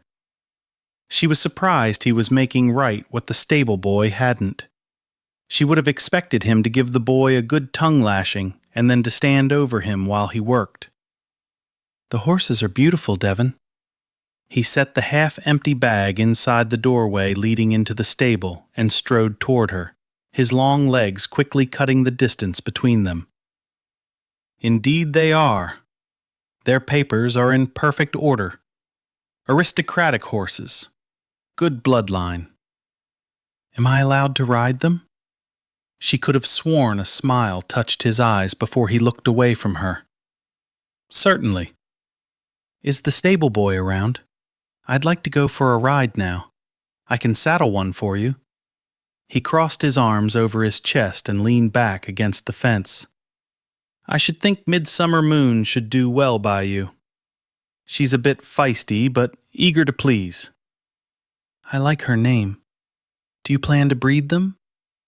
He shook his head, his gaze never leaving the horses. "No." He faced her. "I have to go into the village. You can ride with me if you like. It's preferable to your riding alone and risking getting lost."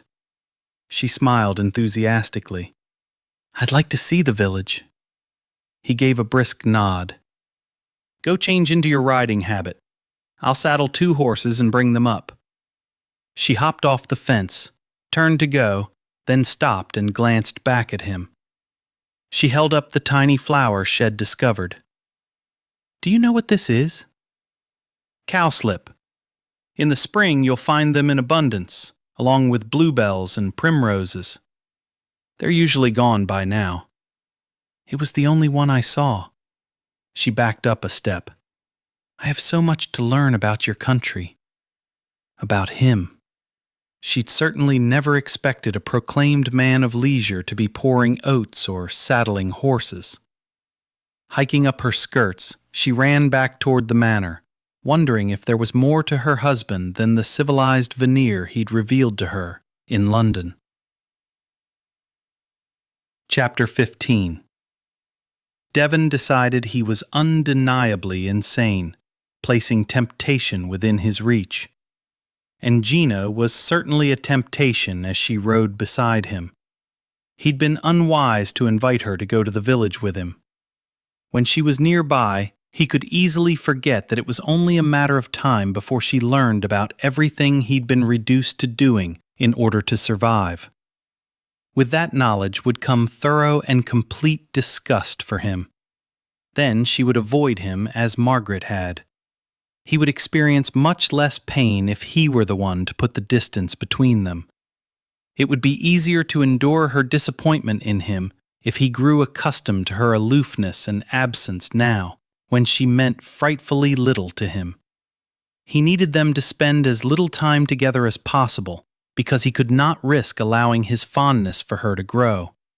And it would grow, because, God help him, she'd somehow managed to enchant him already.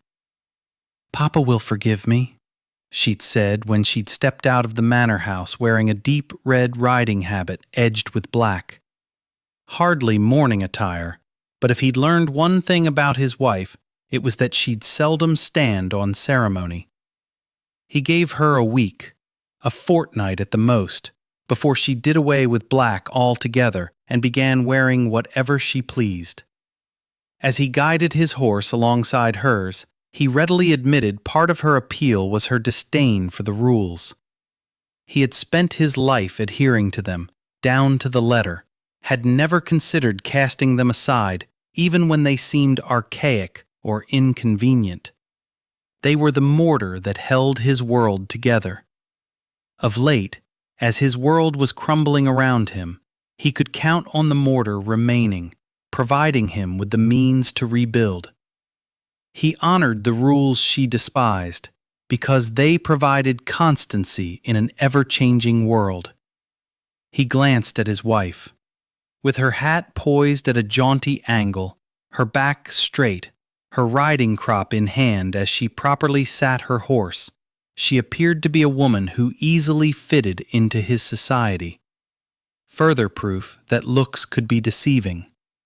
He himself still looked to be a lord, although he'd tumbled off the pedestal long ago.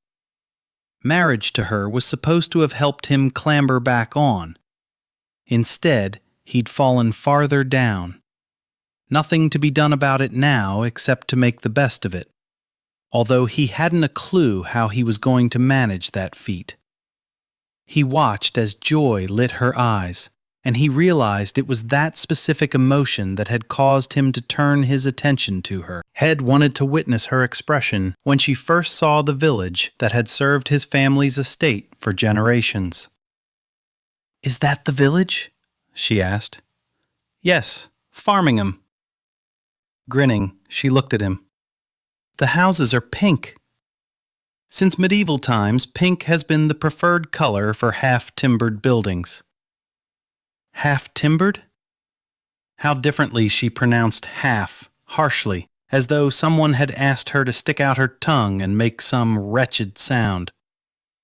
They split logs in half and used them to form the frame for the houses. "The village is quaint." "Quite so. It's a peaceful place. You'll be quite safe coming here on your own. You should find a dressmaker, shoemaker, blacksmith, butcher, just about anything you might desire. Whenever possible, I prefer to support the villagers rather than the merchants in London. I would ask that you not purchase excessively. They keep a tally of our purchases, and I make payment at the end of the month. None of these people is in a position to wait long for debts to be settled." "I'd hardly call myself extravagant." Had managed to offend her, if her tone of voice and the narrowing of her eyes into darkened slits were any indication. "I meant no offense. I simply have no desire for these good people to suffer because I am not currently in a position to make good on all debts." She studied him thoughtfully. "Are you here today to make payments?" "Yes. Winston and Mrs. Cooper, the cook, made purchases for Huntingdon in my absence. I'm here to settle the accounts." "I see." She glanced back toward the village. "I think I'd like to take a walk here." Georgina had never felt comfortable in London, teeming with its people and conveyances. If the noise wasn't bombarding her, a putrid odor was. She never felt clean. But here, dear Lord, she thought, she could easily fall in love with this place. The shops were small, beckoning, and the people were friendly. Word had quickly spread that she was her ladyship. "Ever so glad to see his lordship has taken a new wife," the butcher's wife had said. "High time, if you ask me, him being the good man that he is." Unfortunately, she couldn't stop herself from asking, "Did you know the First Lady Huntingdon?" "Ah, that I did. Lovely woman, absolutely lovely. And his lordship adored her." Of course he had. Affirmation of his regard for his former wife was not exactly what she wished to hear. The woman was apparently perfect. Georgina tried not to wonder how she might compare to Devon's former wife, and yet she could not help but feel inferior. Comments made by others as she passed their shops reinforced her opinion that her husband was well liked by these people, as Margaret had been. She had apparently purchased an abundance of items from them, which, considering their financial situation, had surprised Georgina. She would have expected the woman to show restraint, especially in light of Devon's earlier admonishment that she not spend excessively. Perhaps he felt that rule did not apply to a woman he loved. She hated harboring the unkind thought about him or his deceased wife. Yet she could not see him taking his Margaret to task regarding any matter. Had excused himself to take care of his business, leaving her to wander the streets, peer into the shops. She had been with him when had made payment at the butcher's, whom he called by name. He seemed to know everyone's name. She didn't mean to spy on him, but he stood out, dressed in his frock coat with his top hat. A gentleman. His lordship. Lord Huntingdon. Her husband. She couldn't help but feel proud watching him. He cut an exceptional figure whenever he stopped and spoke to one of the villagers. He never smiled, but always appeared incredibly serious, as though his worries were many. Her little vegetable garden wasn't going to do much to hoist his burden. She watched, mesmerized, as he strode toward her, tugging on his gloves as though had removed them, though she knew he hadn't. "I'm finished here," he said as soon as he reached her. "Are you ready to return to the manor?" "Yes." He extended his arm and they strolled toward the blacksmith's, where they'd left their horses tethered earlier.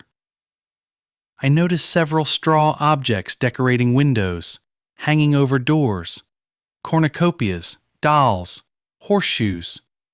Do they have some meaning to the villagers?" she asked. "How astute you are, Countess. They're corn dollies. The villagers weave them out of straw to preserve the spirit of the corn and ensure a good crop next year." "They grow corn around here?" He gave her a wry grin. "Wheat and barley." "Then where does the spirit of the corn come from? When we refer to corn, we're discussing all grains. When I think of corn, I think of ears of corn. We don't grow your American corn here." "Your tenants, then, those that farm, they grow wheat and barley?" "Yes. Another month and they'll be harvesting it." "And then?" "They'll begin preparing the soil for next year's crops." It's a constant cycle for a man of leisure. "You seem to know a lot about the process." He gave her a pointed look.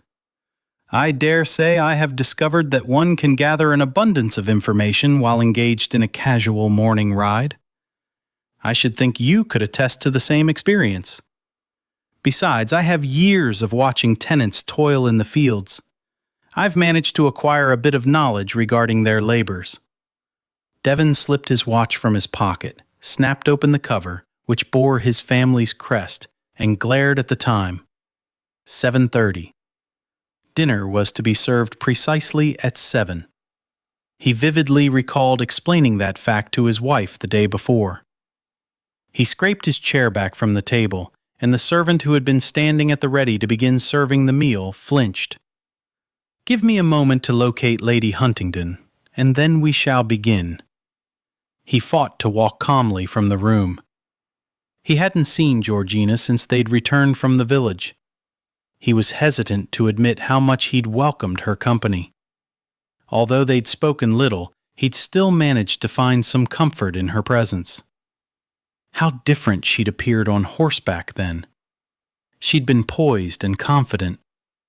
While she might not have known her way around a ballroom, she was comfortable around horses and the villagers. Her interest in the people was apparent. She never looked down her nose at anyone as Margaret had been prone to do. Although he had to admit that she'd been equally confident with a dust rag in her hand. He still couldn't quite get over the fact that she'd been instructing his children in the art of cleaning. In truth, his children were not her responsibility. That they seemed to have taken an instant liking to her was understandable. They were children, eager to open their arms to affection, and Gina certainly seemed to have a penchant for bestowing affection. She was more giving than he cared to recognize. He strode into the hallway where Winston suddenly appeared. Thank God, someone in this household could be relied upon. Winston, have you any notion where I might find my wife?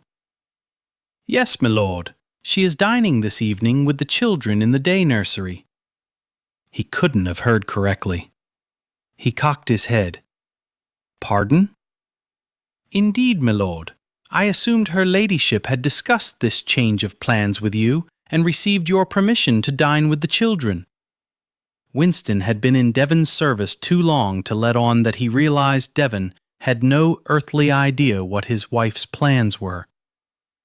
You're quite right. I seem to recall that indeed she did. As I thought, my lord. With all the burdens you carry, it is little wonder you are not more forgetful. I shall just— He considered returning to the dining room to eat alone, but he had done that for the past 3 years. Solitary meals with his own thoughts echoing through his mind served as his only distraction. It was not that he enjoyed dining with his wife, with her outrageous ideas concerning what was proper. It was that he preferred company, and as she was the only one available, then she needed to make herself available to him, not the children. He realized Winston stood at attention, patiently waiting for him to finish debating his course of action. By God, if his wife wished to dine with the children, she could jolly well eat 2 meals then, because he wasn't dining alone. If she couldn't provide him with money, she could provide him with conversation. Taking them 2 at a time, he bounded up the stairs. He was completely unprepared for the sight that greeted him when he walked into the day nursery. His children sat in small chairs at a short table. Gina also sat there, her knees close to touching her chest, as she listened intently to Noel rambling about Merlin's powers. Holding a glass of water, she was so focused on Noel, she'd obviously not heard Devon's entrance. He cleared his throat. Georgina screeched. Her arm went up, as did the glass in her hand. The water sloshed around her, over her arm, her gown. The children giggled. Devon swallowed his laughter, knowing from 10 years of marriage to Margaret that a startled woman's recovery included a dressing down. But Georgina merely peered at him impishly while she carefully patted the moisture from her arm and bodice. Her eyes held no anger. She didn't scold him. On the contrary, she seemed glad to see him. He wondered how much longer it was going to take for him to realize that Georgina was completely unlike Margaret. "I'm incredibly pleased you could join us, my lord." Before he could respond that he had no intention of joining them, but had merely come to fetch his wife, Millicent was out of her chair, her eyes wide, her hand tugging on his. "Oh, father, are you going to eat with us?" His gaze darting between his daughter and his wife, he knew he could not utter his true intent without harming his daughter's gentle heart, and he knew his wife knew that he knew it. Blast it! The woman had a true gift when it came to manipulation, and a way of paying him back for startling her that made him want to throw his head back and laugh. He couldn't remember the last time he'd laughed with absolute impetuosity, or more to the point, had possessed any desire to. He turned his full attention to Millicent. "You must forgive me for my tardiness, Lady Millicent. I seem to have misplaced my invitation." She placed her tiny hand over her mouth and giggled. "Here, father, you must sit at the head of the table," Noelle said, abandoning the chair in which he'd been sitting. Devon had no idea that a square table could possess such an exalted position. Still, he sat beside Georgina and found his knees dreadfully close to touching his throat. Millicent sat across from Devon. Noelle removed the doll from the last chair, a bowl of soup in front of her, and took her place. "We're eating son-of-a-gun stew, father," Noelle explained. "Son of a gun?" he asked. "Yes, sir. Cowboys eat it all the time. And we made it," Millicent boasted. Devon quirked a brow and looked at Georgina. "So not only have you taught my children to clean, but to cook as well. I thought they would enjoy it." "Taste it, father," Millicent prodded. With skepticism, he studied the conglomeration of items surrounded by the thick juice in his bowl. Cautiously, he spooned up a helping and brought it to his lips. One taste later, he was surprised cowboys didn't expire on the spot. "Don't you think it's delicious, father?" Millicent asked. "Who wouldn't think that, kitten?" he hedged. "We made sourdough biscuits and fried apples," Noelle added. "Fried apple dipped in thugger," Millicent explained. "Ah, now that sounds tasty indeed," Devon said. "I look forward to sampling dessert." "We've already eaten them," Noelle said. "I would think dipped in sugar meant they were dessert," Devon mused. "They were, father, but since we were the cooks," Noelle began. "We got to eat them first," Millicent finished. Devon glanced at Georgina. "Are there no rules in this world you inhabit?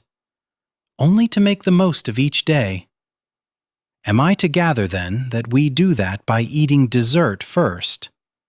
"Sometimes." "I'm not at all certain that's wise," he murmured. He dropped his gaze to her mouth. He was incredibly tempted to feel her smile against his lips. He'd been a fool to taste her sweetness and then deny himself further enjoyment of it. He should have bedded her as dispassionately as he'd originally planned. Perhaps then his body would not ache with his need for her. He turned his attention back to his bowl of stew, only to discover that his appetite had disappeared. Chapter 16. Georgina drank her coffee, relishing the bitter brew. As mistress of the manor, she could dictate exactly how she wanted it prepared. As far as her husband was concerned, that's what she did. Mrs. Cooper, however, knew differently. Georgina prepared it herself and brought it into the breakfast room before Devon arrived. Sitting at her place at the table, she watched as her husband filled his plate with food from the sideboard. The offerings were not as abundant as they were at Lauren's house, but the variety was nothing to scoff at. Devon seemed pleased with the assortment, if the amount he piled on his plate was any indication. She had a feeling, In later years, he was going to become as rotund as her father. He had an immense appetite for a man who did nothing all day. She had yet to determine exactly what an earl did, and her husband was as elusive as a shadow. Their paths seldom crossed except during meals. He had insisted she honor him with her presence during the morning and the evening meals. She'd eat with the children in the late afternoon, then join him in the evening. If he knew she was spending time with the children, he voiced no objection, and he went with her when she said goodnight to them, a silent sentinel standing at the foot of the bed while she regaled them with stories. She found it odd that the longer they were here, the more distant he became, as though he was strengthening the wall he'd begun building between them in London. Lauren had mentioned he was reclusive, but Georgina didn't think he should feel uncomfortable in his own home. He set his plate on the table and took his chair, barely casting a glance her way. He unfolded the Times, which Winston set at his place each morning. She'd been horrified to discover the butler actually ironed the newspaper to set the ink for his lordship, he'd explained, as though ink on fingertips was a crime. She had no idea where he went when he left the table. A few times Shed searched for him, certain he was somewhere in this vast house, but Shed never been able to locate him during the day. In the evening, after they'd put the children to bed, had retired to his library. She could find him there, going over his ledgers, but what he did with the remainder of his time was a mystery.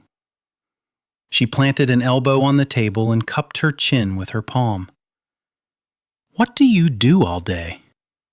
He stilled, glaring at her over the edge of his newspaper, a fork full of eggs halfway to his mouth, a mouth framed by lips that had brought her immense pleasure.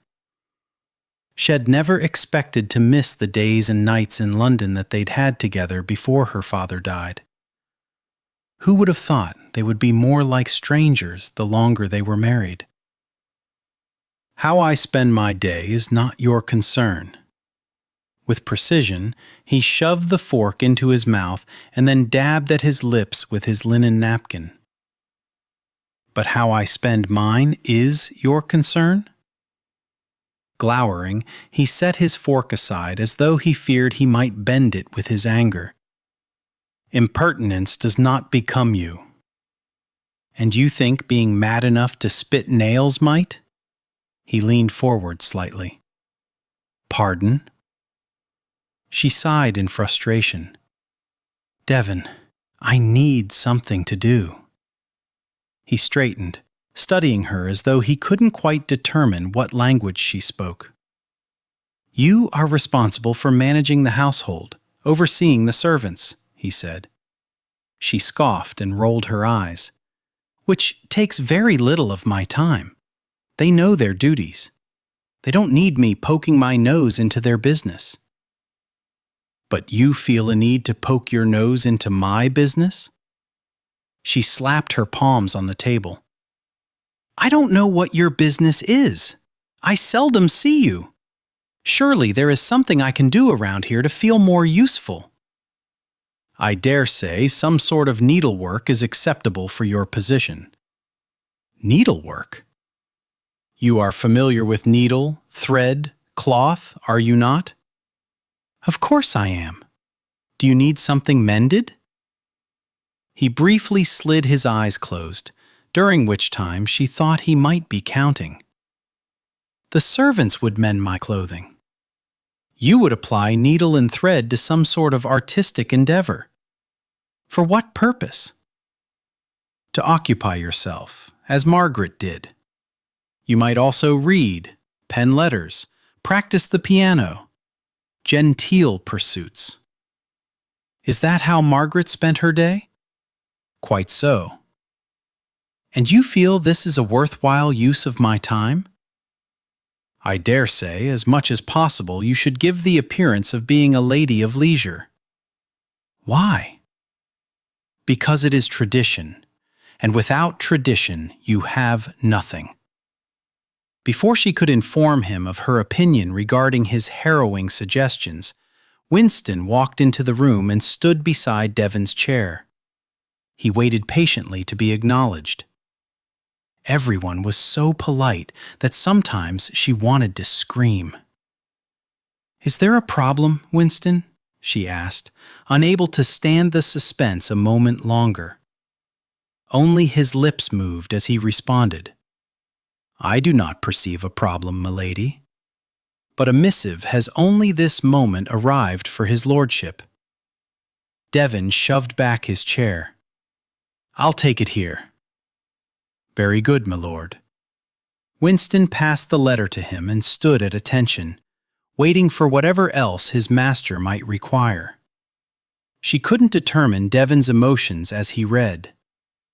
Why did everyone here have to keep such a stiff upper lip? Why hide their feelings? "Alert the driver to ready the carriage. I need to travel to London immediately."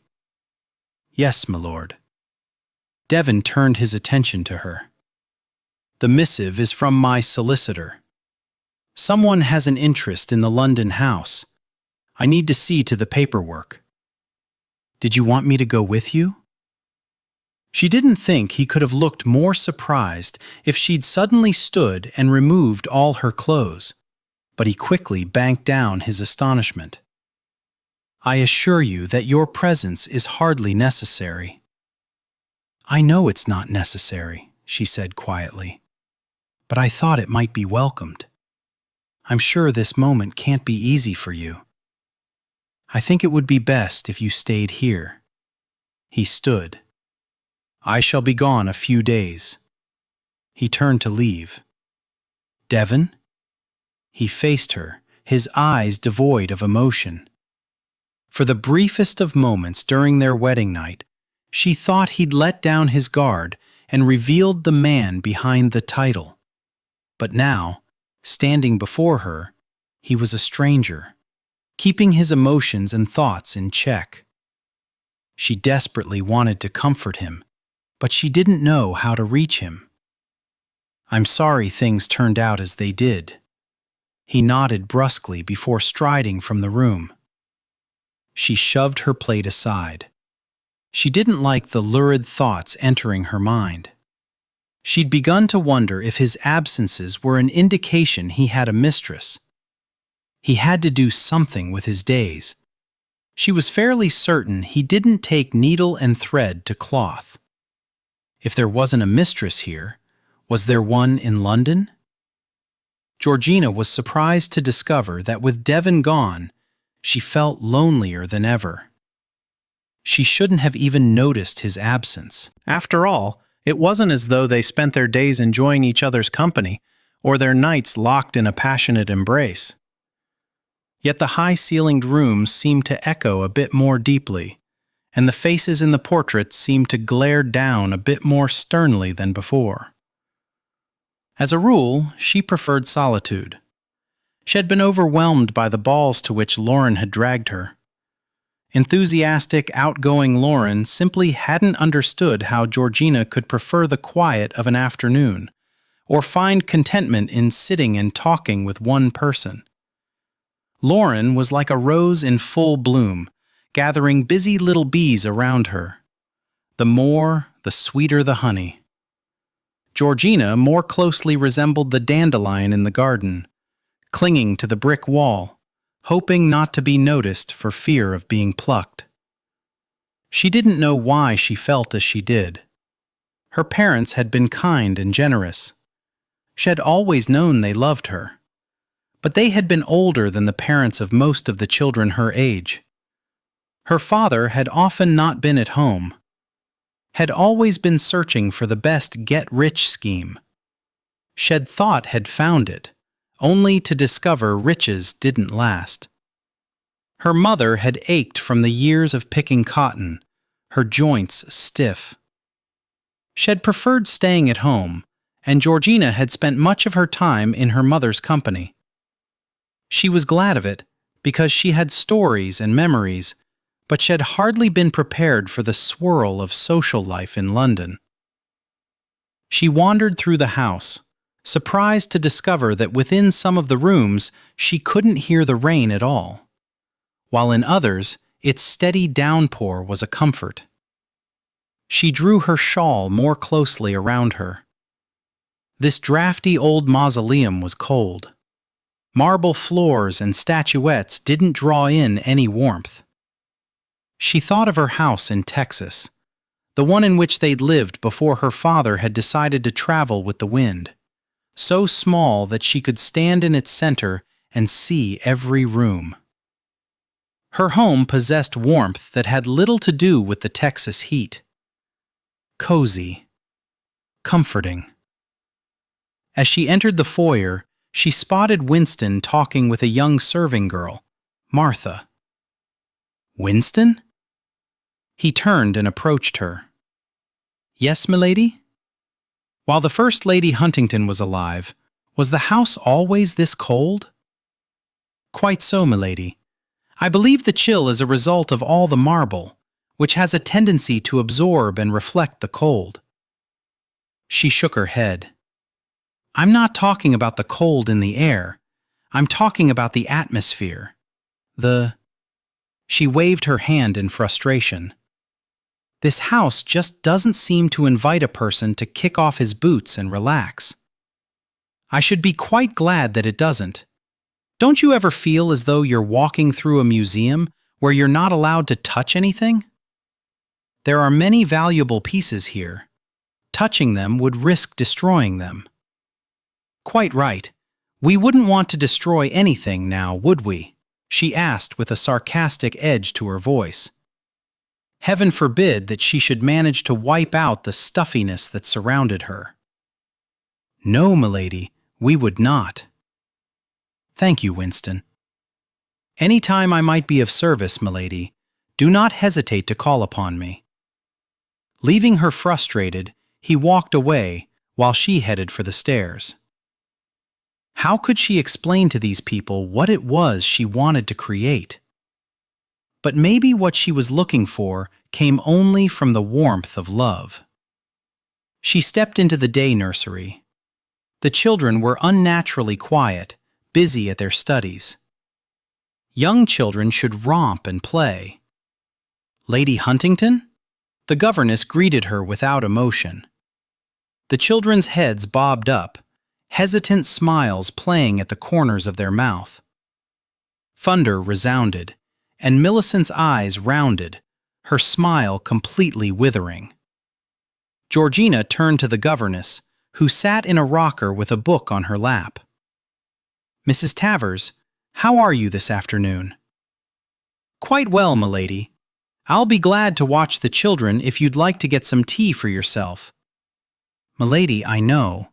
It's simply not done, but since his lordship is in London, I think it will be all right. Mrs. Tavers set her book aside. A spot of tea would be nice. Thank you, milady. She waited until the woman had left the room before dropping into the rocker and holding out her arms. Millicent immediately popped up from her chair, hurried across the short distance separating them, and clambered onto her lap. Are you afraid of the rain? Georgina asked. Millicent bobbed her head. She fears the thunder, Noelle provided. At night, I sneak into her bed to protect her. Do you? Georgina asked. He nodded, although he didn't look all that brave himself. She held out her free arm. I'm afraid of storms. Do you think you could sit on my lap? He was curled against her in the blink of an eye. She began to rock back and forth, enjoying the slight weight of the children. When will father be back? Millicent asked. I'm not sure, Georgina confessed. How would you like to go on a picnic when the rain stops? A picnic? What's picnic? Noelle asked. You've never been on a picnic? Georgina asked. Both children slowly shook their head. Do you ever go outside? She asked. Oh, yes, Noelle answered quickly. We take a stroll in the morning and then in the afternoon. A stroll? Do you ever run? "We're not allowed to run," he said. "It's unseemly." Georgina was horrified. "Have you ever climbed a tree?" He shook his head. She hugged them close. "As soon as the weather clears, I'm going to take you on a picnic. We'll run and climb trees." "Will you climb trees?" Noel asked, obviously not certain whether he should be delighted or affronted at the thought of his stepmother hiking up her skirts and scrambling from limb to limb. She smiled wickedly. "Of course." "Will Mrs. Tavers?" Millicent asked. "No, I think for our first picnic, we'll leave her here." Devon was barely aware of the speed with which the coach traveled over the rough country road toward his estate. Selling the London townhouse, a house his grandfather had purchased as a young man, and allowing strangers to inhabit it, had left a gaping hole in his chest. He had not expected it to be so incredibly difficult to apply his signature to the papers, turning his home over to someone else's keeping. An American, no less. An American with 3 daughters, whom he wished to see married to someone of rank. A wealthy American, who had paid the initial installment with cash. If Devon had not been already married, he might have found himself a suitable match with one of the daughters. Instead, he had a bit of the man's money to replenish his coffers. But for how long? He'd paid off the debts Georgina's father had accumulated, because he no longer wanted those hanging over his head. He'd used a portion of the remaining funds to make good on his own London debts. It was unconscionable to force a shopkeeper to wait any longer than necessary for what was owed him.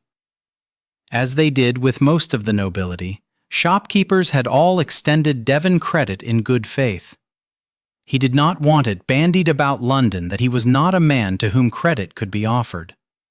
It was bad enough that news of it would be bandied about the countryside soon. He glanced out at the passing scenery. The dwindling sunlight of late afternoon added to his melancholy. Life as the peerage had once known it was drifting away like smoke rising from an open fire. If Christopher had not been investing in some of Kit's ventures in Texas, that branch of the family would no doubt be in as dire straits as Devon was. Even with the selling of his London home, Devon felt as though he was only one breath away from drowning. A sudden flash of waving arms in a tree and a high-pitched yell caught his attention. He stuck his head out the window for a clearer look. Was that a child dangling from a branch in the tree? By God, was it his child? He banged on the roof of the carriage, and his driver brought it to an immediate halt. Devon shoved open the door and climbed out. "My lord, what is it?" the driver asked. Hands on his hips, Devon stared at the trees. How far had they traveled since his sighting? "Did you see a child in the trees?" he asked. "No, my lord. My eyes were trained on the road ahead. It's been a bit bumpy, and I was working to avoid the ruts." Devon took 2 steps forward. "I saw something." "Probably one of the little farm urchins, my lord. I'm sure he knows what he's about." His driver was no doubt correct in his assumption. Still, the hairs on the back of Devon's neck prickled with unease. "Wait here." "Yes, my lord." With each step he took, he felt his muscles slowly knotting from his calves all the way to his neck. He saw bare arms as skinny as the twigs in the trees, and almost as brown from the dirt that had gathered on them. He forced himself to take a deep breath as he neared the flailing arms that were reaching toward the ground instead of the sky. It would not do to startle the lad with an eruption of temper if what he suspected was true. The child was dangling with his legs hooked over a branch. His chest was bare, and some sort of red markings marred his face, painted across his brow, cheeks, and nose, like those on the Scottish heathens of old. The boy's blue eyes widened. "Father, you're home!" Devon's heart nearly stopped when his son swung up and shoved his legs off the branch, falling to the ground and landing with a heavy thump. "Father! Father!" Millicent cried as she came scampering around the tree. Georgina followed closely behind her. Was that the quill of a pen sticking out from behind his daughter's head and held securely in place by the abominable red bandana? Some of his irritation with the situation must have shown on his face, because both she and Georgina staggered to a halt. Devin jerked off his jacket and tossed it around Noelle's bare shoulders. "Get into the carriage," he ordered in a tightly controlled voice. But Father Noel began. "Now," Devin stated flatly, in a voice that brooked no arguments. His gaze alighted quickly upon the female members of his family. "All of you. Into the carriage, now." Standing in the library, Georgina knew beyond a doubt that Devin was furious. More furious than she'd ever seen him. Angrier than he'd been when he'd discovered her father had gambled away his wealth. The fury had been evident in the cold, hard stare he'd fixed on her once he'd followed her into the coach. As though she was a mother hen guarding her chicks, Georgina had wrapped her arms around the children, nestling them against her sides with the absolute determination to protect them from the consequences of his wrath. Tiny Millicent had buried her face against Georgina's breast, while Noel had fiddled with a button on his father's jacket. Georgina had angled her chin defiantly, but she'd found it difficult to display righteous indignation with any success when war paint decorated her face. As soon as they'd arrived home, Devin had insisted she join him in his study. She had refused, indicating her need to ensure that the children were seen to. She'd also wanted a moment to scrub her face. She'd won that argument. She had a feeling she wasn't going to win this one, regardless of what it was. Devin had the look about him of a man who'd suffered far too many defeats of late, and would do whatever it took to ensure victory this go-round. With her back as stiff as a poker, she stood before his desk, grateful her skirt hid her quaking knees. He loomed on the other side of the desk, gripping the edges as though he feared if he released his hold that his hands would find their way to her throat. Anger darkened his eyes. The veins in his neck stood out in stark relief, and the tenseness in his face served to sharpen the angles that usually provided him with a handsome visage. She could see his chest heaving. It was evident he was striving to tether his anger. She simply wished he'd release it and be done with it. "What in God's name were you thinking to have my son, the heir apparent, the future Earl of Huntington, running about the countryside half naked?" he asked in a tightly controlled voice. "Half clothed," she answered, grateful her voice didn't tremble. His dark eyebrows shot together as quickly as a fired bullet. "Pardon?" She swallowed hard and cleared her throat as quietly as possible. "It depends on how you look at him. You saw him as half naked. I saw him as half clothed." "It depends on how I look at him? Madam, it is not my looking at him that concerns me. It is how our tenants may have seen him, how the villagers may have seen him, how someone from the peerage might have viewed him. I'll not have him referred to as the insane heir apparent who runs about the countryside half naked, half clothed, with paint smeared on his face and skinny chest." His gaze darted to the small stand where his pen usually rested beside the bottle of ink. "My daughter had a bloody quill pen stuck in her head." "It wasn't actually stuck in her head," she quieted as he jerked his uncompromising glower to her. "What in God's name were you thinking?" "That they could use some fresh air and fun. It never heard them laugh, seldom seen them smile. Do you not comprehend the gravity of your actions? Have you no concept of what it is to constantly be looked upon to set an example?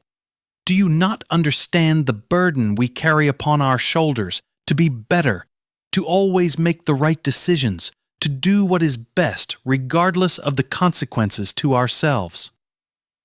It wasn't fury she saw in his eyes, but fear mingling with disappointment, and perhaps even a bit of self-loathing.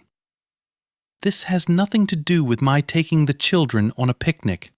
She placed her palms on the desk and leaned toward him beseechingly. Devon, what's happened? Everything is bloody well caving in on me. She leaped back as he swept his arm across the desk and sent everything crashing to the floor. He stormed to the window, banged his fist against it, and bowed his head. His defeated mien caused a surge of compassion in her. His harsh breathing began to lighten. Leave, Gina. See to the children. I'm certain the terrifying journey with me in my carriage has left its mark on them. I've already seen to them. They're fine. Children recover quickly.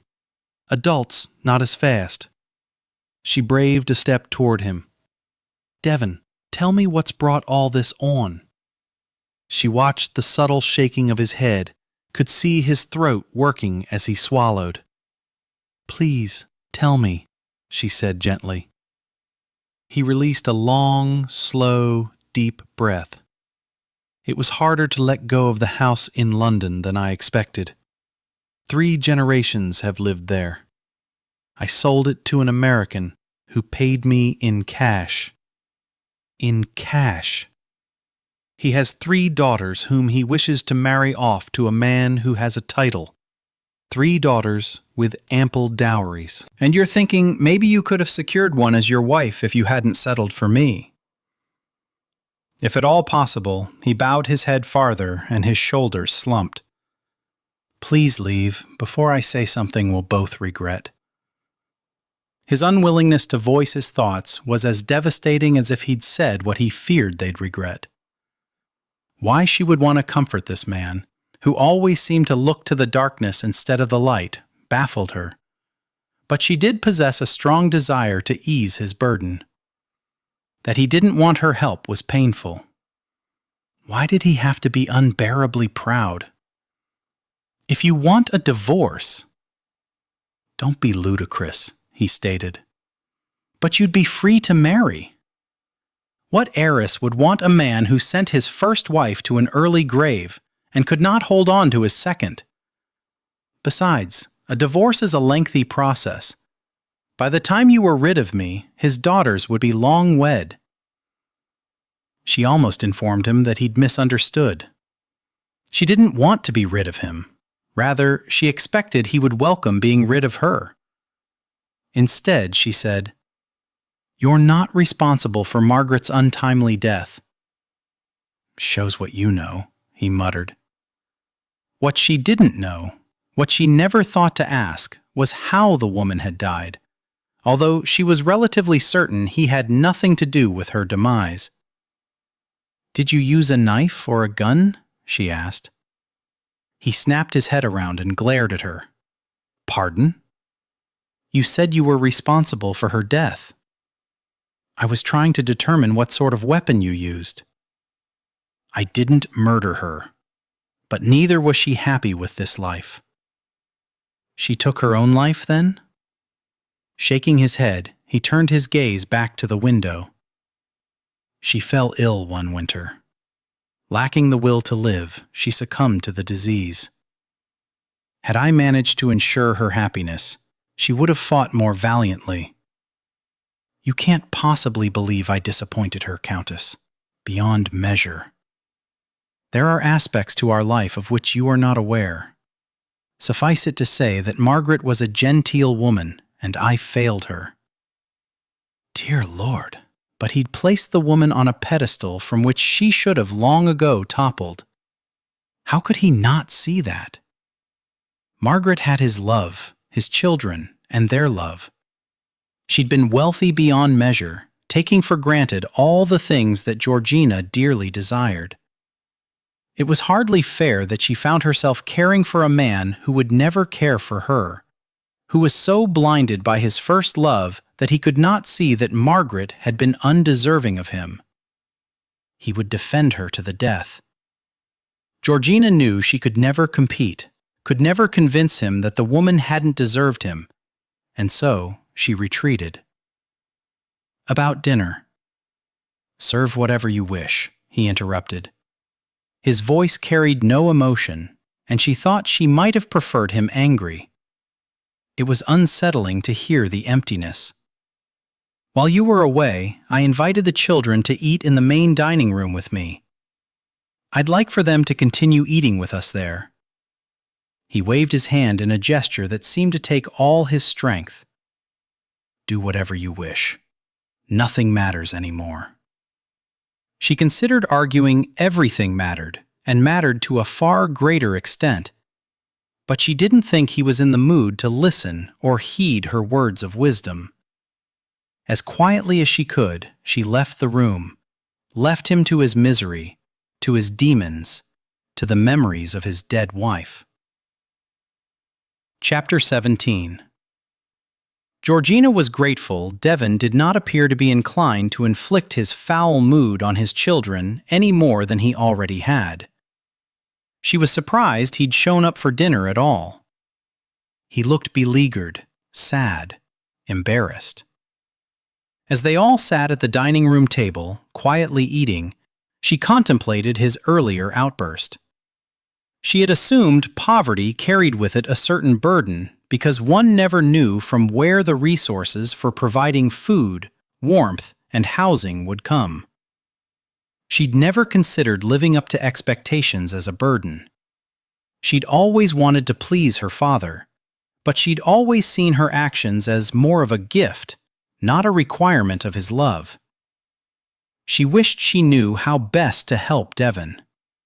Even when he'd thought he was going to have her father's funds in hand, he had not seemed happy. What was the value of money when there was no happiness? Even when her family had been as poor as dirt, they'd been happy.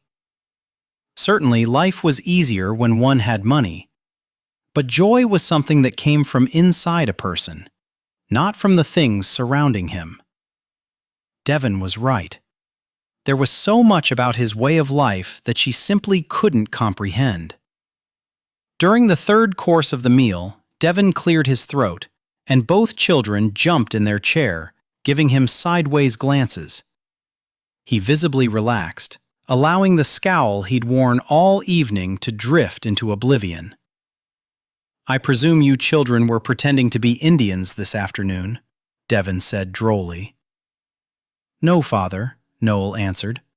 "We were acting out the Boston Tea Party. Do you know the story?" Georgina saw his fingers tighten around his fork as he cast a quick glare her way, before turning his attention back to his son. "I am well versed in that tale of traitors' heroes," Georgina interrupted. With precision, he lifted his napkin from his lap and wiped his mouth.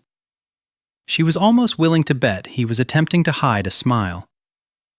"I suppose it depends upon your perspective," he said. She angled her head.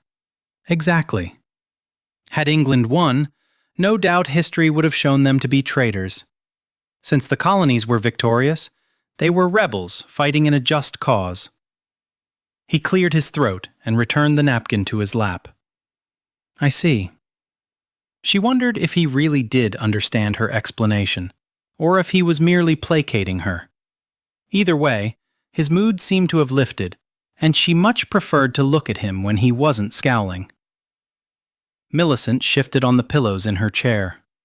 She'd needed a little boost to be able to eat properly, at the adult table, as she called it.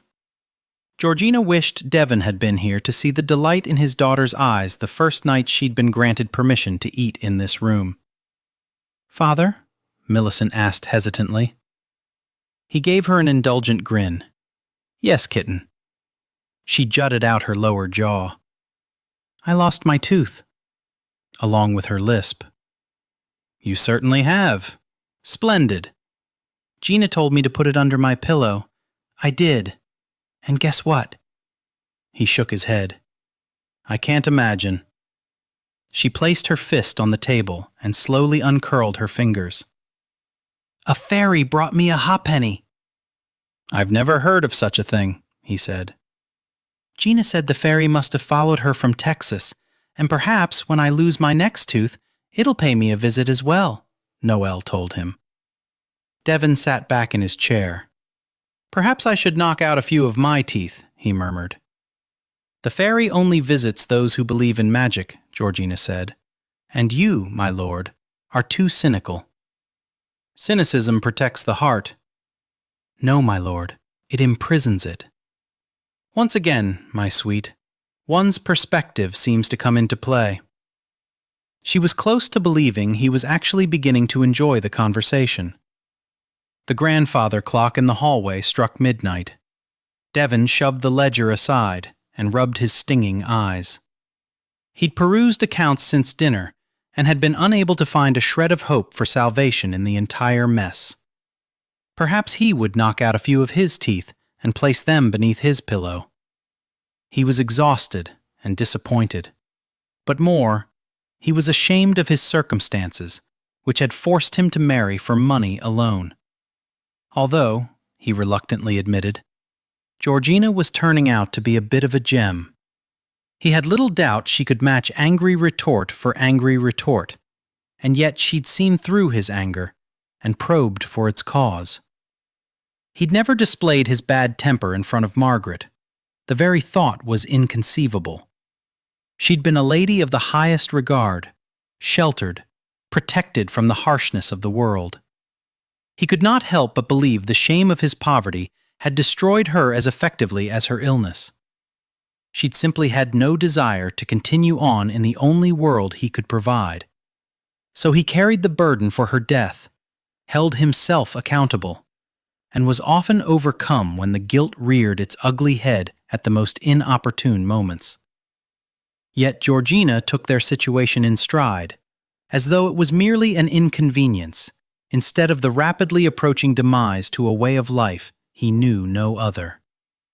And that scared the hell out of him. She'd seen that as well. It was frightening how well the woman was coming to know him, even though he kept her at a distance. What in God's name would she discover if he allowed her to get close? And what would he discover about her?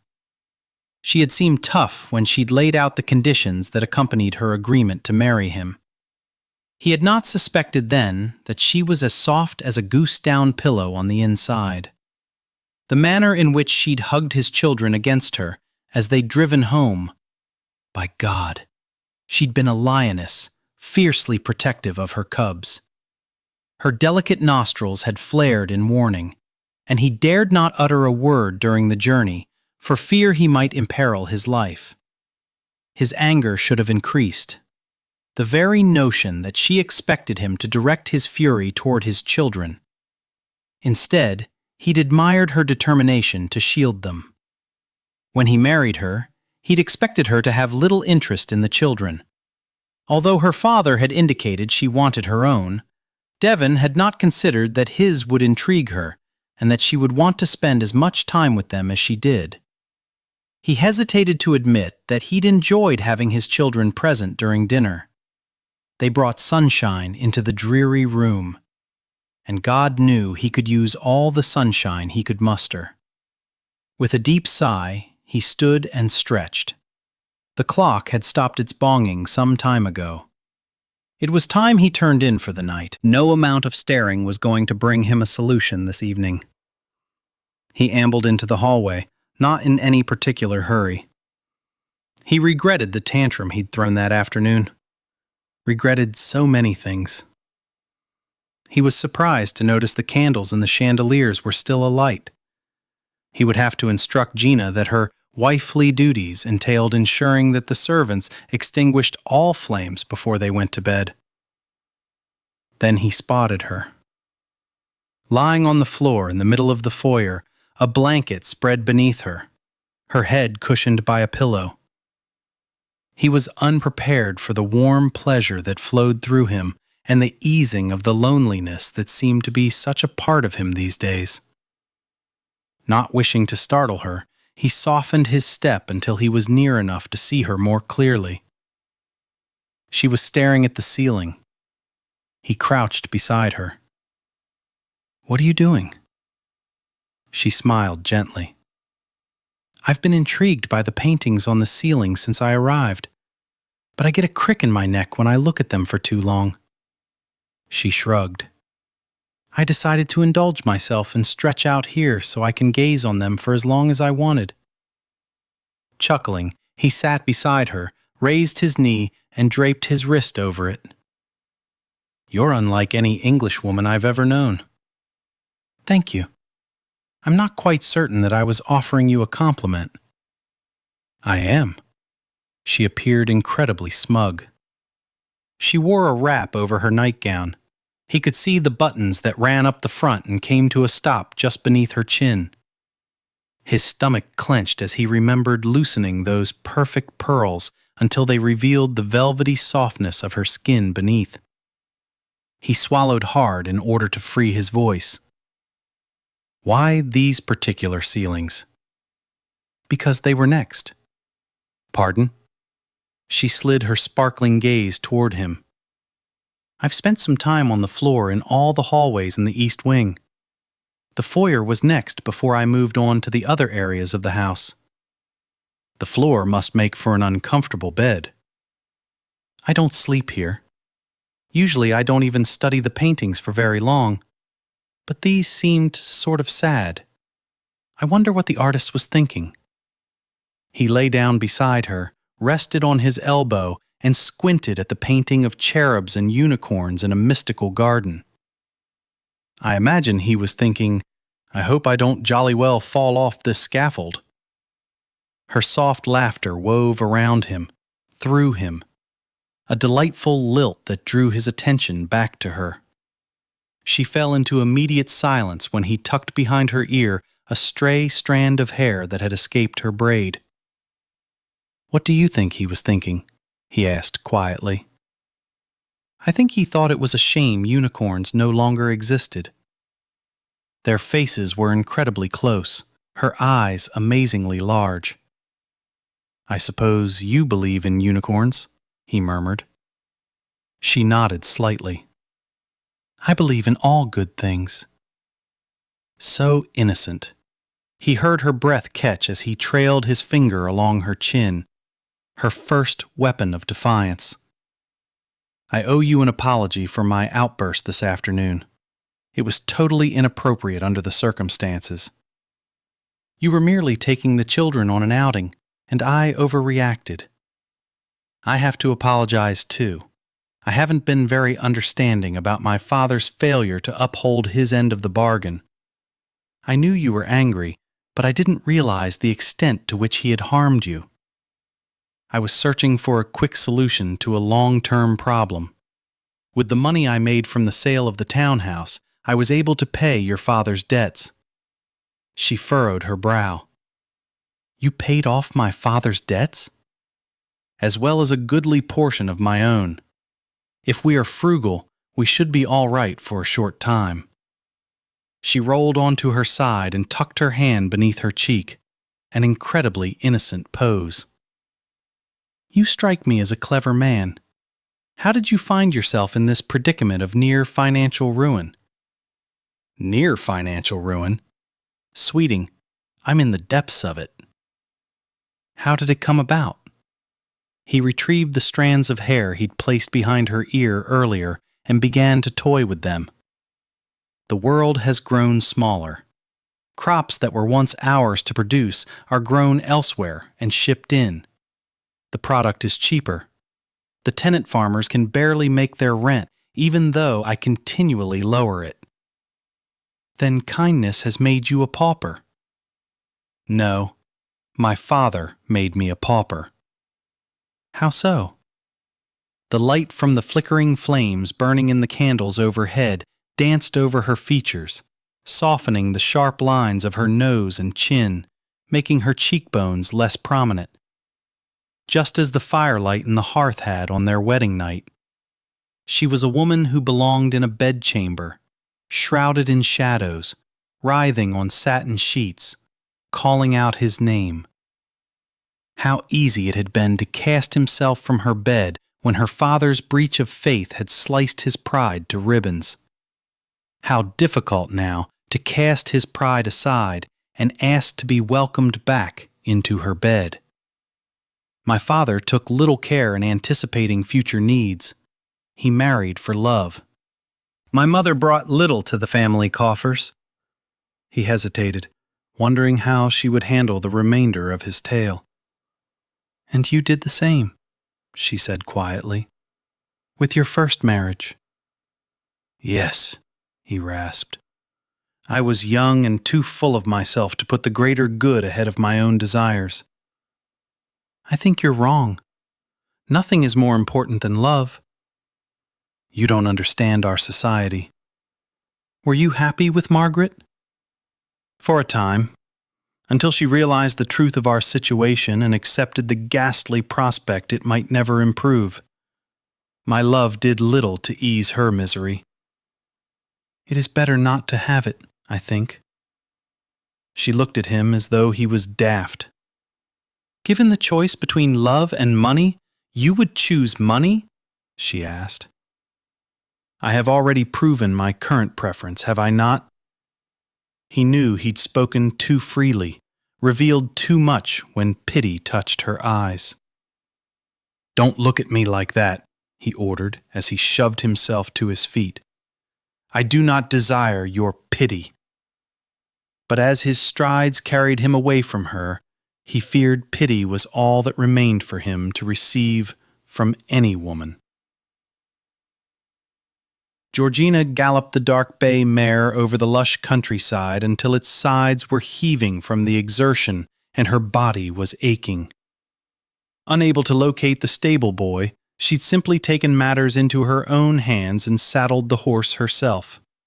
While she contented herself with a stroll most days, today she felt a driving need to ride, to travel farther than she ever had. She'd had gone all the way back to Texas, if only an ocean hadn't stood in her path. Drawing back on the reins, she slowed the mare to a plodding walk. A week had passed since Devon had returned from London. She saw less of him now than she had before. He joined her and the children for breakfast and dinner, but he was out and about during the day. To her continual inquiries regarding what he did with his day, he'd simply respond, I have things to which I must attend. Those things kept him away from the house. She didn't want to contemplate that one of his activities might involve a mistress. Yet he arrived home as immaculate as he appeared at breakfast. Too clean, too tidy. He was hiding something. She'd gamble her life on it. And the only thing she could conceive of a man wanting to hide was his mistress. Perhaps he had a woman in the nearby village. She considered confronting him with her suspicions, but he'd made it clear they no longer shared a life. He remained with her because of a document and his desire not to have scandal surrounding his name. As for her reasons for staying, they were more difficult to explain, to understand. She couldn't fathom why she hadn't already packed up her things and returned to Texas. She'd survived hunger and cold, and a Texas winter wasn't nearly as frigid as marriage to a man who wanted nothing more from her than money. On their wedding night, she'd actually held out hope that his feelings for her would grow.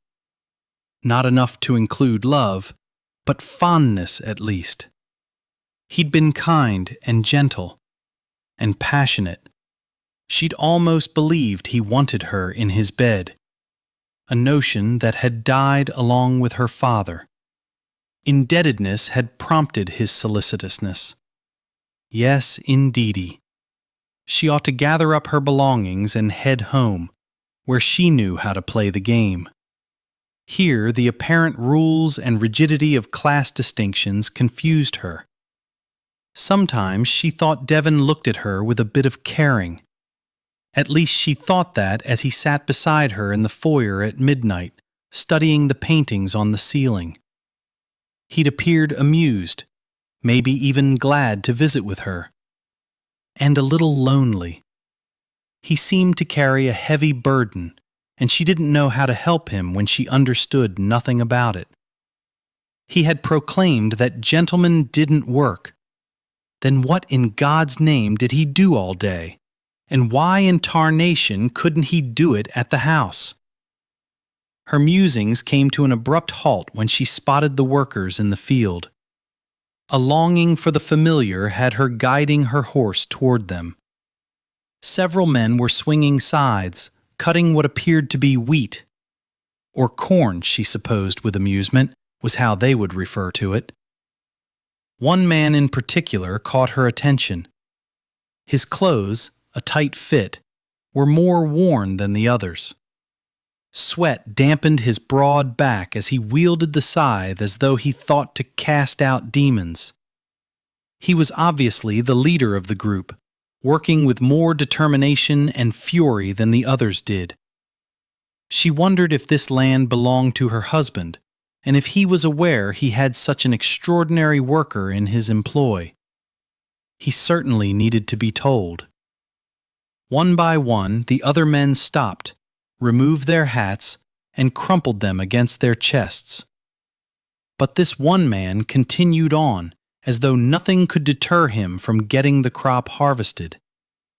Suddenly, he stilled, and obviously catching sight of his comrades, slowly turned. The battered brim of his hat cast a shadow over his eyes, but she still felt the intensity of his gaze as he strode toward her.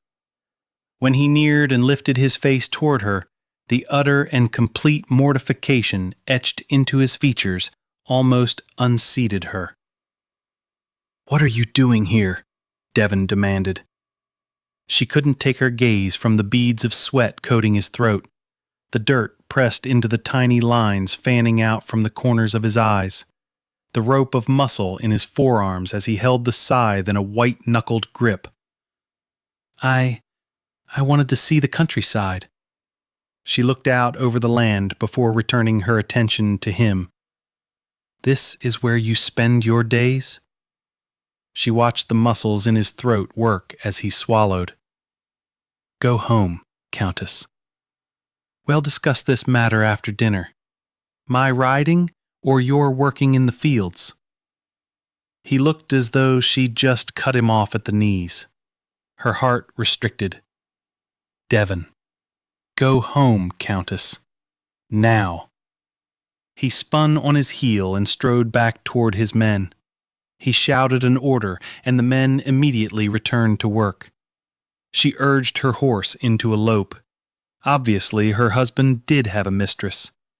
A very demanding one. The land. Chapter 18. Standing at the window in his library and staring at the moon, Devon considered lying to his wife. He contemplated explaining that what she witnessed today was an aberration. But in the end, he decided she deserved the truth, and if what little respect she might have held for him deserted her, so be it. Dinner had been a beastly, uncomfortable affair. The children had rambled about their day, lessons taught, stories told. Gina had listened intently, giving her usual delighted praise, but she seldom glanced at him, as though she found him as disgusting as he found himself. Each morning he arose while the moon still cast a faint glow and went to the fields. He changed clothes in a barn when he arrived, and before he left, he worked for an hour or two before returning home. Breakfast, then back to the fields. Until today, only those who worked beside him had known what he did. Their silence bought them their positions. Now the whole county would know. Turning from the window, he met and held his wife's gaze.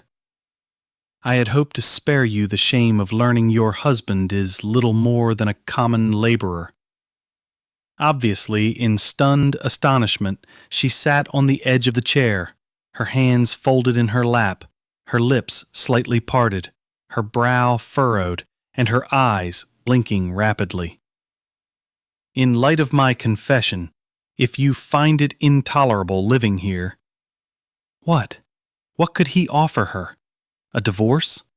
Separate living arrangements? Passage back to Texas? Each suggestion seemed wholly inadequate, only worsening the situation. He plowed his hands through his hair and dropped his gaze to the floor. Christ, Gina, I don't have anything to offer you that could begin to make up for this deception. You think I'm upset because I saw you working in the fields this afternoon? She asked. He lifted his gaze to hers. How could you not be? Your father thought he'd arranged for you to marry a gentleman. A gentleman does not work until his hands bleed and his back aches in agony. He doesn't awaken before the sun in hopes of getting in additional hours that might make a difference. He doesn't pore over his books until midnight, hoping he'll discover something he missed that might better his plight. Gracefully, she rose and approached him. She took his hand and trailed her fingers over the calluses, which had grown more prominent since his return to the fields. A gentleman is supposed to have soft hands? She asked. Of course. I was surprised you didn't notice on our wedding night that my hands weren't as they should be. Since you didn't mention the fact, I thought perhaps I'd succeeded in distracting you. A warm smile played across her lips. Oh, you did indeed distract me. Lifting her gaze to his face, she brushed his thick black locks from his brow. Your face reflects its battle against the wind and the sun. It makes you stand out in a ballroom. Should anyone ask, I attribute it to hours spent hunting instead of days spent toiling in the fields. I thought you had a mistress, that you were spending your days with her. Dear God, where would I find the energy? She smiled fully then, and it hit him that she wasn't responding with a tantrum, as Margaret had when she noticed his hands losing their softness and the lines in his face growing deeper. How long have you been working in the fields? She asked. 5 years now. You hoped my father's money would get you out of the fields. I hoped eventually that it might. I wanted to purchase a mechanical reaper, a thresher. 5 men can cut 2 acres in a day. I wanted more. He didn't think it was possible for her smile to grow any fuller, but it did. She clapped her hands together and spun away from him. I can't believe this, she said. He wasn't quite sure what to make of her reaction. I realize you must be horrified. She twirled back around. Horrified? I'm delighted. I thought you were a lazy no-account waiting for someone to rescue you. Instead, you're working hard to better yourself. I respect that. He narrowed his eyes. I am titled. That alone should have caused you to have had a measure of respect for me. Confusion clouded her eyes. Devon, I honestly don't know what I felt for you. It's not that I didn't respect you. I just didn't feel as though I really knew you. I only knew I wished that I did. He sighed with resignation. Well, now you know. Devon swung the scythe with practiced ease. He enjoyed the solitude that accompanied him at dawn. The other workers arrived a bit later, so he was alone to work as he saw fit. Usually at a brisker pace than those he hired. He encouraged them, kept up a steady rhythm as an example, but always tried not to outdo them by much. He didn't want a man to leave his employ because he felt he was being ridiculed or made to look incompetent. This morning, however, he worked at a slower pace, his mind constantly drifting to last night. He hadn't expected his wife to understand. He'd certainly never entertained the notion that she curl up in a chair before the hearth and ask him pointed questions about his crops, his yields, and the pattern of his seasons. What truly amazed him was that she not only appeared truly interested in his answers, but she'd apparently comprehended their significance. A horse's whinny caught his attention. Casting a glance over his shoulder, he saw Gina sitting astride the dark bay mare, holding a wicker basket in her lap. "What are you doing here?" he asked as he walked toward her. "I thought it would save you some time if we had a picnic here." "I'm not certain I've ever heard of a picnic at dawn," he said as he took the basket from her. Although he wished she wasn't here to witness his efforts yet again, he was hungry enough to bring forth his manners. "I rather think it's a splendid idea." Raising his hands to help her dismount, he noticed they were already grimy and dirty. "One moment." He wiped them on his trousers, not that it did much good. "Honest dirt doesn't bother me, Devon," she said quietly. He looked up at her. "It'll ruin your dress." "Not this one. It's old enough to go on the rag heap." Chuckling, he helped her to the ground. Only Georgina Sheridan wouldn't bother to dress in finery for a picnic. She wore no gloves, and the hat perched on her head closely resembled his a wide-brimmed beastly thing with no adornments whatsoever. He supposed she was more concerned with keeping the slowly rising sun off her face than appearing elegant. Although he seemed to recall she worn a fanciful hat the day before. But then no one was likely to spot her at this time of morning.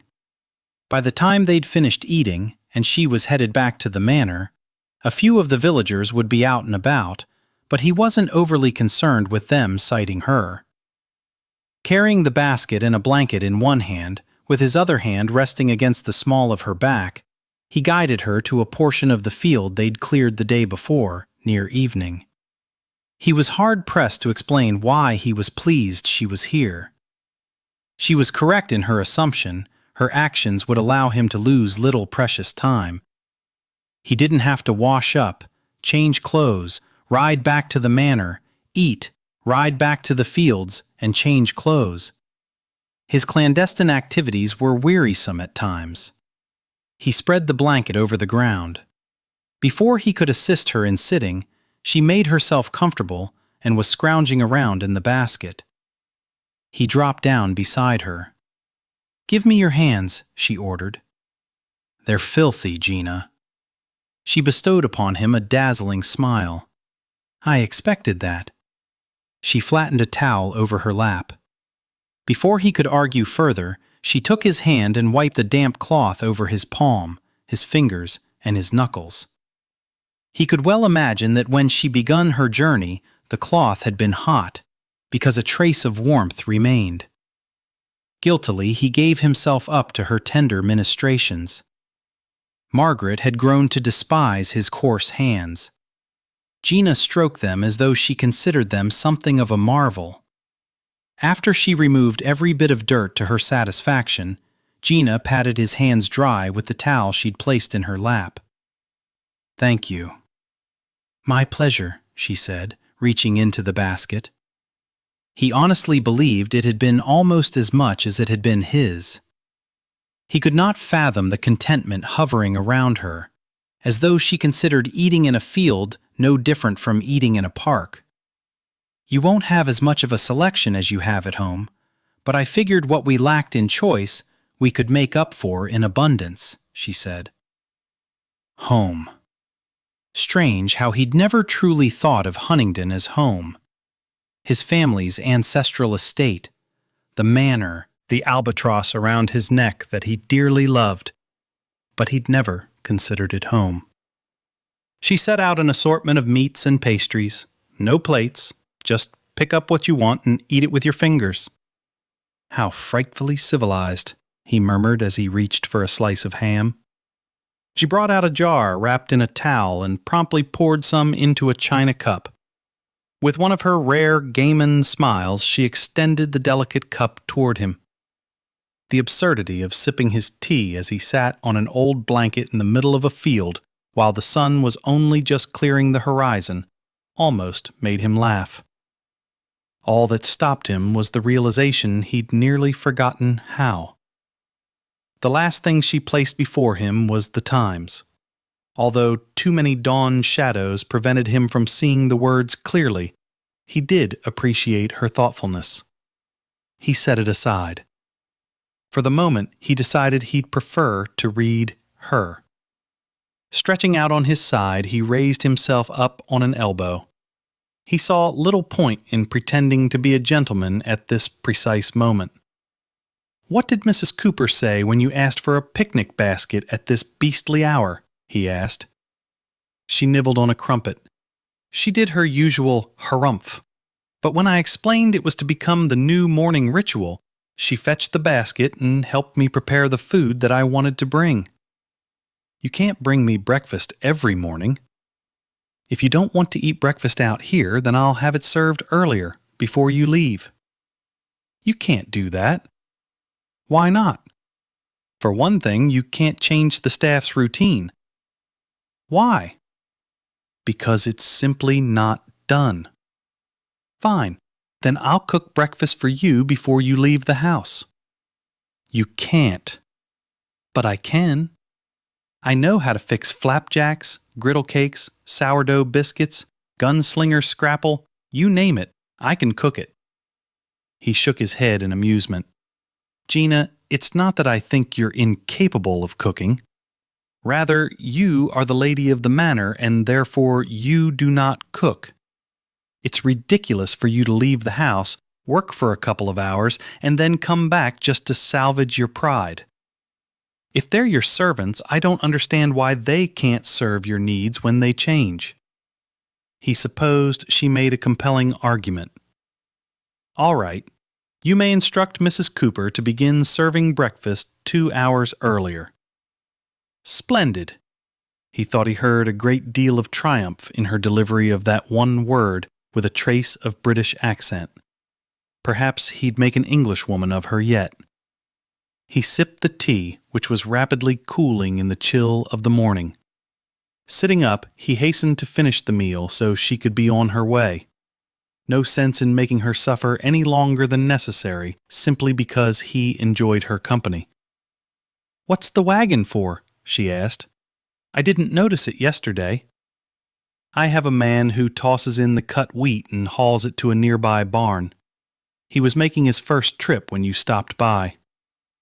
"I can do that." He nearly choked on his muffin before forcing out, "Do what?" "Put the wheat in the wagon and haul it to the barn." He downed the remainder of his tea in order to unclog his throat. "Don't be absurd." He placed the cup in the basket. "Then I'll chop the wheat." He looked over his shoulder at her, not certain if she was infuriatingly frustrating or delightfully charming. "You are my countess.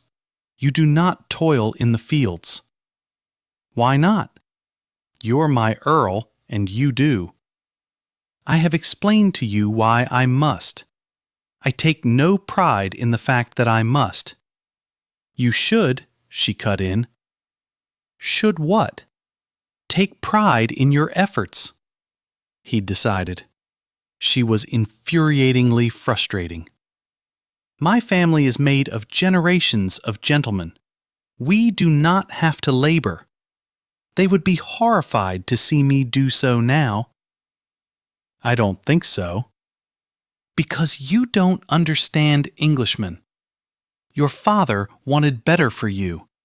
You're not to blame because he didn't search harder for it, but I'll not allow you to sully yourself in the fields."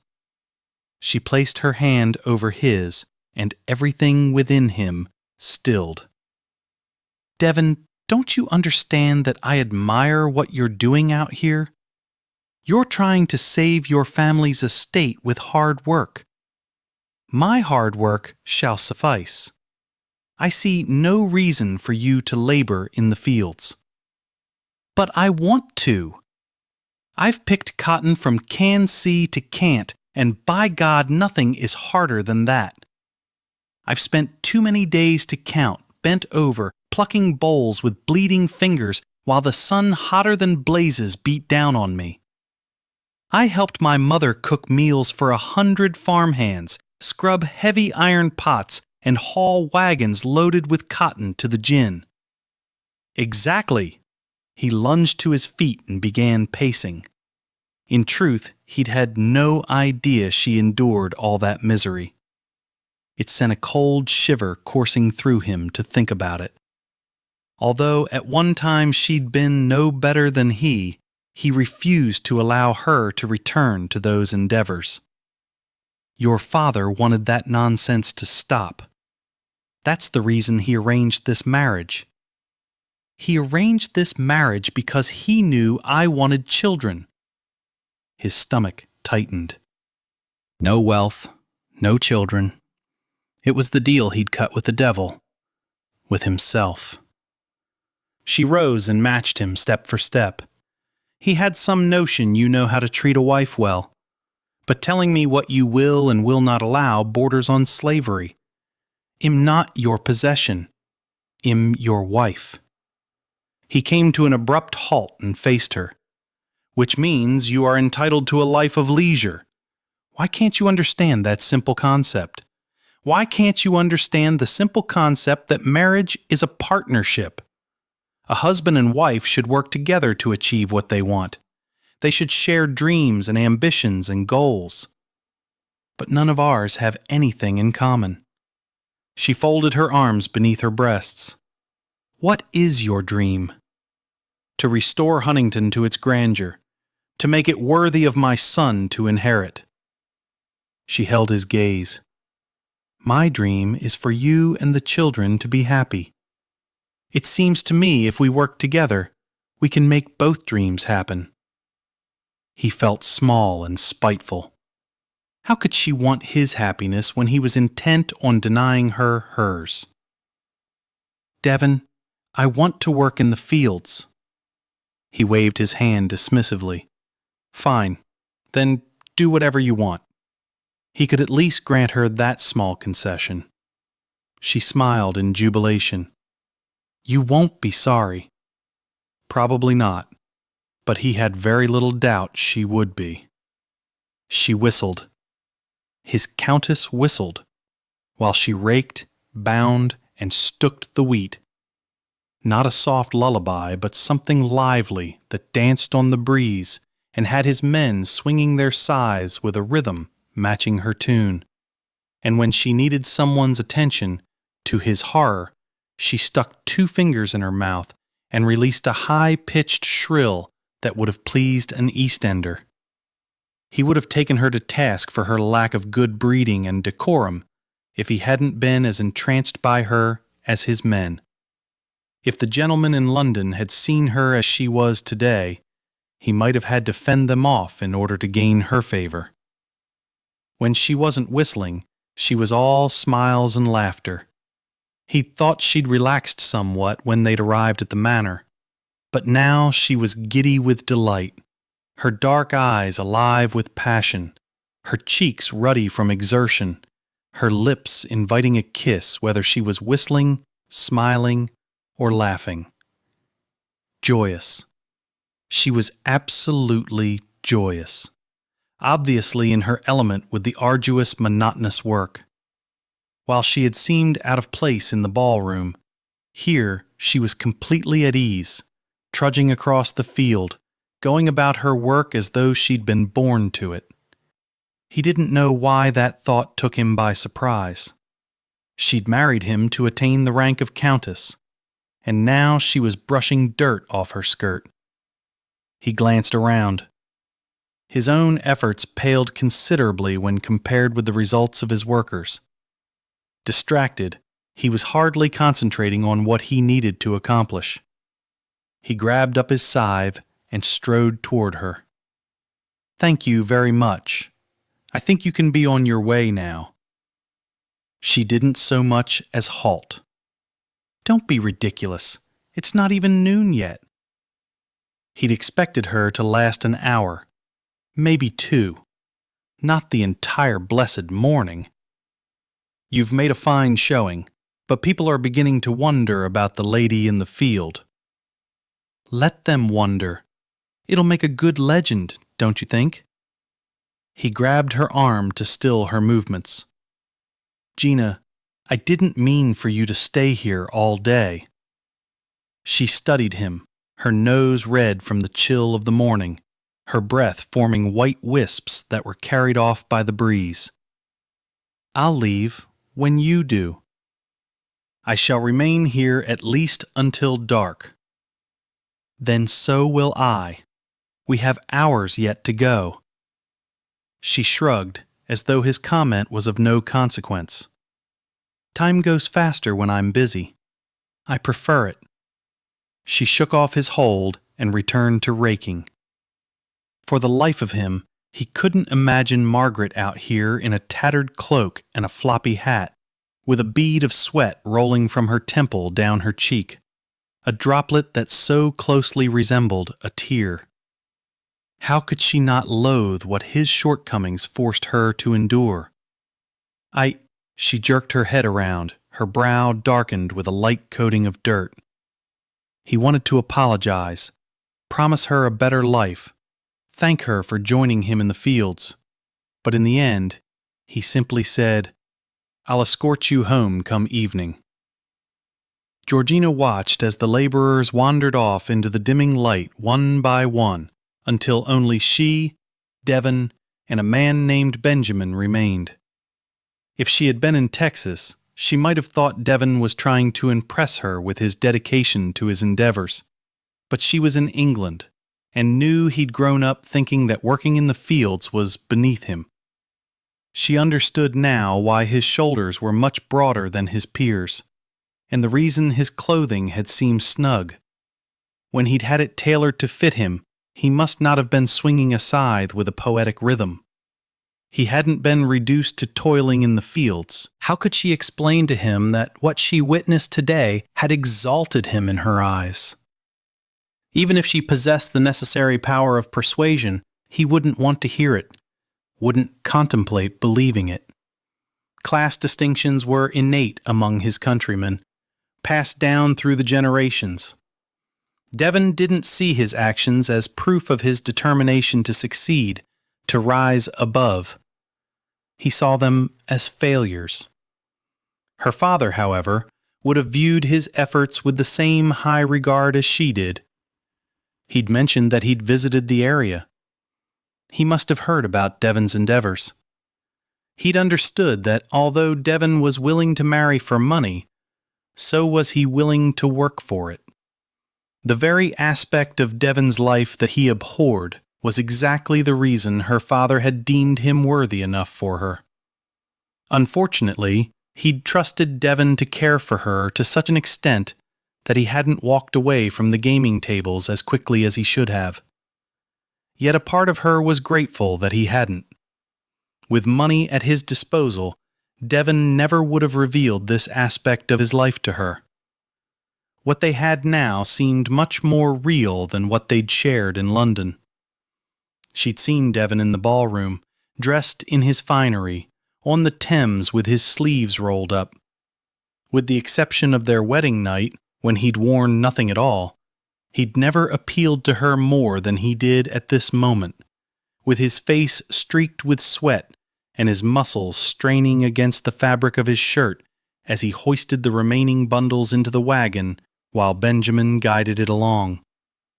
She'd offered to drive the wagon so Benjamin could help Devon load it. "By God, Gina, you've done enough for today," he'd said, not with gratitude, but irritation. She might have taken offense if she hadn't already learned how difficult it was for this proud man to take help of any kind. She hadn't truly understood what it must have cost him to approach her father and offer to marry her in exchange for money. He must have felt as though he was selling himself. And having bartered himself, he was no better off now than he would have been if he'd never spoken to her father. All he'd gained was a wife who didn't view hard, honest work as a failing. He strode toward her. "Benjamin has offered to take the wheat to the barn. I'll escort you home." She fell into step beside him. "If I wasn't here, would you be the one driving the wagon?" He said nothing as he came to the spot where they'd left their horses to graze all day. He saddled them in silence, her question answered by his refusal to give voice to the truth. She wanted to punch him for his obstinate behavior. When he'd finished with her horse, He turned to her. Yes. She'd almost forgotten the question. I didn't think you were going to answer. I considered taking that avenue, but decided little was to be gained. I'll help you mount. He bent over, and she slipped her foot into his cupped hands. They seemed much more capable to her now. Was she as guilty as he of judging a person by perceived notions about society? In truth, nothing about him had changed, but she found herself looking at him differently now. She was almost ashamed to acknowledge her feelings as she watched him pull himself into his own saddle. He urged his horse forward, and she did the same. She enjoyed riding beside him. He sat a horse well, with an ease that came from knowing he was the master. I noticed when I went to the stables this morning that 2 of the horses were gone, she said. I sold them. Oh. She turned her attention to the narrow lane. I keep forgetting how badly you need money. I don't much like having debt hanging over my head. With a bit of frugality, we won't go hungry. I appreciate that you are not a spendthrift. He was becoming little more than a silhouette as the shadows of the night crept in. Still, she gave him a timid smile. I never could get used to spending money just so it wouldn't burn a hole in my pocket. I dare say that would be viewed as a flaw among the ladies in London. Never cared much what people thought. So I've noticed. She thought she could see his lips twitching. She'd always enjoyed the last remnants of the day after hours of arduous work in the fields. As much as she hated picking cotton, she'd still found satisfaction in it. Are you responsible for all the fields? She asked. His head turned sharply, and even in the diminishing light, she thought he looked as though she'd asked a preposterous question. I am, of course, accountable for the 2,000 acres that make up Huntingdon. I meant, are you yourself farming all those acres? Not all. We still have some tenants who work their own acreage. I simply couldn't abide having the land lie fallow when tenants left, so I began working it. What about Benjamin? She could feel his gaze boring into her. Are all Americans as curious as you? Or are you the exception? Are all Englishmen as private as you? Or are you the exception? She asked in as British an accent as she could muster. He chuckled low. Although I'm accustomed to dealing with a woman's anger, your restrained fury tends to throw me off. I'm not furious, Devon, just frustrated. I'm your wife. I expected to share your life, not be made to feel like a busybody every time I ask a question. I expected our lives to run on separate paths. I expected them to be joined. So I am coming to understand. She wasn't quite sure if his understanding was for the good or not.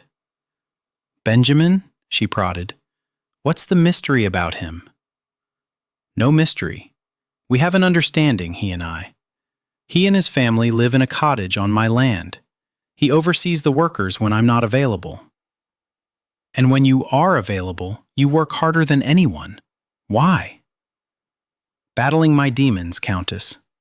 Margaret despised my working in the fields, but I saw no help for it. I doubt I make much of a difference, but it's something, I suppose. His wife had despised his working in the fields? In addition to his own shame, he'd been forced to endure hers. Was it any wonder that he'd endeavored to ensure she never discovered he spent his days toiling?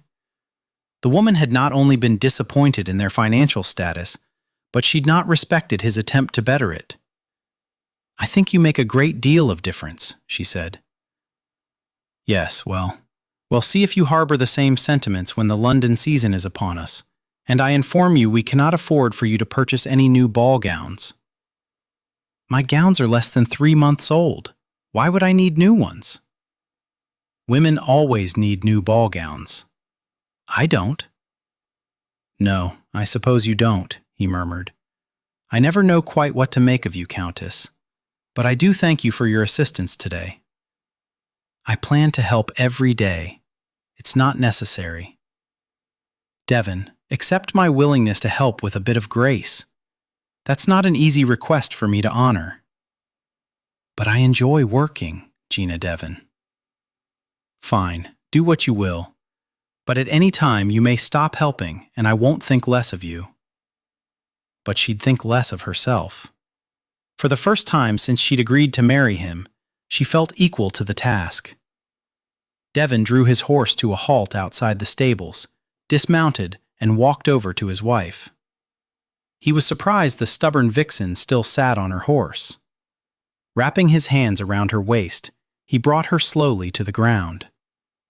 As soon as her feet touched the ground, he should have released her. Instead, he turned his hands slightly until his thumbs could graze the underside of her breasts. Night had fallen, but someone had hung lanterns outside the stables, and they cast their glow over Gina. Strands of her hair had worked their way free of her braid. The rich soil was smeared over one cheek. She looked like no lady who belonged in the aristocracy. Yet she possessed a fierce pride that even now was apparent by the manner in which she held herself. She'd worked in the fields all day. She should have looked withered, not merely weary. And she certainly shouldn't have appeared enticing or engaging. He wanted to pull her to him, flatten her breasts against his chest, and slash his mouth across hers, tasting her sweetness. He released her, stepped back, and grabbed her horse's reins. Head on up to the manor. I'll be there shortly. There is no stable boy, is there? She asked quietly. He bowed slightly. You are looking at him, Countess. Although Benjamin sends his eldest boy over when I'm not about. He furrowed his brow. Who saddled your horse this morning?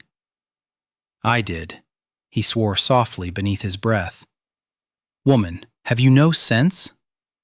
She smiled, actually smiled, her teeth showing brightly against the lantern light.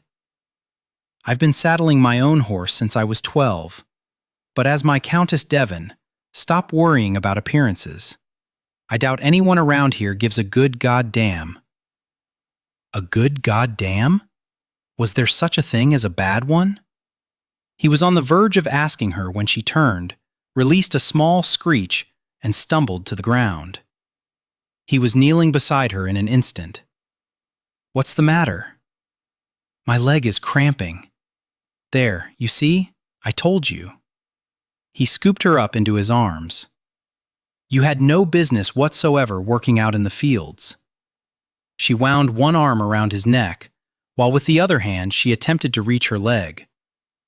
Just be still so I can get you to the house, he ordered briskly, alarmed by the situation, wondering if he should send for a physician. He didn't want her suffering. What about the horses? I doubt they'll run off. I shall send someone to tend to them. He took the steps leading into the manor two at a time.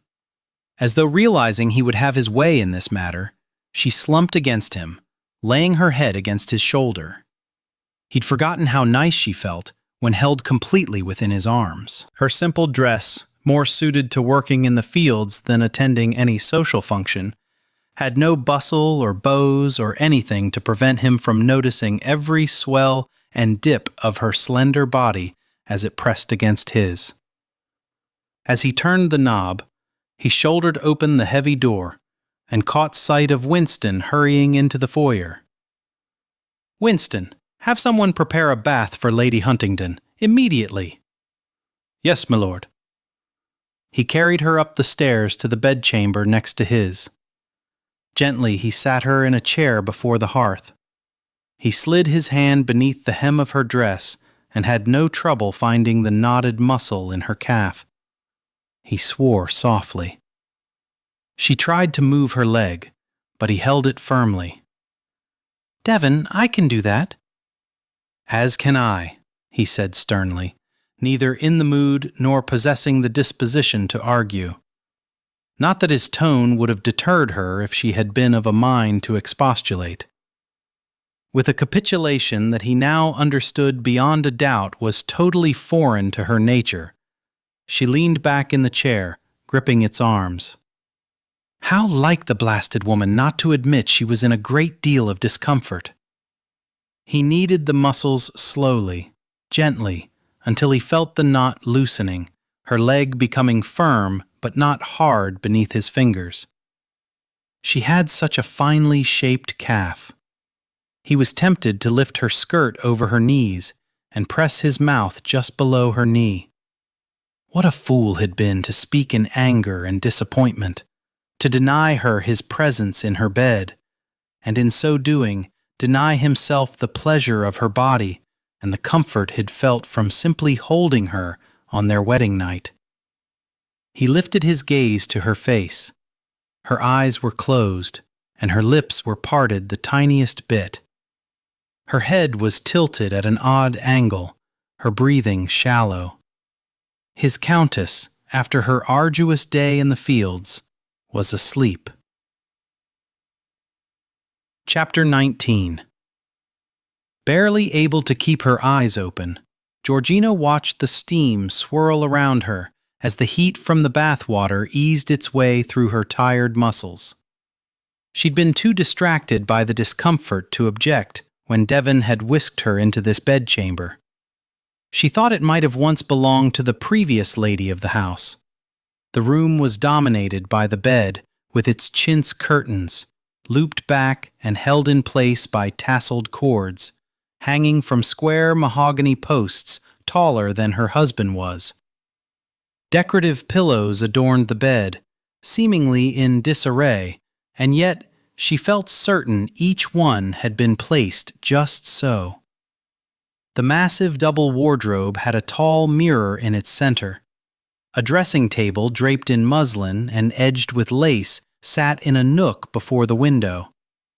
She could see an assortment of bottles resting on top, probably perfumes, little silver trinket boxes, crystal vases, some holding flowers and some not. Dainty chairs and tiny tables that should have given the room a cluttered feel, but instead seemed welcoming. And the abundance of framed paintings on the wall made Georgina wonder why they'd bothered with wallpaper. After the servants had finished scurrying about, bringing up buckets of hot water for the luxuriously long copper tub, Devon had exited through a side door that she was certain led into his bedchamber. This room wasn't masculine enough to be his, but it would have provided him with easy access to his wife. She didn't want to acknowledge the pang of envy for a dead woman that thought invoked. Nor did she wish to contemplate how desperately she wanted his love. She wasn't certain when the realization had dawned on her, but she thought she could trace its roots back to London if she thought about it long enough. She had enjoyed working beside him today. As she'd toiled in the fields during her youth, she'd always dreamed of one day having a man beside her to pick the cotton. Then the war had erupted, taking the dreams with it far away. No matter how much she reached for them, she couldn't touch them. Young men and boys had left to fight. Few had returned.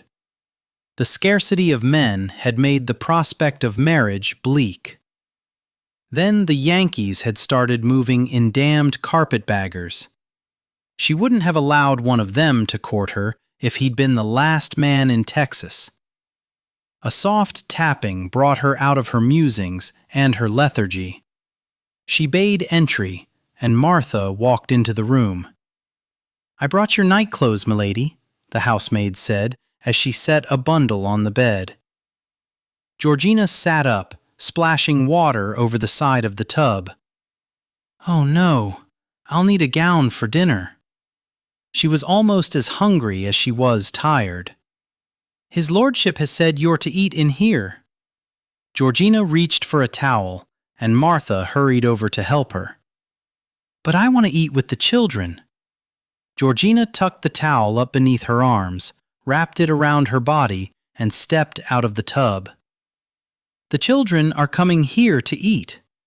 His lordship has instructed us to prepare a picnic on the bed. Georgina stilled. He has? He has, a deep voice purred. With a screech, Georgina spun around, slipped on the wet floor, and landed with a hard thud. Damnation! Devon hissed. Georgina watched in horror as he strode across the room. No! She held up a hand to stave off his assistance, felt the towel fall, grabbed it, scrambled back, slid, landed on her elbow. Stop! She yelled. He staggered to a halt, and she realized too late that since he was no longer concentrating on getting to her, he could give his complete attention to looking at her, which he seemed to be doing with increasing intensity. Clutching the towel to her chest left the rest of her embarrassingly exposed. She scooted back and reached for another towel. Her movement must have snapped Martha out of her stunned daze. The maid snatched away her sole protection against his intense glare. Oh, milady, this one is all wet. Let me help you. No. Georgina struggled to wrap another towel around her, hanging on to it for dear life. I'm fine. I can take care of it myself. But milady, Martha, fetch the children, Devon said in a voice that sounded as though he was strangling. I'll see to my wife's needs. Yes, my lord. Martha was up on her feet and out of the room before Georgina could draw in another breath. You won't see to my needs. You'll turn away, Georgina snapped. The words seemed ridiculous when spoken aloud, especially since he'd seen every inch of her body on their wedding night a lifetime ago, before her father's weaknesses had revealed her husband's uncompromising strength. Slowly, ever so slowly, he raked his gaze over her with a look she might have mistaken for appreciation if she hadn't known better. Turning away from her, he grabbed the mantle as though he needed something to tether him to the spot. I didn't mean to startle you, he said quietly. Yes, well. She grabbed another towel, stood and dried herself off. You did. He chuckled low. So I noticed. His laughter faded. I'd forgotten what remarkably long legs you have. She stilled. Remarkable? Her legs? Surely he was joking, although his voice didn't sound as though he was. It sounded rough and hoarse. If the white of his knuckles was any indication, he was going to leave an indentation of his fingers in the wood. Carefully avoiding the spots of water, she backed to the bed, not trusting him to keep his face averted. He no longer wore his workman's clothes, but was dressed for dinner. The ends of his hair curled, obviously still damp. He'd no doubt been bathing in the next room, while she'd been washing up in here. Even with a door separating them, the intimacy of that realization caused her body to flush with heat.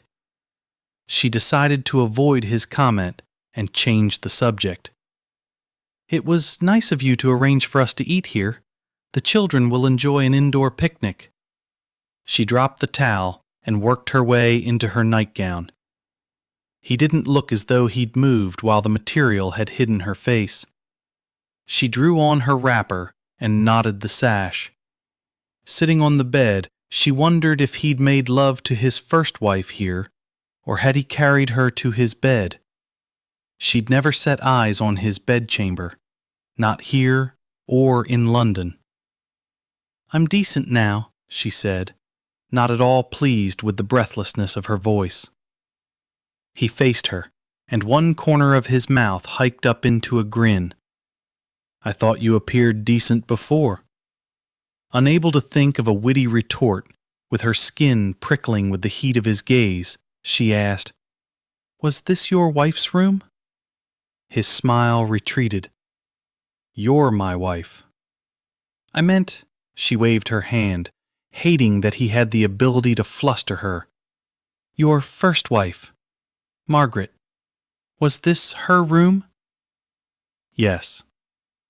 Did you and the children have picnics here? We never ate with the children. Ever. He walked to the bed and skimmed his fingers along her wet hair. She'd completely forgotten about its disarray. She bounced off the bed. I need to fix my hair. Leave it. Martha can see to it when she returns with the children. She scowled at him. Don't be silly. I'm perfectly capable of brushing my own hair. When will you understand capability has nothing to do with it? You are the lady of the manor. Therefore, I should be able to do anything I want, right? And I want to brush my own hair.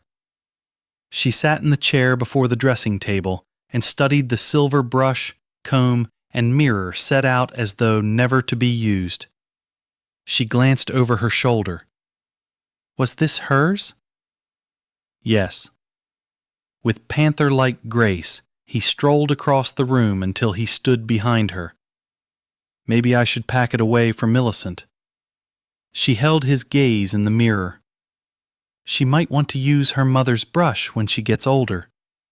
She barely remembers her, which will make it all the more special. She stood, turned, and found herself toe to toe with him. I need to fetch my brush. I have one you can use. Or, well, send Martha to retrieve yours. He toyed with several strands of her hair. Have you possession of your mother's brush? Yes, but it's not silver. It's the one we shared when we were poorer than dirt. He dropped his hand. And here you are, poor once again. Hardly. I've slept in a shack where you could look through the roof and see the stars. I've been so hungry that my stomach has hit my backbone. I've worn clothes that had enough patches to make them look like a quilt. You continually harp on being poor when you've got 2 children who make your life richer simply by being. You're just too hard-headed to see that. He arched a brow. I do wish you wouldn't sugarcoat the situation. The twinkle in his eyes made her realize he was teasing. I need to get my brush. She started to edge past him, but his hand on her arm stopped her. You may use mine. He leaned close enough that she could smell his sandalwood scent and see the dark rings around the blue of his eyes. Since you're too hard-headed to follow my conventional wisdom and allow the servant to fetch it. Gina sat at the head of the bed with her knees spread wide and her feet somehow tucked up beneath her. Indian style, Shed called it, when the children had wanted to emulate her. A most unladylike and undignified pose, but lounging at the foot of the bed, Devon had never been more entranced. His children sat on either side of her, regaling her with the events of their day. She hung on every word as though each was spun from gold. She had to be at least as exhausted as he was, if not more, after working in the fields all day, but she gave no hint of it to the children. Shed brushed her hair to a glorious mahogany sheen that captured the firelight cast by the candle flames. He longed to plow his hands through it, to cup the back of her head and guide her mouth to his. Is she, Father? Millicent asked. With a mental shake, Devon turned his attention to his daughter. I'm sorry, kitten. What did you say? I wanted to know if Gina was going to live in our part of the house now. Devon's gaze slammed into Gina's. He had brought her here without thinking. Shed scared the devil out of him when Shed collapsed. Had almost taken her into his room to tend to her, but realized at the last moment that the wife's bedchamber was where she belonged. Where she belonged. She was his wife, however much he might wish it otherwise. I thought we should close off the east wing until we are in a position to have more servants. It will save the staff countless hours of work. If you're agreeable, that is, he said, unwilling to admit the truth, that he simply wanted her closer. Say yes, Gina, Noel urged. Then you wouldn't have so far to run when it rains.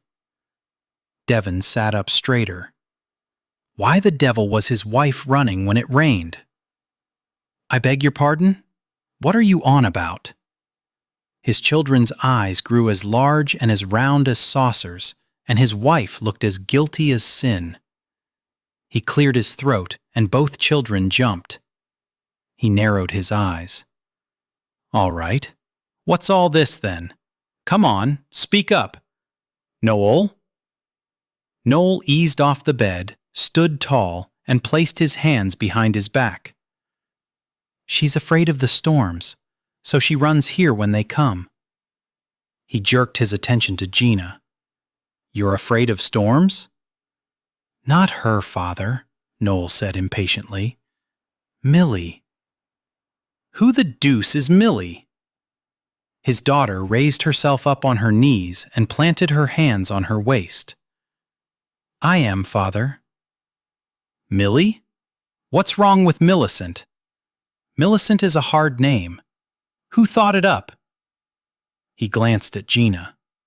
Her eyes were dancing, and he had a feeling she wore a smile behind the napkin she had pressed to her mouth. I did, he confessed. Whatever possessed you, Father? This question from Noel, who was looking at him as though he was pondering the merits of having his father placed in a lunatic asylum. I was striving to honor the wife of the first Earl of Huntingdon. Her name was Millicent. Was she pretty? Millicent asked. He darted a glance at his wife and grinned. Her beauty was legendary. Gina lowered her napkin.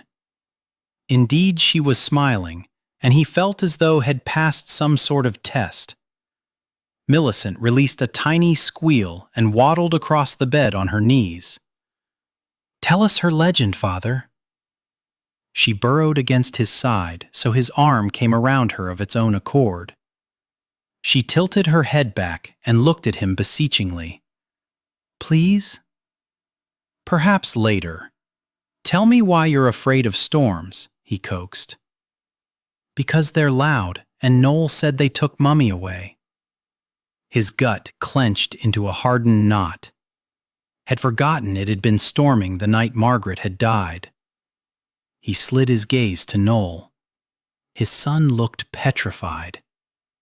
Gina tugged Noel onto the bed and slipped her arm around him. Storms frighten me as well, so Noel keeps us company in Millie's bed, she explained. She was salvaging his son's pride. The boy was apparently as terrified of storms as his sister. What had he told Noel when his mother died? That she was gone? While Millicent had remained in the nursery, Noel had stood stoically at his side during the funeral. Devon had thought Noel understood about death. Or perhaps he'd simply hoped the child did, because he didn't know how to explain it. The storm didn't take her, did it, my lord? Gina prodded softly. Her question snapped him back to the present. He drew Millicent more snugly against his side. No, the storm had nothing to do with her passing. What's a passing? Millicent asked. It's when a person. Died seemed such a harsh word, and then he would have to explain death. His children might come to fear not only storms, but sleep as well. How did one explain? Goes to heaven? Gina offered. Yes, quite right. He gazed into his daughter's trusting blue eyes. It's when a person passes from this world into heaven. He looked at Noelle. The storm didn't take her. She went away because she was very ill. And she loved you all very much, Gina added. Yes, Margaret had loved the children. He'd never doubted that fact. But she'd never crept into their beds when it stormed, or insisted they share meals, or traipsed about the countryside with them half-naked, or half-clothed for that matter. He wished he could stop comparing the two women he'd married. He'd loved Margaret beyond reason, and yet he was coming to realize he liked, enjoyed Gina so much more. Sitting before the hearth in his room, his legs outstretched, Devon lifted his glass to the painting in a mock salute. Unwilling to part with it, he'd brought it from his London home. You would have never set foot in a field, much less worked in one. I wonder, my sweet, if we might have been happier if you had not found our financial fall from grace so difficult to accept. He downed the amber liquid, relishing its scorching path along his throat. The only light in the room came from the candle burning on the mantel. Shadows danced around him.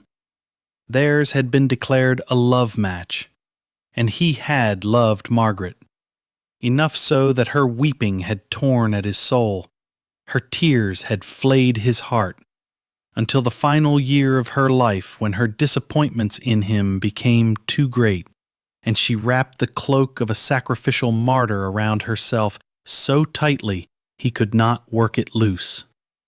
Not with promises, teasing, the touch of his lips, or the caress of his hands. She became an iceberg in a frozen sea of disappointments. He ignored the light tapping on the door that led into the lady of the manor's room, but he should have known Gina was simply announcing her intent to join him, not requesting permission to enter. As though she was a willowy wraith, she glided into the room. "Are you all right?" she asked. He'd been unusually quiet after discussing Margaret with the children. He'd expected her not to notice, but was not surprised that she had. Lifting the decanter, he poured more amber liquid into his glass. "How long have you been sleeping with my children?"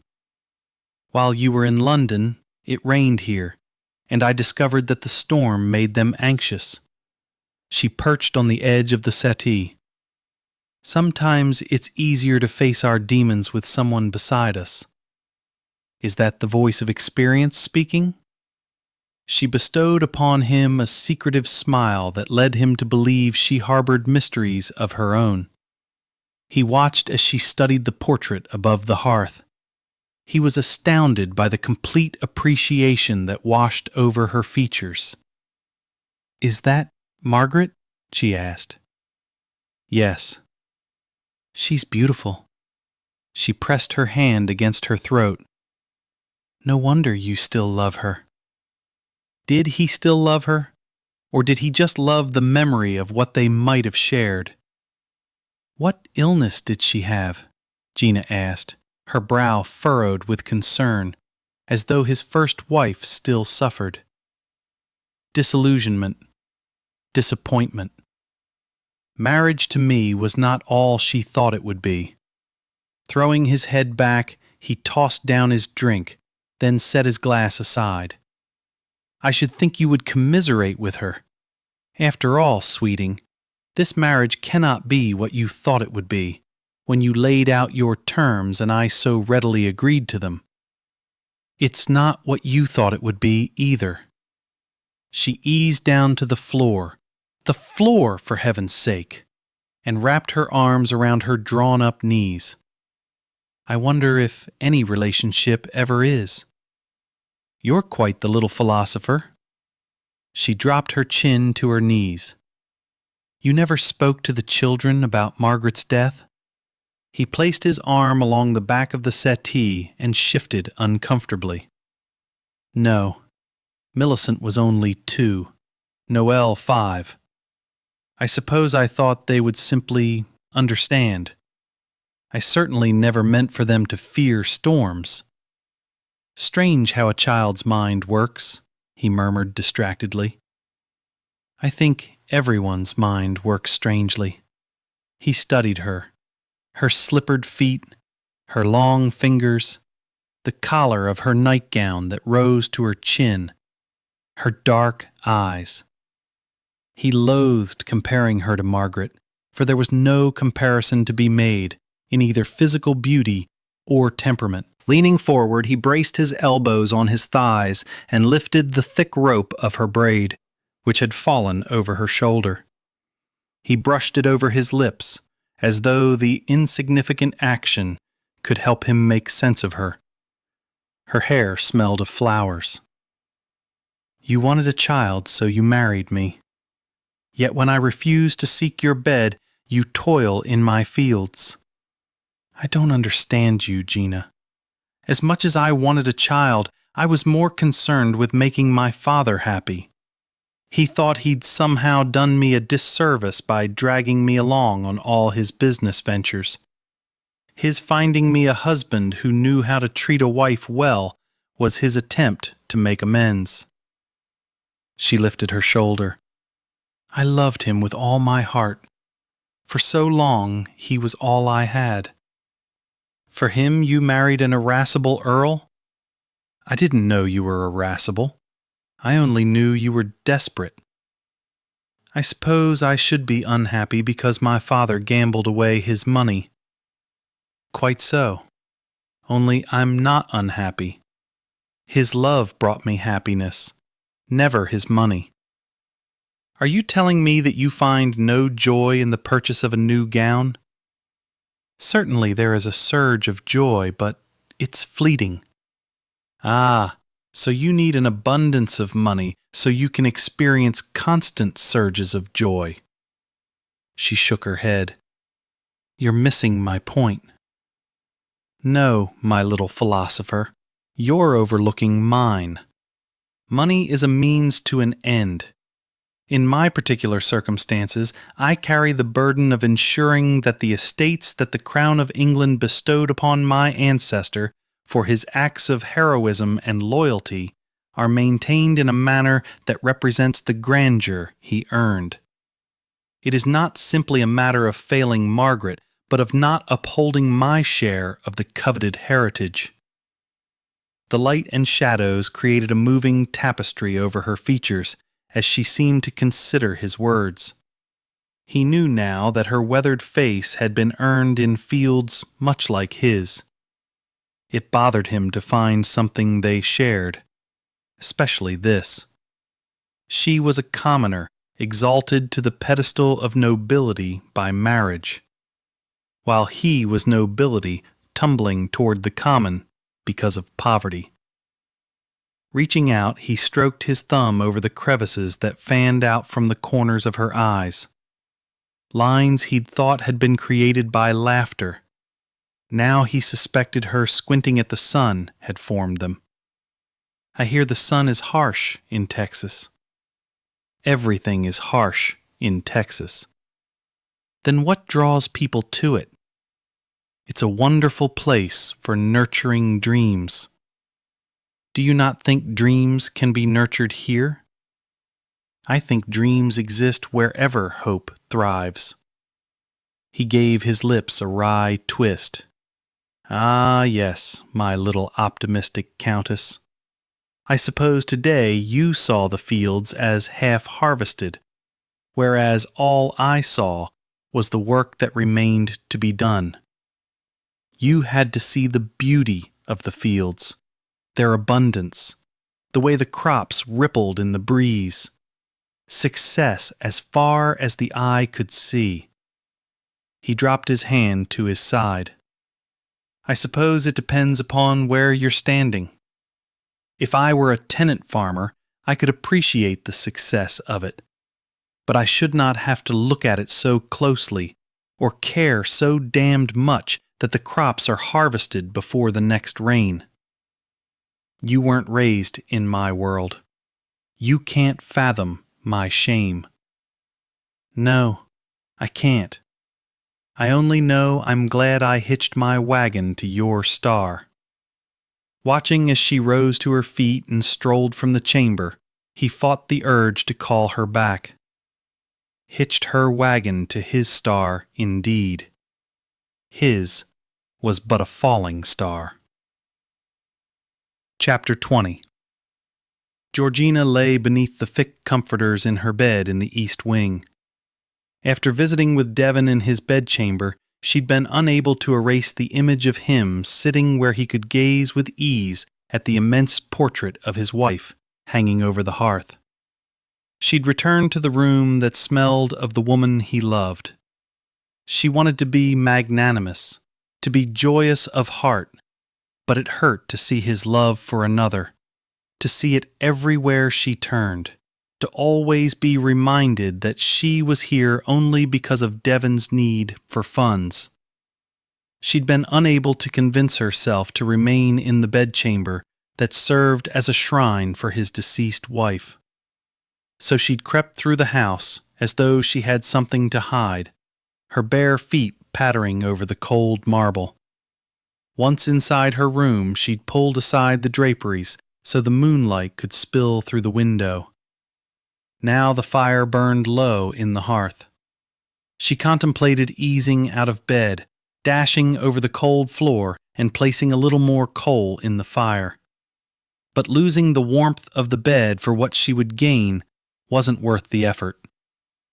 She'd never actually answered the children when they asked if she'd sleep in their wing. Tomorrow she would find an excuse to give to them regarding the reason that she wanted to remain here. She swept the end of her braid across her lips, as Devon had done earlier against his. For a while she thought he was going to kiss her. Heat poured through her with the memory of his gaze touching her face as though it was a caress. She had wanted him to touch her, to tell her that having her with him in the fields that day had lightened his burden. To the very depths of her being she had loved watching Devon work. There was something incredibly intoxicating about the way a man's muscles bunched and nodded as he swung a scythe. Her respect for him had grown with each passing hour. She had come from a society that judged a man by the sweat he worked up. She couldn't understand why Devon placed such a high value on not having to labor. She much preferred laboring in a field to dancing in a ballroom. She had forgotten how much she enjoyed the scent of dirt and freshly cut crops, the feel of the wind riffling her hair and cooling the sweat on her skin. When her father had returned from the war, he'd had grand plans to improve their lot in life. She and her mother had traveled with him. It was then that she'd begun to feel uprooted. She had never been comfortable on their travels, had always longed for the comfort of sleeping in the same bed, eating at a familiar table, sitting in a room that carried the scent of those she loved, but not a room that carried the scent of her husband and the fragrance of the woman he loved. And she had no doubt that Devon still loved the woman. His voice had a deep timbre whenever he spoke of her. It mattered not that Margaret had failed to appreciate his efforts. He apparently still loved her deeply. Why else would he be staring at her portrait? He seemed willing to accept that the woman had not lightened his load, but had preferred to add to it. Georgina supposed it was because Devon and Margaret were of the same ilk. They understood the subtle nuances of the aristocracy as she never would. She could not fathom the things they valued. The scales were so unevenly tipped. She and Devon were so different. How could she ever find happiness if she remained here? She heard the door to her room open. She held her breath as soft footfalls echoed around her. Peering through her eyelashes, she watched as he hunkered down in front of the hearth, grabbed the poker, and stirred the embers. He had to have gone to Margaret's bedchamber first, and after finding it deserted, had come in search of her here. Why had he bothered? She liked his silhouette, the manner in which the orange glow from the fire outlined a portion, but not all of him. He added coal to the fire until the flames danced higher and sent out warmth that crept across the room to create a cozy sense of well-being. He unfolded his tall, lean body and walked to the bed, stopping just short of her. With her lids lowered, she barely breathed. "I take it you prefer the distance between us," he said quietly. Had been in his room, staring at a portrait of his wife, the true love of his life. How could she compete with that memory? "I can't sleep in the bed where you made love to your wife." "I see. That was rather heartless of me to think you would be comfortable there." "Not heartless. I just prefer it here." He stood for the longest time, unmoving, and when he finally left, she wished he hadn't. Chapter 21. Devon did not find looking over his ledgers nearly as gratifying as looking over his wife, where she sat in a chair before the window. Her head was bowed as she read Jane Eyre. She had been reluctant to join him in his domain, had convinced her the light was better. Then the dark clouds had moved in, and she stared more at the gloomy day than she did at her book. He wondered what she was contemplating. Had gone to the bedchamber adjoining his to simply gaze upon her. This remarkable woman, who seemed unable to fully comprehend his world, but whose own world seemed remarkably sane. Had listened as she'd explained to the children that the east wing of the house seemed a trifle lonely, and therefore she decided to stay in her bedchamber there, but she would always be available to them, especially during storms. They had readily accepted her explanation, while he knew the truth. His dear departed wife made his current wife uncomfortable. Devon? Yes, Countess. She ran her finger along the edge of the book. How he wished she was trailing it over his face. He wanted to make love to her with a desperation such as he'd never known. You'd mentioned wanting to better the life of the people here, of their children. Do you have a plan?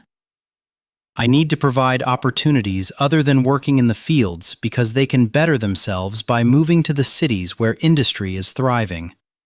He shook his head. I'm not in a position to simply give. I've been looking into ways to lure the industries here. Unfortunately, I need a way to help them that will also benefit me. Her head came up. That's good business sense. Is it indeed? She blushed, but continued to hold his gaze. Have you ever considered investing in land in Texas? Getting into cattle? You could send the area boys to Texas to work the land and cattle. I know a couple of men who I'm sure would be willing to teach them what they needed to know. That magpie fellow you mentioned. She smiled winsomely. Yes, he's one of them. I suppose there's some merit to pursuing this avenue. Kit's certainly done well over there by all accounts. A soft rap on the door caught his attention, and he bade entry. Winston stepped in. My lord, a missive has arrived for the Countess. Gina popped out of the chair, took the letter, and tore into it as though she was expecting a bauble. Devon watched as her gaze traveled over the words, joy illuminating her features with each passing moment. She released a small squeal and crushed the letter against her bosom. Her excitement certainly piqued his curiosity. What is it? She faced him with unadulterated love reflected in her eyes. The beauty of her gaze was mesmerizing. He wanted her desperately now in this room, in every room. Slowly he began to rise. Jake is coming. The only sound in the room was the crackling of paper as her fingers tightened their hold on the letter. Father must have made travel arrangements for him before he died. Oh my God, I've missed him so much. He felt as though he'd taken a blow to his midsection. He gripped the desk. The love she held for this man was incredibly evident. Who the devil is Jake? My very best friend. Jake who? Just Jake. One of those fellows with only a solitary name? You could say that. Her smile grew so large that he was surprised her jaws managed to stay hinged. Lauren's bringing him. I have to tell the children. She fairly flew out of the room, leaving him to wonder why she looked as though her soulmate had just risen from the dead. Father, do you know Jake can do tricks? Noel asked.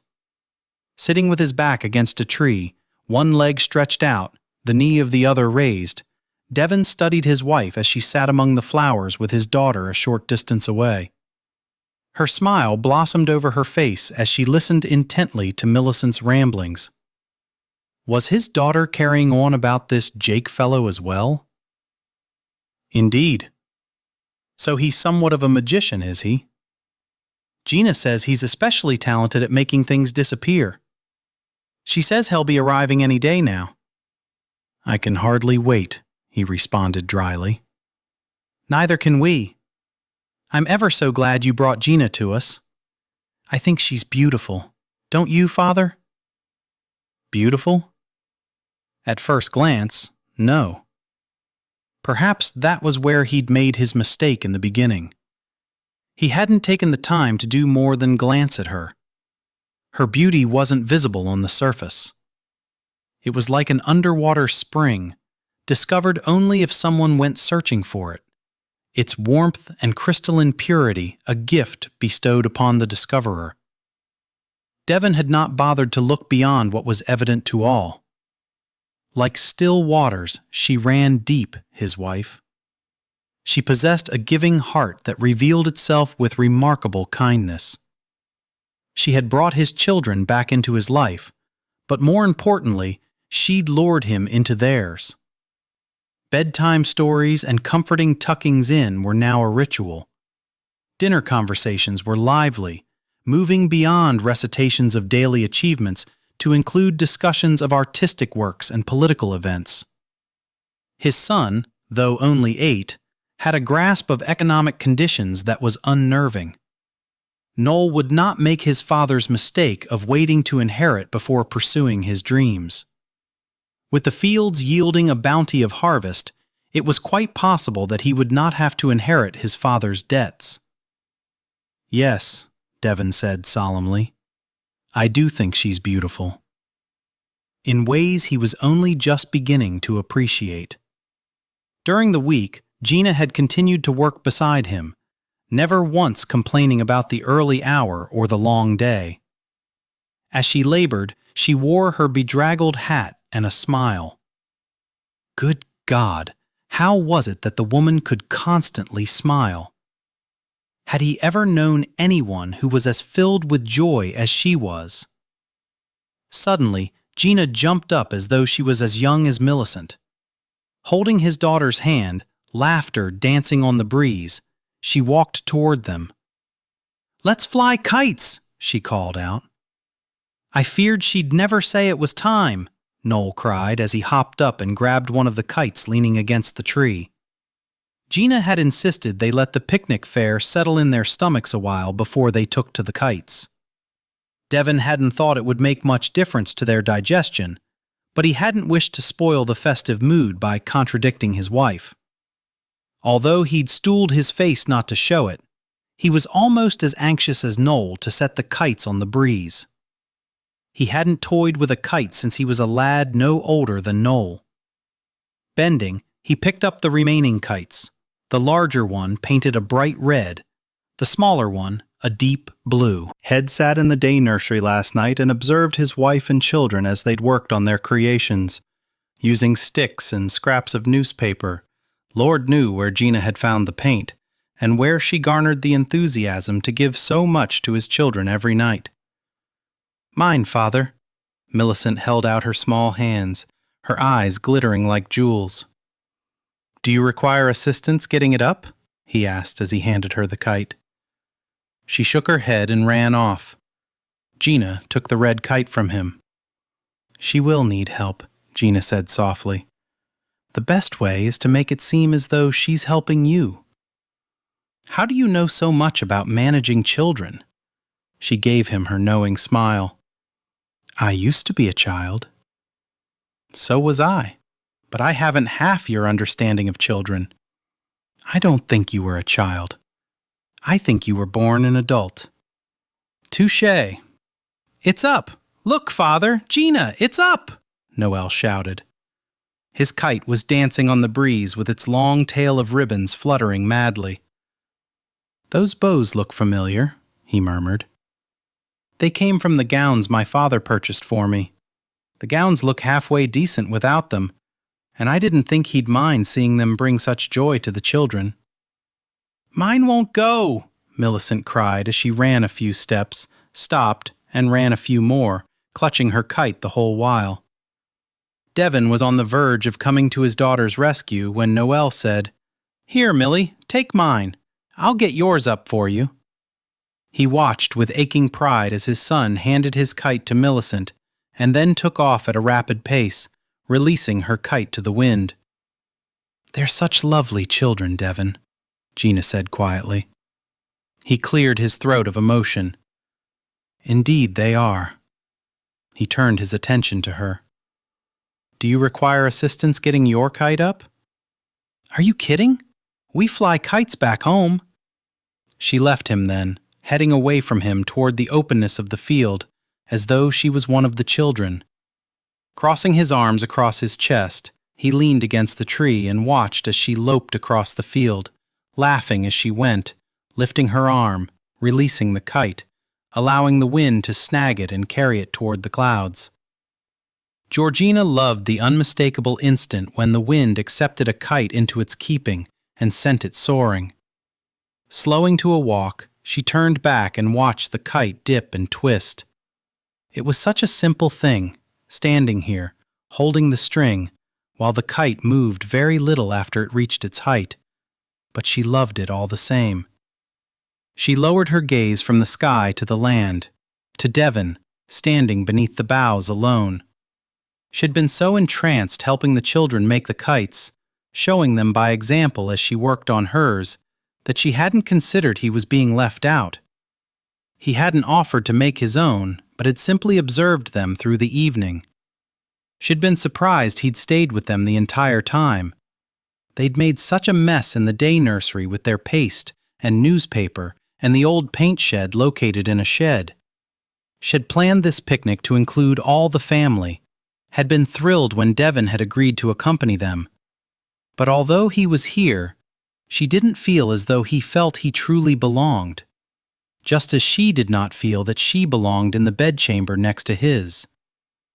Waving her hand, she called out to him, "Come here!" She saw his hesitation before he shoved himself away from the tree and strode toward her. Long strides, even and confident. For all the worries he carried on his shoulders, he seemed more at ease here in the country, more real, than he had in London, where he was constantly under the scrutiny of his peers. As he neared, she extended the ball of twine toward him. "Did you want to fly it?" He studied her as though he hadn't quite grasped her meaning, and then some emotion gladness, she thought, quickly flickered across his face. "What say we do it together?" he suggested. "All right." He walked behind her and put his arms around her, closing his hands snugly over hers. She wished neither of them had been wearing gloves, or shoes for that matter. He pressed his chest to her back, and she could feel the buttons on his vest and the watch chain that dangled outside the pocket. Even for an event as relaxed as a picnic, he dressed in his finery. Yet she was beginning to see through the elegant facade to the man beneath it. She was much more comfortable with this man, who worked in the fields, than she'd ever been with the gentleman in London. Yet they were one and the same. "Do you know what I'd like to do?" she asked. Devin could think of any number of answers as he stood with her in his arms. She fitted perfectly. He'd only have to lower his head a bit, and he'd have access to the enticing spot behind her ear, a place he knew from experience was incredibly sensitive. Her fragrance teased his nostrils, and he remembered how the scent had grown stronger when heated with passion. He'd been a damnable fool to exile himself from her bed, and to announce his intent had been even more ill-considered. She jiggled her hands. "I want to let the kite fly higher." Ah, he'd forgotten she'd asked him a question. Hadn't realized he was grasping her hands so tightly that she was unable to release more of the twine. He loosened his hold. "My apologies. I didn't realize I was holding it quite so securely." She glanced over her shoulder, her smile bright enough to put the sun to shame. "I don't blame you. I'm always afraid I'll lose it. What do you think would happen if we let go?" I should think it would crash to the ground. She twisted her head so she was again looking at the kite, the vast expanse of sky. I think it would fly forever. Devon was vaguely aware of the scratching of his quill pen over parchment as he made notations in his ledger, notations that were blotted out here and there as he continually lost his train of thought and stared ahead as though he was a man with no goals in life. He'd stare until the ink dripped from his pen onto his paper, creating a mess that it would shame him to ever show anyone. But there was no hope for it. He could not keep his mind on his task. They'd returned from their picnic late in the afternoon. The children had gone to their nursery, his wife to her sitting room, and he'd come here searching for answers that had no questions. Leaning back in his chair, he brushed his fingers over the quill again and again. It looked rather mutilated after being used as part of his daughter's Indian headdress. He should replace it, but he liked the memory it invoked. The memory of his daughter and the memory of his current wife. At 26, she'd sworn she'd never kiss anyone but him. He had no doubt on their wedding night that she'd been a virgin. So if this Jake fellow meant so blasted much to her, why hadn't he kissed her? Or more to the point, married her? Was it because, as she'd hinted about, his kind had returned from the war defeated? Did he now, for some unknown reason, feel victorious? Had he come to claim what should have been his all along? The thoughts tormented him as they swirled around him, boxing him in, blocking off the light until only darkness surrounded him. And with darkness came despair. A discreet knock on his door intruded on his steep decline into melancholy. The door opened, and Winston stepped into the room. "Have you a moment, milord?" Setting the pen to paper, Devon tried to make it appear as though he was occupied with important matters and not lost in unsettling thoughts. "Yes, of course." Winston's visage was more grim than usual as he came to stand at attention before the desk. "Milord," he cleared his throat. "Milord, as you instructed, I was on the brink of preparing a bedchamber for our guest in anticipation of his arrival. I thought it prudent to ask Lady Huntington which chamber she thought the guest might prefer. She informed me, however, there was no need to prepare one for Mr. Jake. She expected he would sleep with her." Devon heard a resounding snap and realized he'd broken the pen in two. "Surely you misunderstood." "Yes, milord. I thought so as well, but when I questioned her on the matter, she insisted that he was accustomed to sleeping in her bed." Devon's heart was thundering against his chest, while his voice was trapped behind the hardened knot in his throat. "Milord, I am well aware Americans are ill-mannered heathens with few morals, so I fear I am not fully understanding the situation. I thought perhaps you might clarify it for me." "Certainly." He stood with such force that the chair screeched across the floor.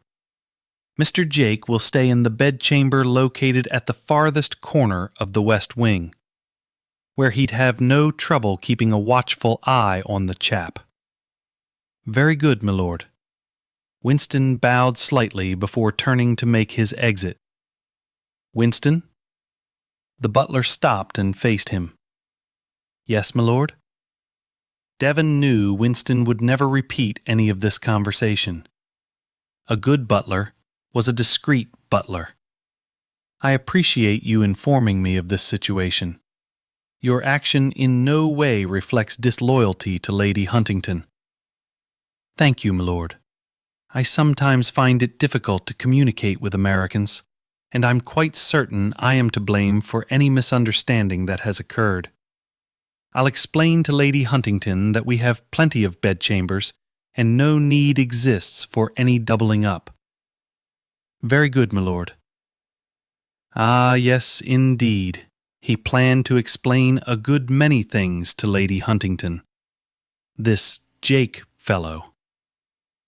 Startled by the unexpected voice, Georgina jerked her attention from the story in which she'd been lost and looked toward the doorway of her sitting room. Devon lounged against the frame, yet even in his carefree pose, he did not give off the aura of one relaxed. Quite the opposite, in fact.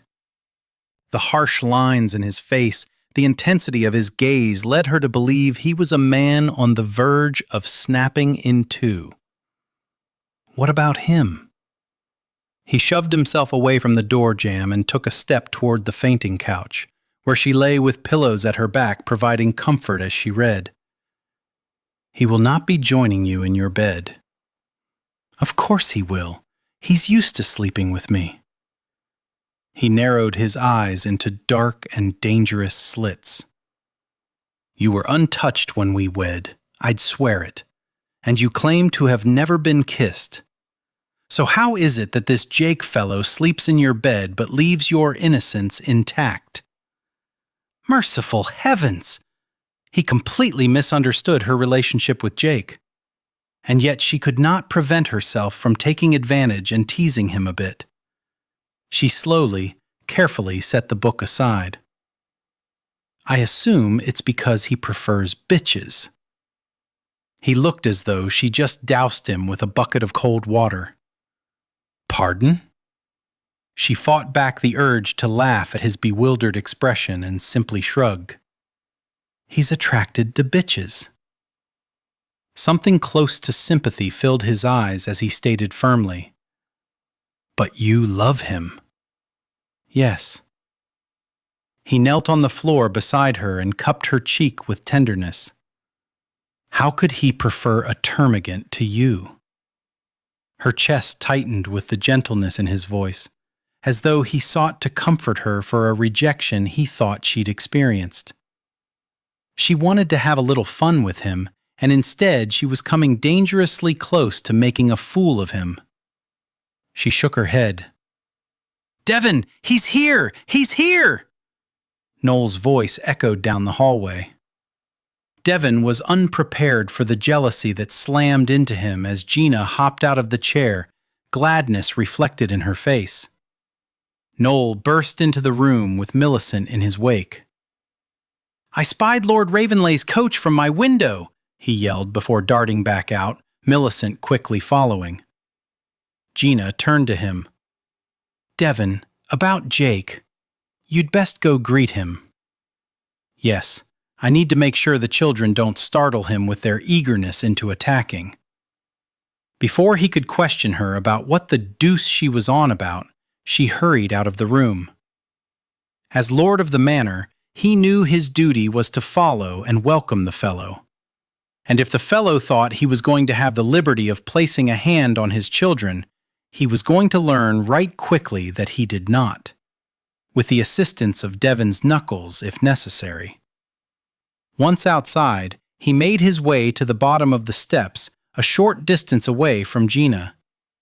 She joined the children, who were waiting impatiently, hopping from foot to foot in the drive. He did not wish to interfere with their excitement. Still, it troubled him somewhat to witness it. The coach rolled to a stop. He could see Lauren through the window. The footman hurried forward and opened the door. A blur of black leaped from the carriage with a resounding bark. Gina fell to her knees, and this mass of ungainly legs and frantically waving tail proceeded to lick her face while she ran her hands over its ugly head. He looked back toward the carriage. Lauren had alighted. The footman had closed the door. So where the deuce was this Jake fellow? Oh, Jake! Millicent cried as she giggled. Devon snapped his gaze to his daughter, who was petting the beast. Isn't Jake splendid, father? Noel asked, his face beaming with delight. With dawning realization, Devon stared at the creature in their midst. No wonder he preferred bitches. He was a damned dog. He couldn't prevent the laughter that erupted without warning from deep within, from someplace where he'd been hoarding joy. It burst through to claim its freedom with such force that he had to sit on the steps, his sides aching as he laughed with an abandon he'd never before experienced. Gina twisted around, her eyes wide. His children stared at him open-mouthed. "Bitches indeed," he said, gasping for breath. Still on her knees, she worked her way to him. "I didn't mean to deceive you. When I realized what you thought, you little witch, you taunted me." Smiling, she nodded. It was too good a prank to resist. "You beguile me, Gina, by God, but you do." "You beguile Huntingdon," Lauren said. Sitting on a bench, watching the children toss sticks for Jake to retrieve one of his tricks, Georgina furrowed her brow. He was only caught up in the moment. He believed, and I didn't confess otherwise, that Jake was a man who slept with me. He'd laughed, actually laughed when he'd learned that Jake was a dog and not a man. She hadn't meant for the little deception to take place, but no harm had come of it. And she'd heard his laughter. Had he laughed like that with his first wife? Had she been able to bring such joy to his days? "I wouldn't be surprised if he's fallen in love with you." She shook her head. "He's never declared his affections." But then she told him not to. Had never considered the possibility he could love her. "Well, I need to be off," Lauren said as she rose. Gina followed suit. "You could stay the night. We have lots of room here." "No, I want to return to Ravenley. It always takes me a while to settle in once we return from London." "We returned later than usual this year because Mother was hoping I would settle on someone." Gina wound her arm around Lauren's as they strolled toward the waiting carriage. "Is there someone who's taken your fancy?" "No one I can't live without. It might be better to look for someone you can live with." "When we left Texas, when I left Tom, I thought I would die. It hurt so badly. I realize ours was a youthful love. I seriously doubt it would have stood the test of time. But I wouldn't mind feeling the same sort of excitement that came over me every time I laid eyes on him. I was always simply so glad to see him. I just don't feel as though I could settle for less." And yet Devon had. Once he'd known a great love. With Georgina, he'd forfeited love in exchange for wealth. Now he had neither. And the realization hit her that she had settled as well. Devon had loved a woman whom Georgina was convinced did not deserve him. As far as she was concerned, Margaret had been spoiled. When Devon had needed her the most, she turned away from him. And yet he continued to worship her. Her portrait hung in his bedroom, where he could look at it each night before he went to sleep. Georgina had tried to make their marriage into a partnership, yet it remained about as cold as any business arrangement. She couldn't deny that she enjoyed being with Devon. She treasured the smallest of shared moments. But it suddenly dawned on her that she was settling for crumbs, while Margaret had benefited from the sumptuous feast of his love. Devon was right. Perhaps it hadn't been wise to take a taste of dessert first. In London, he'd given her a glimpse of what their life together might have been. He'd been warm, caring, and considerate. She'd altered her expectations because of her father's failings. How unfair to her, and unfair to Devon. In the past few weeks, she'd come to realize that she had a great deal to offer a husband. Her unwavering support, her constant belief in him, and her undying love. Because God help her, she did love him. And perhaps that was the reason that his not loving her had begun to hurt so much. Strange how once she'd been willing to accept him without his love. But having witnessed all he'd given to another, she could no longer ask her own heart to do without. She deserved the kind of love that Devon and Margaret had shared, the kind of love that Lauren was willing to wait for. Leaving the children would be almost unbearable, but surely they would recover quickly, especially after Devon found someone else to love. Children were resilient. Noelle and Millicent deserved to grow up in a house filled with warmth. She wanted them to experience what she and Devon could not give them. She would soon be 27, and she'd never put her own needs, desires, and wants ahead of anyone else's. It was long past time that she did. She would remain with Devon until she'd given him what her father had promised, a financial leg up. Then she would set them both free. Chapter 22. The bonfires burned into the night, illuminating the harvested fields and the many people who had worked to ensure the yield was good. With Gina's hand on his arm, Devon strolled among the throng of merrymakers.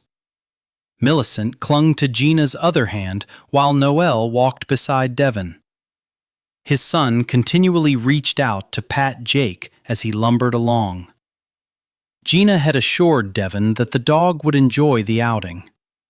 Jake seemed as eager to please as his mistress was. Gina wore the enticing blue dress she'd worn the day he took her boating on the Thames. This evening she appeared more lovely than she had then. More lovely. In London, he'd never expected that he would associate that particular sentiment with his wife. But she was lovely. Lovely beyond measure. Her face alight with joy as the men of the village and those of the fields stopped to doff their hats whenever they passed. She knew them all by name and asked after their health, their happiness, and their families.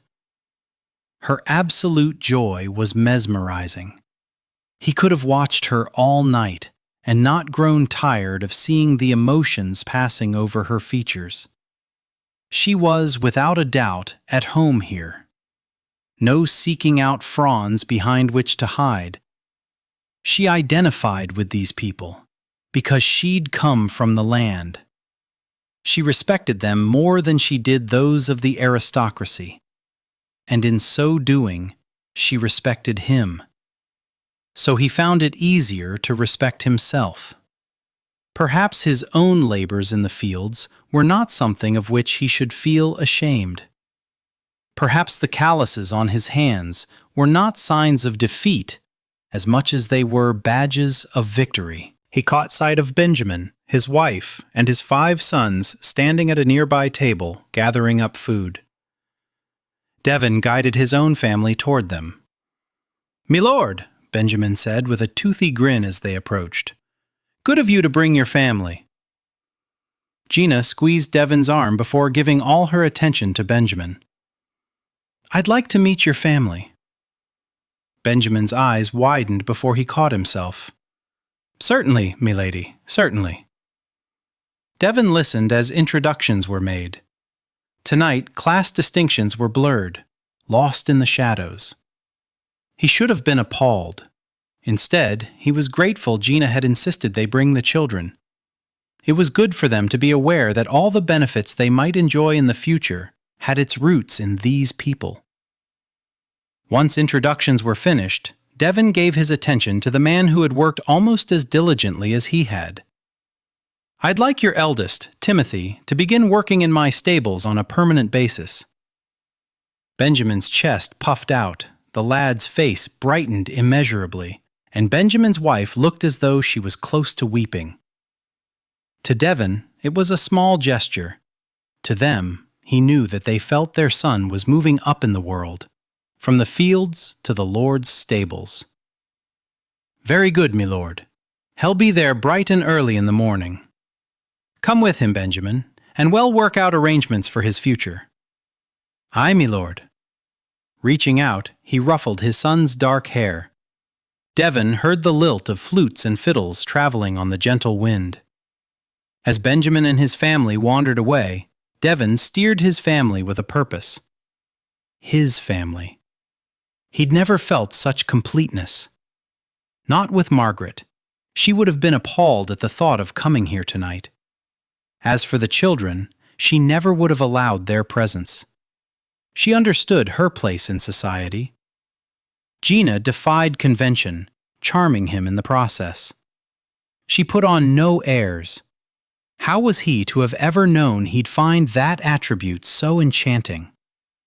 "Why was he frightfully glad about working in the stables, father?" Noel asked. Ah, trust his son not to overlook anything. He was a sharp lad, and Devon felt his own chest expanding. He's moving up in the world. He'll live on the premises, learn. Perhaps in time, we'll take him into the house and allow him to serve as your valet. "Noel is perfectly capable of dressing himself," Gina said. "That's not the point, Countess. As much as you despise our hierarchy, I must admit to there being a method to our madness. We provide positions that allow people to better their lot in life. You will find a hierarchy even among servants. They do not see their assistance in our lives as belittlement, but rather as evidence of their worth. I hope that in time, as we place ourselves back on an even keel, I shall be able to do even more for those here." She looked at him as though only just seeing him for the first time. "I hadn't considered all that." They neared the circle of bonfires. At its center, people danced with seemingly little rhyme or reason. The dances of country folk did not resemble the stateliness of the waltz or the complexities of the quadrille, where even there one's place in society was reflected. The fires shot sparks into the air. Millicent squealed with delight. Devon lifted her for a better viewing, and she wound her arms around his neck, her eyes glowing with joy, her smile revealing her latest missing tooth. "Can Millie and I dance, father?" Noel asked. She quickly twisted, placed her palms on either side of his face, and said, "Yes, please, father." He cast a sly glance Gina's way. She bobbed her head. He wasn't quite as sure of the appropriateness of the request. As though sensing his hesitation, she asked, "What can it possibly hurt?" What indeed? He almost mentioned that it simply wasn't done, but then neither was a nobleman working in the fields as though he were a commoner. He could not help but feel that the world he knew was on the cusp of change. How long before marrying heiresses would give way to other means of restoring wealth?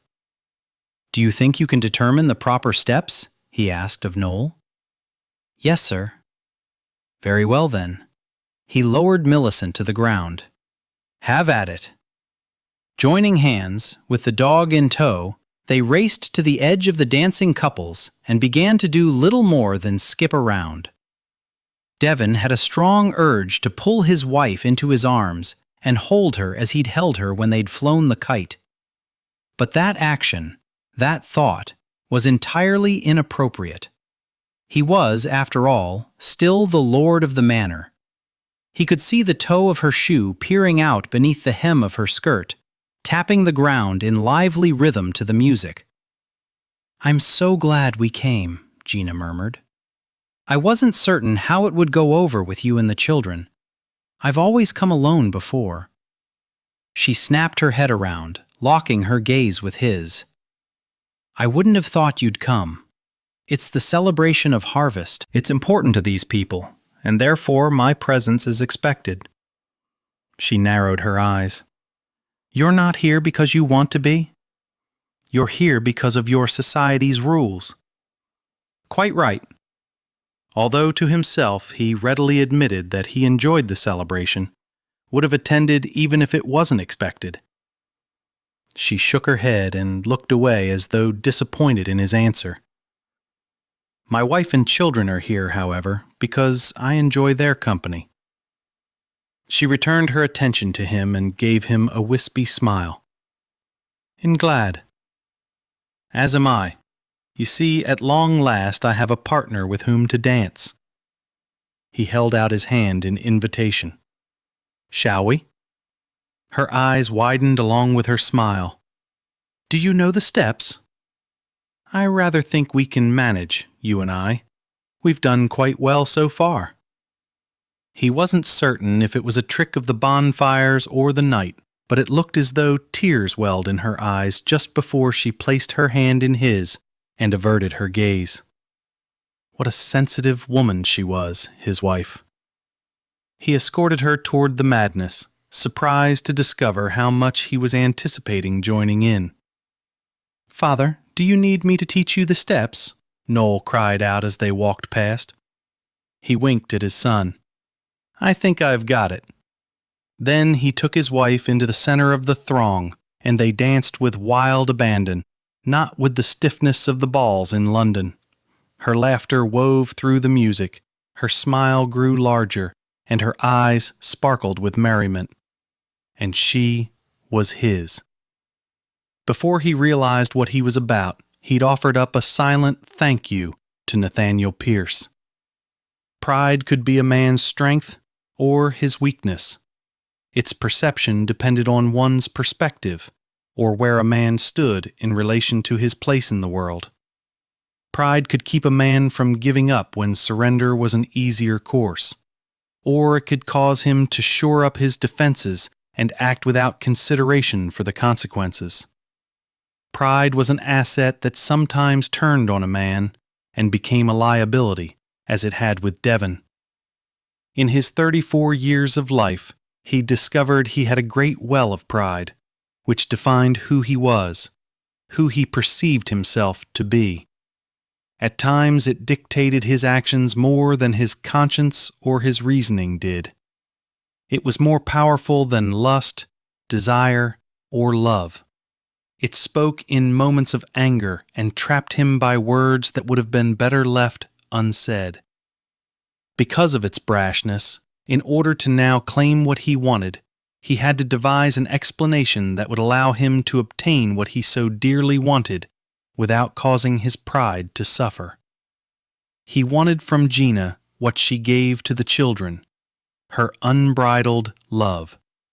And in order to attain it, he would willingly grant her wish. Standing before the window in his library, he heard the door click open. "Winston said you wished to see me," Gina said. He wished to do a great deal more than that. Slowly he turned from the gray clouds hovering on the horizon and smiled warmly.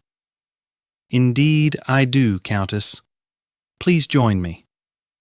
Bowing slightly, he made a gesture toward the padded leather chair that rested before his desk. The light blue gown she wore today was a plain affair, lacking bows or frills. Still, it suited her perfectly. He had discovered of late that it was her very plainness that appealed to him. Her simple manners were open and honest, her smiles genuine, her laughter riveting.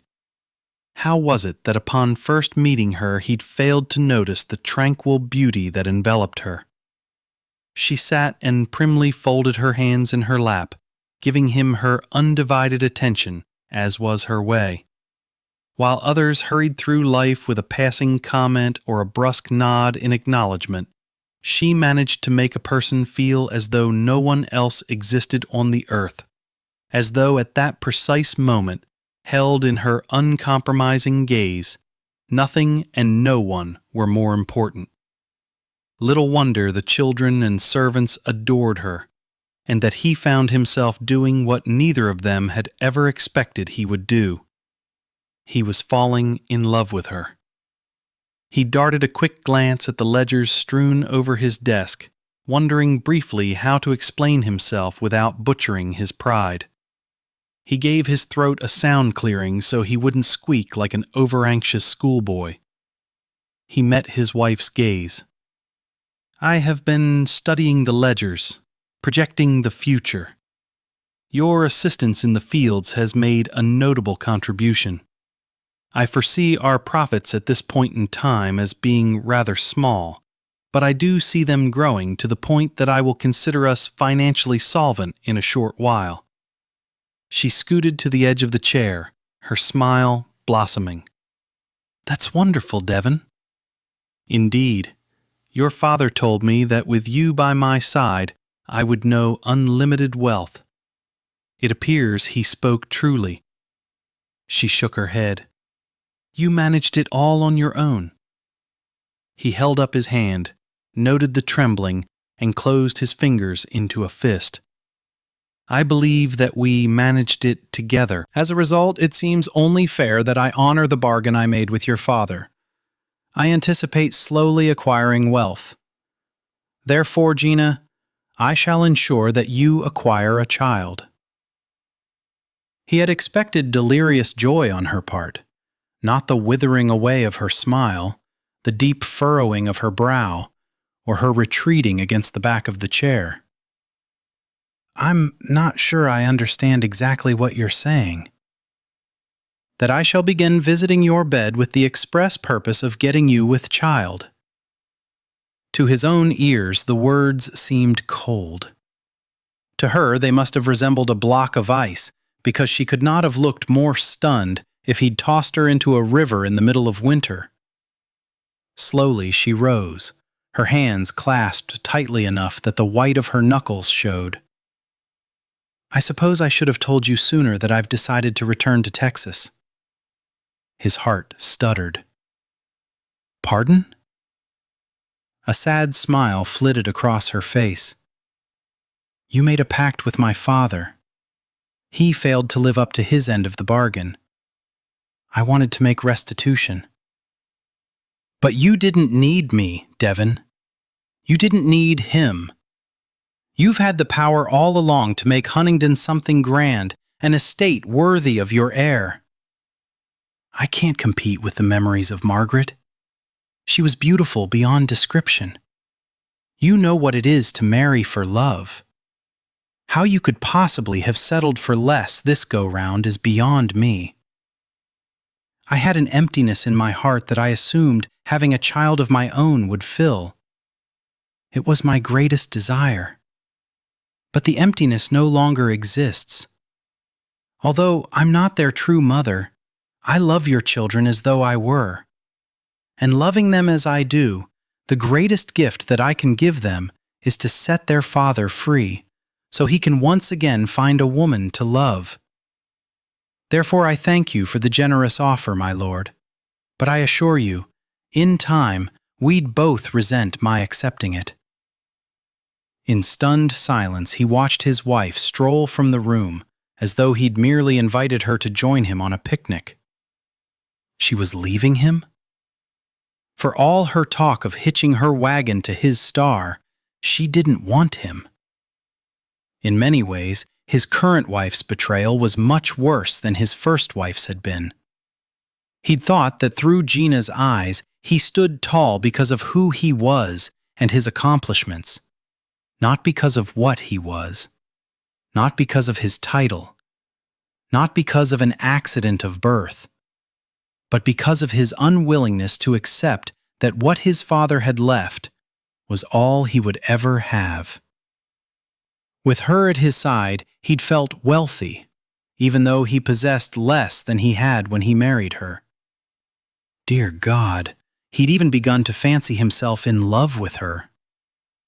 Spinning around, he glared out the window. The dark clouds were rolling in. The storm would be here by nightfall, but it paled when compared to the tempest twisting inside him. For all he'd worked so damned hard to acquire, he'd never in his life felt so incredibly destitute. Gina galloped over the rolling hills as though the hounds of hell were baying at her heels, threatening to bite her horse's flanks. She could hardly fathom his dispassionate offer, his uncompromising glare and harsh words that awful day in London when he'd announced he'd no longer be visiting her bed had cut her to the bone. Today, he'd offered to give her what she thought she most wanted: a child. Although his children had filled the aching void in her heart, she still desperately desired her own child. She wanted to place her hand on her stomach and know life blossomed within her. She wanted to feel the subtle movements. She wouldn't even mind the pain that accompanied childbirth, because she was certain it would fade to nothing in her memory the instant she held her child in her arms. But as much as she wanted a child, she'd come to realize in the passing months she wanted Devon's love more. She brought her horse to a halt and looked out over the fields where she'd lived some of the happiest moments of her life. Tears washed down her cheeks. She was tormented by the knowledge that he would never love her as she did him. The memory of his deceased wife would always stand between them. But to leave him would break her heart. Yet how could she not leave when she knew that staying would shatter it as well? When he'd made love to her before, she'd not fathomed the true extent of his love for his first wife. Now that she'd lived in the woman's shadow for months, she knew she could never again lie beneath the woman's husband and pretend that it was her that he cared for. "Milord, the stable boy informs me Midsummer Moon has returned." Sitting at his desk, rubbing his brow, Devon thought it was an odd statement for Winston to make. But he was so absorbed by Gina's revelation that she planned to return to Texas that he didn't give any thought to the reason he considered it odd. He understood his wife so little. She dusted when he wasn't looking. He knew she did, because he'd caught her at it. Unknown to herself, she scrubbed. She planted a nice-sized vegetable garden. She'd worked in his fields, threshed his wheat. "Milord?" He lifted his head and glared at his butler. "I'm striving to concentrate here, Winston." "Yes, milord. I can see that you are. It's just that—" "Well, milord, Lady Huntington has not returned." Everything within Devon stilled. "What do you mean she hasn't returned?" A crack of thunder echoed, causing the panes of glass to rattle. Winston cast a furtive look at the window. "She took the horse out for a ride, milord. But only the horse has returned to the stables." "You think she was unseated?" "I don't know what to think, milord." "Bloody damned hell!" Devon shoved himself to his feet with such ferocity he sent a chair crashing to the floor. He strode across the library. "Fetch my coat." "I have it here, milord." He reached back and grabbed the coat, not waiting for Winston to assist him, but simply thrusting his arms into it as he quickened his pace. He was halfway across the foyer before the tiny voice stopped him. "Father, there's a storm," Millicent said. He spun around. Both children stood at the bottom of the stairs, Jake sitting between them, his tongue hanging out. "We want Gina, Father," she added. "I know you do, kitten," he said, crossing back to them and kneeling before them. "I'm off to look for her now." "Where is she?" Millicent asked. "I don't know." "Did she happen to mention where she planned to go riding?" "No, Father, but she should have come back before the rain started," Noelle said. "Yes, I'm sure she meant to." He didn't want to upset them by mentioning the horse had. But she hadn't. "That's the reason I'm going to look for her." "Jake could help you, Father," Noelle said with utmost seriousness. "He finds us when we play hide and seek." Indeed. He glanced at the dog. He thought it highly unlikely that he could sniff out anything in the rain. "You just have to give him something of hers to smell so he knows who you want him to search for," Noelle explained. Undoubtedly unnecessary at this point. He placed his hand on each child's head, communicating assurance, wishing to lessen their fears, a touch that would not have occurred to him before Gina had arrived to so absolutely unsettle his life. The woman who had no place for rules in her life. Thunder echoed around them. He turned to Winston with more confidence than he felt. "Have a bath prepared for the Countess. She'll no doubt look like a drowned cat and be quite cold once she returns." The dog released a little whine. Such a large creature to emit such a helpless sound. He stopped himself short of patting the beast's head and murmuring words of comfort to it. It was an animal, but he knew that reasoning wouldn't have stopped Gina. She gave love to everyone and everything. Had he ever known anyone who possessed an unlimited capacity to love? He stood and strode through the foyer to the front door. "Find her, father," Millicent called after him in a voice reflecting her age and her fears. "I shall, kitten," he called. "Promise?" Promise. A promise that was proving difficult to keep under the circumstances. No one knew where she might have ridden. No one noticed from which direction the horse had returned. Devon searched the gardens, the area around the stables, the land on either side of the path that led to the main road. The rain continued to fall. Lightning periodically lit the black sky. Thunder shook the air, and his trepidation increased. Rivulets of water created shallow pools around him. If she landed face down, if she lost consciousness, if the water rose around her, would she drown? He'd heard of drunken men drowning in inches of water. Where the deuce was she? She might not care what he thought, but she wouldn't stay away on purpose. She wouldn't want to worry the children. The children, of course. She wouldn't want to worry them. And yet she was contemplating leaving them. Leaving him he could well understand, but to leave the children? He couldn't fathom why she would even consider it. Margaret wouldn't. Margaret. By God, how often did he think of her? How often did he speak of her to his current wife? What sort of fool was he? And yet none of the thoughts, none of the spoken words reflected happiness. They all revolved around Margaret's disappointments, his failing to make her happy. With his constant references to Margaret, he'd managed to make Gina miserable. Gina, who possessed a far greater capacity to love than any woman he'd ever known. Gina, who did not look to others for her happiness, but created it herself. Gina, who would never leave his children unless she truly convinced herself it was in their best interest, unless he'd allowed her to believe they would all be happier without her. Her father had spoken of wealth beyond imagining. Devon realized now that he possessed a deplorable lack of imagination, because where Gina was concerned, the wealth was immeasurable. Out here, searching frantically, he wouldn't know if she returned to the house, which she'd no doubt already done. He'd been looking for an hour, scouring the nooks and crannies. She was such a skilled rider. He could not fathom that she'd be unseated. He tried to convince himself that another logical explanation existed.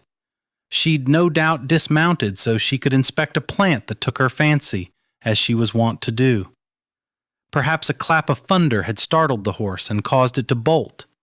She'd no doubt trudged home while he had been searching. But somberness greeted him when he walked into the manor.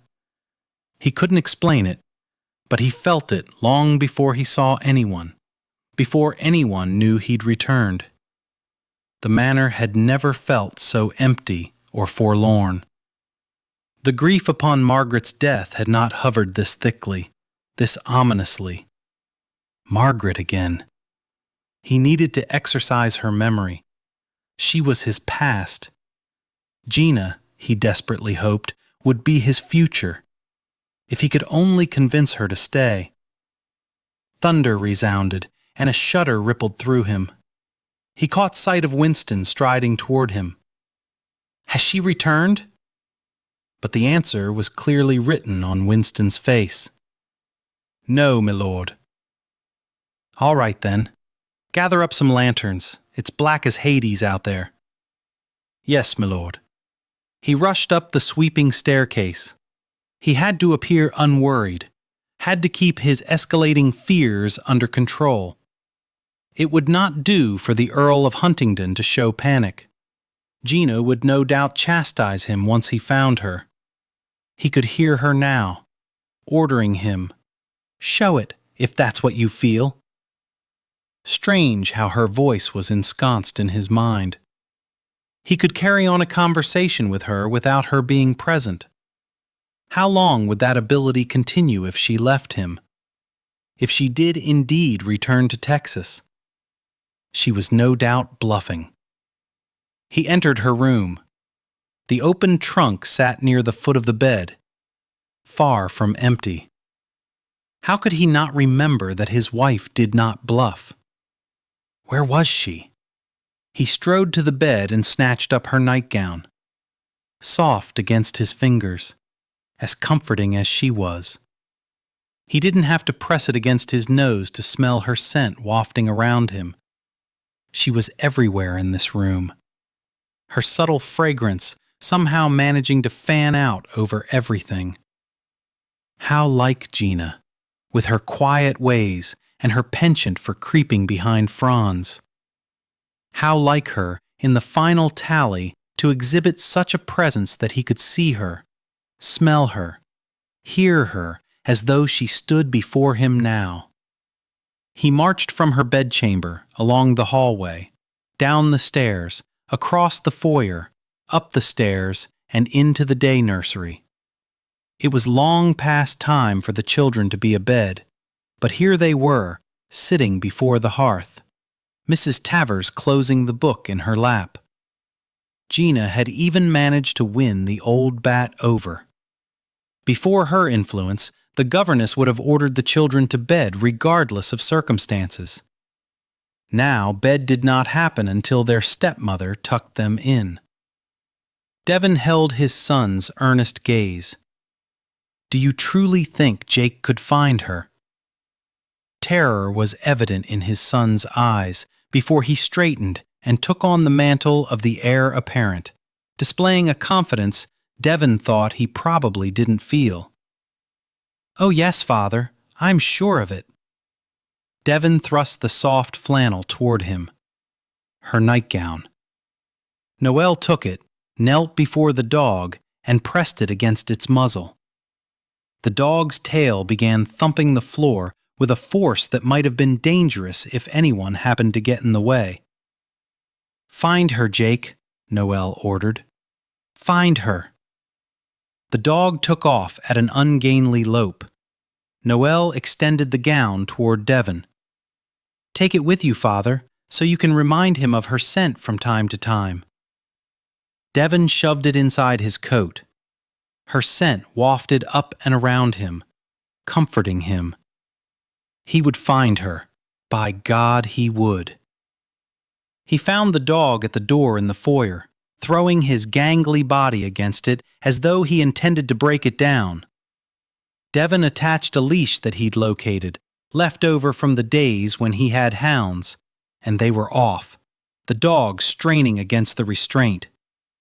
But on this moonless night, he couldn't risk losing the dog as well. A short while later, he sat astride the gelding, cantering over the fields, carrying a lantern that Winston had brought him. When he'd left the estate, he'd seen a half-dozen lights floating in the darkness as his servants searched for their mistress. His first stop had been Benjamin's cottage. Devon had tried to explain the situation coolly, but fear had continually crept into his voice. Fear, dread, loneliness. He'd never in his entire life felt so alone. He thought he'd been alone when Margaret had turned from him. Only now did he realize that with her, he'd always been alone. He'd loved her. Her gentle beauty, her genteel nature. He knew he'd loved her, but Shed never challenged him, frustrated him, worked beside him, give to him far more than he'd ever given to her. Theirs was a polite marriage, A proper relationship. So utterly boring he wondered now how it was that he'd never noticed before. Sparks, fire, ice, chills, laughter, smiles, yelling. His marriage to Gina followed no rules. He never knew what to expect. He only knew he found it exciting. Once Benjamin understood that Devon was looking for Gina, he'd sent his 9-year-old son to the homes of the other laborers, alerting them to the need to gather and search for Lady Huntingdon. Devon had watched the young boy run off into the rain. No umbrella, no jacket, no shoes upon his feet, taking off with nothing more than a quick bob of his head and a "Yes, sir." Ah, yes, these people who were good enough to work his fields. He suddenly realized that they were the very best friends he had. As the search continued and expanded, he could only see the increasing number of lanterns, not those who held them. Devon did not delude himself into thinking they'd come quickly in order to ease his burden. They were here, just as he was, desperate to find the woman who had become an indelible part of their lives, a woman with whom they'd talked, laughed, and worked. A woman who cared nothing for rank or privilege, but simply cared. Devon drew his horse to a halt and dismounted. With muddy, wet paws, Jake leaped on him, barking feverishly. Devon pulled the now soaked gown from inside his jacket. He'd allowed the dog to sniff it a dozen times now. He doubted it had any scent left except for the fragrance of rain, but he could hope. With everything in him, he could hope. "Find her, Jake," he ordered with urgency, as though the dog understood not only the words, but the importance. "Find her." Jake took off, a sharp tug on the leash nearly pulling Devon's arm from its socket. He left his horse where it stood. So many people were in on the search, he had little doubt someone would be by shortly to tend to the gelding. The dog stopped, bayed at the darkness, and took off again. Devon held the lantern high, but the light didn't fan out a great distance. He could barely see the dog's wagging tail. But he heard a change in Jake's bark, a subtle difference that made him question his sanity, as though he actually thought the animal was communicating with him. Then he spotted it. The light from the lantern caught something pale, something not shadows, something that didn't disappear when the lantern's glow fell across it. Gina. As though sensing all was not well with his mistress, Jake lay beside her, his head across her ankles, his bark giving way to a pitiful whine.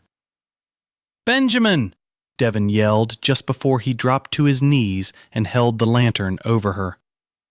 Her eyes were closed, her face incredibly pale. He touched her cheek. Cold. So very cold. She lay at such an odd, twisted angle. He wanted to straighten her, but he was afraid, so frightened of doing more harm than good. "You found her, me lord," Benjamin said as he knelt on the other side of Gina. "Look at her, Benjamin. She's all broken. My dear wife is all broken." He heard his father's resounding voice echoing in his mind. "Chin up!" Only he didn't want to keep his chin up. He wanted to weep, pull her close, hold her tightly, and beg her to be all right. "I'll fetch a wagon, me lord." Devon nodded, unable to think clearly. "And fetch a physician.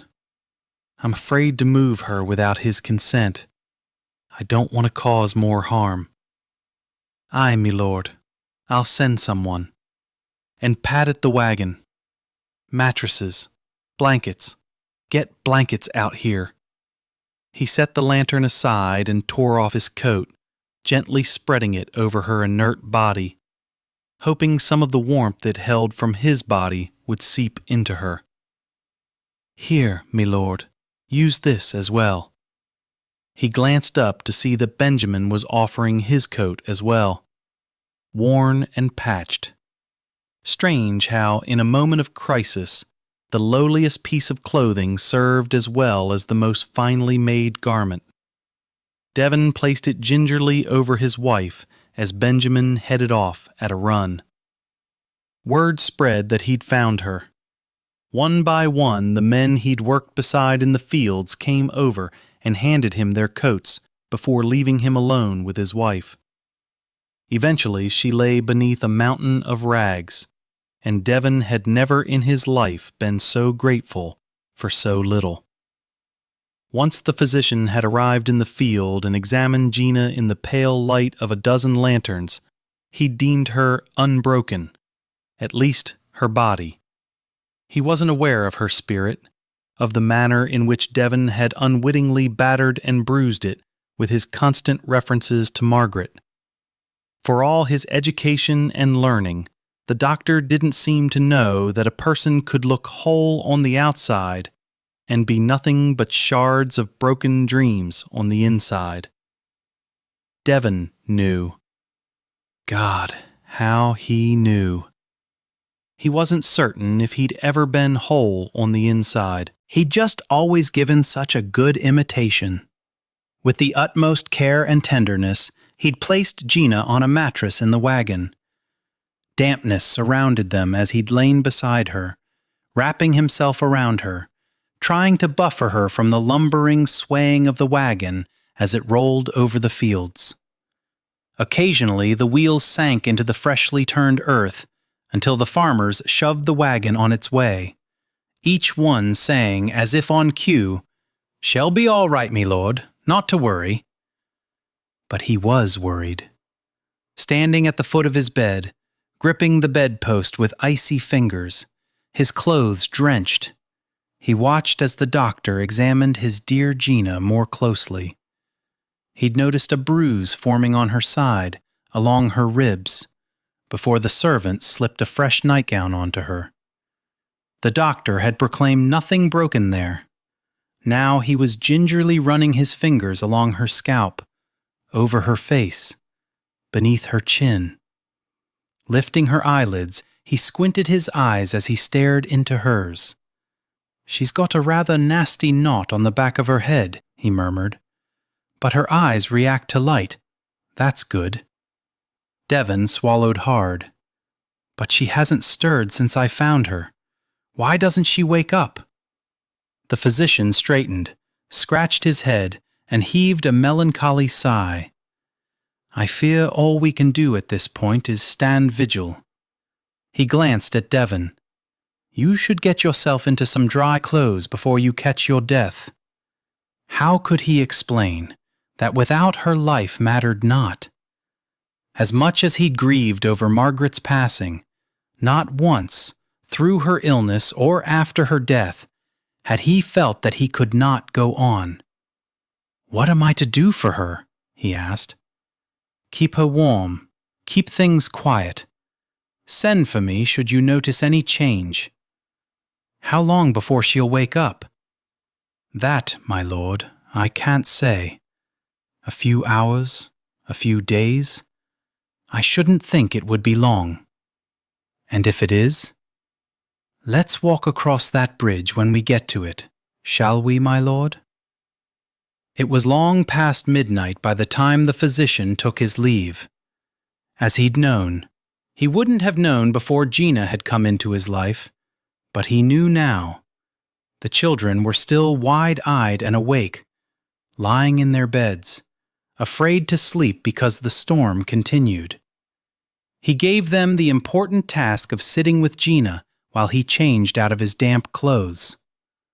With Gina in his bed, he'd taken his clothes into his former wife's bedchamber.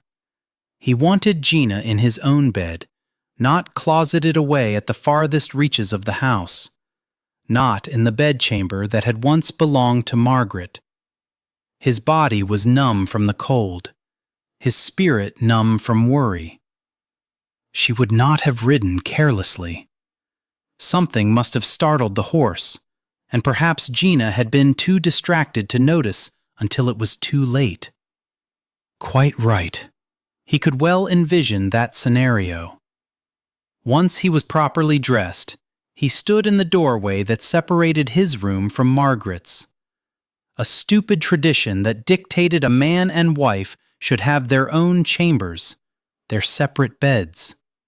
When a man dared to enter, he was letting it be known in no uncertain terms that he intended to bed his wife. Where was the spontaneity of it?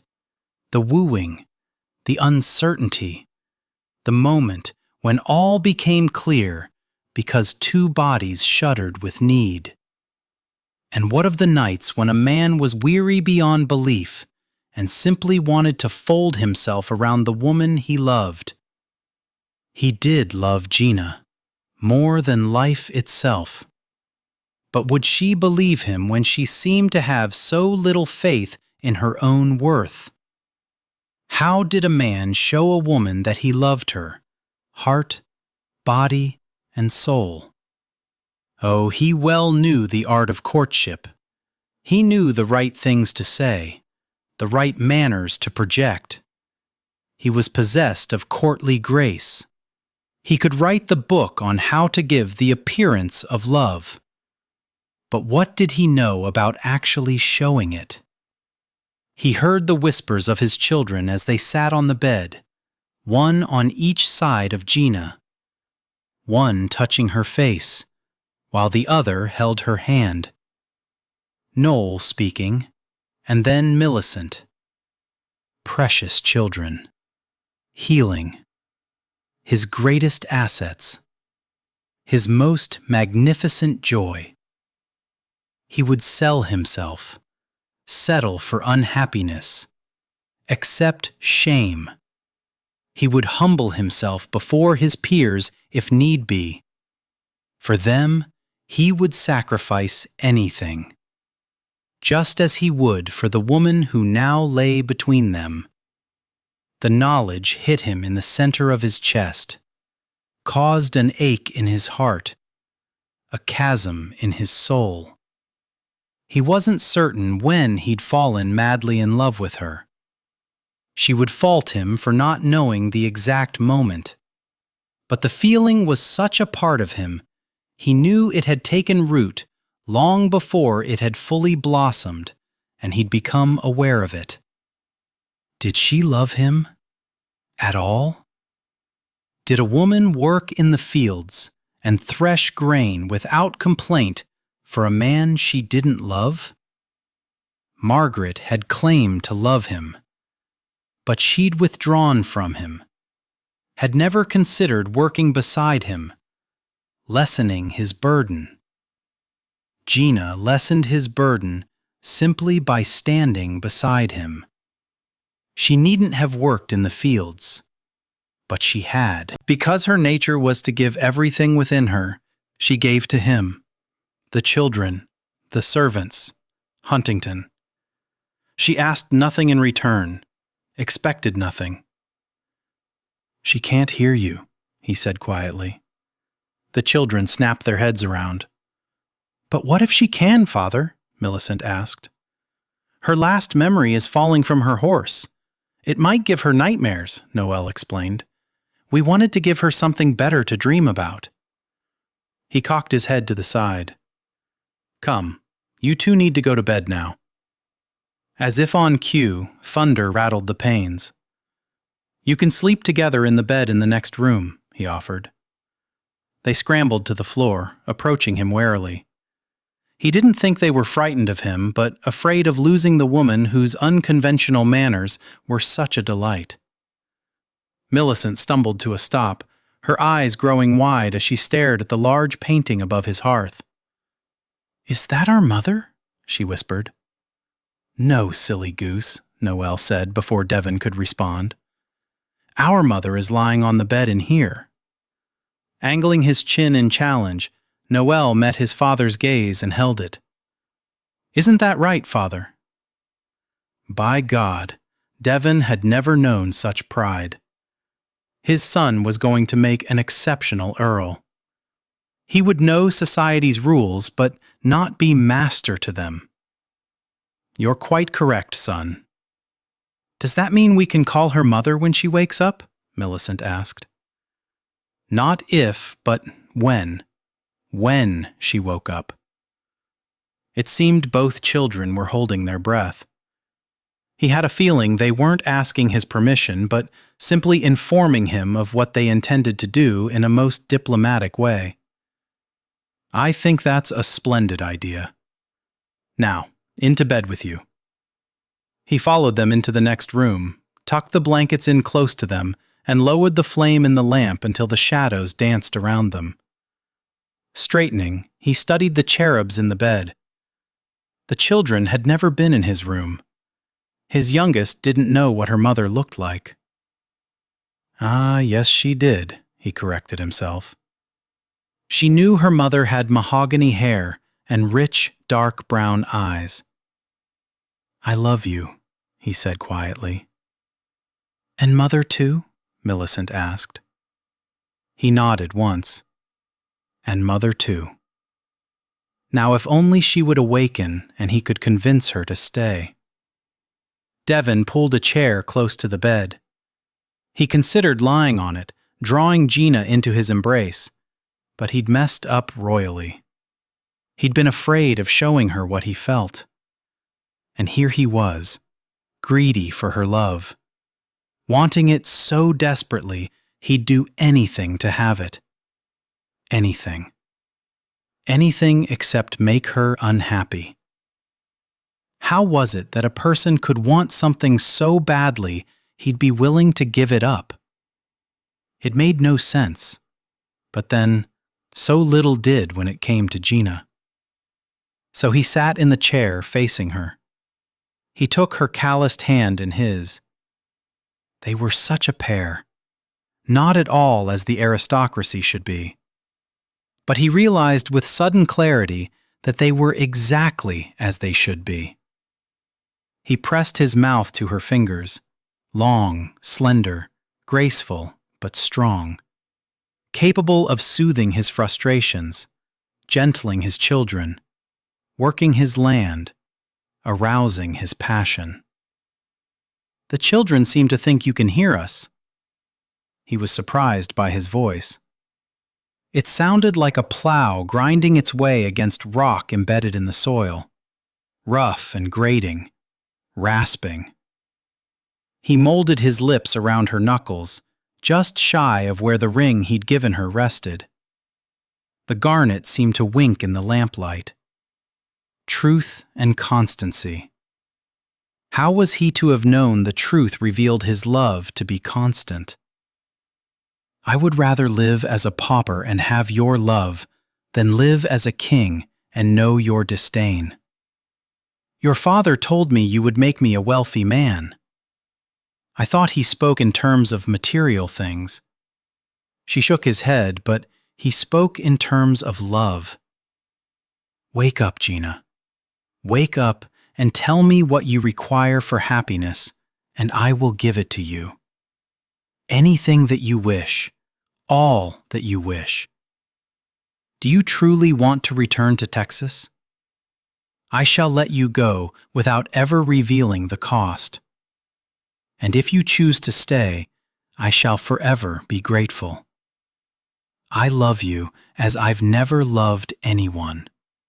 Your strength, your courage, your determination, your wisdom. Don't die, sweetling.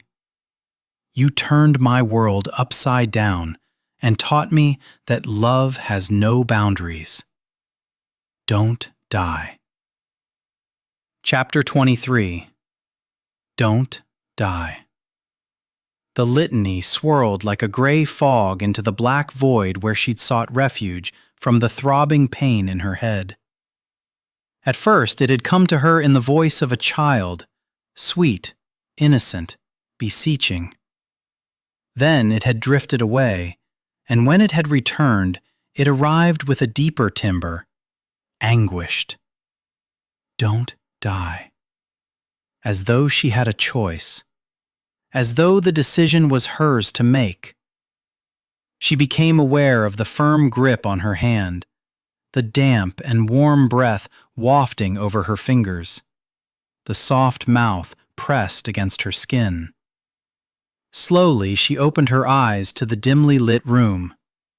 A bedchamber, but not hers. One she'd visited only once. His. Even the low light caused her head to ache. She didn't dare move her head for fear of increasing the pain. She slid her eyes slightly to the side, and there he was, sitting beside her, holding her hand. The bearded stubble of his face shadowy and thick. His hair stood out at odd angles as though it had been wet and left to dry on its own, with no one bothering to take a brush or comb to it. He'd never looked so unkempt. His eyes were red and swollen, and what was that? Gingerly, she reached out and touched his eyelashes. You overlooked a tear. He bestowed upon her the sweetest smile she'd ever seen. You're awake, he rasped, his voice thick with an emotion she didn't dare try to name. He pressed his mouth to the back of her hand. Thank God, you're awake. What happened? You took a spill 3 days ago. Wait here. As though she had a choice. She watched him stride across the room. She'd never seen clothes so wrinkled. Were the servants not doing their job? He opened the door and said in a hushed voice, Winston, her ladyship has awoken. Fetch the physician. He closed the door quietly, returned to the chair, reached for her hand, and then, as though thinking better of it, gripped the chair. Are you thirsty?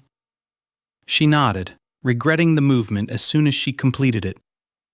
He poured water into a glass.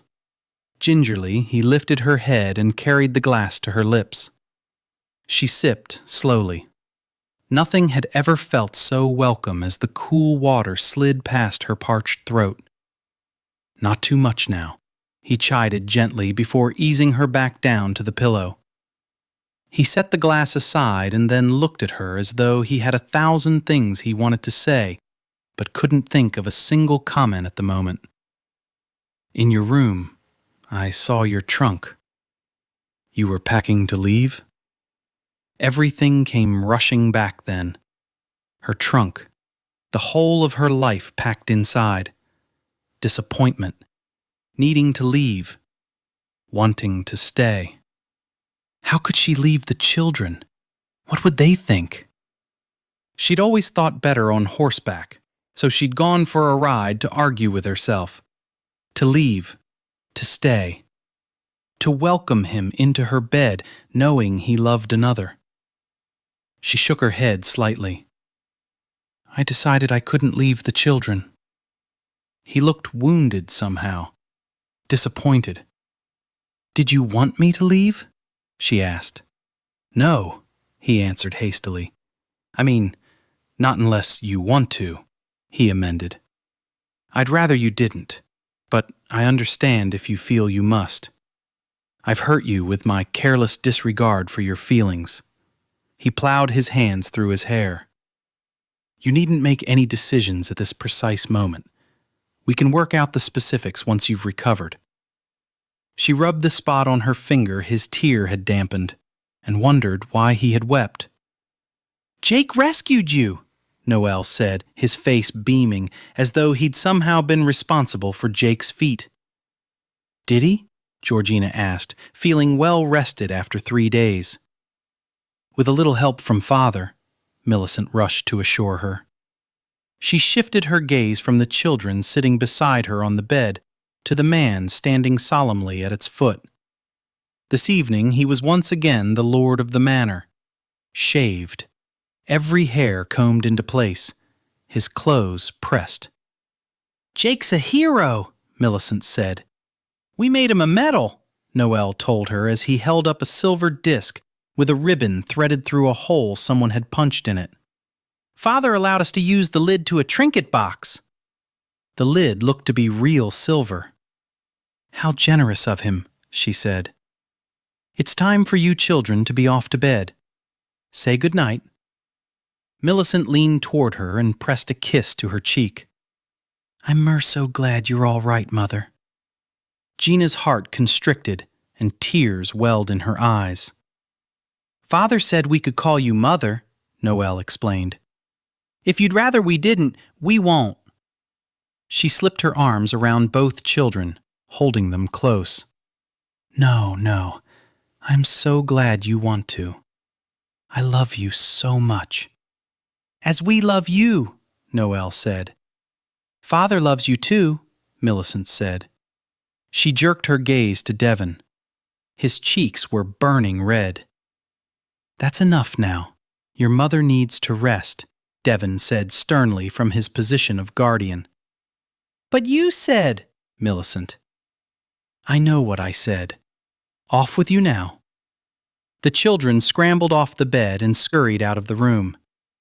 Devon remained at his post, hands behind his back, reminding her of their days in London, when he'd been so formal with her that she thought she might shriek. "You gave them permission to call me Mother?" she asked. "I thought it high time. You are more of a mother to them than Margaret ever was." She glanced toward the hearth. She'd noticed the bare spot on the wall shortly after she'd awakened. "Where's the portrait of Margaret?" she asked. "I had it placed in another room. I don't want the children to feel as though I have no regard for her, but I determined that her portrait no longer belonged in here." "I see. Do you? When I offered to give you a child and you preferred not, I was quite stunned and chose to believe that you rebuffed me because you loathed the thought of intimacy with someone who worked in the fields. I failed to take into account your generous heart, your affectionate nature, the manner in which you give so much of yourself and ask for nothing in return. For all that you seem to accept that I worked in the fields, for all the respect you claim to have for me, I had none for myself. I more than respect you, Devon. I've fallen in love with you. I thought I could accept that Margaret would always be the love of your life." He moved quickly to the head of bed, sat on the edge, and placed his thumb over her lips, silencing her. "She was the love of my life, until you." Her heart tightened. "You promised never to lie to me." "Then hear the truth, Gina. I did love Margaret. She and I were well suited, cut of the same cloth, so to speak. But our happiness was fleeting. She came to despise me and all I stood for. She found my touch abhorrent. She made me feel less of a man. I came to dread our moments together because I always saw disappointment in her eyes. Her beauty went no farther than the surface." Gina closed her eyes as he leaned closer and placed a kiss at her temple. "Do you remember the condition upon which you agreed to marry me?" he asked. Opening her eyes, she held his gaze. "No lies." "Exactly." He bestowed upon her a warm, sensual smile as he framed her face between his work-roughened hands. "So, my dear Countess, heed my words. You instructed me to never tell you that you were beautiful when you were not. I swear to you, I have never known a woman who possessed more beauty than you." Tears stung the back of her eyes. "Devon, I am not yet finished. You commanded me never to tell you that I love you when I cannot. That condition is also voided, because I do love you, Gina, more than I thought possible to love anyone. You quite simply take my breath." "Let me make love to you," he rasped. "Allow me the privilege of showing you how truly beautiful you are." She shook her head. "Not in this bed." "This is my bed, Gina," he said quietly, before he touched his lips to hers. "I swear to you, no other woman has ever been in it." He settled his mouth persistently against hers, his tongue waltzing with hers. He didn't carry the scent of the fields with him this evening, but she inhaled his raw, masculine scent, such a part of him that the most expensive of colognes could only add to its allure, but not hide it. She scraped her fingernails along his nape, up into his scalp, his curling hair clinging to her fingers as he pressed her more deeply against the bed. She was vaguely aware of him loosening the buttons on her nightgown as he increased the urgency of his kiss, deepening it. He slid his hand inside her gown until he could close his hand around her breast. A throaty rumble escaped him as he tore his mouth from hers, lowered his head, and latched his lips around her nipple, his tongue circling even as he suckled. Whimpering, she arched her back to give him easier access. "You are so enticingly sweet," he murmured, "and so incredibly hot." She was burning with the passions he elicited with his touch. As though he was equally ablaze, he shot up and made quick work of removing his clothes, while she, trapped beneath the blankets, wiggled as she tugged her gown off her shoulders, past her hips, over her feet. "I would have gladly done that for you," he said, as he threw back the covers, exposing her nakedness to his appreciative gaze. "But I see there are advantages to its already being done." He stretched out beside her, the length of his body pressing against her, his smile warmer than she'd ever seen it, incredible to behold. "I take this image into my sleep every night." "You do?" she asked breathlessly. "Ah, yes, Countess. Our night in London haunts me. I was a fool, punishing us both for what could not be changed. This evening, I intend for us both to receive our just rewards." He blanketed her mouth with his as he rolled over her, wedging himself between her thighs. Although he supported himself on his elbows, taking care not to crush her, she loved the weight of his body over hers, adored the feel of her legs wrapped around him. He trailed his lips along her throat, his tongue swirling over her flesh, sending delicious sensations rippling through her. She admired to a much greater degree the firmness of his muscles as she skimmed her fingers over his arms, his shoulders, his back. Now she understood how he'd gained those muscles. She knew how they looked as he swung a scythe and tossed sheaves onto a wagon. She knew the difference between flesh wet with sweat and that damp with desire. He took his mouth on a journey around one of her breasts, and then the other. Slowly, enticingly, with no hurry attached to it, only a sense of appreciation. She felt the desire building between her thighs. She lifted her hips, pressing against his stomach, seeking some sort of surcease and finding none. "Devon?" "Easy, Countess. All in good time. A harvest does not come to pass a day after planting." "It might if you were the sun," she reflected breathlessly. He chuckled low. "You think?" He eased lower, and she twisted against him. "Devon, you're not yet ripe enough, sweeting." She was on the verge of declaring she was nearly bursting when he kissed the inside of her thigh, his breath hot against her sensitive skin, stealing her voice, her breath, her thoughts. And then he placed a kiss at the heart of her womanhood, and she felt as though molten fire was sluicing through her. His velvety tongue swirled with abandon that turned to purpose. Her shoulders curled off the bed as the pleasure increased. She tightened her fingers around strands of his hair, needing something to keep her anchored as she burst into full bloom, her body shuddering almost violently, and yet with such incredible rippling sensations she could only think of her reaction as joyous. He stilled at the same moment she did, turned his head to the side, and pressed his cheek against her curls. Her harsh, erratic breathing grew shallow as a contented smile spread over her face. Through lowered lashes, she watched her beloved lift his head, grin at her with pure male satisfaction, and ease himself up and over her. She flattened her palm against his slick chest, effectively stopping him. Turnabout is fair play. Gina, I really want to, Devon, she whispered as she rose up and gently pushed him off her. He landed on his back and threaded his fingers through her hair, bringing her mouth to his. He tasted of her, had sipped of her nectar, and now she wished to do the same for him.